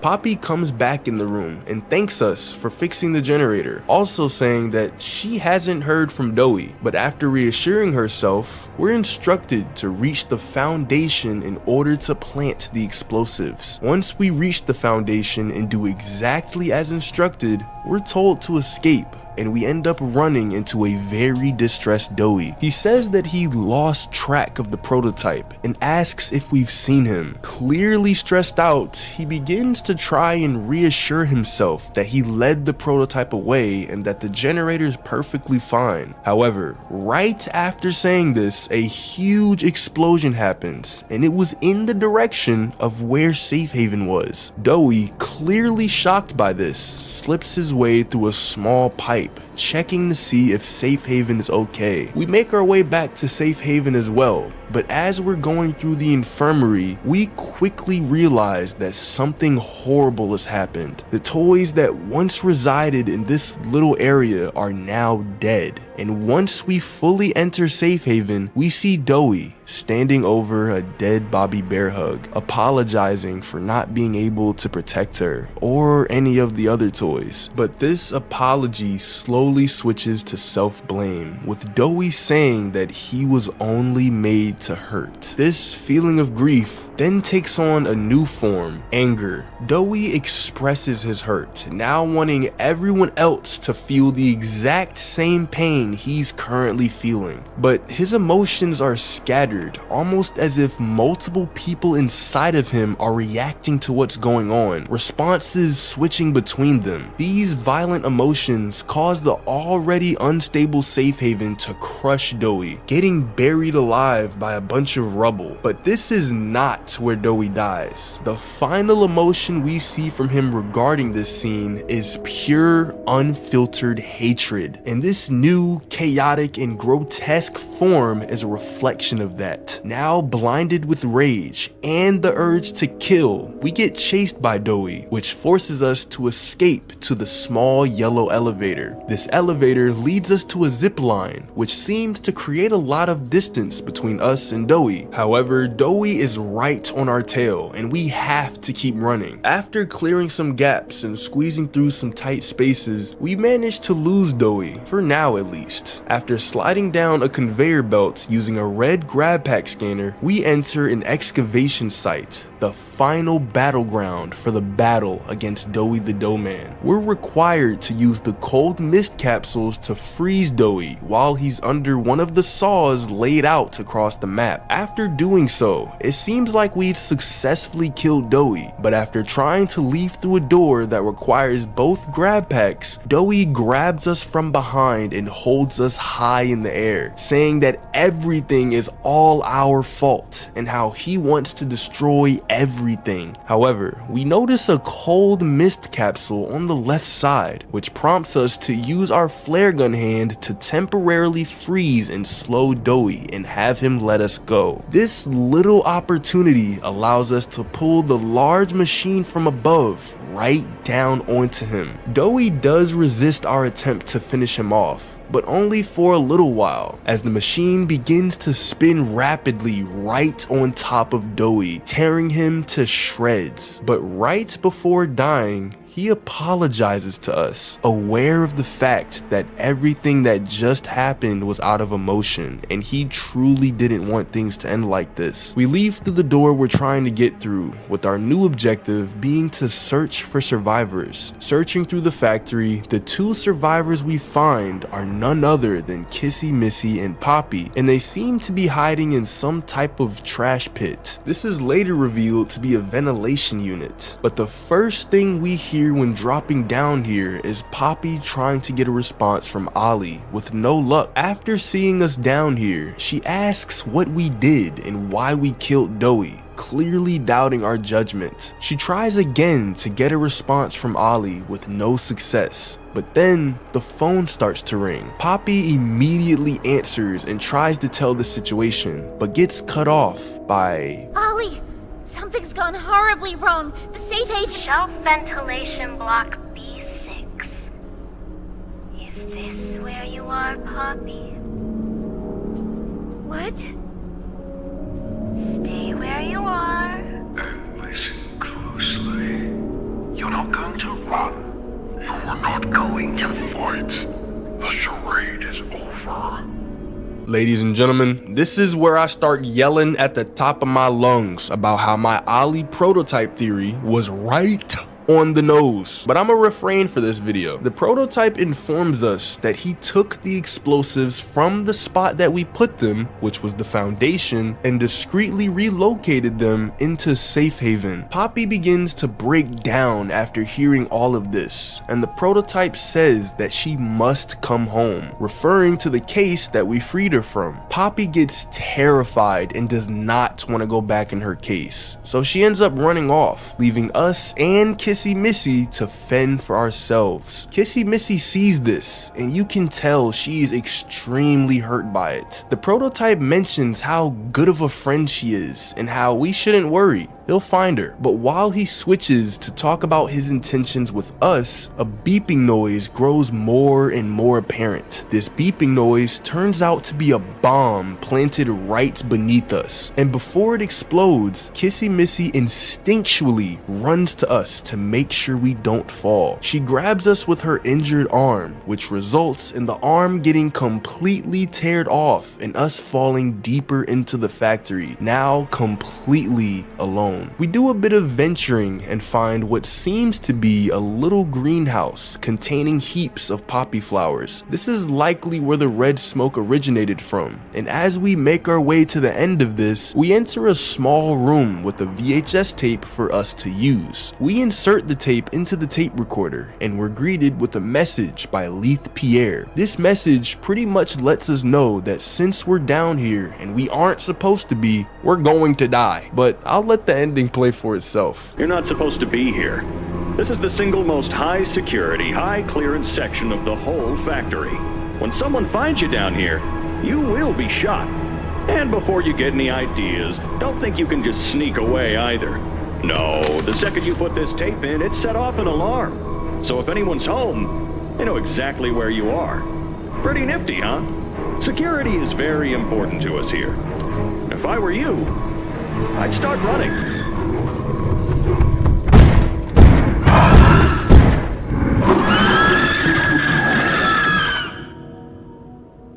And with that, the chapter ends. Somehow, some way, Huggy Wuggy is still alive. But what do you guys think about this chapter? Let me know down in the comments. Thanks for watching, subscribe, and click on this video right here. The whole reason that Poppy Playtime is even a thing is because of this one note that we received back in chapter 1, which led to us going back to the factory and getting into all of this mess. But the thing is, 4 chapters have gone by and we still haven't figured out who wrote this note or why they even wrote it in the first place.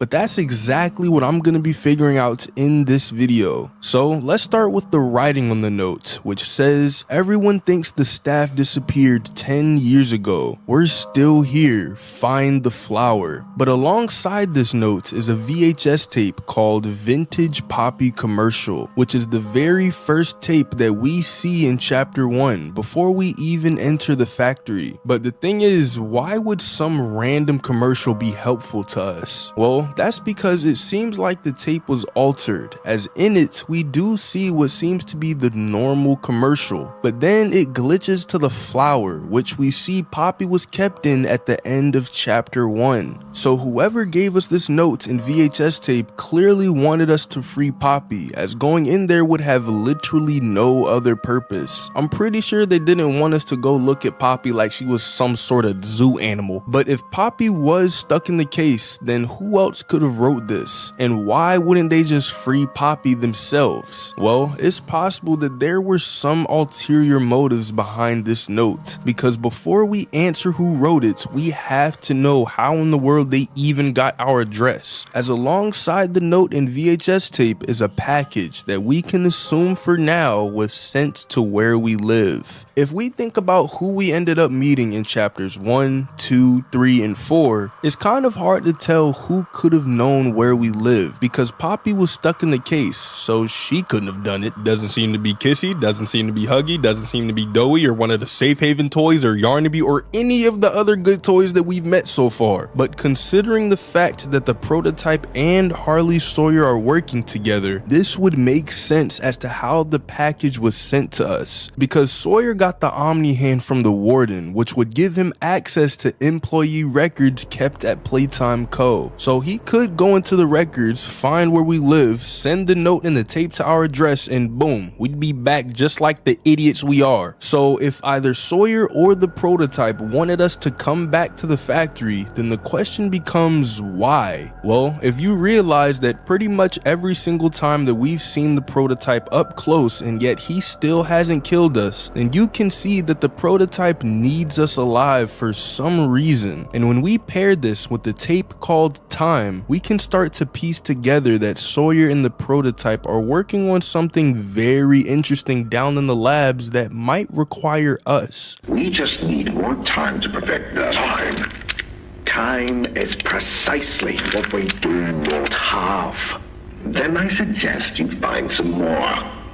That will give me labs access. At least with the two of us. That is out of the question. You will still want. Fine. But you have no staff, virtually no test subjects. It's hardly ideal conditions. And if this theory sounds far-fetched, well, guess where we ended up at the very end of chapter 4 of By the Prototype's Bombs. We're not moving forward till you say the answer. Thank you, the labs. What if we weren't dragged to the lab, but led step by step, note by note, all the way to the core of Playtime Co? Well, if this is true, then one theory is that the prototype wanted to kill us since we were a past employee. However, he wouldn't just kill us immediately, but also torture us. And this can be supported by the fact that in our chapter 3 hallucination, we see what seems to be our old office with text saying guilt haunts you, most likely meaning we had to do something with the experiments. And because the prototype wanted to kill all of the employees in the Hour of Joy, he could have led us back to the factory where he's then going to kill us in the labs. And in what's called the Cole Journal, after the Hour of Joy, Cole was taken to one of the prison blocks where he was kept alive for some time, just showing that the employees weren't immediately killed, but could have been tortured for what they used to do to the experiments. But the other theory is that the prototype is working on the very first experiment that goes from toy back to human. Because if you combine this with the chapter 4 tape called Untitled, where Poppy says that the prototype explained to her that they can't leave the factory in fear of more experimentation, then it shows that the prototype doesn't want to leave the factory and he's really just stuck here, especially since he hasn't left over the past 10 years. He explained everything, and he's right.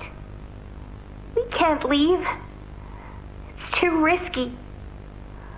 What they did to us, we can't ever let it happen to us or anyone ever again. But if he were to somehow make an experiment that goes from toy back to human, then he could easily leave the factory and no one would ever know. Also, in a chapter 4 tape called Time, when the prototype and Sawyer are talking about the project they're struggling with, Sawyer says that even when the labs were fully operational, they were beating their heads against this, meaning whatever they were doing, they just couldn't figure it out, no matter how hard they tried. It's hardly ideal conditions. Even when this place was fully operational, we were beating our heads against this. You can't expect to do it on your own so quickly. The situation necessitates it be done quickly. And so, since we know that the scientists were extremely good at taking humans and putting them into toys, then something that would be extremely hard for them would be taking the toys and putting them back into humans. And we know for a fact that they were extremely good at making humans into toys, because they went from toys like Boxy Boo, who would literally just eat whatever was put in front of him, to then making Doey, who was literally made up of 3 kids in one body. And he managed to eat double of what was in front of him. But what's even scarier is that if this theory is true, then it seems the prototype figured out exactly what he needed. Because in chapter 4, when we make it into the room where Harley Sawyer was kept, we kill him pretty easily, as his robots aren't that powerful and all we had to do was take out his Omni chip. And the only other thing that could have stopped us would be any of the bad toys or the prototype, yet none of them stepped in either. So like, what's going on? But somehow, right after activating the gas to explode the factory, a bunch of nightmare critters show up and the prototype takes our bombs. And I made the connection that Ollie sounded like Dora the Explorer, and now that he's revealed to be the prototype, he wants to act like Swipe. or whoever, swiper no swiping, whatever who he is. So why wouldn't the prototype do the exact same thing with Harley Sawyer in order to keep him alive? Wouldn't he need Sawyer in order to figure out whatever it was that the prototype needed so badly? Well, that could be because he already found out how to do it and will be experiment number 1. But what do you guys think? Let me know down in the comments. Thanks for watching, subscribe, and click on this video right here. Why did Poppy run away at the end of chapter 4? For all this time, we had a somewhat safe assumption that Poppy could be trusted. She saved us from Kissy Missy in chapter 3 and helped us get around in chapter 2. But there is also the fact that she backstabbed us in chapter 2 by switching the train on us at the very last moment, using us for her plan rather than allowing us to escape and keep us out of harm's way. So in chapter 4, it's not too much of a surprise to see her look out for herself, just like she did in chapter 2. But this time, she's not just changing the tracks on us, she's literally leaving us for dead, as while we're in the ventilation block, we hear the prototype's footsteps, and he says he put the bombs we had earlier to good use. From Poppy's perspective, we are absolutely, say it with me now, cooked. There is like a 1% chance of survival here, and she runs away to try and save herself. But let's really dig into why she left us, cause maybe she actually did have a good reason, or maybe she's even worse than we thought. In the phone call we hear between her and the prototype, we hear the prototype call Poppy's address right then and there. Bro, if this was a real life situation, it would immediately get translated into a Call of Duty lobby, because somebody is going to get quick scoped and send a message to the other guy sending them their exact address. Is this where you are, you freaking quick scoper? Ollie, something's gone horribly wrong. The safe haven... Shelf ventilation block B6. Is this where you are, Poppy?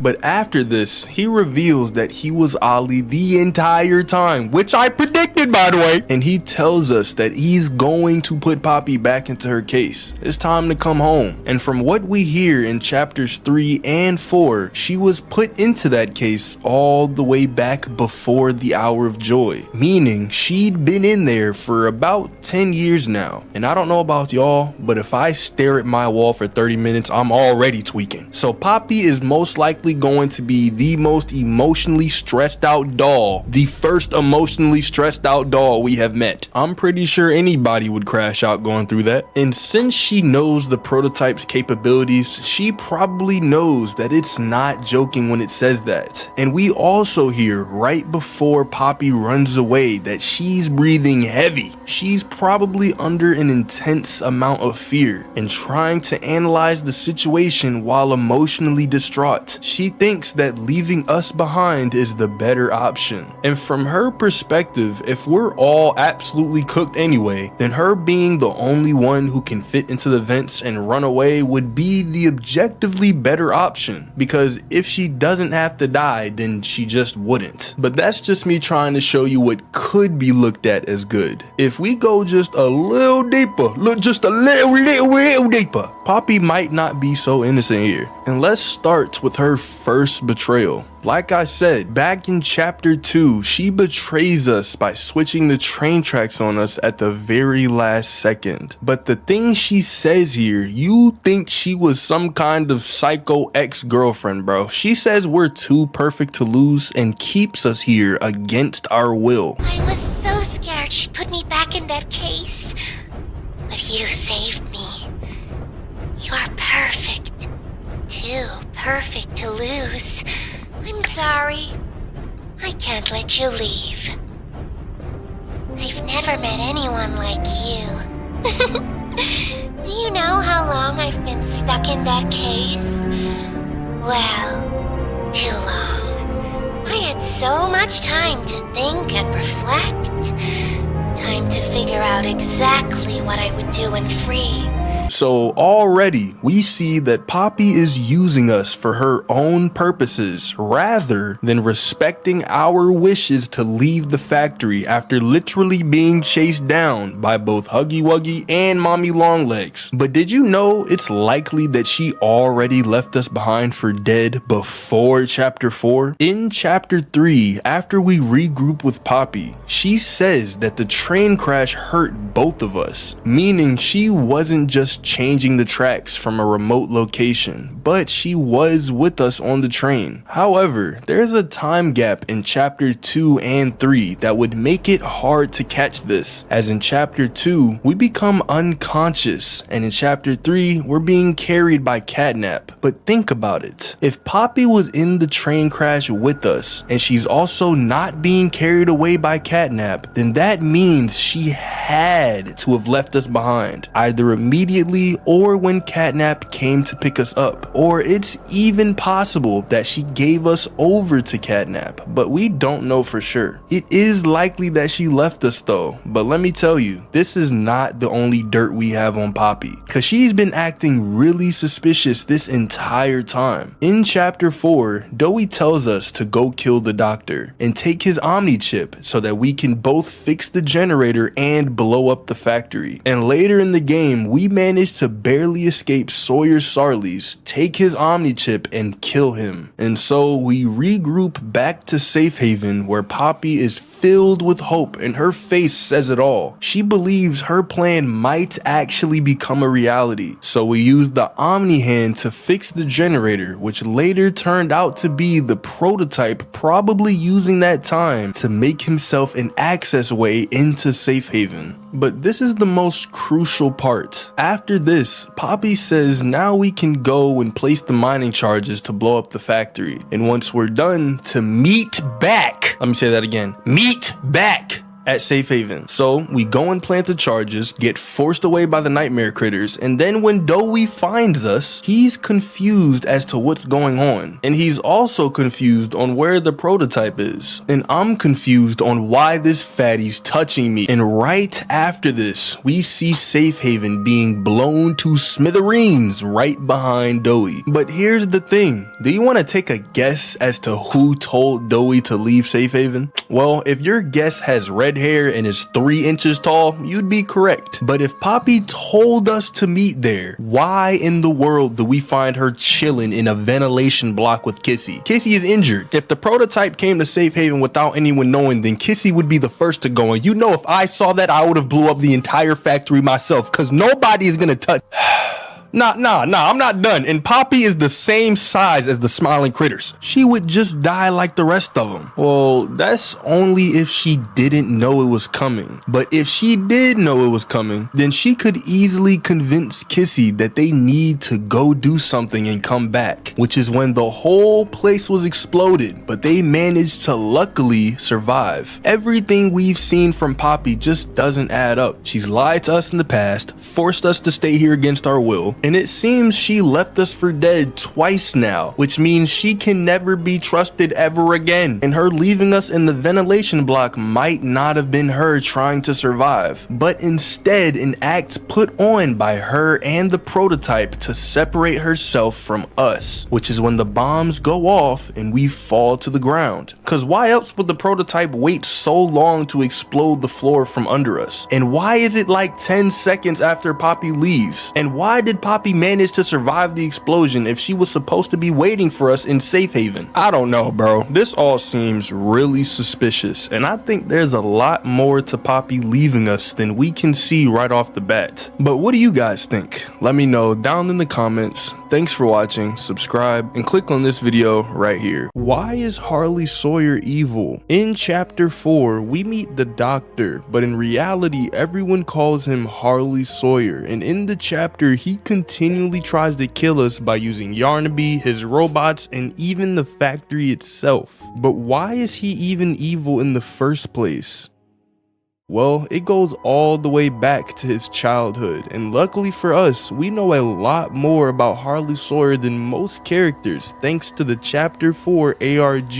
In the ARG, we find a photo scan of a flyer advertising Playtime Co.'s Young Geniuses program, calling all smart kids to embrace the future of science alongside Playtime Co.'s founder, Elliot Ludwig. And in another photo scan, we see what seems to be Harley's acceptance letter, which tells him that he'll soon receive instructions on what to bring and where he'll be staying. Harley must have been an exceptionally brilliant kid, as in order to be accepted into the program, you'd most likely have to complete some sort of test like an IQ test or science knowledge test in order to pass. But Harley wasn't just smart, he was also prideful, which we see when he works with Elliot during his time in the Young Geniuses program. But before his pride was prominent, Elliot wrote a letter to someone talking about Harley, saying that he's taking a liking to the boy and that he's not like the others. And they'd go on to spend lots of time working together in the labs, with Elliot being impressed with just how smart Harley was. But this means that Harley wasn't just smart, but super smart, because everyone else at the program is already smart. So for Harley to outshine all of them as well means that he was one in a million. But even though Harley may have been the smartest kid there, it wasn't enough to stop him from getting kicked out of the program, as Elliot eventually had to write a letter to Sawyer, removing him from the Young Geniuses program entirely. In the letter, Elliot talks about Harley's problem with pride and that he's lost sight of science's true goal to help humanity. Elliot wrote this letter in hopes that Harley would eventually become a better person, but as we see, this clearly did not happen. We even see a bunch of torn up science papers which say, "He took everything. I thought you cared. Nobody cares. Nobody understands. Elliot Ludwig is a soft, pathetic, small-minded backstabber. Nothing more. This dude is livid." Showing that Harley was angry and hated Elliot for what he did. But why was Harley evil as a kid? Why did he already have so much pride? Well, since Harley was one of the smartest kids in the United States and maybe the world, he's gonna struggle with not being understood, as seen with him saying nobody cares and nobody understands. But there are two ways to deal with this: either learn to live with others or view others as beneath you and try to manipulate others to follow your way. And if you know anything about Harley, I'm pretty sure you know what answer he chose. In the radio that we find in a room behind where Harley Sawyer was kept, we hear how he viewed the kids that he was experimenting on. He didn't even see them as human, but more like rats to be experimented on and thrown away when they're no longer useful. What's a dozen children? 1,000? Next to this? What would they have been otherwise? Another drooling automaton out in the world, blind with accepting the offerings of better men.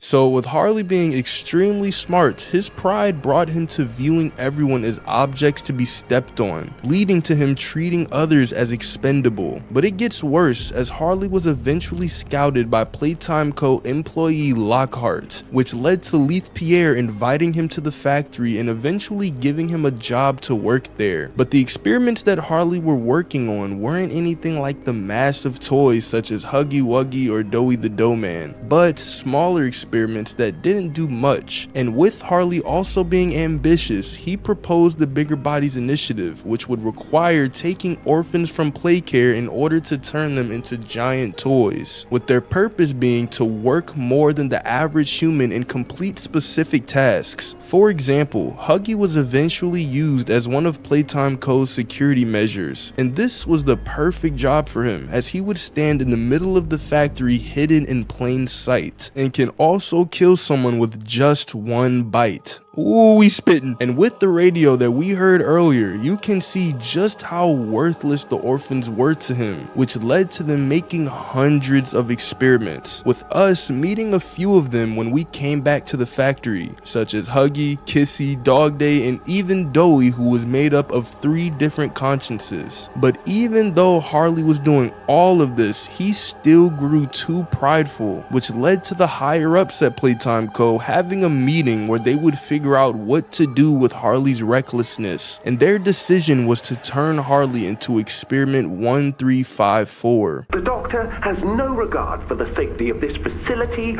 or its staff. Or the children in play care. I've tried to set boundaries with him. He doesn't listen to me. The guy's gotta go, Lath. And how do you suggest we do that? This wouldn't be the first time we made someone disappear. We can't kill him, Eddie. Why not?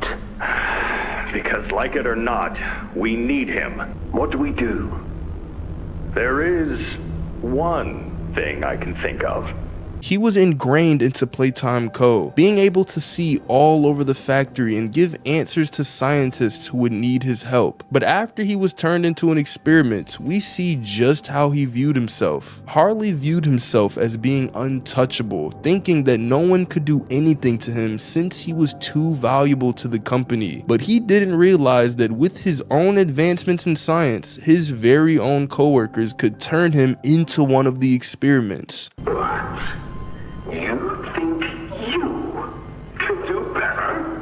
Nobody else can do what I do. You need my knowledge, my intellect. Why do you think you're sitting in there right now and not in Boxy's stomach? However, Harley didn't stop here, as it seems he was working with the prototype to start the Hour of Joy. And in a Chapter 4 tape, we hear Harley talking with the warden in shock as to how the toys did all of this. But Harley isn't even fazed in the slightest and instead focuses on getting the Omni Hand from him. And since Harley already hated Playtime Co. and wanted to be freed, then he has a huge motive to work with the prototype anyway. And because the prototype spared his life, he was most likely part of the plan, and his part was to get the Omni Hand from the warden. And his plan ended up working, which gave him the ability to control the entire factory, where he'd start leaving traps for the toys and eventually try to kill us by using both the red smoke and the nightmare critters. So it seems that Harley was the result of insane intelligence not being kept under control, to the point where he viewed others as beneath him, simply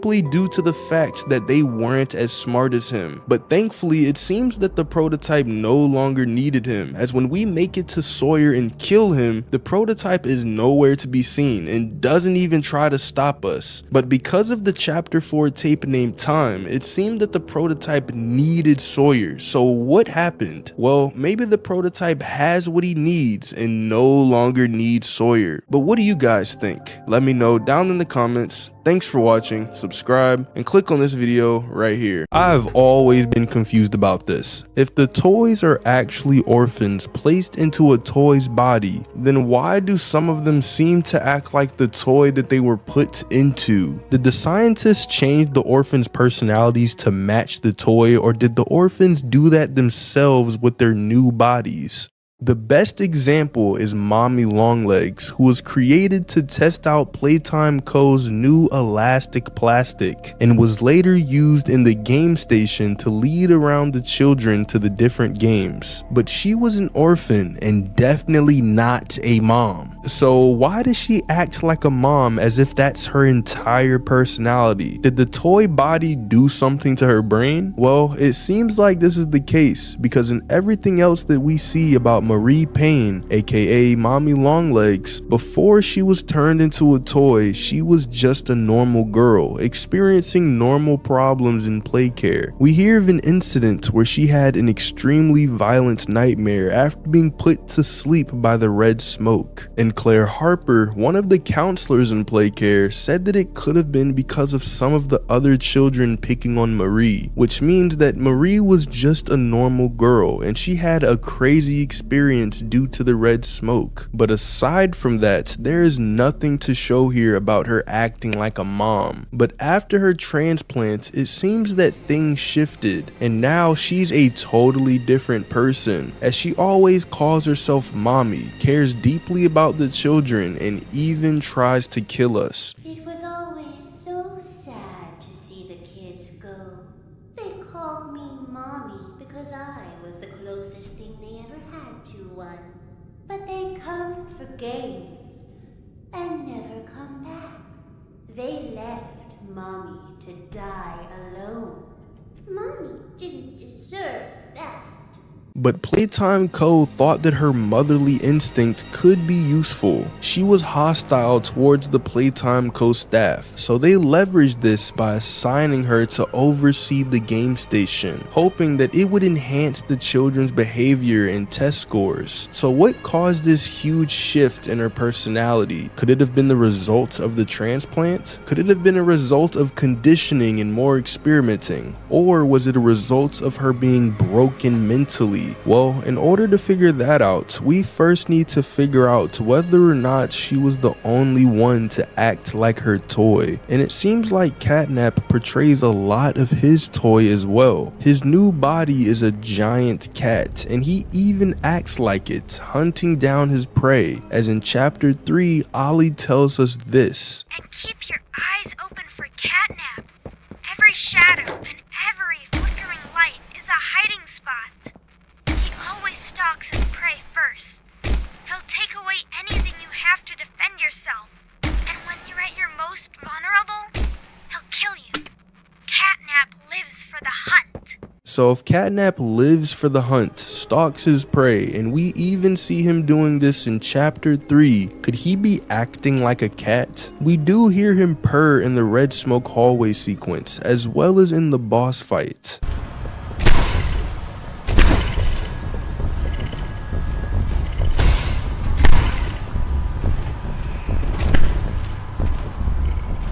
But in reality, it seems that Catnap isn't too much like a cat, but human. Before the Hour of Joy, the prototype managed to convince Theodore to do things for him, which eventually led to them trying to open a door that got Theodore electrocuted. However, instead of escaping the factory, the prototype stayed behind, brought Theodore to the Playtime Co. staff, and saved his life, which led to Theodore following him around like a lost puppy even after his transplant to Catnap. And we see this especially well in chapter 3, as Catnap literally worshipped the prototype like a god, built a shrine for him, and even gave up his very life to him in the end of chapter 3. And we see this with the other toys as well. For example, Doey has a voice that matches his body, but his personalities are different. He displays childish behavior, anger, and even self-doubt from all 3 of the Doey children, adding their parts of their personalities into him, meaning that he's mostly human, but his voice does sound like the toy. And we see this especially well with all of the toys that were in Safe Haven, as they act like normal people. My stomach, it hurts. Mine too. When's the last time you ate? I can't remember, honestly. Neither can I. It feels like forever. Which will kill us first, you think? The doctor or hunger? I prefer not to even think about it.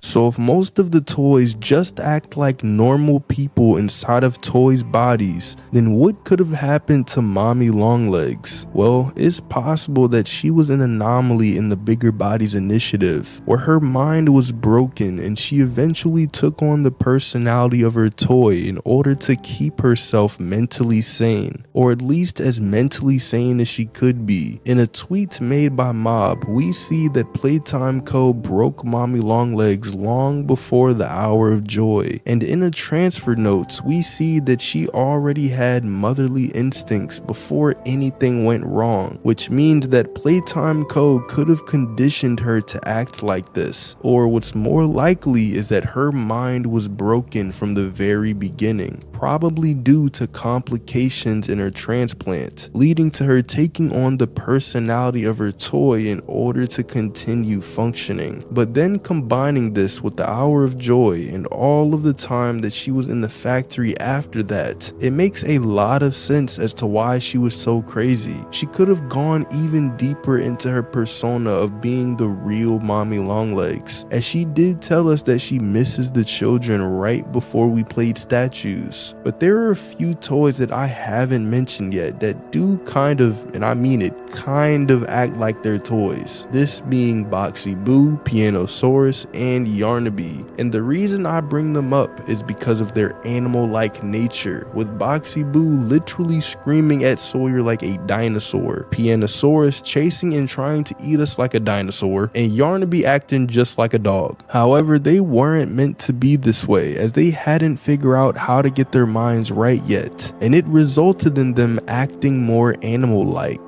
Pianosaurus and Yarnaby were deemed failures because of this very reason. So although Pianosaurus was a giant dinosaur and acted like one, he wasn't meant to be that way from the beginning. And the same thing goes with Yarnaby, as Harley Sawyer writes in the notes that he lost pretty much all of his intelligence, making Yarnaby a failure. However, because he kind of acted like a loyal pet would, Harley Sawyer used this to his advantage, and even sends Yarnaby to kill us in chapter 4. Oh, Yarnaby.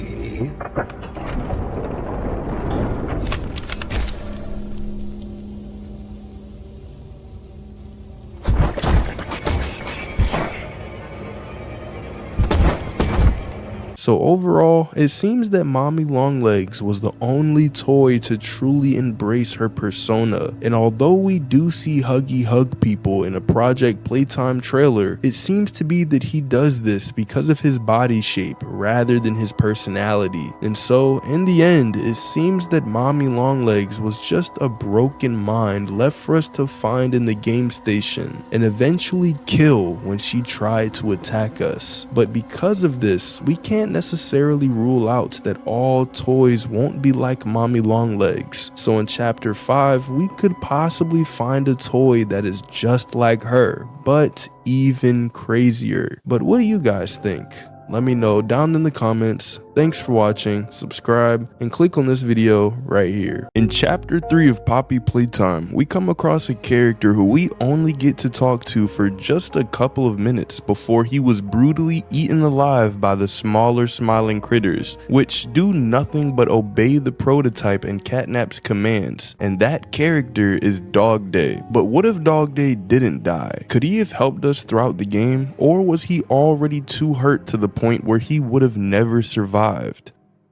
Well, the first thing that we have to talk about is the fact that he was being tortured by Catnap in such a brutal way that they had a belt tied around his waist in order to keep his organs in place. And in doing this, they kept him alive for way longer, most likely so he could be tortured either for information or as an example for the other toys never to disobey the prototype or Catnap's orders ever. A million pairs of eyes are on you now. Watching, waiting, hungry. They want nothing more than to crawl beneath your skin and eat away at you bit by little bit. Catnap, the prototype is his god, and this is what he does to heretics. These little toys follow Catnap to avoid that very fate.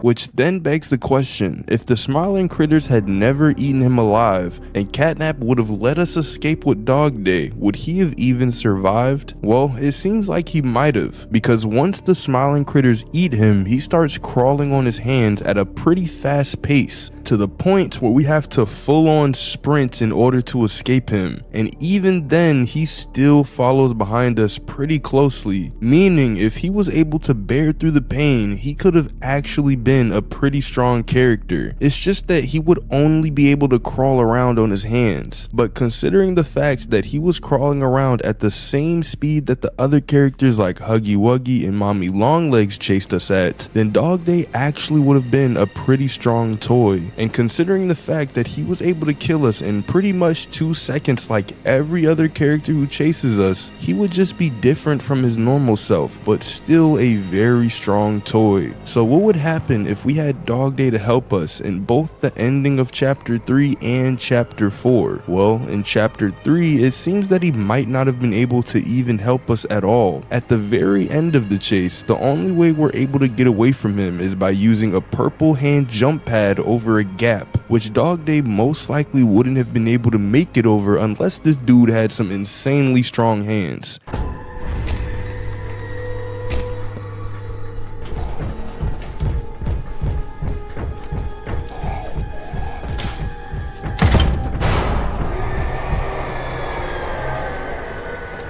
but because of the way that he crawls at us, maybe, just maybe he'd be able to make the jump, but most likely he wouldn't be able to, and we'd have to go a different way through where the smiling critters were trying to kill us, and then Dog Day would have been eaten by them anyway. But assuming he was able to survive, how would that change the events of chapter 3 and chapter 4? Well, in chapter 3 we only really have Poppy and Kissy on our side, but if we had Dog Day on our side as well, it could have made the Catnap fights a lot different. Although Catnap is like 10 times the size of Dog Day, he might have tried to fight Catnap, which could have given us a worse ending, because the way that it happened in chapter 3 seemed to be a setup for us to fight Catnap, and for the prototype and maybe even Harley Sawyer to observe how we fight and how strong we are. Because of the way that the boss fight is set up in the end of chapter 3, there is no way that wasn't done on purpose. I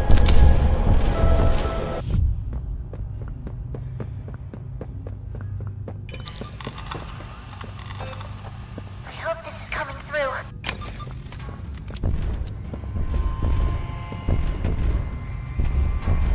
I refuse to believe that there is this giant 4-hallway system with smoke that blasts out, which just so happens to make Catnap go away, and also the fact that he's walking at us at like 2.5 miles per hour. But if Dog Day attacked Catnap and got into some kind of fight, then it's possible we wouldn't have made it up the elevator and into the boss fight room, and instead we would have been running somewhere else in the factory, and this would have changed how things went and could have led to Catnap killing us. Catnap had the ability to kill us multiple times, but for some reason he didn't. For example, when he's in the office and jump scares us, it sends us into some kind of nightmare since the gas mask flew off our head, which means it's possible Catnap would try to kill us since the prototype's plan would have failed and we'd no longer be useful. But let's say Catnap didn't kill Dog Day and somehow managed to survive and come down the elevator with us in chapter 4. Would that change any of the events that happened? It honestly seems that the main thing that Dog Day would change is the kill count in the end of chapter 4 when Safe Haven explodes, because although he does seem to be somewhat strong, I don't necessarily see him tagging along with us like a dog and helping us during our attempts to kill the doctor. Even Doey didn't help us do that, and he's 10 times as powerful as Dog Day is. I need you to stop the doctor, to take his Omni Hand. We'll need it for the generator. And if you want red smoke in the Foundation, you'll need it too. Head for the infirmary whenever you're ready to leave. There's sewer access inside. That's your safest path to the No Man's Land. And to him. But if you need to catch your breath, our safe haven is also yours.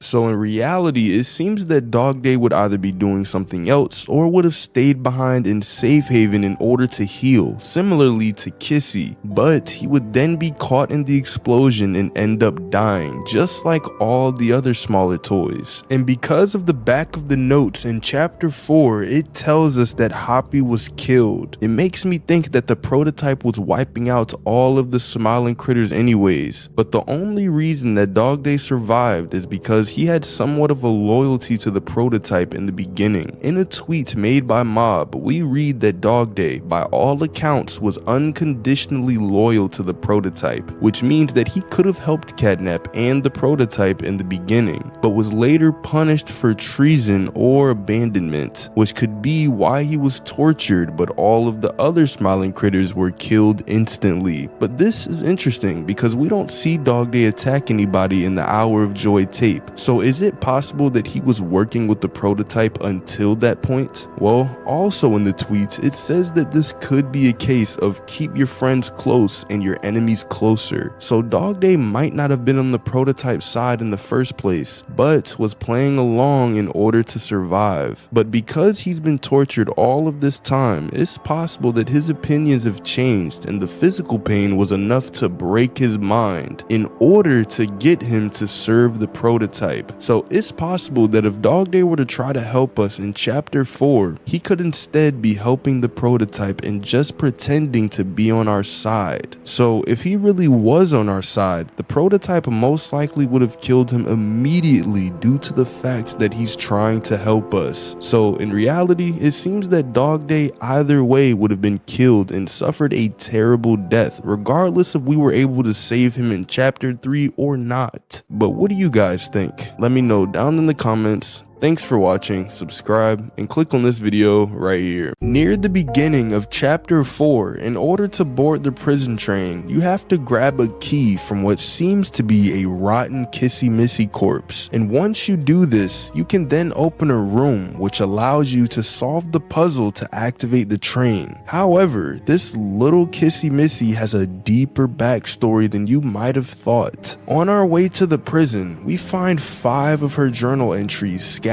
in the form of notes, and each one of these notes gets darker and darker, making this one of the saddest stories in Poppy Playtime. So let's start with the very first note. I'm gonna read each one and then explain her story as we go on. 2 weeks since the fire, August 8th, 1994. Riley, age 12. First week at Playcare, I didn't know what to expect. I didn't know what I wanted it to be. There are a lot of people here, and they've given a lot to me. A room, a roof, a big pink bed, girly toys, I'm a little too old for that, and a journal. The adults encourage me to talk to the other kids, but I'm not sure what to say to them. Most of them have been here almost their whole lives, or at least they were young enough that they can't remember what they lost. My parents loved, protected, and taught me, and I'm not sure the others even remember what that's like. They don't know what they don't have, but I do. I remember a lot. I try to be kind to them though, even if there's very little I can say. Right now, I think I prefer it like that. The nice counselor who said I was quiet told me I could say whatever I wanted in my journal, and it would only be for me. Make 2 lists, she said. One with what's important to me right now in this moment, and the other being why. She said it might help me. I'm going to try it. What's important to me? That the nice counselor cares enough about me to try and make me feel at home. Trying to get comfortable here. Even if it's not home, it's all I have now. That my life matters, since it can be lost so quickly. That my parents' lives matter too. Why? Because I'm scared. Anything can happen in an instant and leave you with nothing. And because of that, I'm scared that nothing matters. But I want to feel happy again. Really, I do. And it's important to me right now, in this moment, that someone here cares that I feel at home, even if I'm not. Here, we can see the very starts of Riley's journey in Playcare. However, what's important to know is that at the very top of the note, it says 2 weeks since the fire. But she crossed this out and instead wrote the actual dates, which is literally 1 year before the hour of joy on the dot. She tells us that she's been at Playcare for about a week now, meaning in between the accident with her parents and coming to Playcare, the police were most likely trying to find a home for Riley. She also seems to be a very mature girl for her age, as her writing has pretty much perfect punctuation and she has a great appreciation for her parents, one that most kids don't usually have until they're an adult. She then tells us that the nice counselor told her to write down lists, and this nice counselor is later revealed to be Claire Harper, the same person that we heard in the chapter 3 tape where she described Marie Payne, or also known as the girl who was turned into Mommy Longlegs, as having a very intense nightmare, most likely due to the red smoke. And because of Riley's list, we can see that she's a scared little girl who just wants to feel happy again, who just wants things to go back to the way they were. January 14th, 1995. Being chosen. The other kids talk about it a lot. I still don't know what that's about exactly. If it means being adopted, I'm not sure I even want that. What's important to me? Figuring out if I even want to be adopted. Trying to feel what the others seem to feel day in and day out. Why? If I was happy like them and could feel it like that, maybe I'd appreciate everything more. maybe I'd want to be chosen too. February 10th, 1995. I've been chosen. Dr. White chose me. For a while, I didn't know I wanted to be, or how I'd feel if I was. But really, I think I'm happy. There were interviews, of course, but I didn't think any of those couples actually liked me. Too anxious, too quiet, doesn't get along with the other kids. And the test scores don't always make a good kid, they often say. But I guess somebody liked me. I asked if I could take out my journal. They said yes, but I wanted to write this out before I leave. I haven't felt like this since before the accident, since my parents. The lists Miss Harper told me about have helped me a lot in recent months. And now, I think I have more for the first list than ever. What's important to me? That I still try to be the girl my parents raised, live by their values so that a part of them is still here, so that their lives mattered, being good to myself and to whoever takes me in, staying happy, finding more friends, getting used to a new home, growing up to help kids that were like me, start an orphanage like Elliot Ludwig, and fill it with toys and good people. In this second note, we can hear that Riley has learned about some kids being chosen. And although this may seem like adoption, we know for a fact it isn't, including one of the tapes named Samuel Lee's Last Day. In the tape, we hear what seems to be a teacher, maybe even a Miss Delight, and she says that Dr. White has chosen Samuel Lee. Ah, and here they all are. Well, of course. They'd never miss this. Who's a Mrs. Brooks? Who's going away? Tell us. This week, Dr. White here has selected our very own Samuel Lee. Now, before he goes, let's all give Sam one last goodbye, shall we? With me. 1, 2, 3. Goodbye, Sam!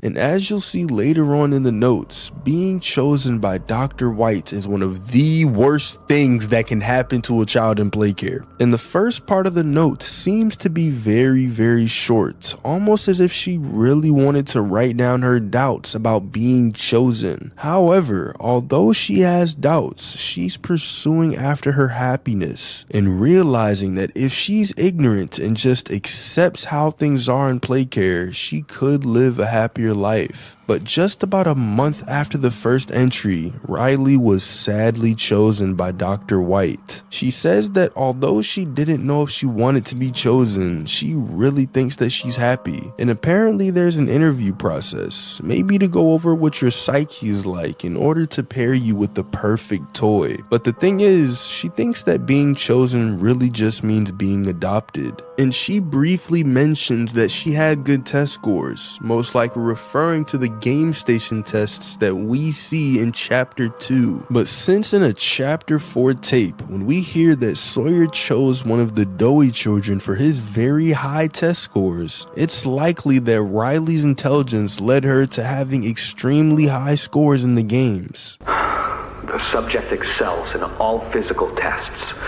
Reflexes, reaction time, and mental fortitude all tested well above average in game station examinations. So, in spite of said concerns, in Dr. Sawyer's eyes, Kevin is ideal for the project. If we're to create an experiment that can fulfill multiple assigned roles, we can't allow any single consciousness to throw the others off. Even a simple misregulation of emotions means we have 900 pounds of dough that can shift however it pleases and can turn on even those it trusts, simply because it was overwhelmed by a stray feeling. Regardless, Sawyer's word is law, and subjects 1322A and C are to be gathered for processing first thing tomorrow morning. But it gets even sadder when you realize what Riley wrote down is important. She said that she's trying to be the girl that her parents raised, live by their values so that a part of them is still here, and make sure that their lives mattered. But the very last thing that she wrote shows that she really was a good kid. She says that she also wanted to start an orphanage just like Elliot Ludwig, filling the whole place with toys and good people, just showing that she really cared for others. Quadruple question mark. This wasn't what I thought, what anyone thought. They took me somewhere, not out, but under, deep beneath everything. They gave me a shot, and I went to sleep. Maybe that was days ago, maybe it was weeks. I remember images. My skin opened up like flower petals. A man who looked like a doctor digging around inside of me, taking things out. I remember feeling his touch through my ribs and into the back of my spine. I remember hearing a snap. Everywhere was red. When I woke up, everything hurt, so I screamed. Hours and hours of screaming. I stopped once I knew no one was listening.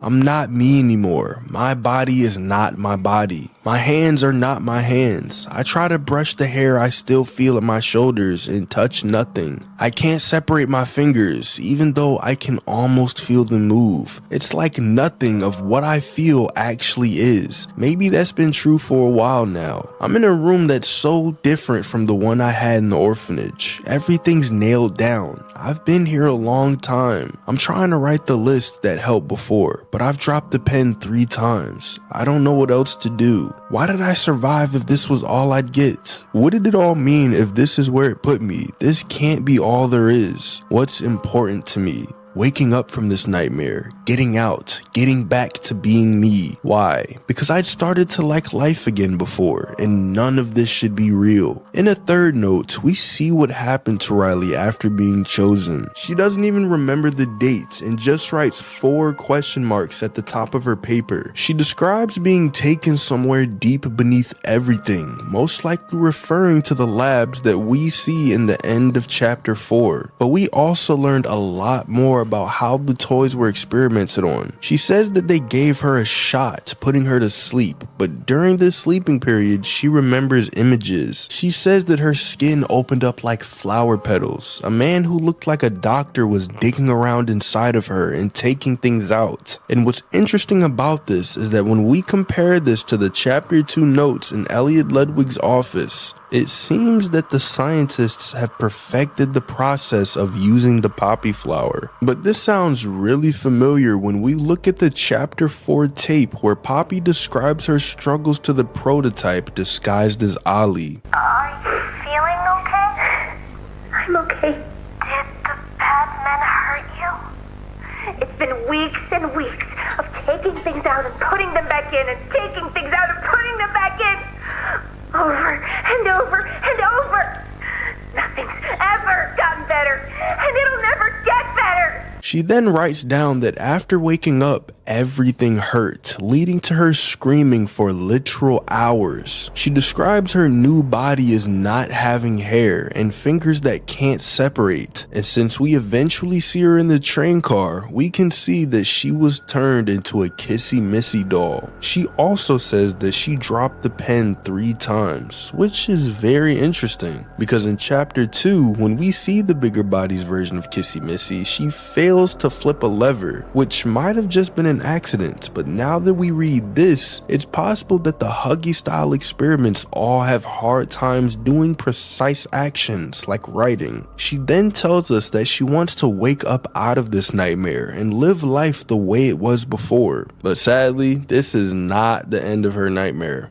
The room started moving. I'm not sure what that means or where I might be going. I'm scared, but I'm trying to. Something happened. Everything is upside down. There's a hole in the room, but everything outside is so loud. They're screaming everywhere. I'm better off in here for now. I'll cover the hole with something. It sounds like everything is quiet now. Don't think it's even been an hour since it all started. No one's tried to get in here. I think I'm gonna head outside. There are bodies everywhere, piles and piles. They look like me. What's happening? Finally calm down. Have to be calm. Have to think clearly. Have to get out. I'm gonna see if anyone's around. There's a man inside the construction vehicle. I tried banging on the glass. I don't think he can hear me, and he isn't moving. I have to get back to my room where it's safe. Figure out what happens now. Now, although it might not be explicitly said, this note talks about Riley surviving the hour of joy. And what's interesting is that this would mean that these notes take place over the period of an entire year, because like I said earlier, the first note was written a year before the exact date of the Hour of Joy. She writes down that her room started moving and she has no idea where she's going. But the thing is, she stopped writing and then started talking about screaming being everywhere. However, once everything got quiet, she says that she was gonna head outside, and once she did, she saw piles and piles of bodies. She then calmed down, tried to think about everything clearly, and even tried to bang on the glass of a construction vehicle to get a man's attention. But what's important is the last thing she mentions, where she says she's gonna head back to her room.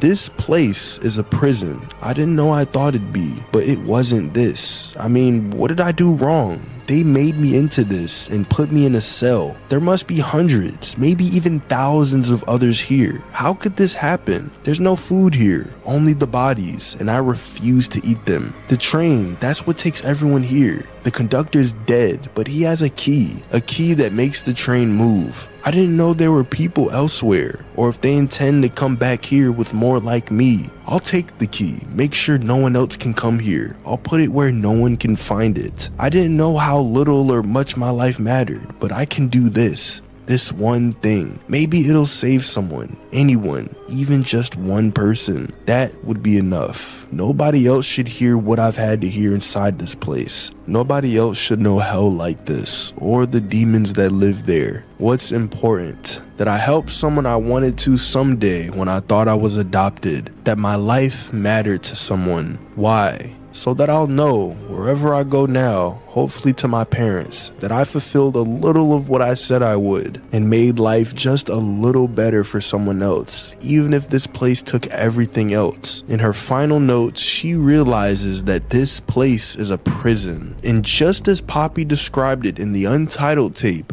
Riley says that the only food there is are the bodies, but she refuses to eat them. She says that the train conductor is dead, but he has a key which makes the train move. So she took the key and hid it where no one would be able to find it. She says that no matter how little or how much her life mattered, in doing this one thing, she hopes to save somebody, even if it's only one person, and says that wherever she goes now, hopefully to her parents, that she's fulfilled a little bit of what she said she would do. And this honestly seems to be referring to the afterlife, as her parents have passed away, and because we find her in the train car with the key, it seems that she starved herself. And the person that she ended up helping was us, and we used that key to enter the train and make our way into the prison. And if she knew what she had done for us, I think she would believe that her life had purpose, as with this key, we're one step closer to putting an end to absolutely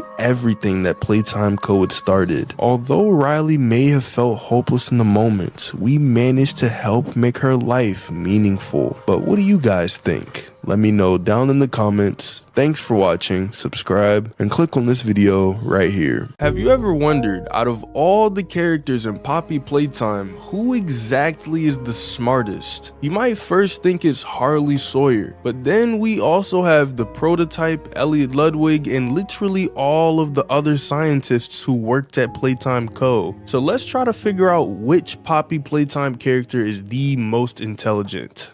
But first, let's start with the dumbest. And for the absolute dumbest character, like I'm talking absolutely stupid, we actually have a tie between Boxy Boo and Pianosaurus. And the reasoning for this is because both of them were some of the first successful Bigger Bodies experiments. And so with Boxy Boo being experiment number 1160 and Pianosaurus being number 1163, we can see that they were created around the same time. But there was one glaring flaw with both of them: their intelligence. Although Boxy Boo was a scientific miracle, it seems that most of his mind didn't survive the transplant, as he was literally used as Playtime's human garbage disposal. And with Pianosaurus, we find a note from Harley Sawyer which says this: Much like its predecessor, 1163 displays none of the typical human qualities. Whatever is left of the bright, joyful thunder of laughter appears limited or altogether depleted. A shame, I suppose. And so we don't really know which one was for sure the dumbest, but both of them only got like 10 seconds of screen time. But let me know down in the comments which one you think was dumber. But now let's move on to which of the characters were the smartest. And for the smartest character, we have characters like Harley Sawyer, Dr. White, Eddie Ritterman, Leith Pierre, Elliot Ludwig, and even the prototype. But for now, I'm going to be focusing on the prototype, Elliot Ludwig, and Harley Sawyer, because these three seem to be the absolute smartest. And the reason I say this is because Harley wasn't killed due to the fact that he was literally too smart to die. The prototype made a laser pointer out of an alarm clock and almost escaped containment because of it. And Elliot Ludwig was probably a billionaire since he was the founder and CEO of a massive toy company. But I'm gonna rule out Elliot Ludwig because being a CEO doesn't necessarily make you smart, but it can show other qualities like hard work and knowing what opportunities to take. So in terms of raw intelligence, the battle is between Harley Sawyer and the prototype. So let's go over what Sawyer and the prototype have done to see which of them is the smartest, because although you may think it's the prototype off the bat, Harley Sawyer was also extremely smart, even being part of Elliot's Young Geniuses program as a kid. And because he was in the program, Elliot eventually took a liking to Sawyer and spent more time with him than the other kids, working on experiments together and treating Harley like a son. But after a falling out, Sawyer was eventually hired in his adulthood by Leith Pierre, and ever since then he was working as a doctor at Playtime Co., who introduced the Bigger Bodies Initiative, where he and some other scientists were able to make some massive scientific breakthroughs, where you could take the conscience and life of a human and put it into a bigger body, like we see with Huggy, Wuggy, and Catnap.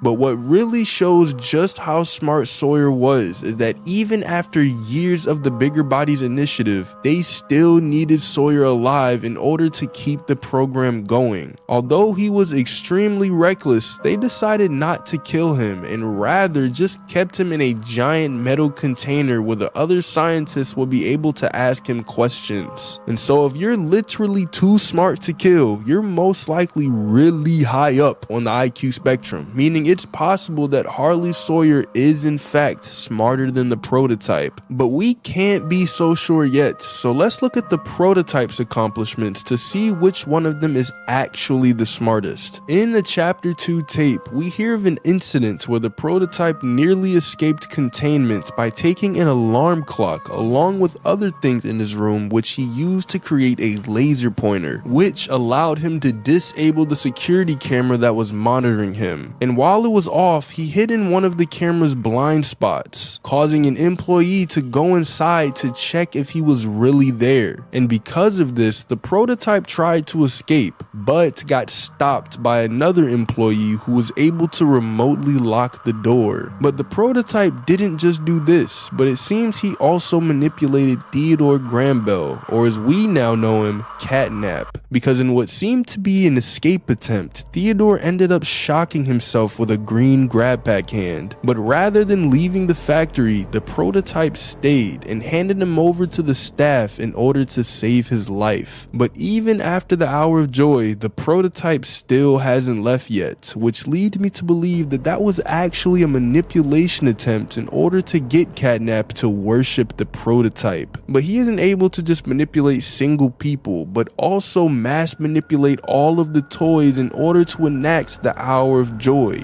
bars, because in the tape we see all of the toys killing the employees and visitors, but yet the prototype is nowhere to be seen. So if he got all of the other toys to do the dirty work for him, this shows a huge amount of intelligence in order to get all of the toys to literally kill people. But it goes even further because the prototype was able to manipulate us throughout all of chapter 3, as when we talked to Ollie, in reality we were talking to the prototype, which in hindsight we should have known this from the get-go, because somehow Catnap called us from the Ollie phone telling us to leave Playcare, which we didn't even pay 1 ounce of attention to.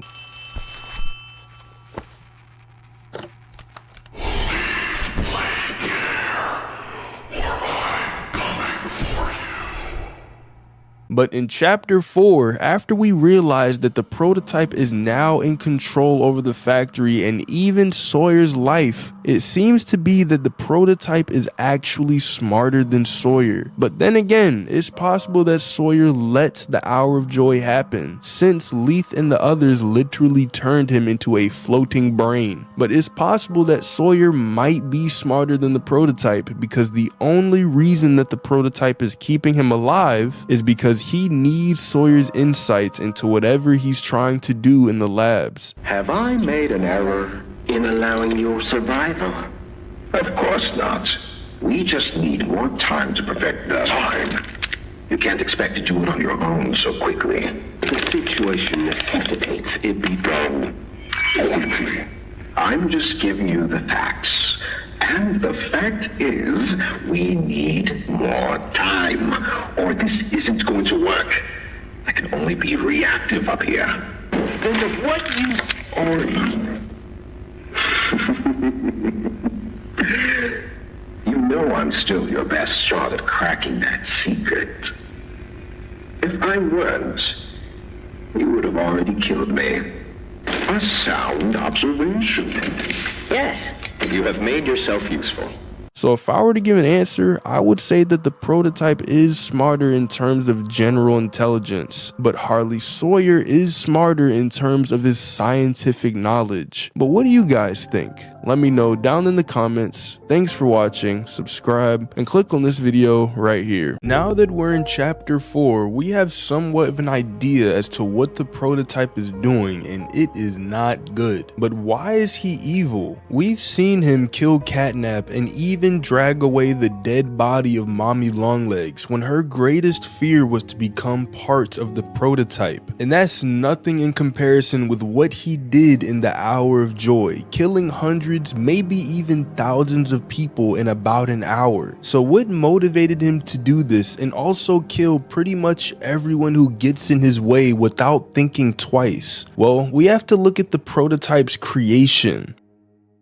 We know that he was created before the first successful bigger body, Boxy Boo, so he might have had issues with his creation, as he was one of the first. He's also a lot different compared with the other experiments, as he has a digestive tract, but for some reason doesn't need to eat, being fueled by another source. But the experiments all need food to eat, as proven by the Safe Haven toys saying that they're starving and about to die.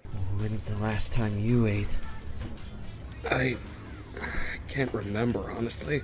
Neither can I. It feels like forever. Which will kill us first, you think? The doctor or hunger? I prefer not to even think about it.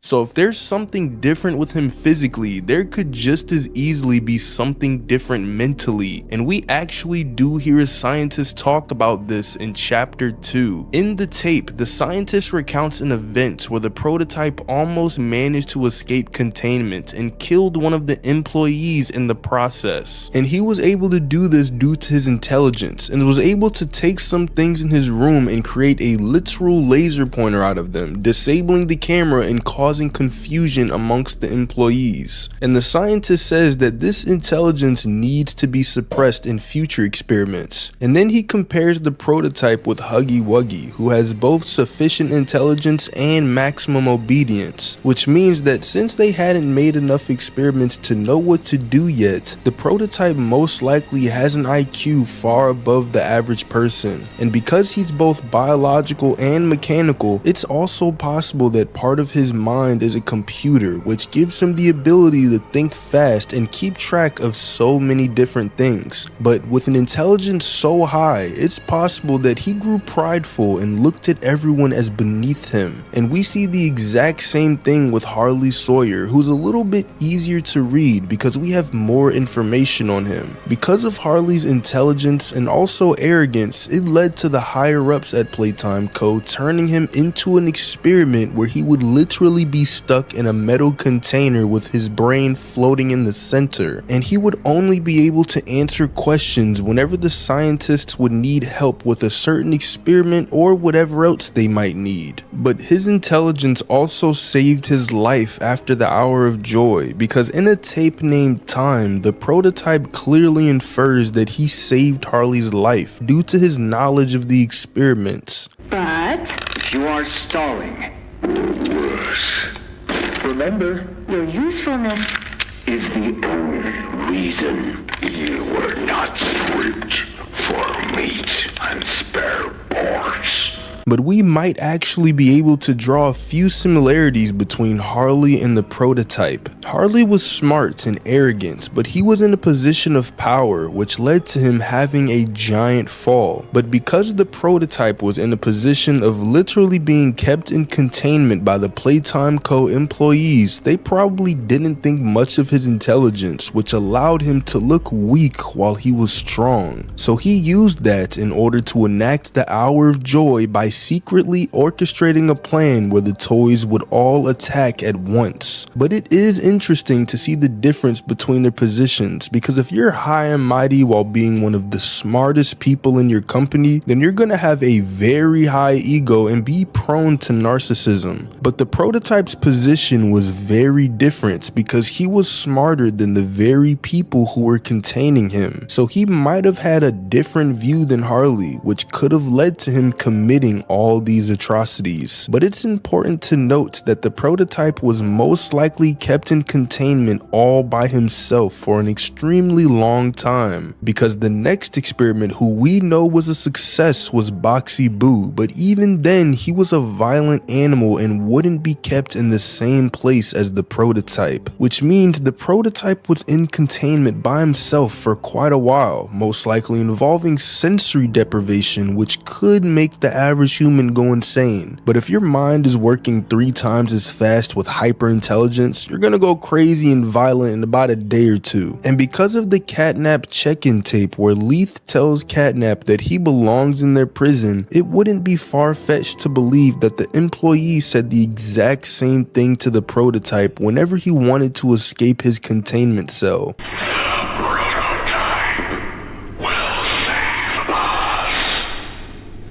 Theo, nobody's gonna save you. This prison is where you belong. We'll let you out here and there to go see the kids in play care, but your home is here. And as for the prototype, his home is in the labs.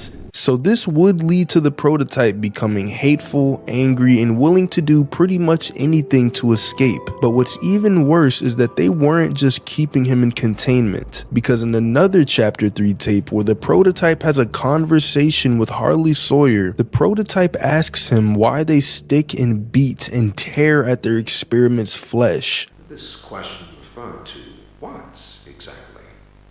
You stick us. Beat us. Tear at flesh.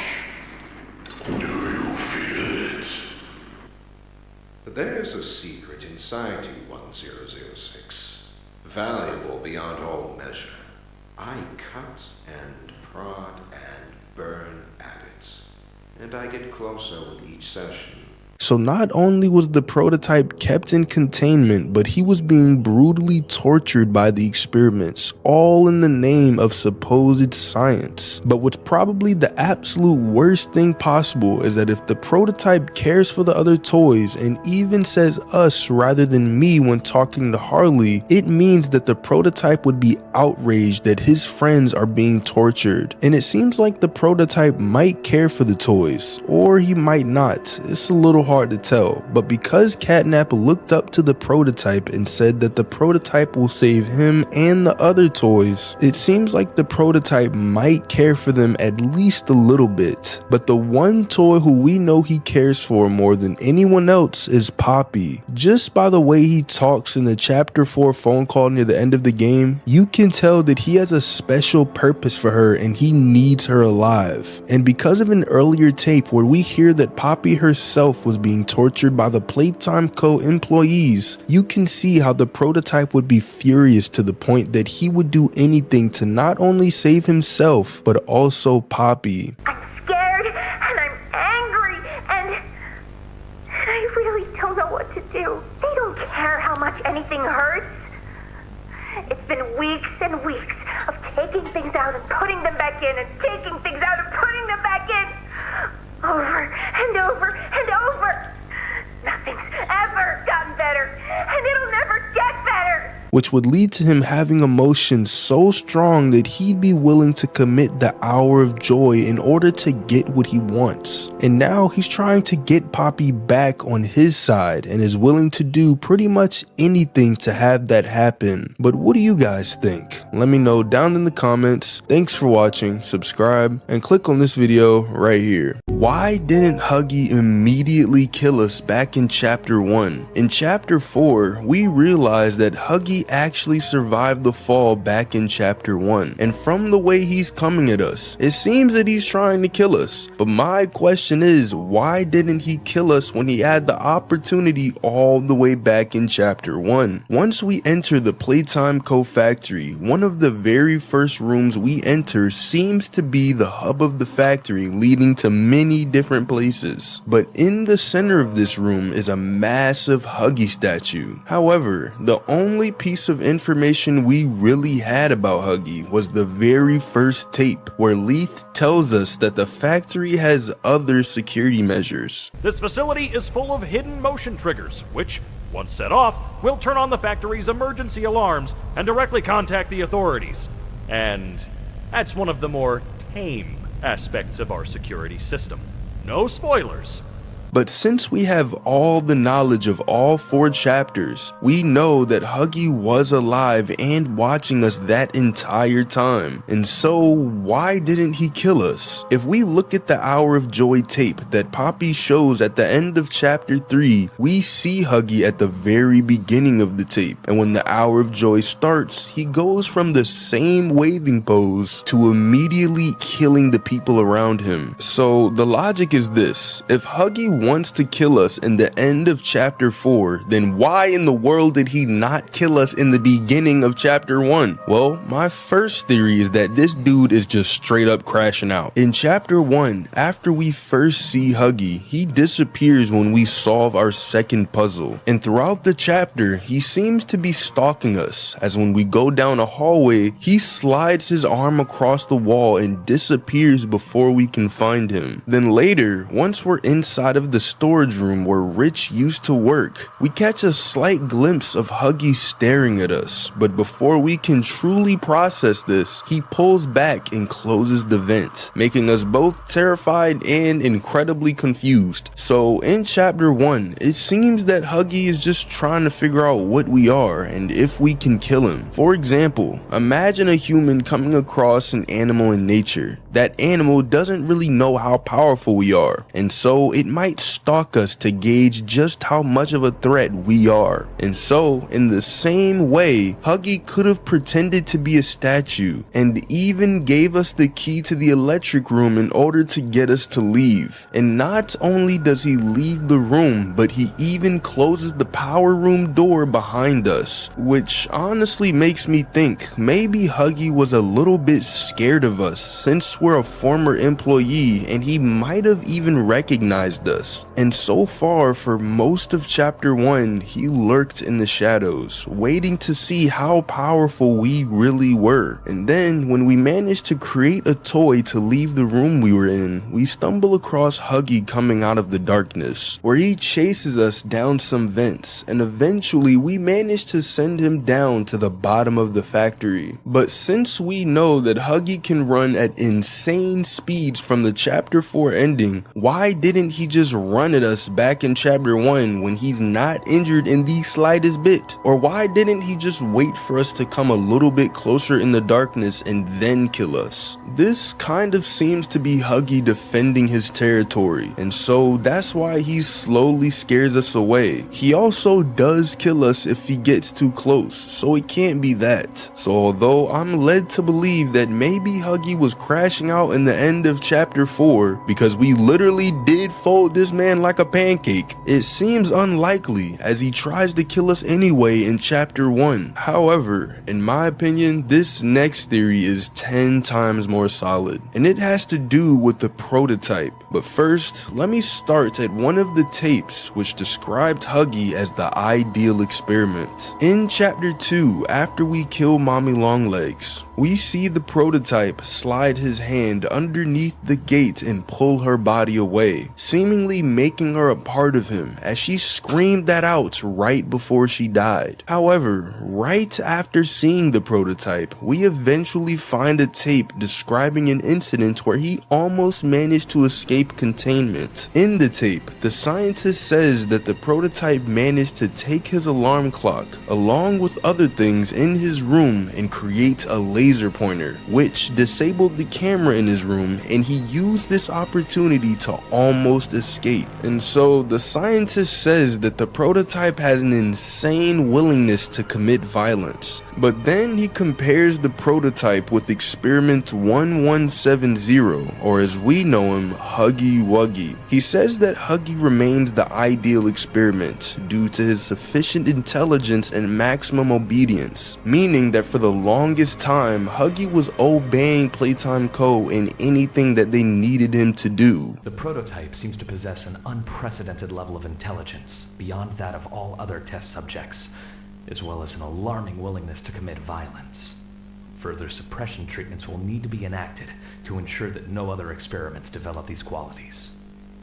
Experiment 1170, Huggy Wuggy, remains the optimal outcome due to his sufficient intelligence paired with maximum obedience. End of log. However, this was only up until the Hour of Joy, which we know was orchestrated by the prototype, probably due to his intense hatred for the employees and what they did to him. As in one of the last chapter 3 tapes, we again hear the prototype, but this time he's talking with Harley Sawyer. He tries to intimidate Sawyer by almost sounding like a complete psychopath, but we can also tell that he has a deep hatred for Sawyer. Do you feel anything? This question referred to what exactly? You stick us, beat us, tear at flesh. Do you feel it? But there's a secret inside you, 1006. Fight or give in. Regardless, I learn something new about you every day. It excites me. Thank you. You thank me? Absolutely. I learn something new about you every day. And to combine all of this with the fact that Dog Day also tells us that the prototype has a way of controlling the toys and that Dog Day had to literally fight off said control, this leads me to believe that the prototype gained control over Huggy, making him obey the prototype's every command instead of Playtime Co. As he goes from being the ideal candidate to literally murdering crowds of people within minutes. But I can't explain the meaning of all of this just yet, as I first have to talk about Harley Sawyer. In the chapter 3 story so far video, he hints that he's actually been watching us from the very beginning of the game and wanted us to go down the elevator shaft where we land in the beginning of chapter 4. Which brings us to now, doesn't it? Down they come, like lambs to the slaughter.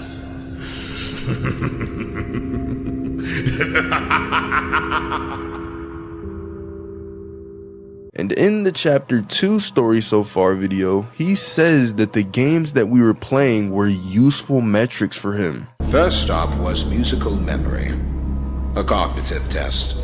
Simple, but a useful metric for us. Which leads me to believe that he's not only been watching us, but studying us this entire time. And not only were all of the past chapters tests, but even in chapter 4, it seems that Sawyer was holding back on us. In one of the prison blocks, he releases a ton of nightmare critters on us. And it was a very good test, cause bro, I was sweating. But right as a whole bunch of nightmare critters break through a barrier to get to us, Sawyer calls them off and says that he's seen enough. I have seen enough. Thank you. You may proceed. Then, in the second prison block, he releases red smoke on us, but yet there was a path to escape and stop the red smoke if we were fast enough. And finally, when we make it into this weird observation room, he releases Yarnaby on us, but only when there's protective glass preventing Yarnaby from killing us. And now this all comes to a perfect close with why Huggy didn't kill us in chapter 1. If Huggy is now under control of the prototype, and maybe even Sawyer, since we know that the prototype and him were working together, this would explain why Huggy wasn't using his full power and just sprinting at us immediately after entering the first room, and also the dark hallway near the end of the game. It's because the prototype doesn't want us dead, as not only does Huggy not immediately kill us, but every time we've seen the prototype up close, he hasn't killed us either. In chapters 2 and 3, we're literally feet away from this dude, and yet he pretends as if we're not even there, which leads me to believe in chapter 4, when we see his silhouette, he also lets us live there and probably knew we were hiding in the wall. But you might be thinking, why would Huggy obey the prototype? Wouldn't he be starving and hungry after all of these years without a normal food supply? Wouldn't his extreme sense of hunger force him to disobey the prototype and kill us anyway? Well, we have to go back to what Dog Day said in chapter 3, and he tells us that the many smiling critters all obey the prototype to avoid not only torture and death, but also so that they are fed. That thing. Catnap. The prototype is his god, and this is what he does to heretics. These little toys follow Catnap to avoid that very fate, and in return, they are fed. We try to fight it, the prototype's control. I am the last of the smiling critters.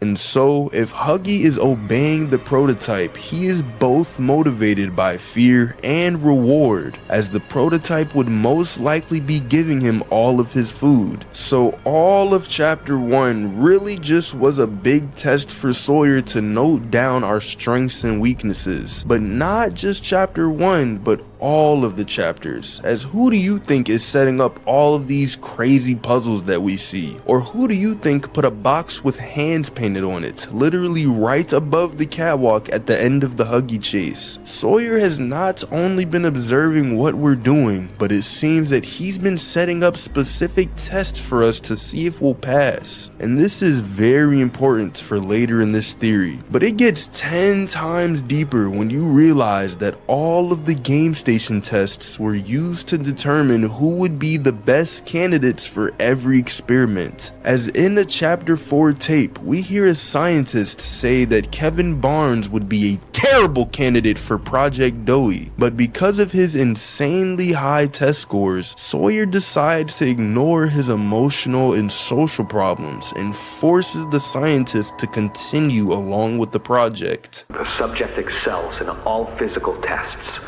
Reflexes, reaction time, and mental fortitude all tested well above average in game station examinations.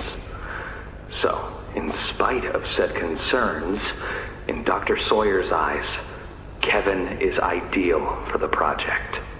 However, if his use in this particular experiment is to move forward, We need to ensure we're not creating a time bomb just as we've begun stabilizing the entire project. And so, if we've survived Huggy in Chapter 1, survived Mommy Longlegs in Chapter 2, and even survived Catnap's weird boss fight in Chapter 3, Sawyer's notes must have insanely high scores for us, as we know that he's making notes of probably everything we're doing. And if we revert back to when we first met Yarnaby, Sawyer even says this: "But something makes you different. I can tell that much. Though I can't say what exactly that something is. Not yet. The others you faced, 1170, 1188, 1222. Been there, done that. Let's try our hand at something a little different."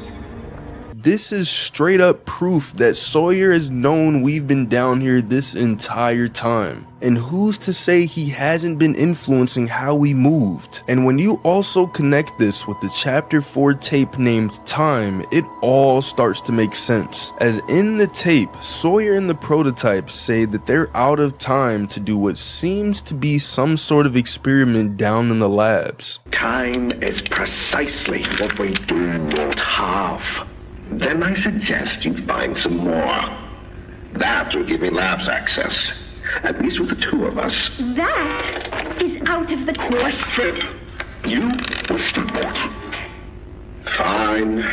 But you have no staff, virtually no test subjects. It's hardly ideal conditions. Now, if they've had a decade to do whatever it is they're doing, why would they all of a sudden just run out of time? Well, it's possible that they're out of time because we've made it into the factory and getting closer and closer to the labs with every test that they throw at us. And when we realize that the prototype isn't killing us, even though we're killing some of the toys who help him, such as Catnap and possibly even Huggy, if this theory is true, this could mean that the prototype actually needs us for an experiment, which would explain why Huggy doesn't kill us unless we fail the test, and it explains why Sawyer is taking notes of our game station scores and other things, and it even explains why the prototype hasn't killed us even though having the opportunity to do so multiple times, which leads me to the final conclusion. The reason that Huggy didn't kill us in Chapter 1 was because he's part of a larger plan that the prototype has for us in some form of experimentation. And because Huggy needs to eat and is also terrified of what the prototype has done to the smiling critters, which we see with Dog Day, he came at us slowly,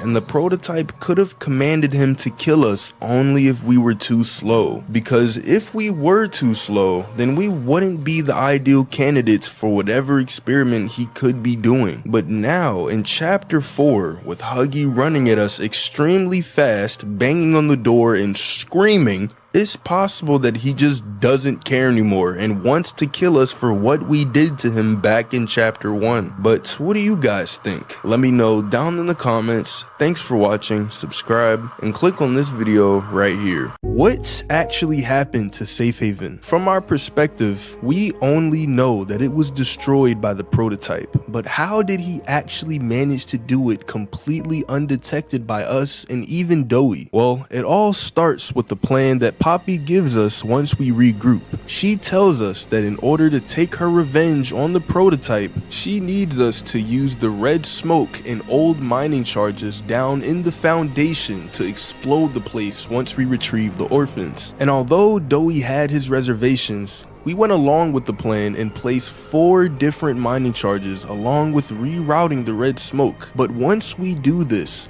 a whole bunch of nightmare critters immediately start attacking us and basically force us to run away and leave the mining charges completely unmonitored. And so this would be when the prototype could have taken the charges, but it's also possible that the nightmare critters were a distraction that he waited to use until we were finished. Because back in Chapter 3, when we see Dog Day held up by belts and suffering, it seems to be torture from his disobedience to the prototype. He tells tells us that the ruined critters we see are obedient to the prototype, either to avoid torture or even death. That thing, Catnap, the prototype is his god, and this is what he does to heretics.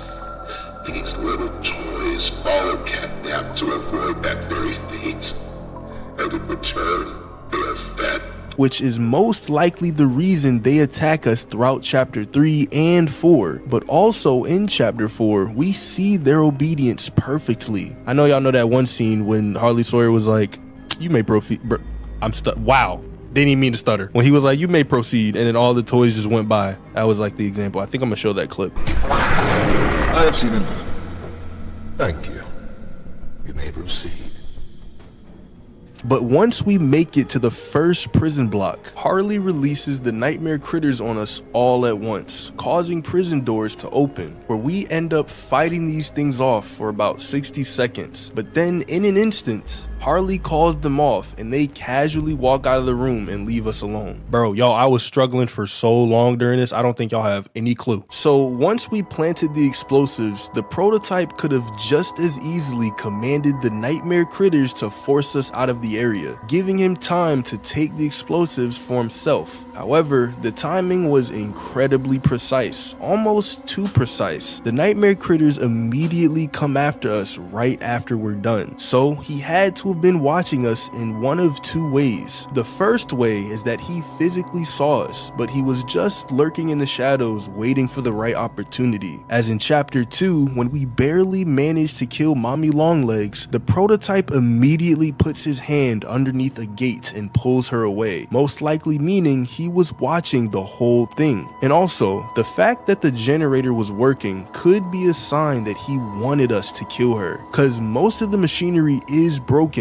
since the factory hasn't received any maintenance in like 10 years, like probably 12. 13, 14, and then we see the same thing again in chapter 3. Right after we shoot Catnap with the overcharged green hand, the prototype takes seconds to show up and drag Catnap away, leaving us alive again. And so, here in chapter 4, he could have been watching us. Then, once he saw we were finished, he could have given the go-ahead for the nightmare critters to drive us away, where he then took the bombs and left. Or the second way he could have seen everything is through Playtime Co's security cameras, because throughout the chapter, we see the cameras move and follow exactly where we go, and it's implied that this is Harley watching us, because in the warden tape, Harley mentions that his mind is able to be in all of the factory at once. So the prototype could have just as easily had access to the cameras, and once he saw we were finished, he commanded the nightmare critters to attack. But I'm gonna lean more towards the first theory because of one key factor: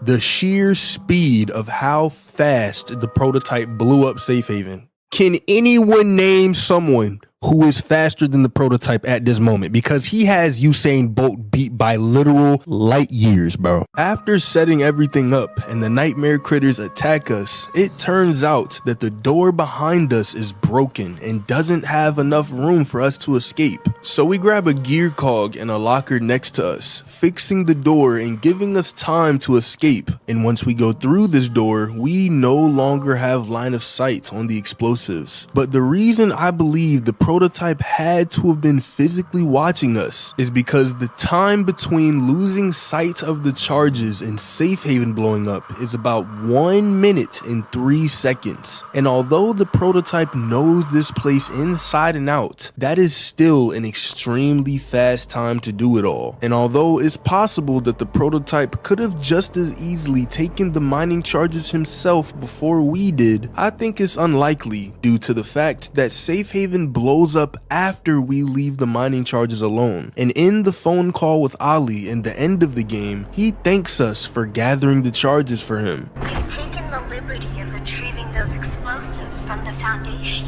Thanks for collecting those, by the way. I've put them to good use.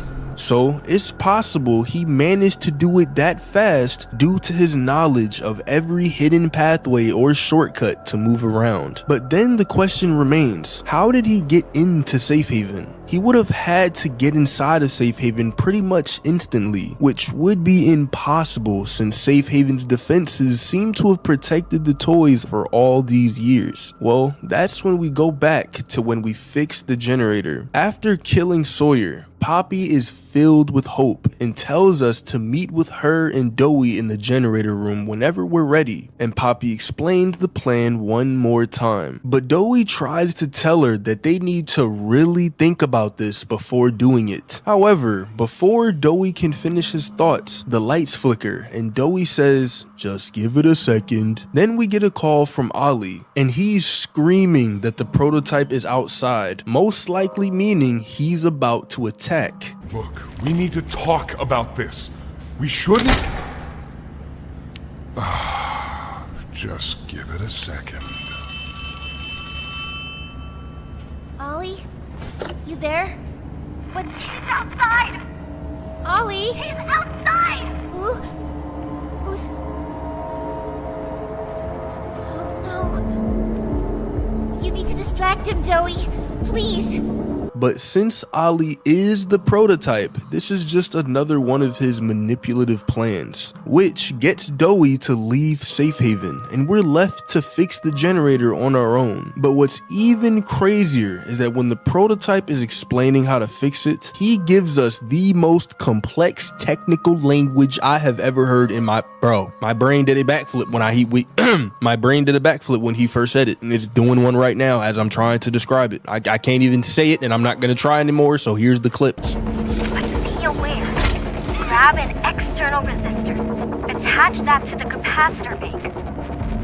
Because of Ollie's confusing language, this most likely means he was trying to buy time on purpose. He could have just as easily told us to put the circular thing into a circular hole, but he chose to be confusing, most likely on purpose, buying him more time to scheme on Safe Haven, which would be his perfect opportunity to make himself some sort of backdoor access into the place for whenever he needs. But the thing is, it's possible he didn't even need us to fix it. When the lights flicker, Ollie or the prototype immediately calls us screaming that the prototype is outside, meaning he knew that Doey would leave Safe Haven to try and lead the prototype away. And the whole time we're fixing the generator, it's just a show to make us believe we're really doing something. He had us in every half, not even the first half. But in reality, the prototype had control over it this whole time, and did all of this to put both Doey and us outside of Safe Haven. And once he took the mining charges from us, he could have easily walked into Safe Haven with no one there willy-nilly, which is when we then see the explosives go off behind Doey and he crashes out trying to kill us. But what do you guys think? Let me know down in the comments. Thanks for watching, subscribe, and click on this video right here. Ever since we entered the Playtime Co factory in chapter 1, this place seemed pretty big. But then in chapter 2, when we go underground into the game station, it seems even bigger. But then in chapter 3, we take a literal gondola type train station into this giant sphere that's probably worth more than the Las Vegas sphere. But it gets even crazier because in chapter 4, we take another elevator down to the prison and then eventually fall down into the labs, which could be who knows how big. So let's go over just how big Playtime Co really is.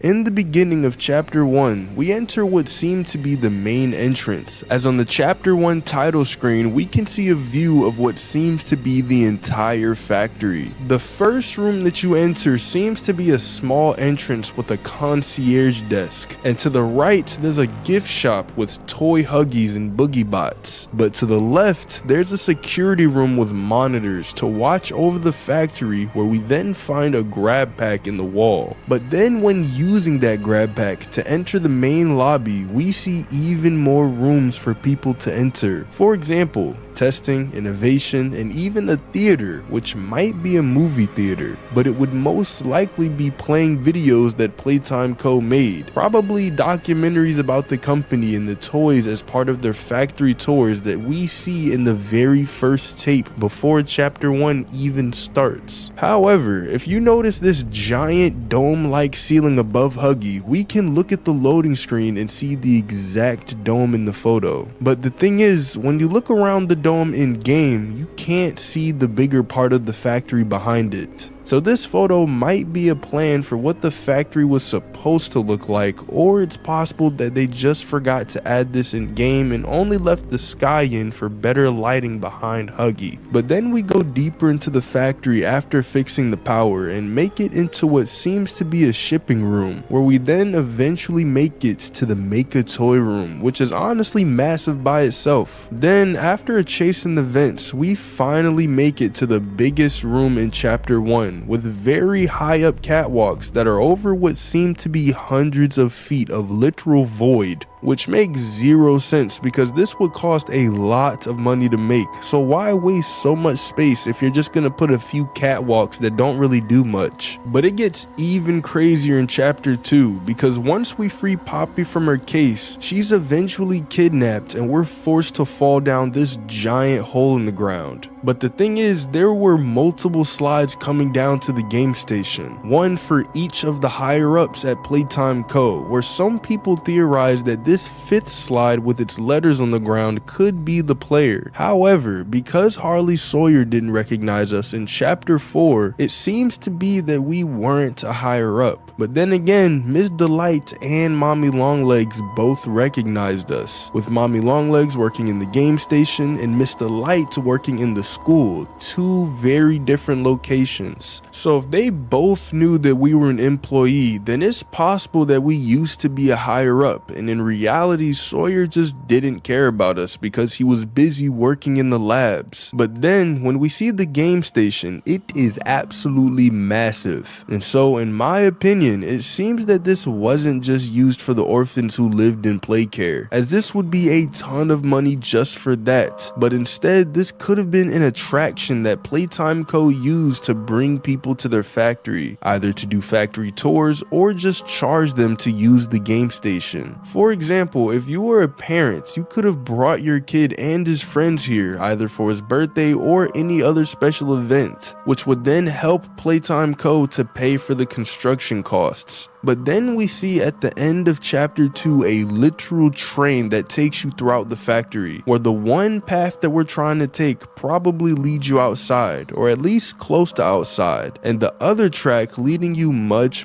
deeper to Playcare, or at least that's the sign that we saw right before we passed out in the end of chapter 2. But then in chapter 3 we're put into a trash compactor by Catnap, and we're forced to escape through a series of puzzles, which honestly these rooms are huge in and of themselves until we finally make it down to Playcare, and this thing, bro, is absolutely huge. When we make it down the gondola, we see that we're literally going through cave systems, and once we get close enough, we can see that we're entering a giant dome, almost like the Las Vegas sphere, which is where all the kids in Playcare were kept. But this was built underground, probably so that the orphans wouldn't be as easy to find when they went missing and got turned into experiments, which would also make Playtime Co. not be discovered by the police. But also inside of Playcare, we see multiple buildings, and only some of which we get to go inside, like the counselor's office, the school, and Home Sweet Home. And I don't know why, but the counselor's office seems to be the biggest out of all the buildings, even though it doesn't seem like there would be more counselors than kids. However, because Home Sweet Home seems to have a giant basement, it's likely that Home Sweet Home is bigger than the counselor's office, because if they want to house that many orphans, they're gonna need a ton of beds. But then in the end of chapter 3, we managed to still go deeper into the factory by taking an elevator, which is next to the gas production zone. But before we actually make it all the way down, Kissy was attacked, leading to Poppy going back up to try and help her, and we're left to wander around all by ourselves. And considering we fell down like 100-200 feet back in chapter 2, we had to go down in the plate care by a train car, and now we went down another elevator that went down, I don't know, another 300 or 400 feet, and you can see that Playtime Co. had a massive cave system on their hands, in which they could build pretty much whatever they wanted. And so we begin to explore and eventually come to this massive room filled with thousands of different toy bodies. But after this, we find the prison, where we can see that they had multiple prison blocks, with at least 4 or 5 of them being in use, which must have taken so much money to build, bro, it's crazy. But then after the prison, we see what's called Safe Haven, which wasn't even named by the toys, but by Playtime Co., as they built it for some kind of panic room in case the toys would escape.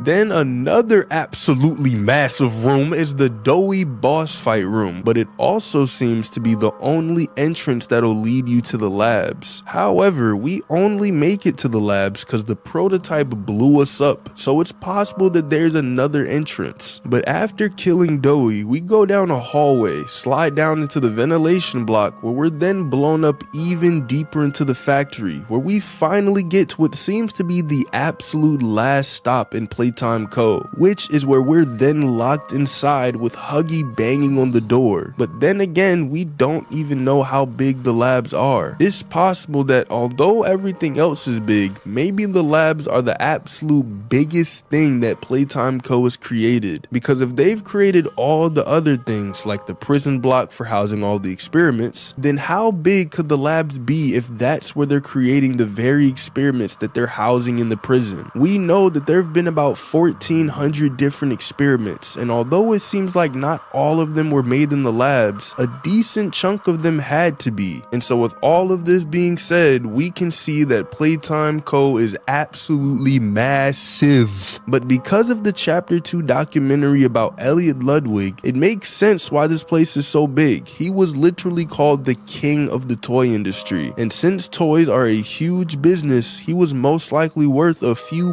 $billion. And so with Playtime Co. being this huge, who knows what in the world we'll end up seeing in chapter 5. But what do you guys think? Let me know down in the comments. Thanks for watching, subscribe, and click on this video right here. There are literal monsters littered throughout all of the Playtime Co. factory, but where did they all come from? Or rather, how were they made? Well, that's what I'm going to be going over in this video, where I'm going to try to figure out the process of how the experiments were taken from human to toy. The first thing I want to look at is the chapter 4 trailer called The Doctor, where we see Harley Sawyer waking up in what seemed to be his new body. However, we know that this was just one of his Sarly Hoyers, or maybe even a scrapped concept. But during one of the camera glitches, we see text saying "My Creations," as well as screenshots of the bigger body's toys, where some of them seem to be in surgery. And we know that Harley operated on the experiments himself, as in the notes that we find in the chapter 3 ARG, we read of a proposal of experiments 1188, or otherwise known as Catnap, where they give a list of several different children, one of which being Theodore Grambell, who was the one who ended up being chosen. But also in the letter, it says that Sawyer insisted that he would be the one to operate on Catnap. But what actually happened during these operations, and how would you take a person's conscience and put it into another body? Well, this is where it starts to get hard to theorize on, because very little is known about what would actually happen during the experiments. But my friend, do you know what video you are watching right now? You are watching a puppetry video, and all we do is yap here. So with that said, Poppy tells us in a chapter 4 tape that she was being operated on over and over and over again, where the Playtime Co. scientist would take certain parts of her out and put them back in, almost as if they were trying to rework her or figure out how she even worked in the first place, as Poppy seems to be the very first experiment. Did the bad men hurt you? There's nothing more they can do to hurt me. It's It's been weeks and weeks of taking things out and putting them back in and taking things out and putting them back in. Over and over and over. Nothing's ever gotten better, and it'll never get better. Although Poppy seemed to have been conscious during her surgeries, it's possible that with the addition of the red smoke into Playcare, they could have used this as a way to keep their experiments unconscious during transfer. And because Sawyer was a neuroscientist, we can actually figure out a bit more as to how these toys work. They're not just brand new bodies, but rather toys with the brain of a human. And I can show this in two different ways. The first is that it would be incredibly hard to make a brand new brain, and so it would make sense to use what you already have and just transfer the person's brain into a toy, which is why they would have Harley Sawyer be the one to operate on the experiments. And the second is that in a note written by Riley, she tells us that she can no longer separate her fingers or feel her hair, even though everything in her body is telling her the opposite, which shows that her human brain is still there, trying to get used to her new body. But it took a while for Playtime Co. to get to this point, as Experiment 1160, or otherwise known as Boxy Boo, was their first real success. But even then, he was pretty much brainless and acted more like an animal than a human. It took them another 10 experiments till they could finally have one with sufficient intelligence, which led to the creation of Huggy Wuggy. And with Huggy being the ideal candidate, possessing both sufficient intelligence and maximum obedience, Playtime Co. kept going up from there, creating experiments such as Mommy Longlegs, Catnap, and even Doey, who was made up of 3 different children in the same body. But even though they had many successes, there was one problem that kept occurring post-surgery, and that's what was known as the adjustment period. A period of time where after the toy was created, the mind still had to get used to its new body, which led to irregulations in behavior and even extreme episodes of violence. When Catnap managed to escape his containment, he killed several of the Playtime Co. staff. But after the adjustment period, he was around the Orphans and doing exactly what was expected of him. And Playtime Co. eventually came to know this fact very well, as they used it against Jack Ayer's parents and had Doey killed them. Just days after Doey woke up, one of the scientists allowed his parents to walk into the room completely unprotected and locked the door right behind them, which led to Doey becoming aggressive and killing them in just minutes. Can we talk to him? Yes, ma'am, you certainly can. Go on in, whenever you're ready.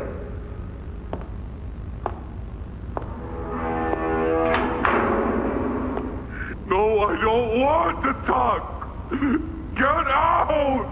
Susan, I think we should leave. Jackie, I'm staying right here. Mommy won't hurt you. I'd never hurt you. Hey! Hey! Open the door! Open the door! Please!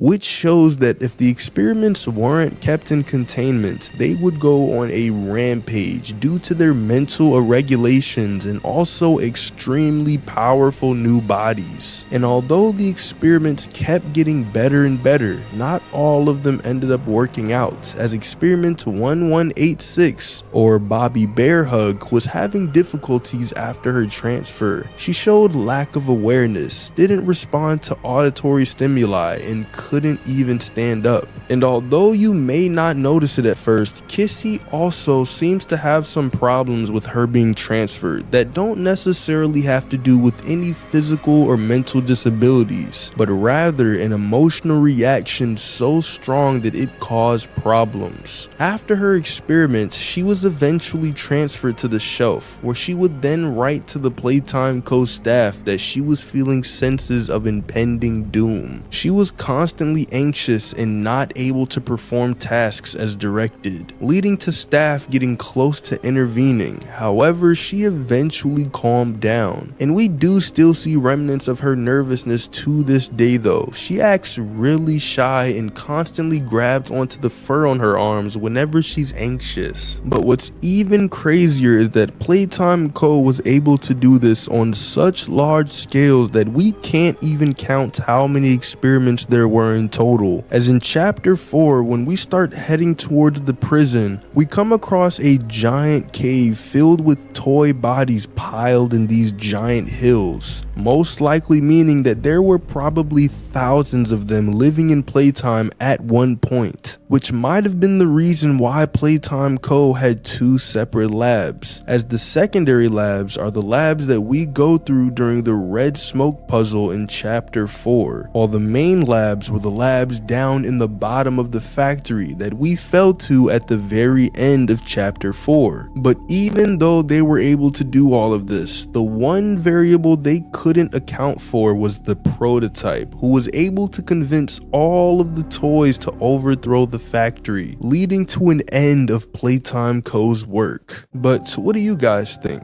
Let me know down in the comments. Thanks for watching, subscribe, and click on this video right here. During chapter 4, we're given tons of clues about the story of Poppy Playtime through notes, voice lines, and especially VHS tapes. But what if we're looking in the wrong places? What if the writing was on the wall? Literally. Once we make it to Safe Haven, we're dragged into a long conversation with Poppy, and then immediately after an even longer conversation with Doey. But afterwards, we're then allowed to freely roam Safe Haven and see how the toys have been living all these years. We see they're living in tents, have barely any food, and it seems the only form of entertainment they have is a Nightmare Critters VHS tape, cause it literally plays on loop all the time in the room near the infirmary.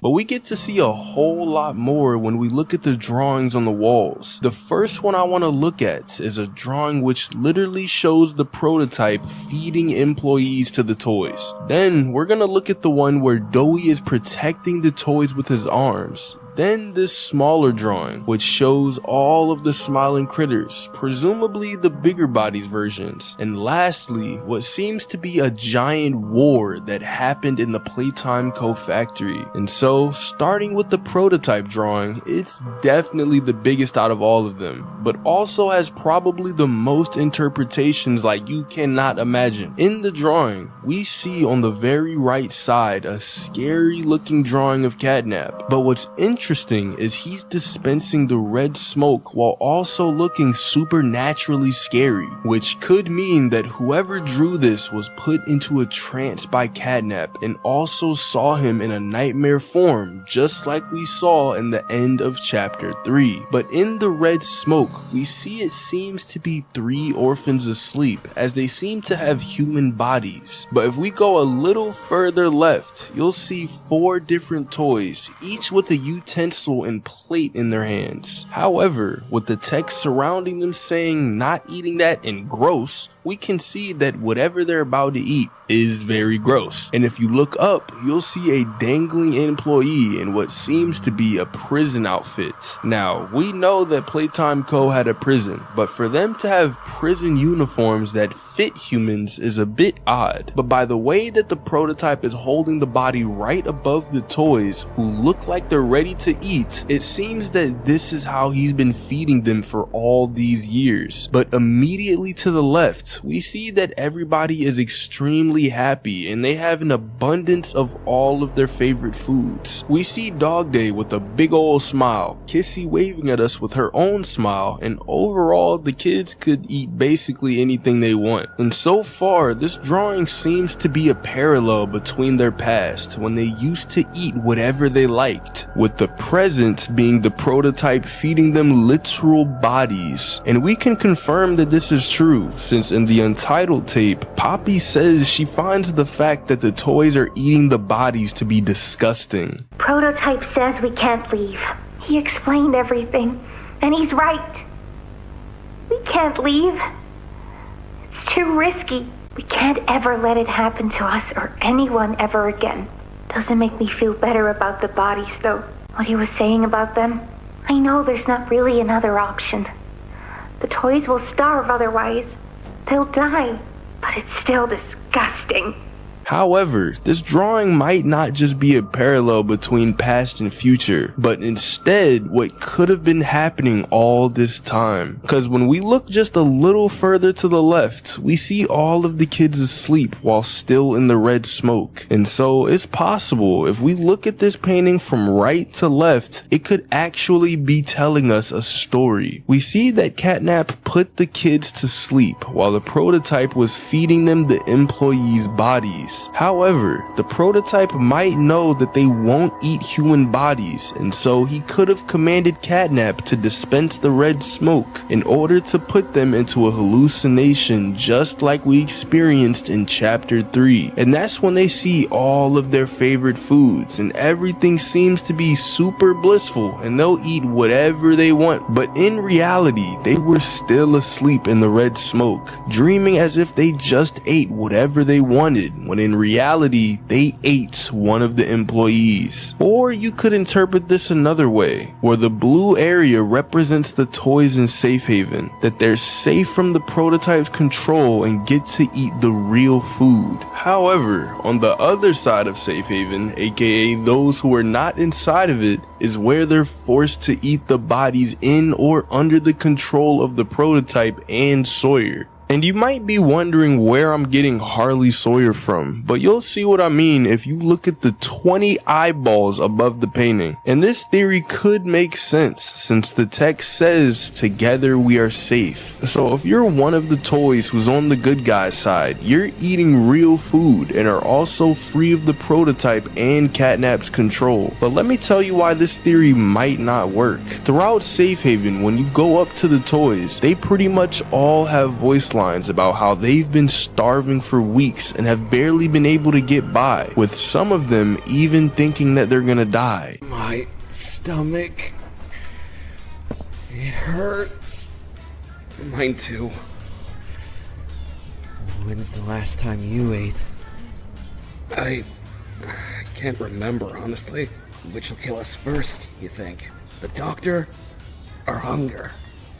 I prefer not to even think about it. And so, if the theory that the blue is Safe Haven, where they could eat whatever they wanted, it wouldn't really make sense for all the toys to be starving. But there is a counter argument to this counter argument. If the toys are just now starving and wondering if they're gonna die, it's possible that in the past, they actually did have a lot of food. As in the red tape, we hear Hoppy Hopscotch and Doey talking about a toy who just got bit, probably by a nightmare critter. But also in the tape, it seems to have been some sort of supply run for what could have been food. Hoppy, what's going on? We were trying to bring supplies back up to the elevator, but we got jumped. Had to turn all the way back around. They took everything we had, right after one of them picked my leg. How is he, Doc? Not too bad.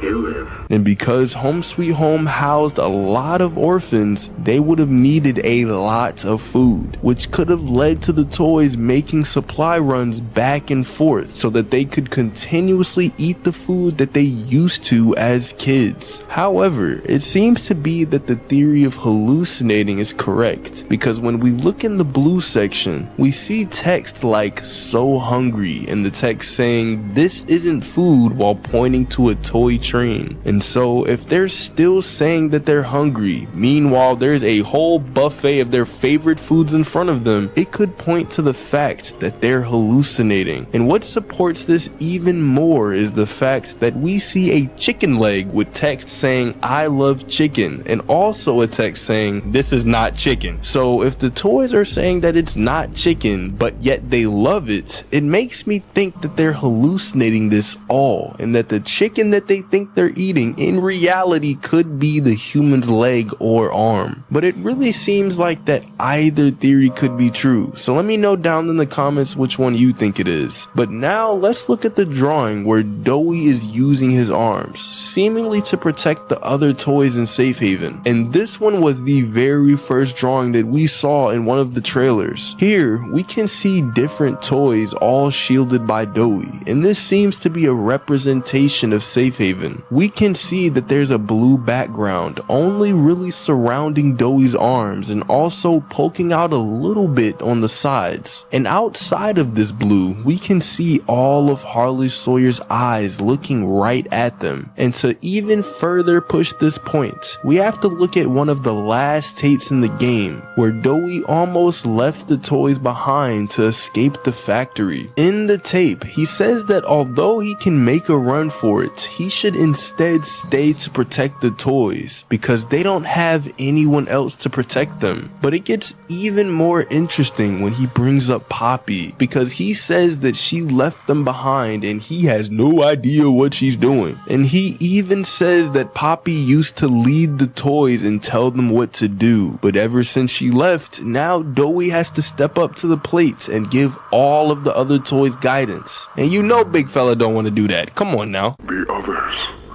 they look to me to know what to do, to know where to go. For a long while we had Poppy to tell us, go here, go there, do this. And it all made sense too. Poppy was nice. I can't find Poppy anywhere. I don't know what happened or where she went.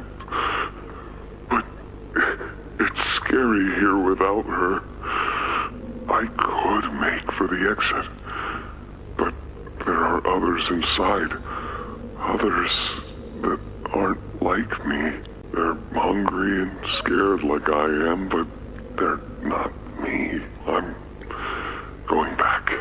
Which would further explain the other part of this drawing, which shows Poppy outside of Safe Haven with a giant X over her and text saying she left us. And so if you looked at the drawings before beating the game, you would already know that Poppy abandoned the other toys before watching the tape. And the last part of this drawing is in the midst of all of Sawyer's eyes. We can see a security camera, and throughout the game we can see several security cameras that follow our every move. And so the toys seem to understand very well that Sawyer has eyes all over the factory. But before we get to the most lore-filled drawing, I want to quickly go over this one, which is the first ever to have a green background. It has all of the smiling critters except for Bubbafint and Crafty Corn, which could mean that these are the toys which were made into bigger bodies, as we know that Catnap, Dog Day, and Hoppy Hopscotch all had their own bigger bodies. And so if Picky Picky, Bobby Bearhug, and Kickin' Chicken also had their own bigger bodies, this would be all of them. And although this doesn't seem to be anything on the surface, it could actually show us a lot about Playtime Co's past, because we see text which says, "Will we be saved? And please save us." And the first suspect here is the prototype, because in one of the chapter 3 tapes, when Catnap is talking to Leith Pierre, he literally says the prototype will save us.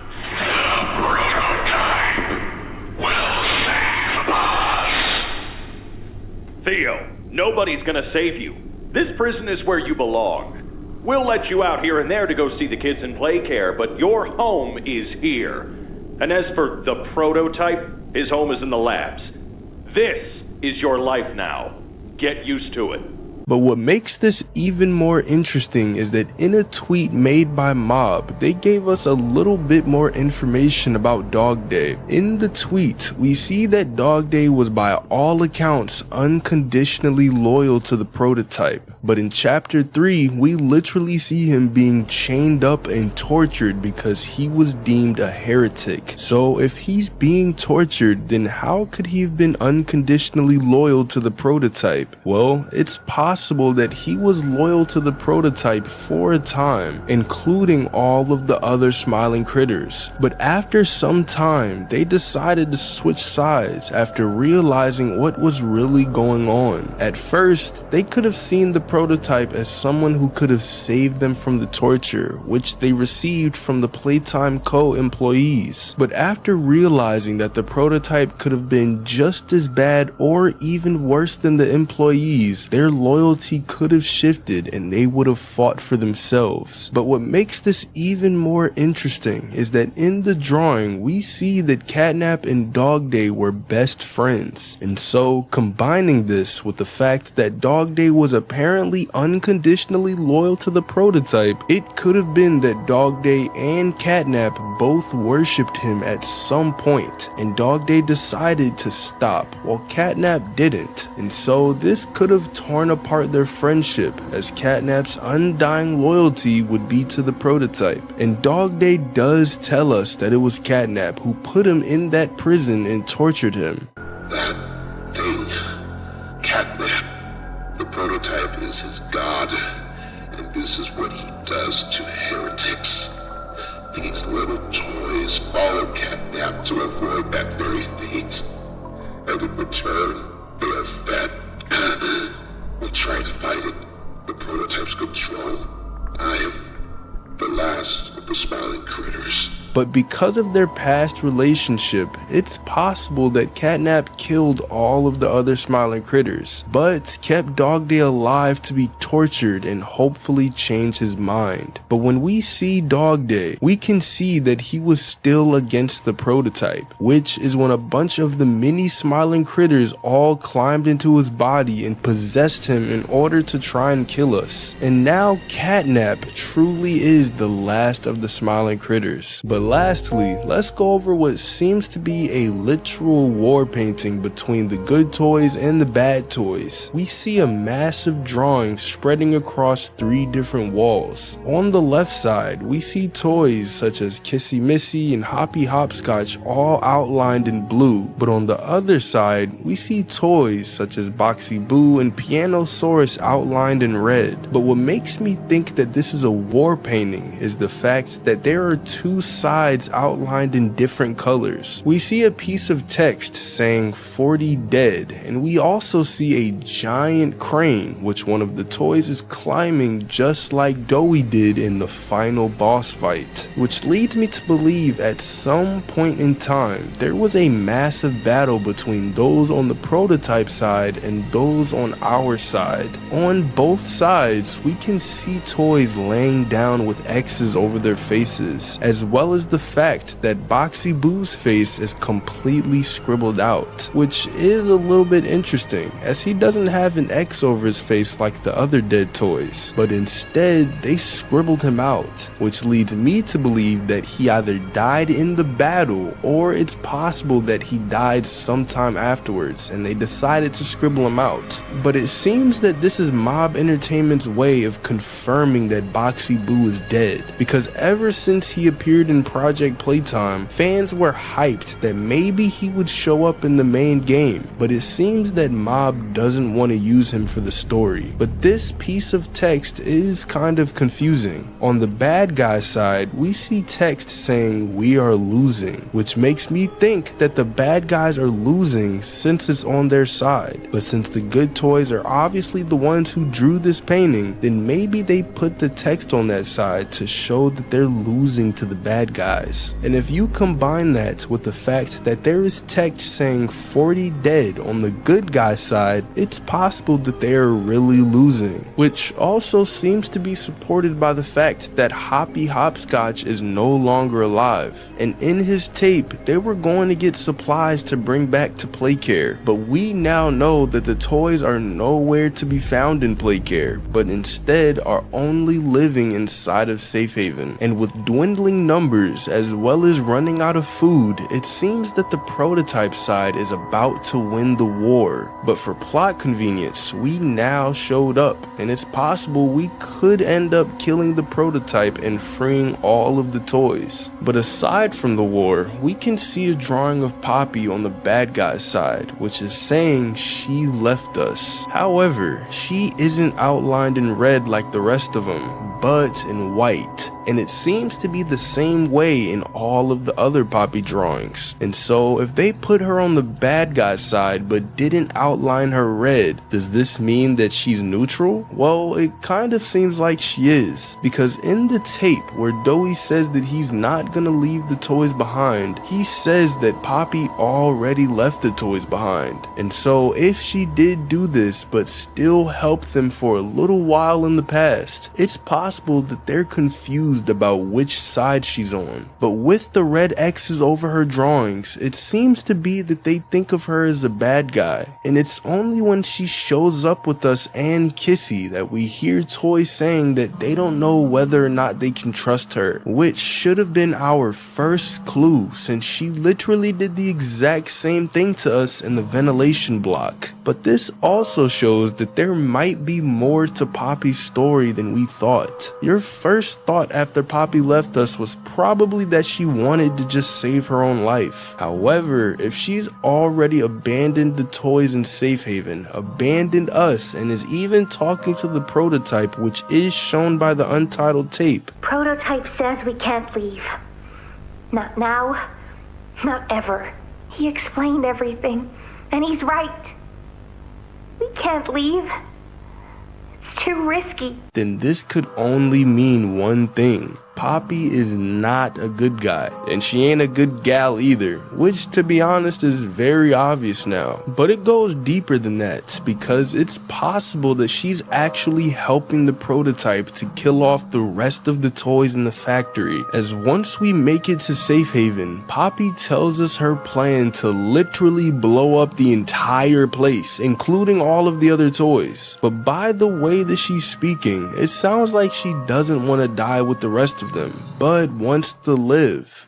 The plan is this. We'll fill the foundation with smoke and line it with old mining charges. Then once you, me, and Kissy have freed the orphans, our friends here will blow this place sky high.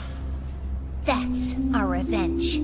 Which is the biggest double standard I've ever seen in my entire life, bro. She wants to kill every single toy in the factory to put the past behind and stop all the torture, but yet she wants to live? Y'all listen, chapter 5 grab pack finna be a pair of clippers. We just gonna shave Poppy bald as revenge, bro. I'm calling it. But if we piece all of these facts together with the war painting, it all starts to make sense. If the toys were the ones doing very well, but after Poppy left them, they're now losing the war and are barely surviving in Safe Haven, then it leads me to believe that Poppy could have actually been telling the prototype and the other bad toys how to kill off the good toys, which would align with her plan to get rid of everything the factory has ever created. But then this would also mean that when Poppy runs away in the end of chapter 4, she wasn't running away from the prototype, but running to the prototype. Sorry, I didn't mean to get all out like that. But listen, think about it. The bombs only went off after she left. The prototype also only threatened her to be put back into a case. And so with the Catnap and the prototype painting, the smiling critters holding hands, and what seemed to be a giant battle painting, we can see that the toys in Safe Haven have been through a lot. And the toys that have managed to survive are probably less than 10% of the toys which were originally living in the factory. But now that we're here, it seems that we were protecting the toys for a time, as it also seems that the prototype doesn't want to kill us. He's had the opportunity to kill us multiple times, but yet he hasn't. Or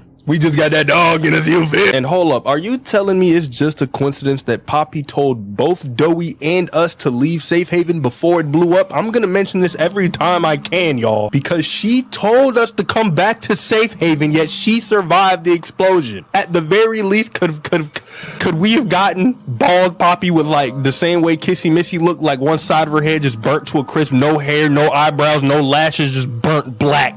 retard. And now it seems like the only survivors are Poppy and Kissy, with Poppy probably being the reason that the entire thing is now kapoof. So now all we really have left is Kissy, and even then she's now separated from us and her right arm. But with all of this being said, when chapter 5 finally comes out, I'm honestly just gonna be looking at the walls, cause this seems to be where most of the lore is placed. But what do you guys think? Let me know down in the comments. Thanks for watching, subscribe, and click on this video right here. How much do you know?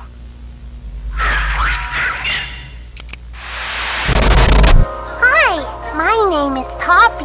I love you. I wanted to thank you for freeing me. I was stuck in there for so long. Thank you. We're gonna get out of here. Stop that. You don't need to pretend anymore. Poppy. You don't need to play at being stronger than you are. You can come home. Don't you understand? It's always been about you and me. After all that time in your case, I'd hoped you'd see things differently. Come home. It's always been about you. What we are. You're not going to run. You're not going to fight. Stay where you are. This entire time.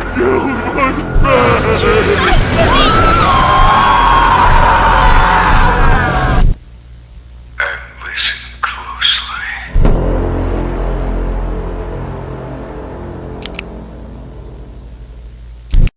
When you strip the story of Poppy Playtime all the way back to its first playable moment, the entire mystery begins with something so deceptively simple.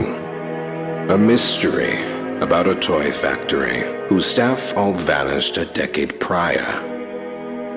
A single note. It's the letter that drags us back into the abandoned Playtime Co-factory. A letter that tells us two things. First, we're still here, and second, find the flower. At first glance, this might feel straightforward. It's just a setup for the game, a spooky breadcrumb trail meant to justify why we're even walking into this creepy building. But if you stop and really think about what that note says, the contradictions start piling up almost immediately. Let's take the second line first. We're still here. Who exactly is the we part? If these are our old co-workers writing to us, how are they still alive after years of silence? Why haven't they reached out before now? And more importantly, how do they know we're still alive? Alive enough to even receive this letter in the first place? That alone suggests two things. Whoever wrote this either knows far more about us than we should be comfortable with, or they're manipulating us from the very beginning. Now the first line is even stranger. Find the flower. The entire premise of chapter 1 is built on this cryptic instruction. Find the flower and somehow we'll find answers about what happened at Playtime Co. But notice what's missing. There are no instructions about what to do once we find it. No mention of what we're supposed to accomplish, who we're supposed to meet, or what the end goal even is. That's unusual, isn't it? If this was truly written by a desperate survivor, wouldn't they be begging us for help or explaining what needs to be done? Instead, it's just 3 words: find the flower. And here's where it gets interesting. Fast forward to chapter 3 and we finally hear about the hour of joy. Poppy herself explains that this was the moment the toys turned on the employees. She frames our return to the factory in a way that makes it sound like we came back to discover what happened to our missing co-workers, almost as if that was always the reason. And yet that isn't what the note told us, is it? The note didn't say find the truth. It didn't say help your co-workers. It only said find the flower. That raises a chilling possibility. Maybe whoever sent the notes already knew exactly what the outcome of finding the flower would be. Maybe the note wasn't meant to guide us toward helping anyone at all. Maybe it was designed to lure us towards something inevitable, something that the sender wanted to happen all along. And this is where the contradictions really start to stack, because later we learn from Poppy that it was the prototype who locked her away in the case as punishment for disobedience, Which means if the note's true purpose was to get us to open that case, then the sender was by design setting us up to defy the prototype's punishment. Almost like they wanted Poppy to be freed, no matter what. So now we're left with a question that echoes throughout the rest of the game. Who actually wrote that note? If it was a survivor, why didn't they just explain what was happening? If it was Poppy, how did she get it to us when she was sealed away? And if it was the prototype himself, why would he send us straight to the one toy he had deliberately imprisoned? That last question is where things get especially dangerous, because if the prototype did write that note, it would mean he's been influencing us from the very start, and that every choice we've made, every puzzle solved, every step forward has been guided by his invisible hand. It's tempting to just shrug this off as an opening mystery with no real bearing on the bigger story, but when you realize how central the flower becomes later, from Experiment 814 and its revival properties, to the greenhouse in Chapter 4, to the symbolism in the newest teaser, it's impossible to ignore that this first note was planting a seed that wouldn't fully bloom until much later. If the note was the seed of this mystery, then the next thing we encounter is where it begins to sprout. The giant poppy flower painted across a door. On the surface, it looks like exactly what the letter told us to find. But the closer you look, the more out of place it feels. The design of this area doesn't match the rest of the factory. Instead of sterile hallways or heavy machinery, the poppy door is surrounded by colors and textures that feel almost home-like, even inviting. That is, until you get a closer look and see a handful of dead and discarded toys hung up from the ceiling, as well as a bunch of colored text surrounding the door urging us not to open it. That's strange. Why would this one entrance be treated with such warmth when everything else around it is so industrial? Then there's the placement. The door isn't part of a main corridor or connected to a larger workspace. It stands apart, tucked away, as if it was deliberately meant to be secluded. That isolation makes it feel less like a normal doorway and more like a shrine, something meant to be noticed. And of course, we know what's behind it, Poppy's case, which raises the biggest contradiction of this whole thing. If the prototype locked Poppy away as punishment, why would the door to her prison be marked with the very symbol that screams her name? That's not hiding her, that's advertising her. There are only two explanations. Either someone else marked the door after the fact to draw us here, or the prototype himself wanted it marked, ensuring she would eventually be found. Either way, the moment we walked toward that door, we weren't just exploring, we were obeying. One of the most revealing moments occur once we move into the second chapter during Mommy Longlegs' death sequence when she cries out, "You'll make me part of him." This brief line introduces a significant implication. Mommy is aware of the prototype's existence and understands that her body could be absorbed or repurposed after death. Now, the timing of her statement is what's weird. Throughout the player's encounter with her, Mommy shows no indication of fear toward the prototype. Her aggression is directed at the player. It's only when she's about to die with no escape that she acknowledges the prototype as a threat. This suggests that her fear was not constant, but conditional. She may have known of the prototype's ability to assimilate others, but did not consider herself at risk until death was imminent. Now, what happens next really just reinforces this. After her defeat, the prototype takes only Mommy's head and torso. Yes, most of it was grinded into bits, but it seems like she'll still end up being useful. And it's entirely possible that she'll have a reappearance. Now, the prototype's relationship to death and assimilation becomes clearer when compared with Catnap. Where Mommy resisted and expressed fear only in her final moments, Catnap's death appears almost voluntary. Rather than struggling to avoid being taken, he seems to accept his fate, suggesting a very different dynamic between him and the prototype. This contrast is important. With Mommy, the prototype acted opportunistically, salvaging her once she was defeated. With Catnap, the process carried elements of submission. Catnap, formerly Theodore Grambel, had already been influenced by the prototype before his transformation. His backstory notes that he suffered a severe accident while attempting to open a grab pack locked door, leading to his urgent treatment and eventual conversion into Catnap. The prototype's influence, whether direct or indirect, shaped him before he even became a toy. When we later witness Catnap's end, his willingness to die in the prototype's presence suggests he may have seen purpose in being repurposed. This positions the prototype not only as a force of control, but also as a figure capable of inspiring loyalty or compliance. Unlike Mommy, who feared assimilation as a form of punishment, Catnap viewed it as a continuation, perhaps even as an elevation of his role. This duality between unwilling victims and willing participants highlights a broader pattern in the prototype's strategy. He does not rely solely on force. Instead, he leverages circumstances, beliefs, and vulnerabilities to encourage submission. For some, like Mommy, that submission never comes, making assimilation an act of coercion.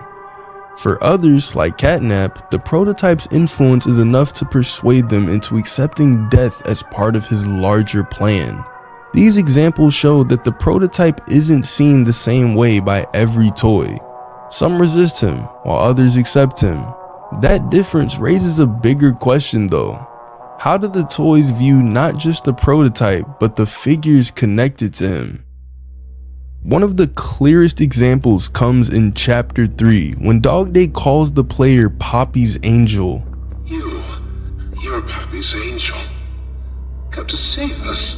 It's a small line, but it changes how we think about Poppy, suggesting that some toys see her with a level of reverence, even devotion that ties directly into the prototype's larger plans. This was honestly something I didn't expect to come back to. Dog Day calls the player Poppy's Angel. It seems like a throwaway line at first, but taking another look at it with all of the new info we have, this phrase reveals a lot about how the toys perceive Poppy, and by extension, how she factors into the prototype's ultimate plan. The language itself is telling. By calling us an angel, Dog Day places Poppy in a position of higher authority. Angels serve as messengers or helpers to a greater figure, which suggests that at least some toys view Poppy as more than just another experiment. They see her as someone with a unique role, a leader, a creator, or even a source of power. This interpretation gains more weight when compared with the prototype, where some toys fear him and others follow him. Poppy is seen with reverence. That difference is crucial. It shows that the toys aren't simply divided between obedience and resistance. They're split between two poles of influence. One side is the prototype, using force, manipulation, and assimilation.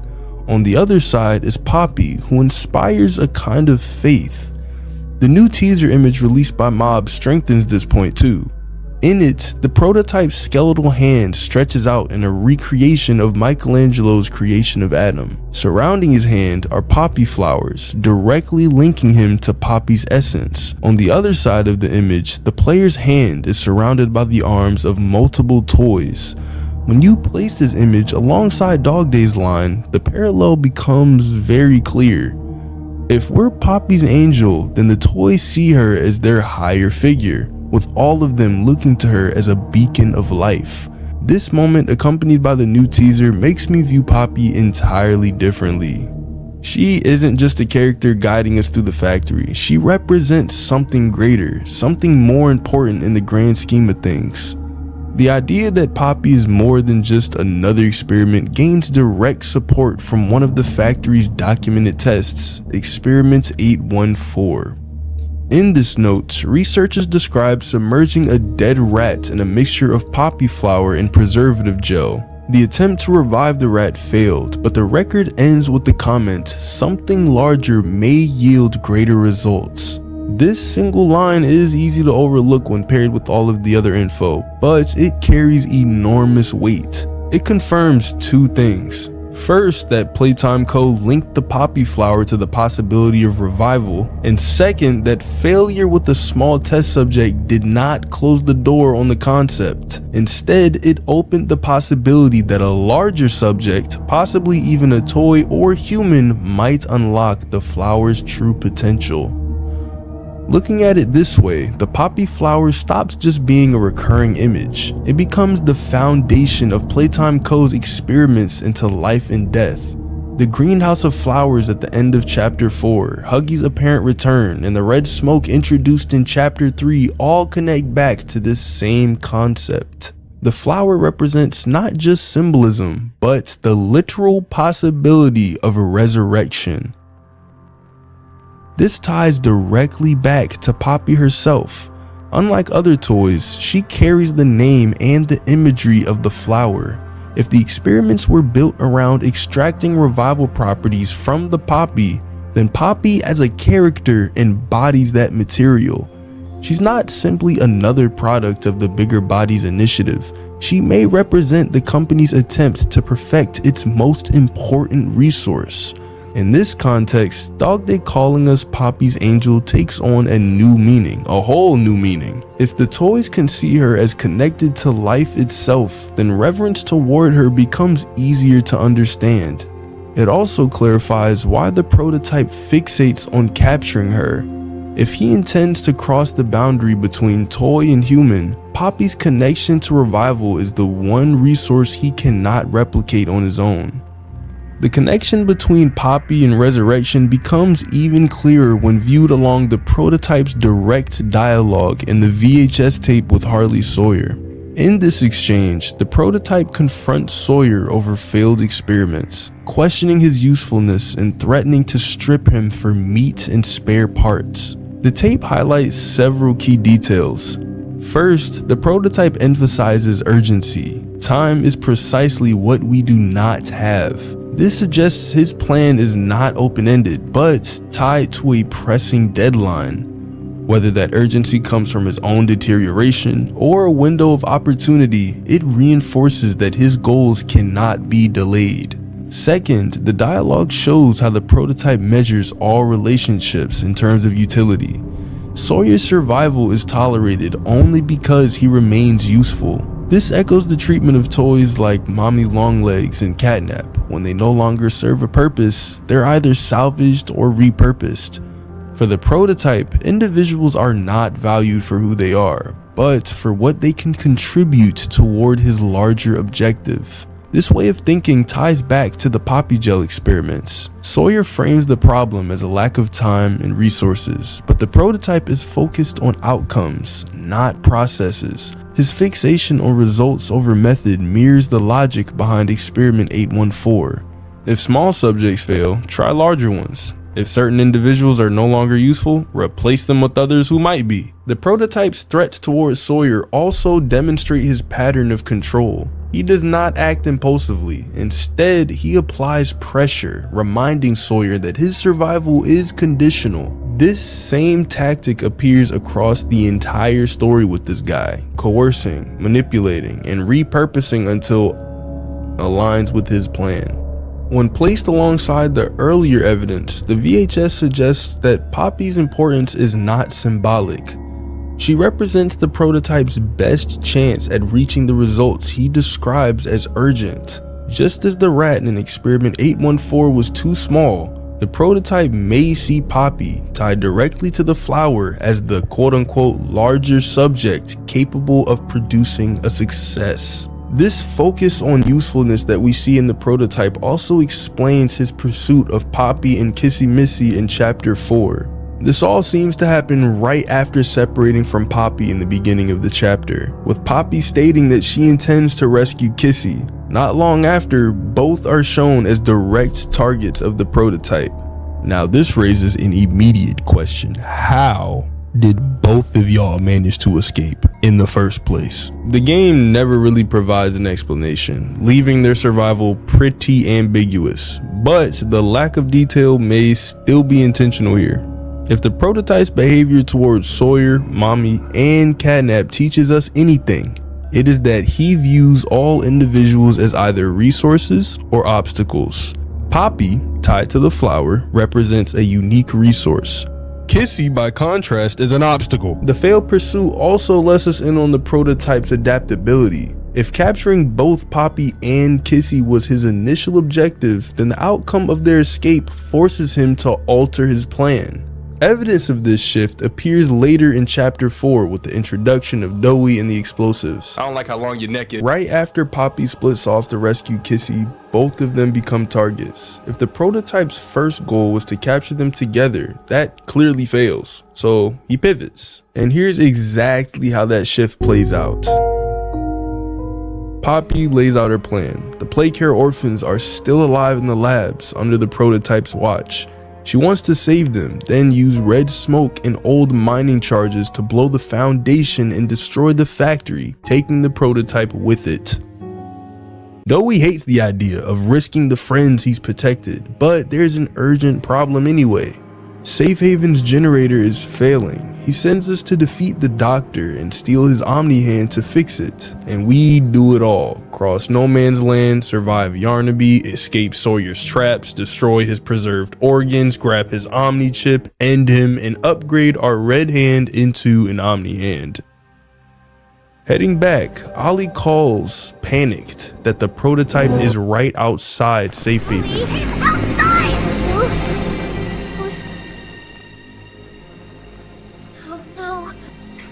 Poppy sends Doey to lead him away while we fix the generator with Ollie's instructions. We finish the task. Poppy's grateful. Ollie's grateful. Doey's still gone. So we move to step 2 of her plan. Plant mining charges in the foundation and reroute gas to flood the tunnels. This is the key moment. While Doey loses the prototype in the caves, the prototype uses that distraction window to relocate the very explosives we gathered for the foundation into Safe Haven, rigging the generator as the trigger. Doey realizes too late that he was led away on purpose. The generator's fine. It's...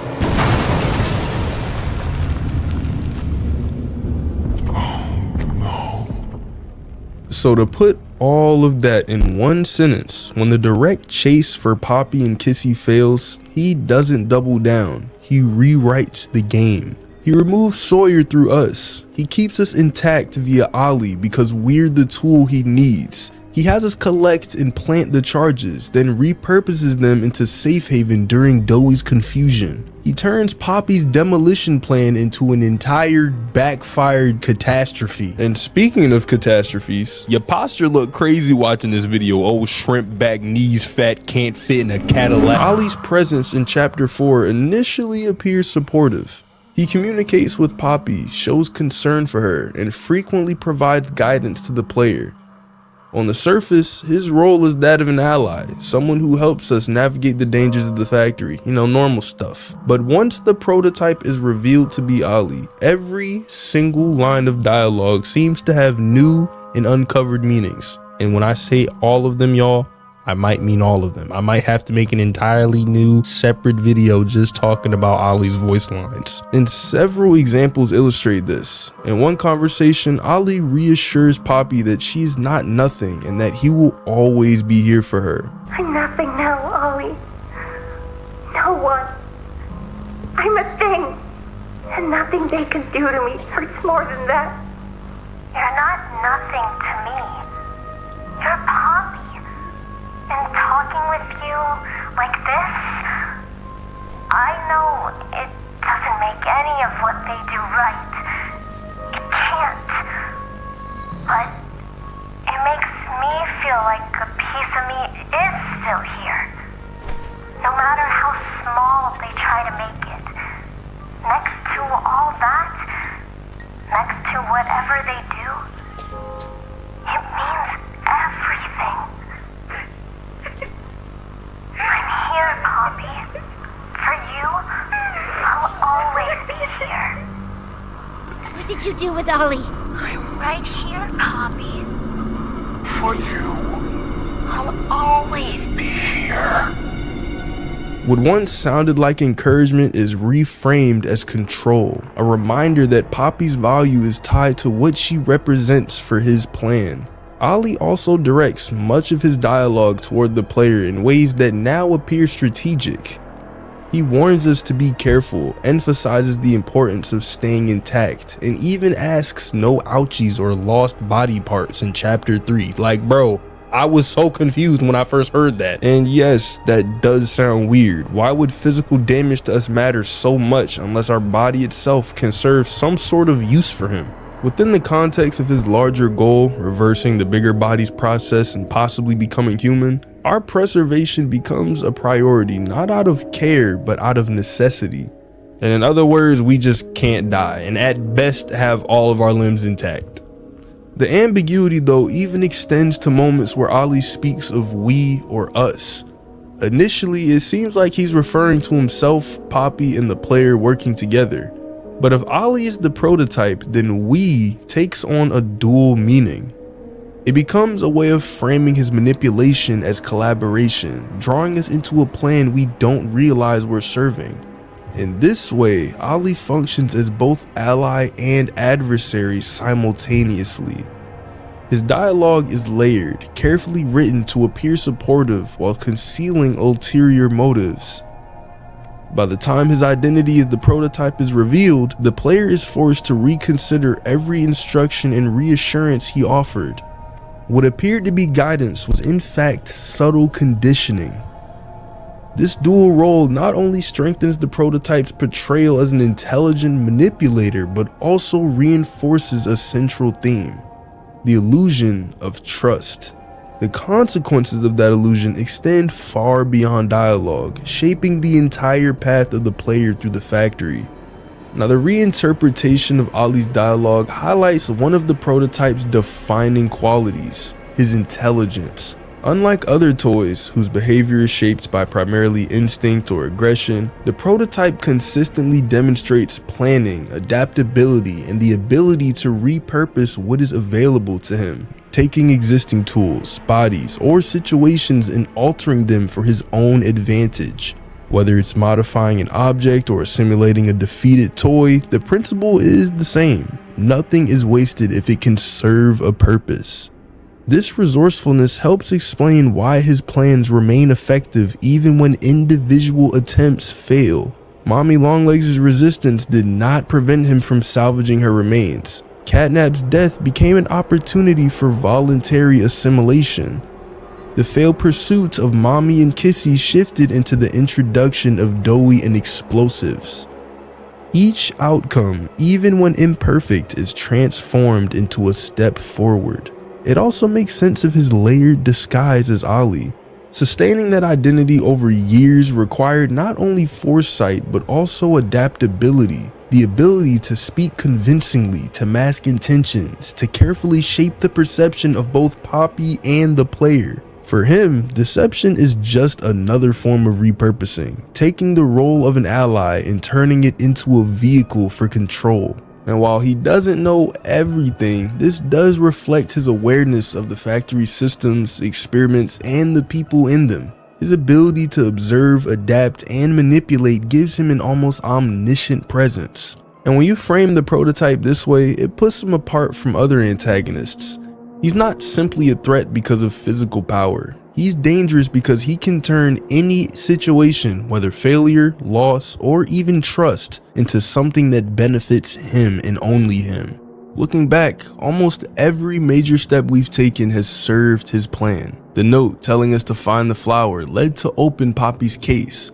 Ollie's warnings, be quick, be careful, even concern about our body parts, meant preserving us for later use. Defeating Sawyer removed a resource the prototype no longer needed. Planting bombs weakened the foundation of Safe Haven. What am I talking about? It blew up Safe Haven. Eliminating Doey silenced opposition and cleared another obstacle. And when combined, these moments reveal just how far his reach goes. Every choice we thought was ours was really the prototype using us as his tool, proof of a plan running across years, disguises, and events we never realized were connected. Well, I'm not gonna sit here and say never. We got Ollie's identification locked down in chapter 3 before the reveal. But in the end, our progress has been his progress. Each victory we claimed has doubled as his achievement. We haven't been working against him. We've been playing into his design and into his game and into his hands and filthy arms all along. Now, if the prototype's manipulation shows us how carefully he controls events, Poppy's behavior highlights the confusion and mistrust that surrounds her role. Across the chapters, she sends mixed signals, sometimes acting as an ally, other times revealing intentions that don't line up with what she says. I didn't mean to scare you. I was just trying to get the power back on. Here. There's a train station nearby. It needs a code, and I have it. We're gonna get out of here. On the surface, this sets her up as a partner working toward the same goal as us. But in chapter 3, her own words contradict this, as she admits that leaving the factory is impossible. She even agrees with the prototype on that point. The prototype knows we're coming by now. You try to escape, he'll kill you before you ever reach that front door. Why promise escape if she knows it cannot happen? Her reaction to Mommy Longlegs' death raises the same doubts. Rather than shock or hesitation, Poppy reacts with calm acceptance, almost as if this outcome was expected or even necessary. Did you kill her? Good.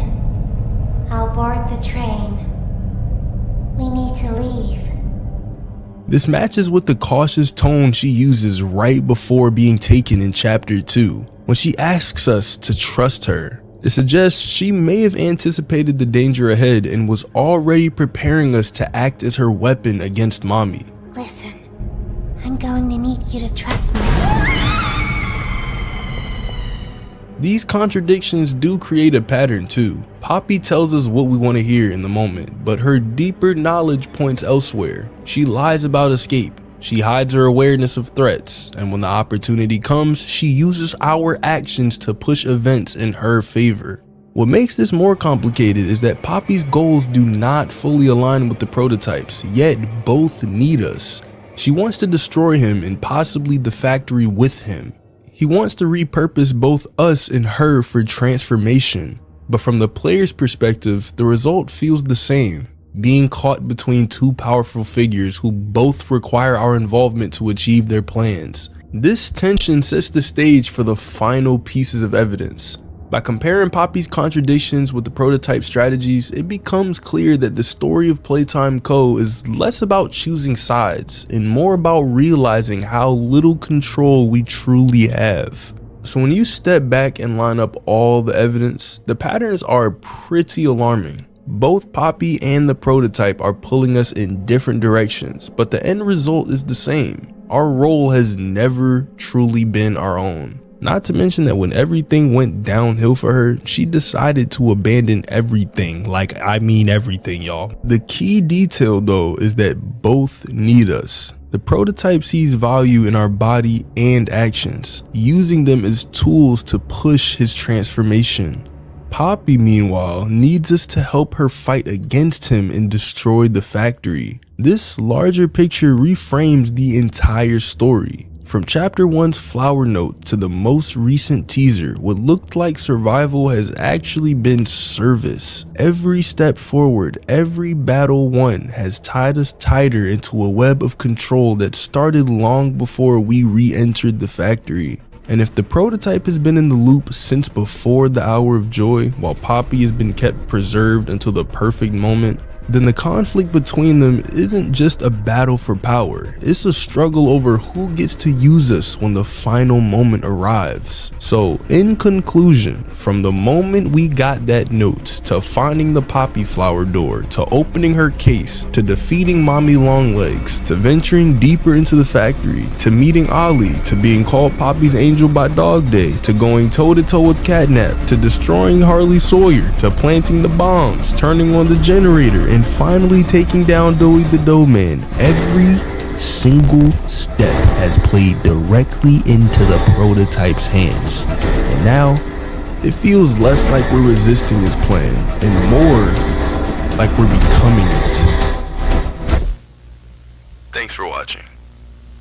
After everything that's happened so far in chapters 1 through 4, it seems like we're coming to the climax of the series, and chapter 5 might be the last chapter. But then this begs the question, who are we going to see in chapter 5 that might make a return? Well, the first character that I want to talk about is Wuggy, because we know for an absolute fact that he's going to be in chapter 5, with him being the cliffhanger for chapter 4. And it's interesting because in chapter 1, we thought we killed him, so we literally sent this dude on a one-way elevator down 300 floors only for him to survive and be right outside of the labs.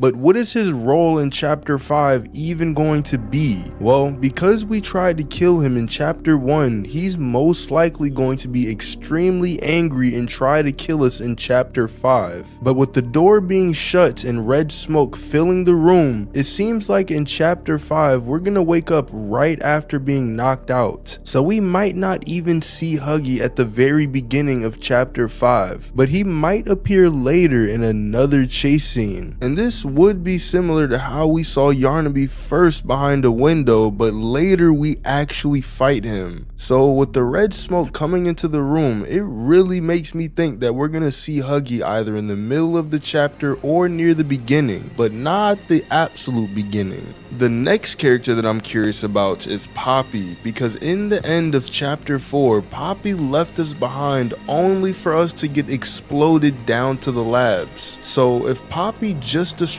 any relationship that we thought we had with her, and even the one that she had with Kissy, then what is she gonna do in chapter 5? Is she gonna show up again like she showed up out of nowhere and acted completely normal like in the start of chapter 2? Well, in my opinion, it seems like Mob isn't gonna do that, but instead there would have to be a very good reason for us to see Poppy again. And to be honest, they could pull out a plot twist with Poppy joining sides with the prototype, especially since we hear her agree with him in the untitled tape. He explained everything, and he's right. We can't leave. It's too risky. But what about Kissy? Cause she's now on her second cliffhanger in a row. In chapter 3, we were wondering whether or not she's still alive, and the exact same thing happened in chapter 4. Because during the phone call between Ollie, or in reality the prototype, we hear the prototype's footsteps right outside of the ventilation block. Let me tell you what comes next. I'm going to come up there, and I'm going to Find you, your collaborators. The few you have left, they will be dealt with.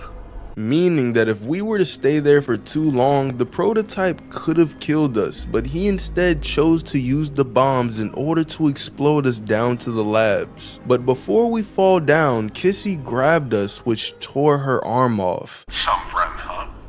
Don't worry, I'll find her. As for you two, try to land on your feet.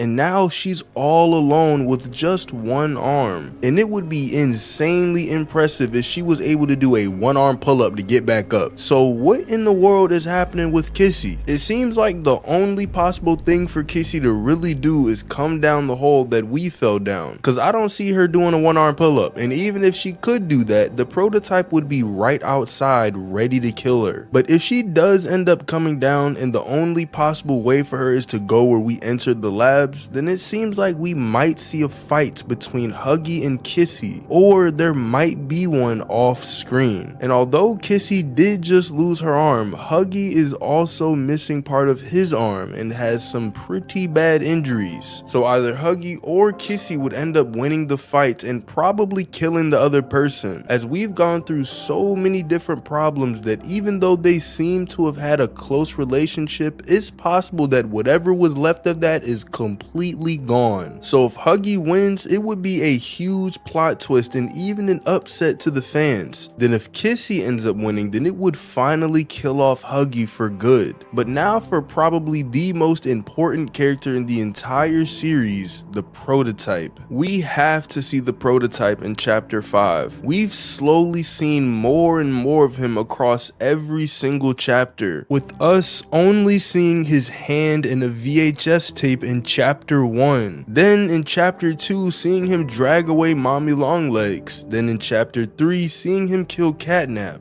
And finally in chapter 4, where we see a silhouette of what seems to be the lower half of his body, and with us having some foreshadowing as to what he looks like in both chapter 3 and 4, it would make sense now that we're inside of his home that we'll eventually see what he really looks like, as Mob has been teasing his appearance and even making it something to look forward to. And since we know that the prototype is insanely intelligent, both from a chapter 2 tape which described him almost escaping his containment, and even the fact that he managed to orchestrate the Hour of Joy, we know for a fact that the prototype planned for us to go into the labs and eventually have the red smoke dispense on us, which means that the prototype could take us somewhere, and we might start chapter 5 in some sort of prison cell where he'll eventually experiment on us. But before seeing him, we might be able to escape the prison cell, because otherwise the chapter would be one very long cutscene. But because of the way that everything is going and we don't really have any villains left to fight, it's possible that we might get a prototype boss fight in chapter 5, similarly to how we had a boss fights with both Catnap and Doey in chapters 3 and 4, because in chapters 1 and 2 we just had a chase scene which was scripted, but then in chapters 3 and 4 it got a little bit more difficult. And with chapter 5 it might be even crazier, but this time with the prototype being the villain. But lastly, I want to talk about an interesting character that you might not have known survived, and that's PJ-Pug-a-Pillar, because although we do see a dead PJ-Pug-a-Pillar in chapter 3 on Catnap's shrine, it's actually confirmed that PJ survived the events of chapter 2, and we even see in a video uploaded to Mob's YouTube channel that there were multiple PJ-Pug-a-Pillars. So what could he end up doing in chapter 5? Well, it honestly doesn't seem like much, because although PJ played a somewhat significant role in chapter 2, the only thing he really seems to be good at is running insanely fast, and I don't really see some kind of Avengers Endgame thing happening where PJ joins sides with us trying to kill the prototype. But he might end up showing up in some way. I just have no idea what it could be. But what do you guys think? Let me know down in the comments. Thanks for watching, subscribe, and click on this video right here. Are the death screens in chapter 4 just random lines placed there by the developers, or could they actually mean a lot more than we think? Well, some of them seem to just be random lines, but some others actually have a lot to do with the future story of Poppy Playtime. But before I get into the actual lines, it seems that a lot of them are written by different people, some by the prototype, some by Poppy, and others by the orphans that are being kept down in the labs. But let's start with Poppy's lines. The first and most obvious one is, "I'm sorry, but I can't let you leave." This line is a callback to chapter 2, where Poppy changes the tracks on us at the very end, right before we're about to leave the factory for good.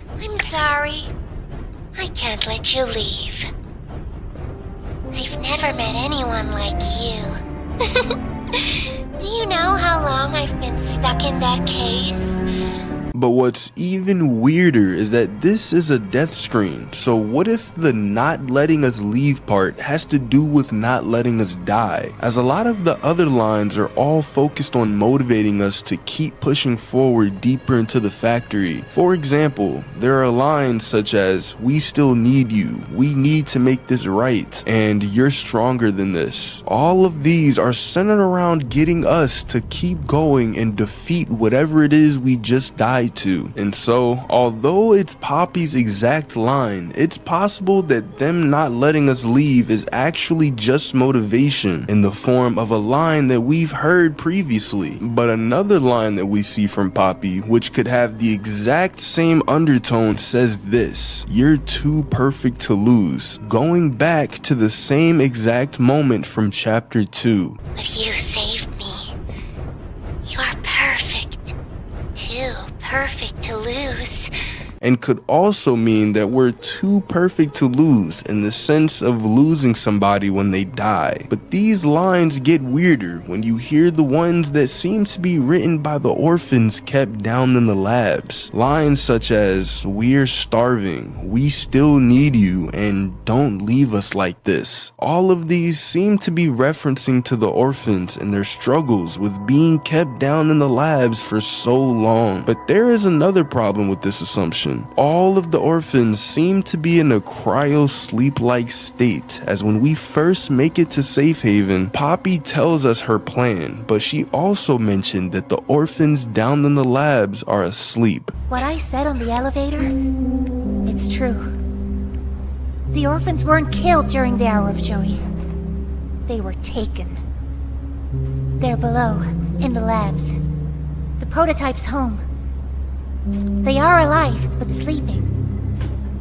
They're with him.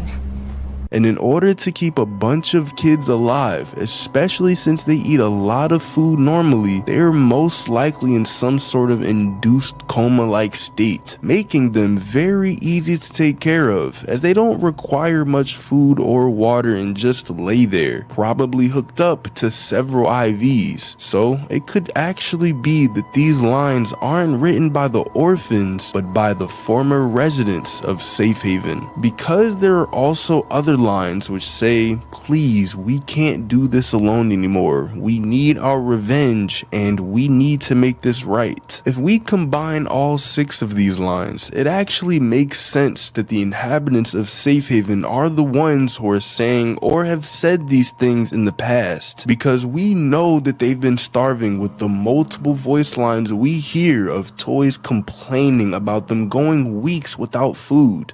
So sore. Haven't been able to move for hours. Won't last much longer. Please, do you have any food? And they seem to be vengeful, even against Poppy for leaving them for so long. And so their revenge against the prototype is probably 10 times as strong, as he was the one who started the Hour of Joy and brought all of them into this mess. And since Poppy and Doey were the ones who gave us guidance on what to do in chapter 4, They're below, in the labs. The prototype's home. They are alive, but sleeping. They're with him. And he knows we're here. So, if we're going to free them and stop the prototype, we need to plan for both at the same time.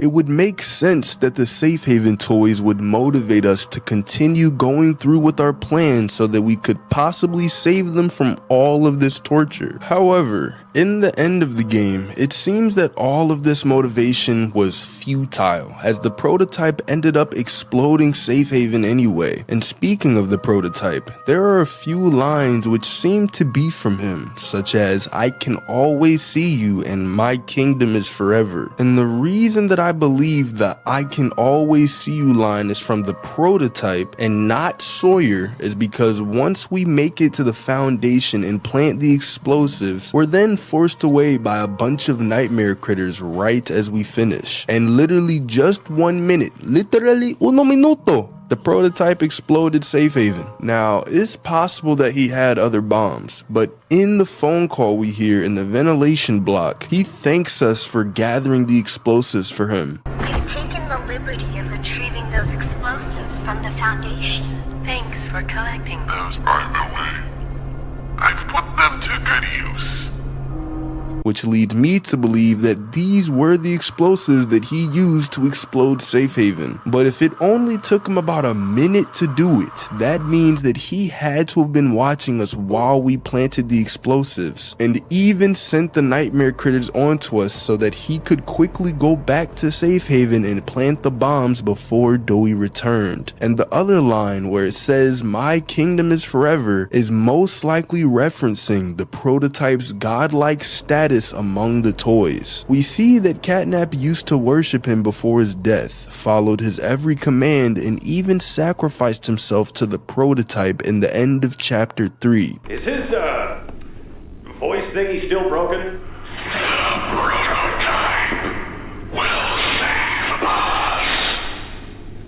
Theo, nobody's gonna save you. This prison is where you belong. We'll let you out here and there to go see the kids in play care, but your home is here. And as for the prototype, his home is in the labs. So if Catnap is going all out for worshiping the prototype, then who's to say that the other toys aren't doing the exact same thing? Especially since Dog Day tells us that all of the mini Smiling Critters toys get their food from him and follow his every command. Not all of them, because we have him in Safe Haven too, but you know, we just gonna skip that. A million pairs of eyes are on you now. Watching, waiting, hungry. They want nothing more than to crawl beneath your skin and eat away at you bit by little bit. Fill what feels empty inside themselves. That thing. Catnap. The prototype is his god, and this is what he does to heretics. These little toys follow Catnap to avoid that very fate. And in return, they are fed.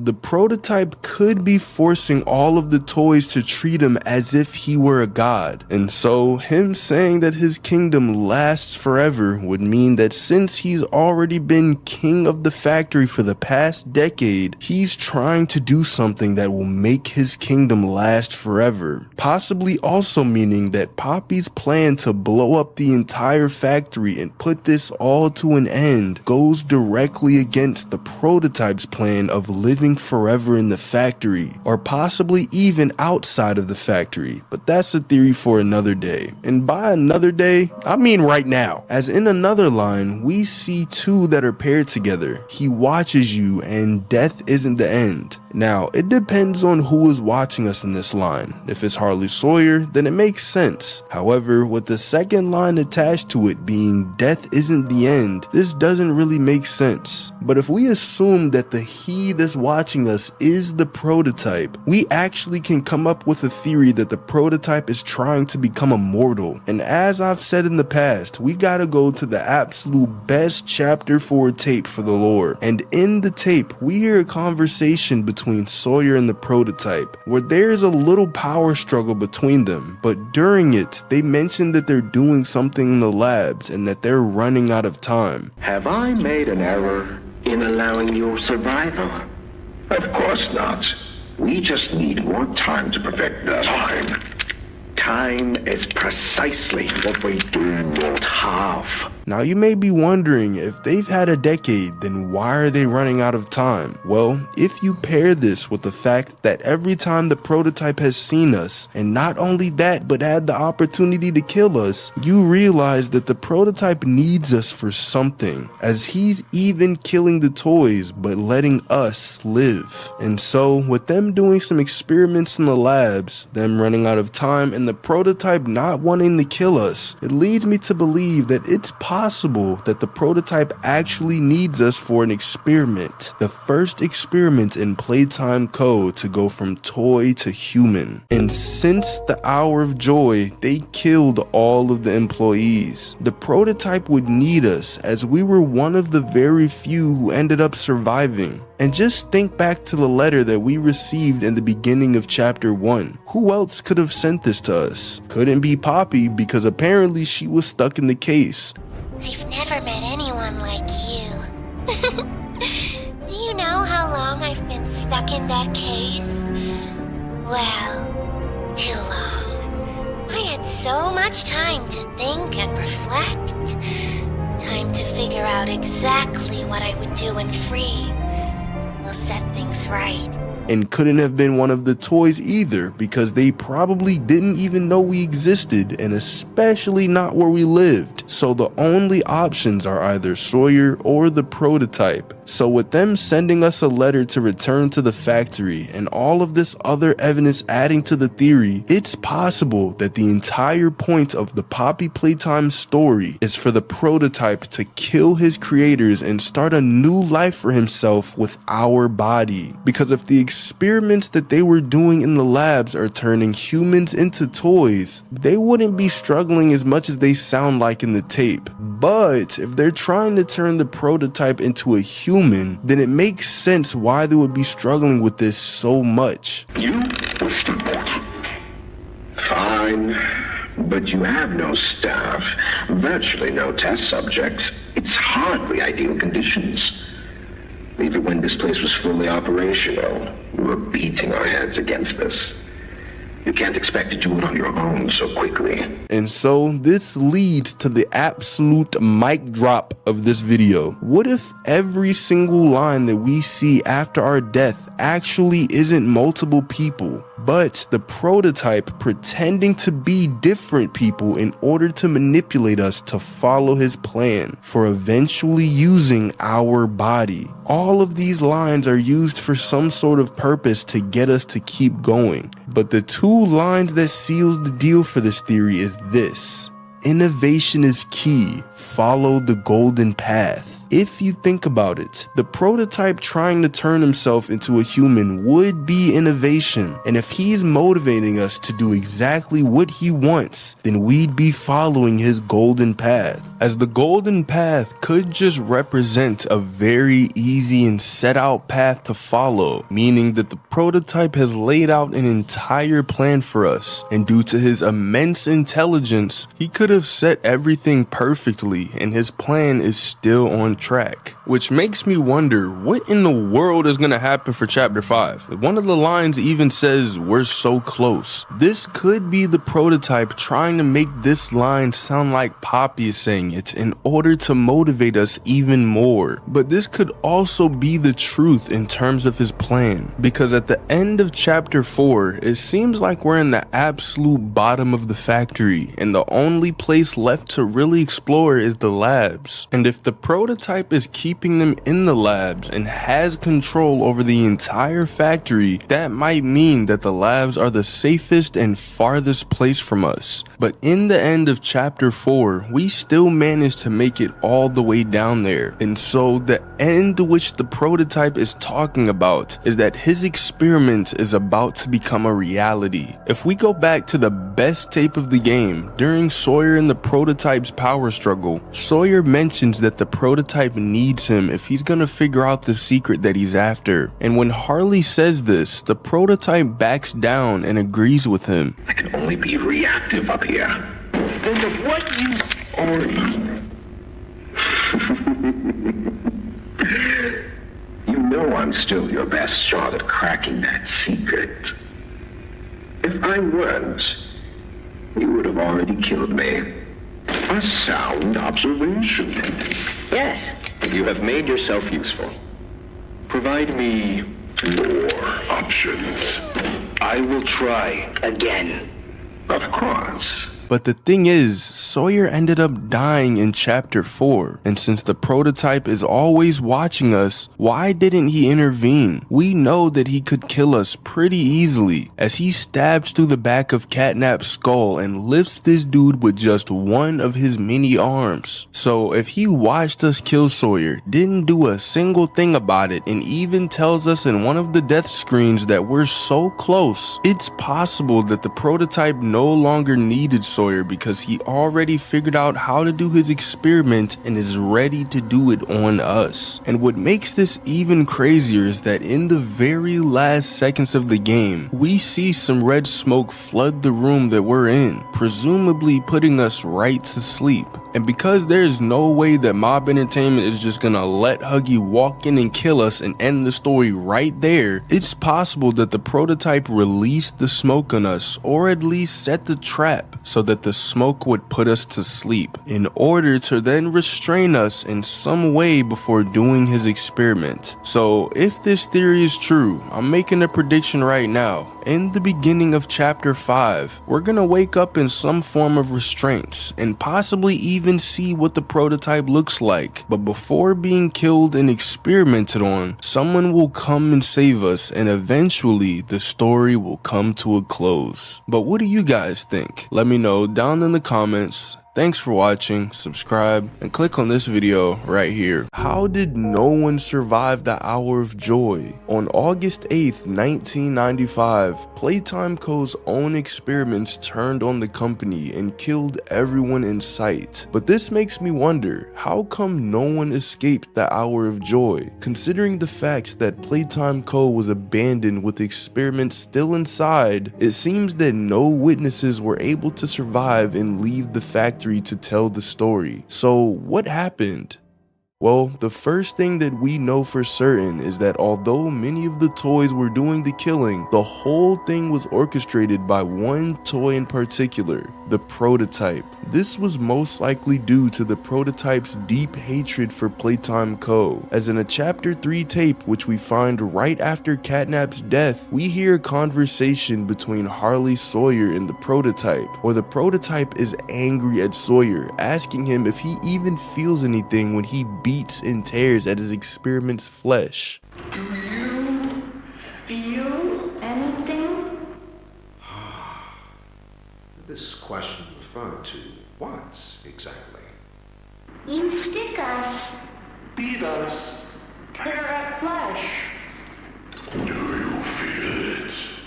But the prototype wasn't just angry, but also insanely intelligent at the same time. In a chapter 2 tape, which we find right after killing Mommy Longlegs, we hear of an event where the prototype almost escaped his containment by outsmarting the employees watching over him. He took an alarm clock along with other things in this room and built a literal laser pointer. And although this is cool on its own, if you look at this dude's fingers, I'd be impressed if I could see this dude use a fork to eat spaghetti, let alone build a whole laser pointer. But after making it, he used it to disable the camera and hide in one of its blind spots. So once the camera turned back on, the employees were confused as to where he went, which is when one of them made the decision to go inside to check and see what happened. But because of this, the prototype tried to escape as the door was now open, but because another employee was watching, they were able to remotely lock the door, but the other scientist was still inside, leading to their death. And so with the prototype being the mastermind behind the Hour of Joy, motivated by rage and smarter than Albert Einstein watching a Poppy Theory video, you can see that the prototype could very easily make sure that absolutely no one would escape. But what makes this theory even more interesting is that it was very important and pretty much essential that no one would escape to tell what happened. And this is because of what we hear in the untitled tape. In the tape, Poppy is venting about the Hour of Joy, saying that although she knew it was coming, she thought that they were gonna leave the factory. However, the prototype was able to convince her that they can't ever leave the factory no matter what. His reasoning was that since they just gained their freedom, it's possible that if they leave the factory, other people might experiment on them as well, bringing them right back to the torture that they had already suffered for years. He explained everything, and he's right. We can't leave. It's too risky. What they did to us, we can't ever let it happen to us or anyone ever again.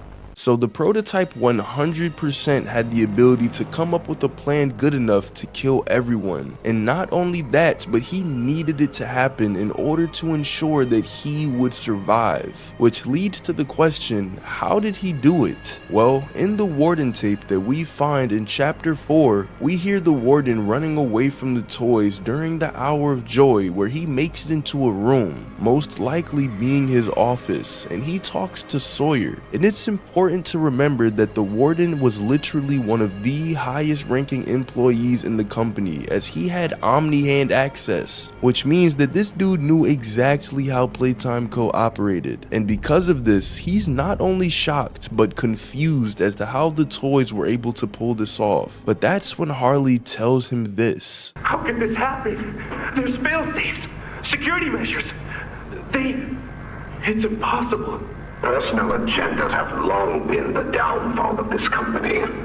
Is it unreasonable to believe they were conspirators? So if someone was helping the prototype to enact the Hour of Joy and they had some sway in the company, then this gives us something really good to go off of. Since we see that Wuggy was part of the Hour of Joy and we see him in the same spot that he stood when we saw him in chapter 1, then this means that the people around Huggy would easily be able to run right outside of the exit and escape. Because although Huggy is huge, he didn't kill everyone in 1 second. So there would have to be something that would have blocked them from escaping, meaning the prototype would need to somehow lock down the factory or block off the exit. When we first enter the factory, we find Huggy boxes in the gift shop that are ripped open, hinting that they weren't just toys, but experiments that somehow got put into these packages, which means that the prototype wouldn't need to block off the exit with shutters or locking the doors, but could have used the mini Huggies to kill whoever would try to escape. And because he managed to convince so many of the bigger bodies to kill everyone and even had some toys to block off the exits, then no one had a chance to survive, and they were all doomed to die sooner or later. But the main entrance isn't the only exit. There were other exits, as described in the story of how the prototype and Theodore Grambo tried to escape using grab packs to open a door. We were close to escaping using the train in the game station, and Safe Haven itself was even designed to be a safe room for the employees in case something were to happen. So what did the prototype do with the other exits? Well, it seems that he didn't gain control over Safe Haven, because we see the good toys living inside of it in chapter 4. Or it's possible that he did have control over it, but the toys took over. And as for the train, in the Hour of Joy tape, we see that there were people running towards the train, but Mommy Longlegs was right there waiting for them, where she grabs them, pulls them up high, and drops them right to their death. So with the prototype's intelligence, just like a chess player, he could have accounted for all the possible exits and had toys stationed there in order to ensure that no one would escape. And combining this with the fact that the Hour of Joy happened at the exact same time, there is zero chance that someone would be able to escape, which means that the toys currently inside of the factory are safe from outside influence. But that was until we showed up, and now pretty much everyone has died. Like, bro, Huggy, Mommy Longlegs, Catnap, Bunzo, the Buggies,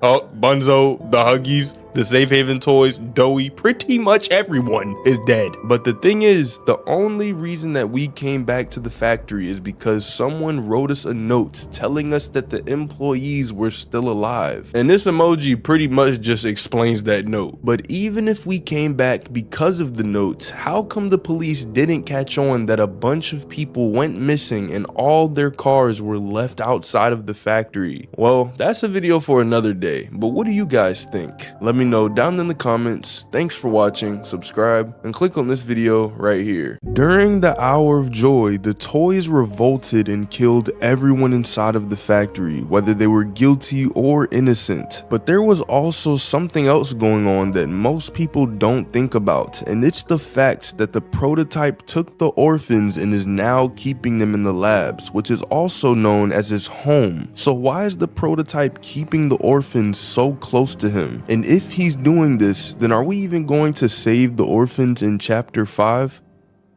Well, we have to remember that most of the experiments were orphans. However, with the prototype, we honestly have zero idea, as he wasn't created like the other toys. For example, he has a digestive tract but has no need to eat food. Meanwhile, the other toys who say they were starving definitely do need to eat food. Because when we see Doey kill Pianosaurus, he says he hasn't eaten in weeks.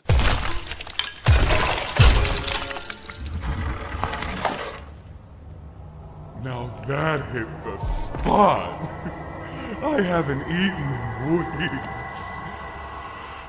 And when we make it to Safe Haven, almost all of the smaller toys are groaning, thinking that they're about to die. Which will kill us first, you think? The doctor or hunger? I prefer not to even think about it. So it's possible that not only is the prototype different in his biology, but it's also possible that he's not even an orphan and instead could be Elliot Ludwig. And the reason I say this is because of one of my past theories, which I'll leave linked down in the description. The quick version of the theory is that the prototype acts very weird around Poppy, almost as if he were her dad. I'm disappointed. After all that time in your case, I'd hoped you'd see things differently. Don't you understand? It's always been about you and we'll harm you. What we are. That's not a truth that can be brought away. No, not when it can mean so much more. Prototype. Please. It's time to come home. Poppy. It's time to come home. And because of the untitled tape, we know that Elliot Ludwig is Poppy's dad. And if we connect the dots, then it's very possible that the prototype is Elliot Ludwig. But the important thing is, if the prototype is Elliot Ludwig, this gives us more information as to why he's keeping them down in the labs. Elliot Ludwig was a man who claimed to love children so much that he became the king of the toy industry and even built Playcare, their very own on-site orphanage, which was meant to be the happiest place on earth for orphans who had just lost their parents and were looking for a new home. And because we know that the prototype, or Elliot Ludwig in this theory, started the Hour of Joy, it's possible that he did all of this in order to save the orphans from being turned into an experiment just like he was. And we know for a fact that the prototype hated the employees and what they were doing with their experiments because of a chapter 3 tape where the prototype goes full psychopath mode and trying to scare Sawyer. This question referred to what exactly? You stick us. Beat us. Tear at flesh. Do you feel it? But if this is the case, then the prototype definitely won't be willing to give up the orphans so easily and will genuinely have to fight to save them, which was part of Poppy's plan. However, I'm not exactly sure how that was going to work because we were supposed to take out the orphans and then explode the factory. But considering that Poppy was willing to kill all of the Safe Haven toys, it's possible that she'd be willing to kill everyone. So maybe it's a good thing that the prototype took the explosives away. But my next question is, what in the world does the prototype need the orphans for? Well, it seems that he wants to experiment on them, even though he hated Playtime Co. for the same exact reason. In the chapter 4 tape, we hear a conversation between Harley, Sawyer, and the prototype, where they're talking about something they're doing in the labs, which can only mean one thing. They're making more experiments. Because why else would the prototype keep Harley Sawyer alive? And if you remember back to the chapter 3 radios, during our hallucination, we hear of a story where Elliot Ludwig had the body of a dead child on his property after he passed away. So if the prototype is actually Ludwig, it wouldn't be out of character for him to do this. But when Poppy tells us that the orphans are in the labs, she also says that they're sleeping. What I said on the elevator, it's true. The orphans weren't killed during the Hour of Joy. They were taken. They're below, in the labs. The prototype's home. They are alive, but sleeping. They're with him.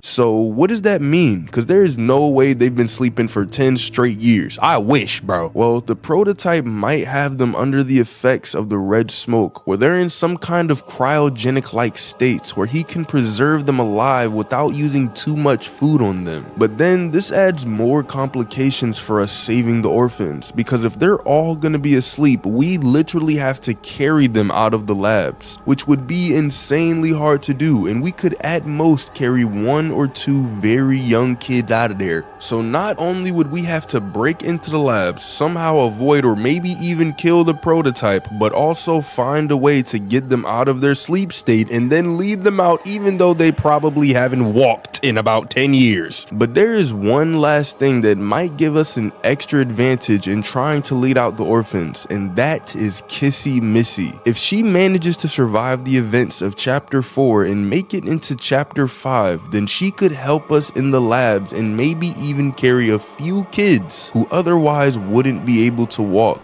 But sadly, there are two final obstacles in the way of us saving the orphans, and they're Huggy Wuggy and the prototype. The first problem being Huggy Wuggy, because if Kissy even wants to help us in the first place, we're gonna have to somehow get rid of him because he's literally right outside of the labs. But because they're both injured, I have zero idea which one would win in a fight. And honestly, if the prototype decided to help out Huggy Wuggy, then Kissy would be dead pretty quickly. But let's say that we managed to somehow take out Huggy Wuggy. How in the world are we gonna take out the prototype when this dude literally killed Catnap in 1 second? Well, it seems that with each chapter, the boss fights keep getting better and better, because in chapter 1 we had a somewhat short chase scene, and in chapter 2 we had a longer chase scene, but in chapters 3 and 4 we had some pretty interesting boss fights that made it a lot harder to actually finish the game. So in chapter 5 they could follow this trend and make a boss fight for the prototype, which would involve him free roaming similarly to how Doey was in chapter 4. And then after managing to defeat the prototype, we'd somehow have to take them out of their cryo state, and either by waiting for them to get back to normal or with the help of Kissy Missy, we could lead them all the way back and out of the factory. And although it'd be an insanely long journey, as long as the cable car to Playcare is still working, it should be fairly easy. But considering the fact that Mob has yet to use human NPCs, I kind of doubt that we'll save the orphans, and they might just have a different ending for us in chapter 5. Or it's possible that we might end up dying, but another character such as Kissy or maybe even Poppy will save the orphans off screen. But what do you guys think? Let me know down in the comments. Thanks for watching, subscribe, and click on this video right here. Since pretty much every experiment that we see in Poppy Playtime was an orphan that used to live in Playcare, is it possible that they remember their past, or were their minds wiped after their transplant? Well, let's go over each of the toys, cause it seems like some of them do, but some of them don't, and don't even know how to act anymore. When Harley Sawyer proposed the Bigger Bodies Initiative, it took about 100 and something experiments until they had their first success with Boxy Boo, who seems to have died sometime after the Hour of Joy, but before we show up. But the thing is, Boxy Boo couldn't talk and was deemed somewhat of a failure, as he ended up being a giant man-eating monster. And we know for a fact that Boxy Boo lost a lot of his humanity in the process, because in the chapter 4 notes, we read of a man named Stanley who tried to feed Boxy Boo and walked right into his enclosure. But Boxy Boo ended up attacking him anyway, and if it weren't for others who were on standby with tranquilizers, Boxy Boo would have most likely killed him. And another employee, whose name was Rowan Stoll, found out a little too much about Playtime Co., which led to the higher-ups trying to kill him in many different ways. But in the end, it seems that they told him to go in some sort of room where Boxy Boo was there waiting for him, and ate him before he could even react, and swallowed him whole before he could even react. And so with Boxy Boo, it seems like his past memories were completely gone, remaining some sort of shell of an animal that just wanted to eat anything and everything. Sounds a bit like our man Doey. But Playtime Co.'s next two successes, or at least that we know of, are Pianosaurus and Yarnaby, who were both similar failures, with Pianosaurus having just about as much humanity as Boxy Boo. But with Yarnaby, it seems like they got something a little bit better, as Yarnaby displayed some dog-like qualities, because when some of the staff at Playtime Co. would show affection to Yarnaby, he would then be loyal to them just like a dog would. And finally, with experiment 1170, or Huggy Wuggy, It seems that they finally cracked the code to making intelligent experiments, as Huggy was detailed as the most successful of all of the experiments, displaying sufficient intelligence along with maximum obedience. And so it's possible that Yarnaby could have remembered his past, but if we're gonna have any starting point, it's most likely that Huggy was the first to remember at least some of his past, as he was able to follow commands from Playtime Co. and retain a lot of his humanity, most likely retaining his memories as well. And with Kissy Missy being made just 2 experiments after Huggy Wuggy, it seems that she has about the same mental function as he does, as although Huggy does try to kill us, I wouldn't say that this is because of his mind not being smart enough, but rather his loyalty to the prototype, as we do know that Huggy participated in the Hour of Joy, killing everybody around him. But the experiment that we know absolutely for sure kept his memories from when he was an orphan is none other than Catnap, otherwise known as Experiment 1188, made just 18 experiments after Huggy Wuggy, which if you didn't know is exactly how tall he is. Did y'all know this man was 18 feet tall? But the reason that I bring up Catnap and why I'm so confident is because of an incident that happened with the prototype while Catnap was still an orphan. Before Catnap was turned into Catnap, his name was Theodore Granville and was described as antisocial and also having an imaginary friend. But we later learned that his imaginary friend was the prototype in hiding, telling Theodore what to do, telling Theodore to grab documents and seemingly 2 grab bag hands along with the green hand attachments, where they would both fire their green hands at a door in order to try and escape. But sadly, Theodore was electrocuted by the green hand, and the prototype dropped him off to the staff in order to save his life. And after this, Catnap treated the prototype like a god, worshipping him and doing whatever he told him to do. And we see this very well in chapter 3, as Catnap seems to be worshipping some sort of shrine of the prototype in the caves, and also willingly gives up his life to the prototype in the very end of chapter 3 after the boss fight. However, one of the saddest stories of toys retaining their memories seems to be the case of Fatty the Fat Doey the Doughman. If you didn't know, Doey is actually made up of 3 different kids: Jack Ayers, Kevin Barnes, and Matthew Hallard, all of them displaying different qualities in Doey throughout chapter 4, with Jack being a little kid who was innocent and mostly happy, Kevin being an extremely angry child who used to live in play care and even attack some of his friends, but Matthew being an older child who, after the accident with his parents, always blamed himself for what happened. And we see all of these qualities come out perfectly in chapter 4, as some of the voice lines talk about how Doey misses his mom and his dad in a sad, young, whining voice, which is most likely Jack saying that he misses his parents, as the reason that Jack turned into Doey in the first place is because Jack fell into a vat of dough during what seems to be a Playtime Co. factory tour. And in the very end of chapter 4, where Doey's voice keeps switching, we hear what seems to be Matthew telling us that he was never good enough. I tried to be better, to be who they needed.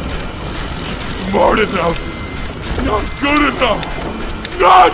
Which is most likely referencing his childhood, or even the incident that happened with his parents, as during his time in Playtime Co., he was a leader among the children and all of them looked up to him, and so it doesn't make sense that he wasn't good enough in play care, but it would make sense if he was remembering his past before then. And although this one isn't as clear, it seems that Kevin Barnes remembered all of the people who lied to him as a kid, as when Doey talks about the gentle voices and how they lie, he's always in an angry tone, most likely meaning that this is Kevin lashing out in anger. The gentle voices lie.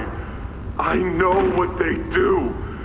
They lie, and they poke, and they hurt.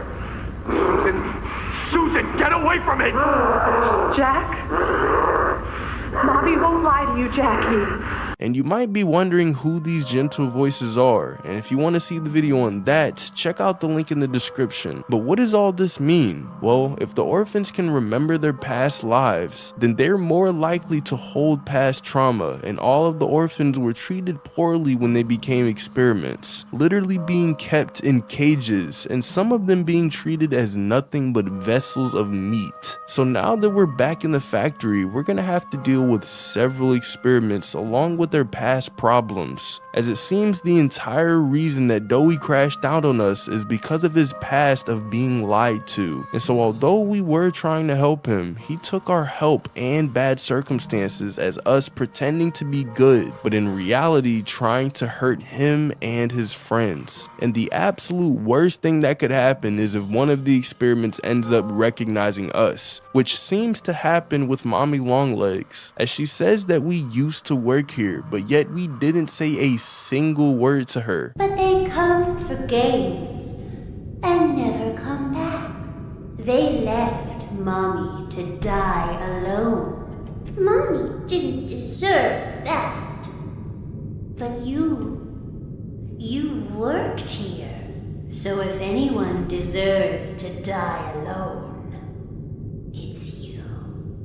And she isn't the only character that mentions this. Back in chapter 3, when we come across Miss Delight in the school, she also mentions the fact that we used to work here. Wait, I recognize you. Yes, I remember. You used to work here. How are you? Alive? Barb? Oh. Barb says you're looking for your co-workers. Catnap wouldn't like that you're here. You should leave. For your own safety. And not to mention the chapter 3 hallucination, where we see what seems to be our old office, with writing on the wall saying, "Guilt haunts you." And so if the experiments can remember us, y'all say it with me now, we are.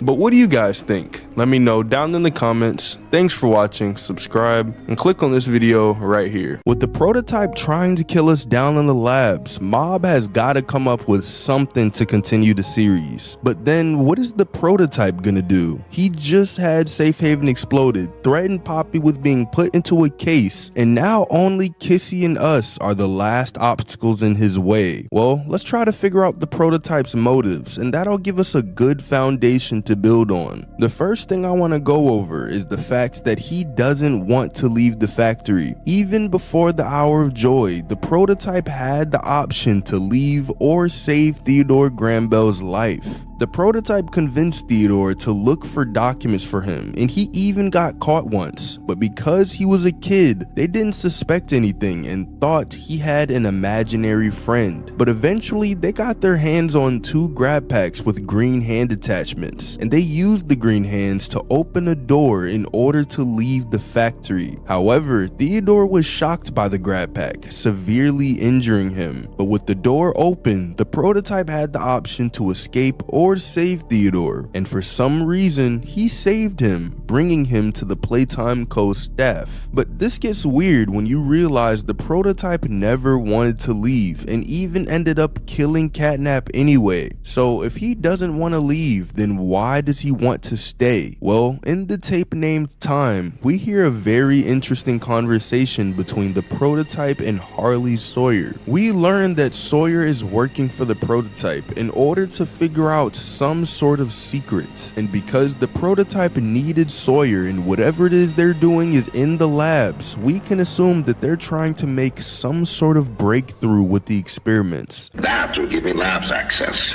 at least with the 2 of us. That is out of the question. You will step out. Fine, but you have no staff, virtually no test subjects. It's hardly ideal conditions. Even when this place was fully operational, we were beating our heads against this. You can't expect to do it on your own so quickly. But this also seems weird because in a Project Playtime tape, we saw the prototype tell us that he wanted the Bigger Bodies Initiative to fail. So if he wants the Bigger Bodies Initiative to stop, then why have Sawyer help him with more experiments? Well, we know from the tape that the secret they're trying to crack is something that Playtime Co. couldn't figure out, which means they aren't just making more Bigger Bodies toys. And if we combine this with Mommy Longlegs' death, we can get a pretty decent theory going. Right before she died, she screams out in fear, "He'll make me part of him. You can't do this to me." What have you done? He'll make me part of him! You can't do this to me!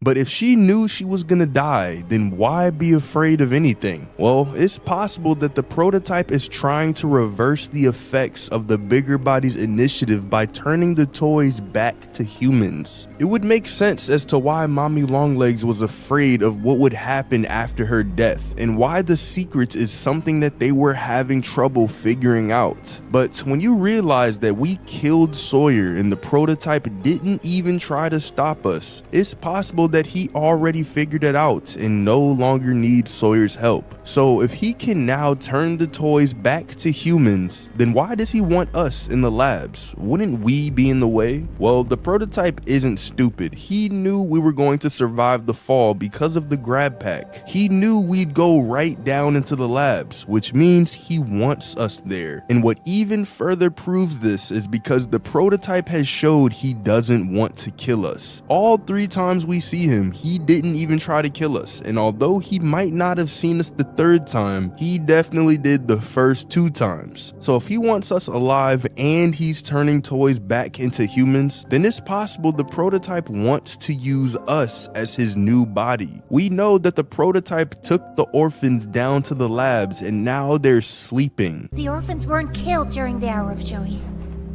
They were taken. They're below, in the labs. The prototype's home. They are alive, but sleeping. They're with him. So if he needs us and the orphans, then we could be his new body and the orphans would be the toys' new bodies. And with the ending of chapter 4, we saw Huggy coming at us all while the red smoke is filling the room. And we're either gonna die immediately or the prototype is gonna take us while we're unconscious. Or he might just do the same thing he did with Catnap but reverse style. He might be right behind Huggy Wuggy. But if we die, chapter 5 is gonna be the shortest chapter in the game. So instead, the prototype could open the doors to the labs, bring us into some sort of cage room that he could keep us in, and then try to experiment on us. But if the prototype succeeds, then it would still be the shortest chapter, so something would have to happen in order to cause conflict in the story. And the only person who hasn't betrayed or tried to kill us is Kissy, so it's possible that in the same way that she survived chapter 3, she'll survive chapter 4, but with even more injuries. But we're pretty much locked in the room, so the only thing Kissy could do is fight Huggy. But with the prototype knocking us out with the red smoke, she might stop Huggy, but we're still cooked. But because the prototype said that we would be dealt with, it makes me think, now that he separated us from Kissy, will he kill her? We know that he's able to do things without us noticing, like when he took the bombs back in the Foundation. So what if the room shutting on us was to make sure that we wouldn't help Kissy? We know that the prototype is willing to kill the toys whenever he feels like it. So if Kissy comes to fight Huggy, then what's stopping the prototype from killing both of them? But another possibility is that the prototype is trying to kill us with the red smoke, but will end up finding a way to escape, just like when Sawyer did the exact same thing in the prison. But this might be a stretch because the labs are the most secure place in the entire factory. So for the prototype to not know a vent could help us escape would be pretty weird. But we also might figure out his identity, which in my opinion is Elliot Ludwig. In a note in chapter 4, we read of an event where one of the safe haven toys saw the prototype's face, which has been hidden from us the entire time we've been in the factory. But guess whose face we've also never seen? Elliot Ludwig's. But this is just a cool coincidence. The real evidence is in my other video where I go into it more in depth, and I'll leave that link down in the description. But think about it, the tape we see Elliot Ludwig in, his face is completely censored. Why would anyone censor his face unless they didn't want us to see? I don't think any of the safe haven toys did it, and the only person who could possibly have a motive to do it would be the prototype. But what do you guys think? Let me know down in the comments. Thanks for watching, subscribe, and click on this video right here. Pretty much everything inside of the Playtime Co factory wants to kill us and can do it pretty easily. But which toys could we realistically survive? Well, we can already rule out a few of the bigger bodies. For example, Wuggy is able to kill us in chapter 1 just by grabbing and biting off our heads. And because Missy has a similar build to Huggy, we can also rule her out. Then we have in chapter 2 Mommy Longlegs, who also kills us pretty easily, so we can rule her out as well. Same thing with Catnap in chapter 3, and same thing with Doey in chapter 4. And so this rules out all the main antagonists for each chapter. Because if we didn't have plot armor, then I can guarantee we would die to every single last one of those monsters in under 60 seconds. So whichever toys that we be able to realistically survive would have to be a lot smaller. But first, let's go over some of the other bigger bodies that weren't main antagonists that we might actually be able to survive. And the first one I want to talk about is Miss Delight. Although she can kill us if she reaches us, she doesn't move when you're looking at her, which is because she was locked inside of the school with her other sisters, and she learned this behavior that whenever she isn't moving, the others would supposedly think that she was dead. And because of this, we could easily survive by going out into a huge open area, then looking at Miss Delight and then running as far as possible backwards. Because if we're running backwards the whole time, although we may not see what's behind us and might get a hemorrhage, Miss Delight isn't chasing us. And nothing's stopping us from doing a couple quick turns to make sure that she's not moving and actually see where the exit is. Now I'll give you another example. We could run outside of the school with Miss Delight behind us, then walk backwards to the opposite side of Playcare to Home Sweet Home while still looking at her. And then as soon as we enter Home Sweet Home, we just haul cheeks and hide somewhere that she wouldn't be able to find us. And although we wouldn't be killing her, we would be surviving her. Another toy we could realistically survive though is Dog Day, because when we find him in chapter 3, we see that he was being tortured by Catnap with his legs cut off and a belt holding his organs in place. And although he doesn't want to kill us at first, once he was possessed or taken over or something by the smiling critters, he started running after us. But because he doesn't have his legs and wouldn't be as fast as a quadruped normally is, we could easily outrun him just like we ended up doing in chapter 3. But if there was nowhere to run, yeah bro, we'd 100% be dead. Plus me, knowing my behavior, I would probably see Dog Day with no legs and immediately imagine a soccer ball and just kick a clean. But here's where it gets interesting, because the toys that you think be able to survive would be the mini smiling critters. They're so small and you could probably just pick one up and punt it across the room. But here's the thing, in chapter 3, when we made it to the school, if they end up getting too close to you for too long, they'll jump scare you and immediately kill you, meaning they're powerful enough to kill us even if we tried to fight back. But some of the toys who aren't powerful enough to one-shot us are the nightmare critters and mini Huggies that we see in chapter 4, which is interesting because if the smiling critters can kill us instantly, then I would assume that the nightmare critters, being even more scary by design, would be able to kill us one shot too. But y'all listen, you place a metal baseball bat in my hand and every nightmare smiling critter I see from that point on is a baseball. And they can jump straight at you. So that's a batter swing home run every time. But in chapter 4, both the mini Huggies and the nightmare critters just swipe attack you, doing little bits of damage. And we see this especially well in the test that Harley Sawyer gave us in the prison, where a lot of the nightmare critters and mini Huggies came out of the prison cells and attacked us, but they could only do little bits of damage to us with every hit. If you were one-on-one with a nightmare critter or a mini Huggy, bro, realistically, you could pick that thing up and punt it across the room and you be chilling. Now keep in mind, I did say you. If I was in that position, I'm taking a Remington 870 pump shotgun and I'm sticking it. But one toy that I know we could absolutely for sure survive no matter what. It's Poppy. Go figure, bro. Like, she's not standing a chance. This eeny weeny teeny little doll is the most cowardly backstabbing doll we've ever come across in the entire series. Every time she's faced with danger, she either uses other people or leaves them behind. For example, when she switched the train tracks on us back in chapter 2 to keep us here against our will. Or in the ventilation block, when the prototype threatens to put her in a case, she leaves both Kissy and us behind for dead. But the one thing that I'm curious about is why she went back to go help Kissy in the beginning of chapter 4 if she is so tiny and couldn't really do anything to help her. This doesn't make a lot of sense because she abandoned Kissy in chapter 4. So why wouldn't she just leave Kissy behind in chapter 3? Especially since she didn't ask us to come with her. Well, who knows? Maybe we'll figure it out in chapter 5. But from what we see with Poppy, I am 99% sure we could do the same exact thing as we did with the mini Huggies and punt her across the room if she ever tried to kill us. And if I went for the old handy dandy metal bat method, yo, she is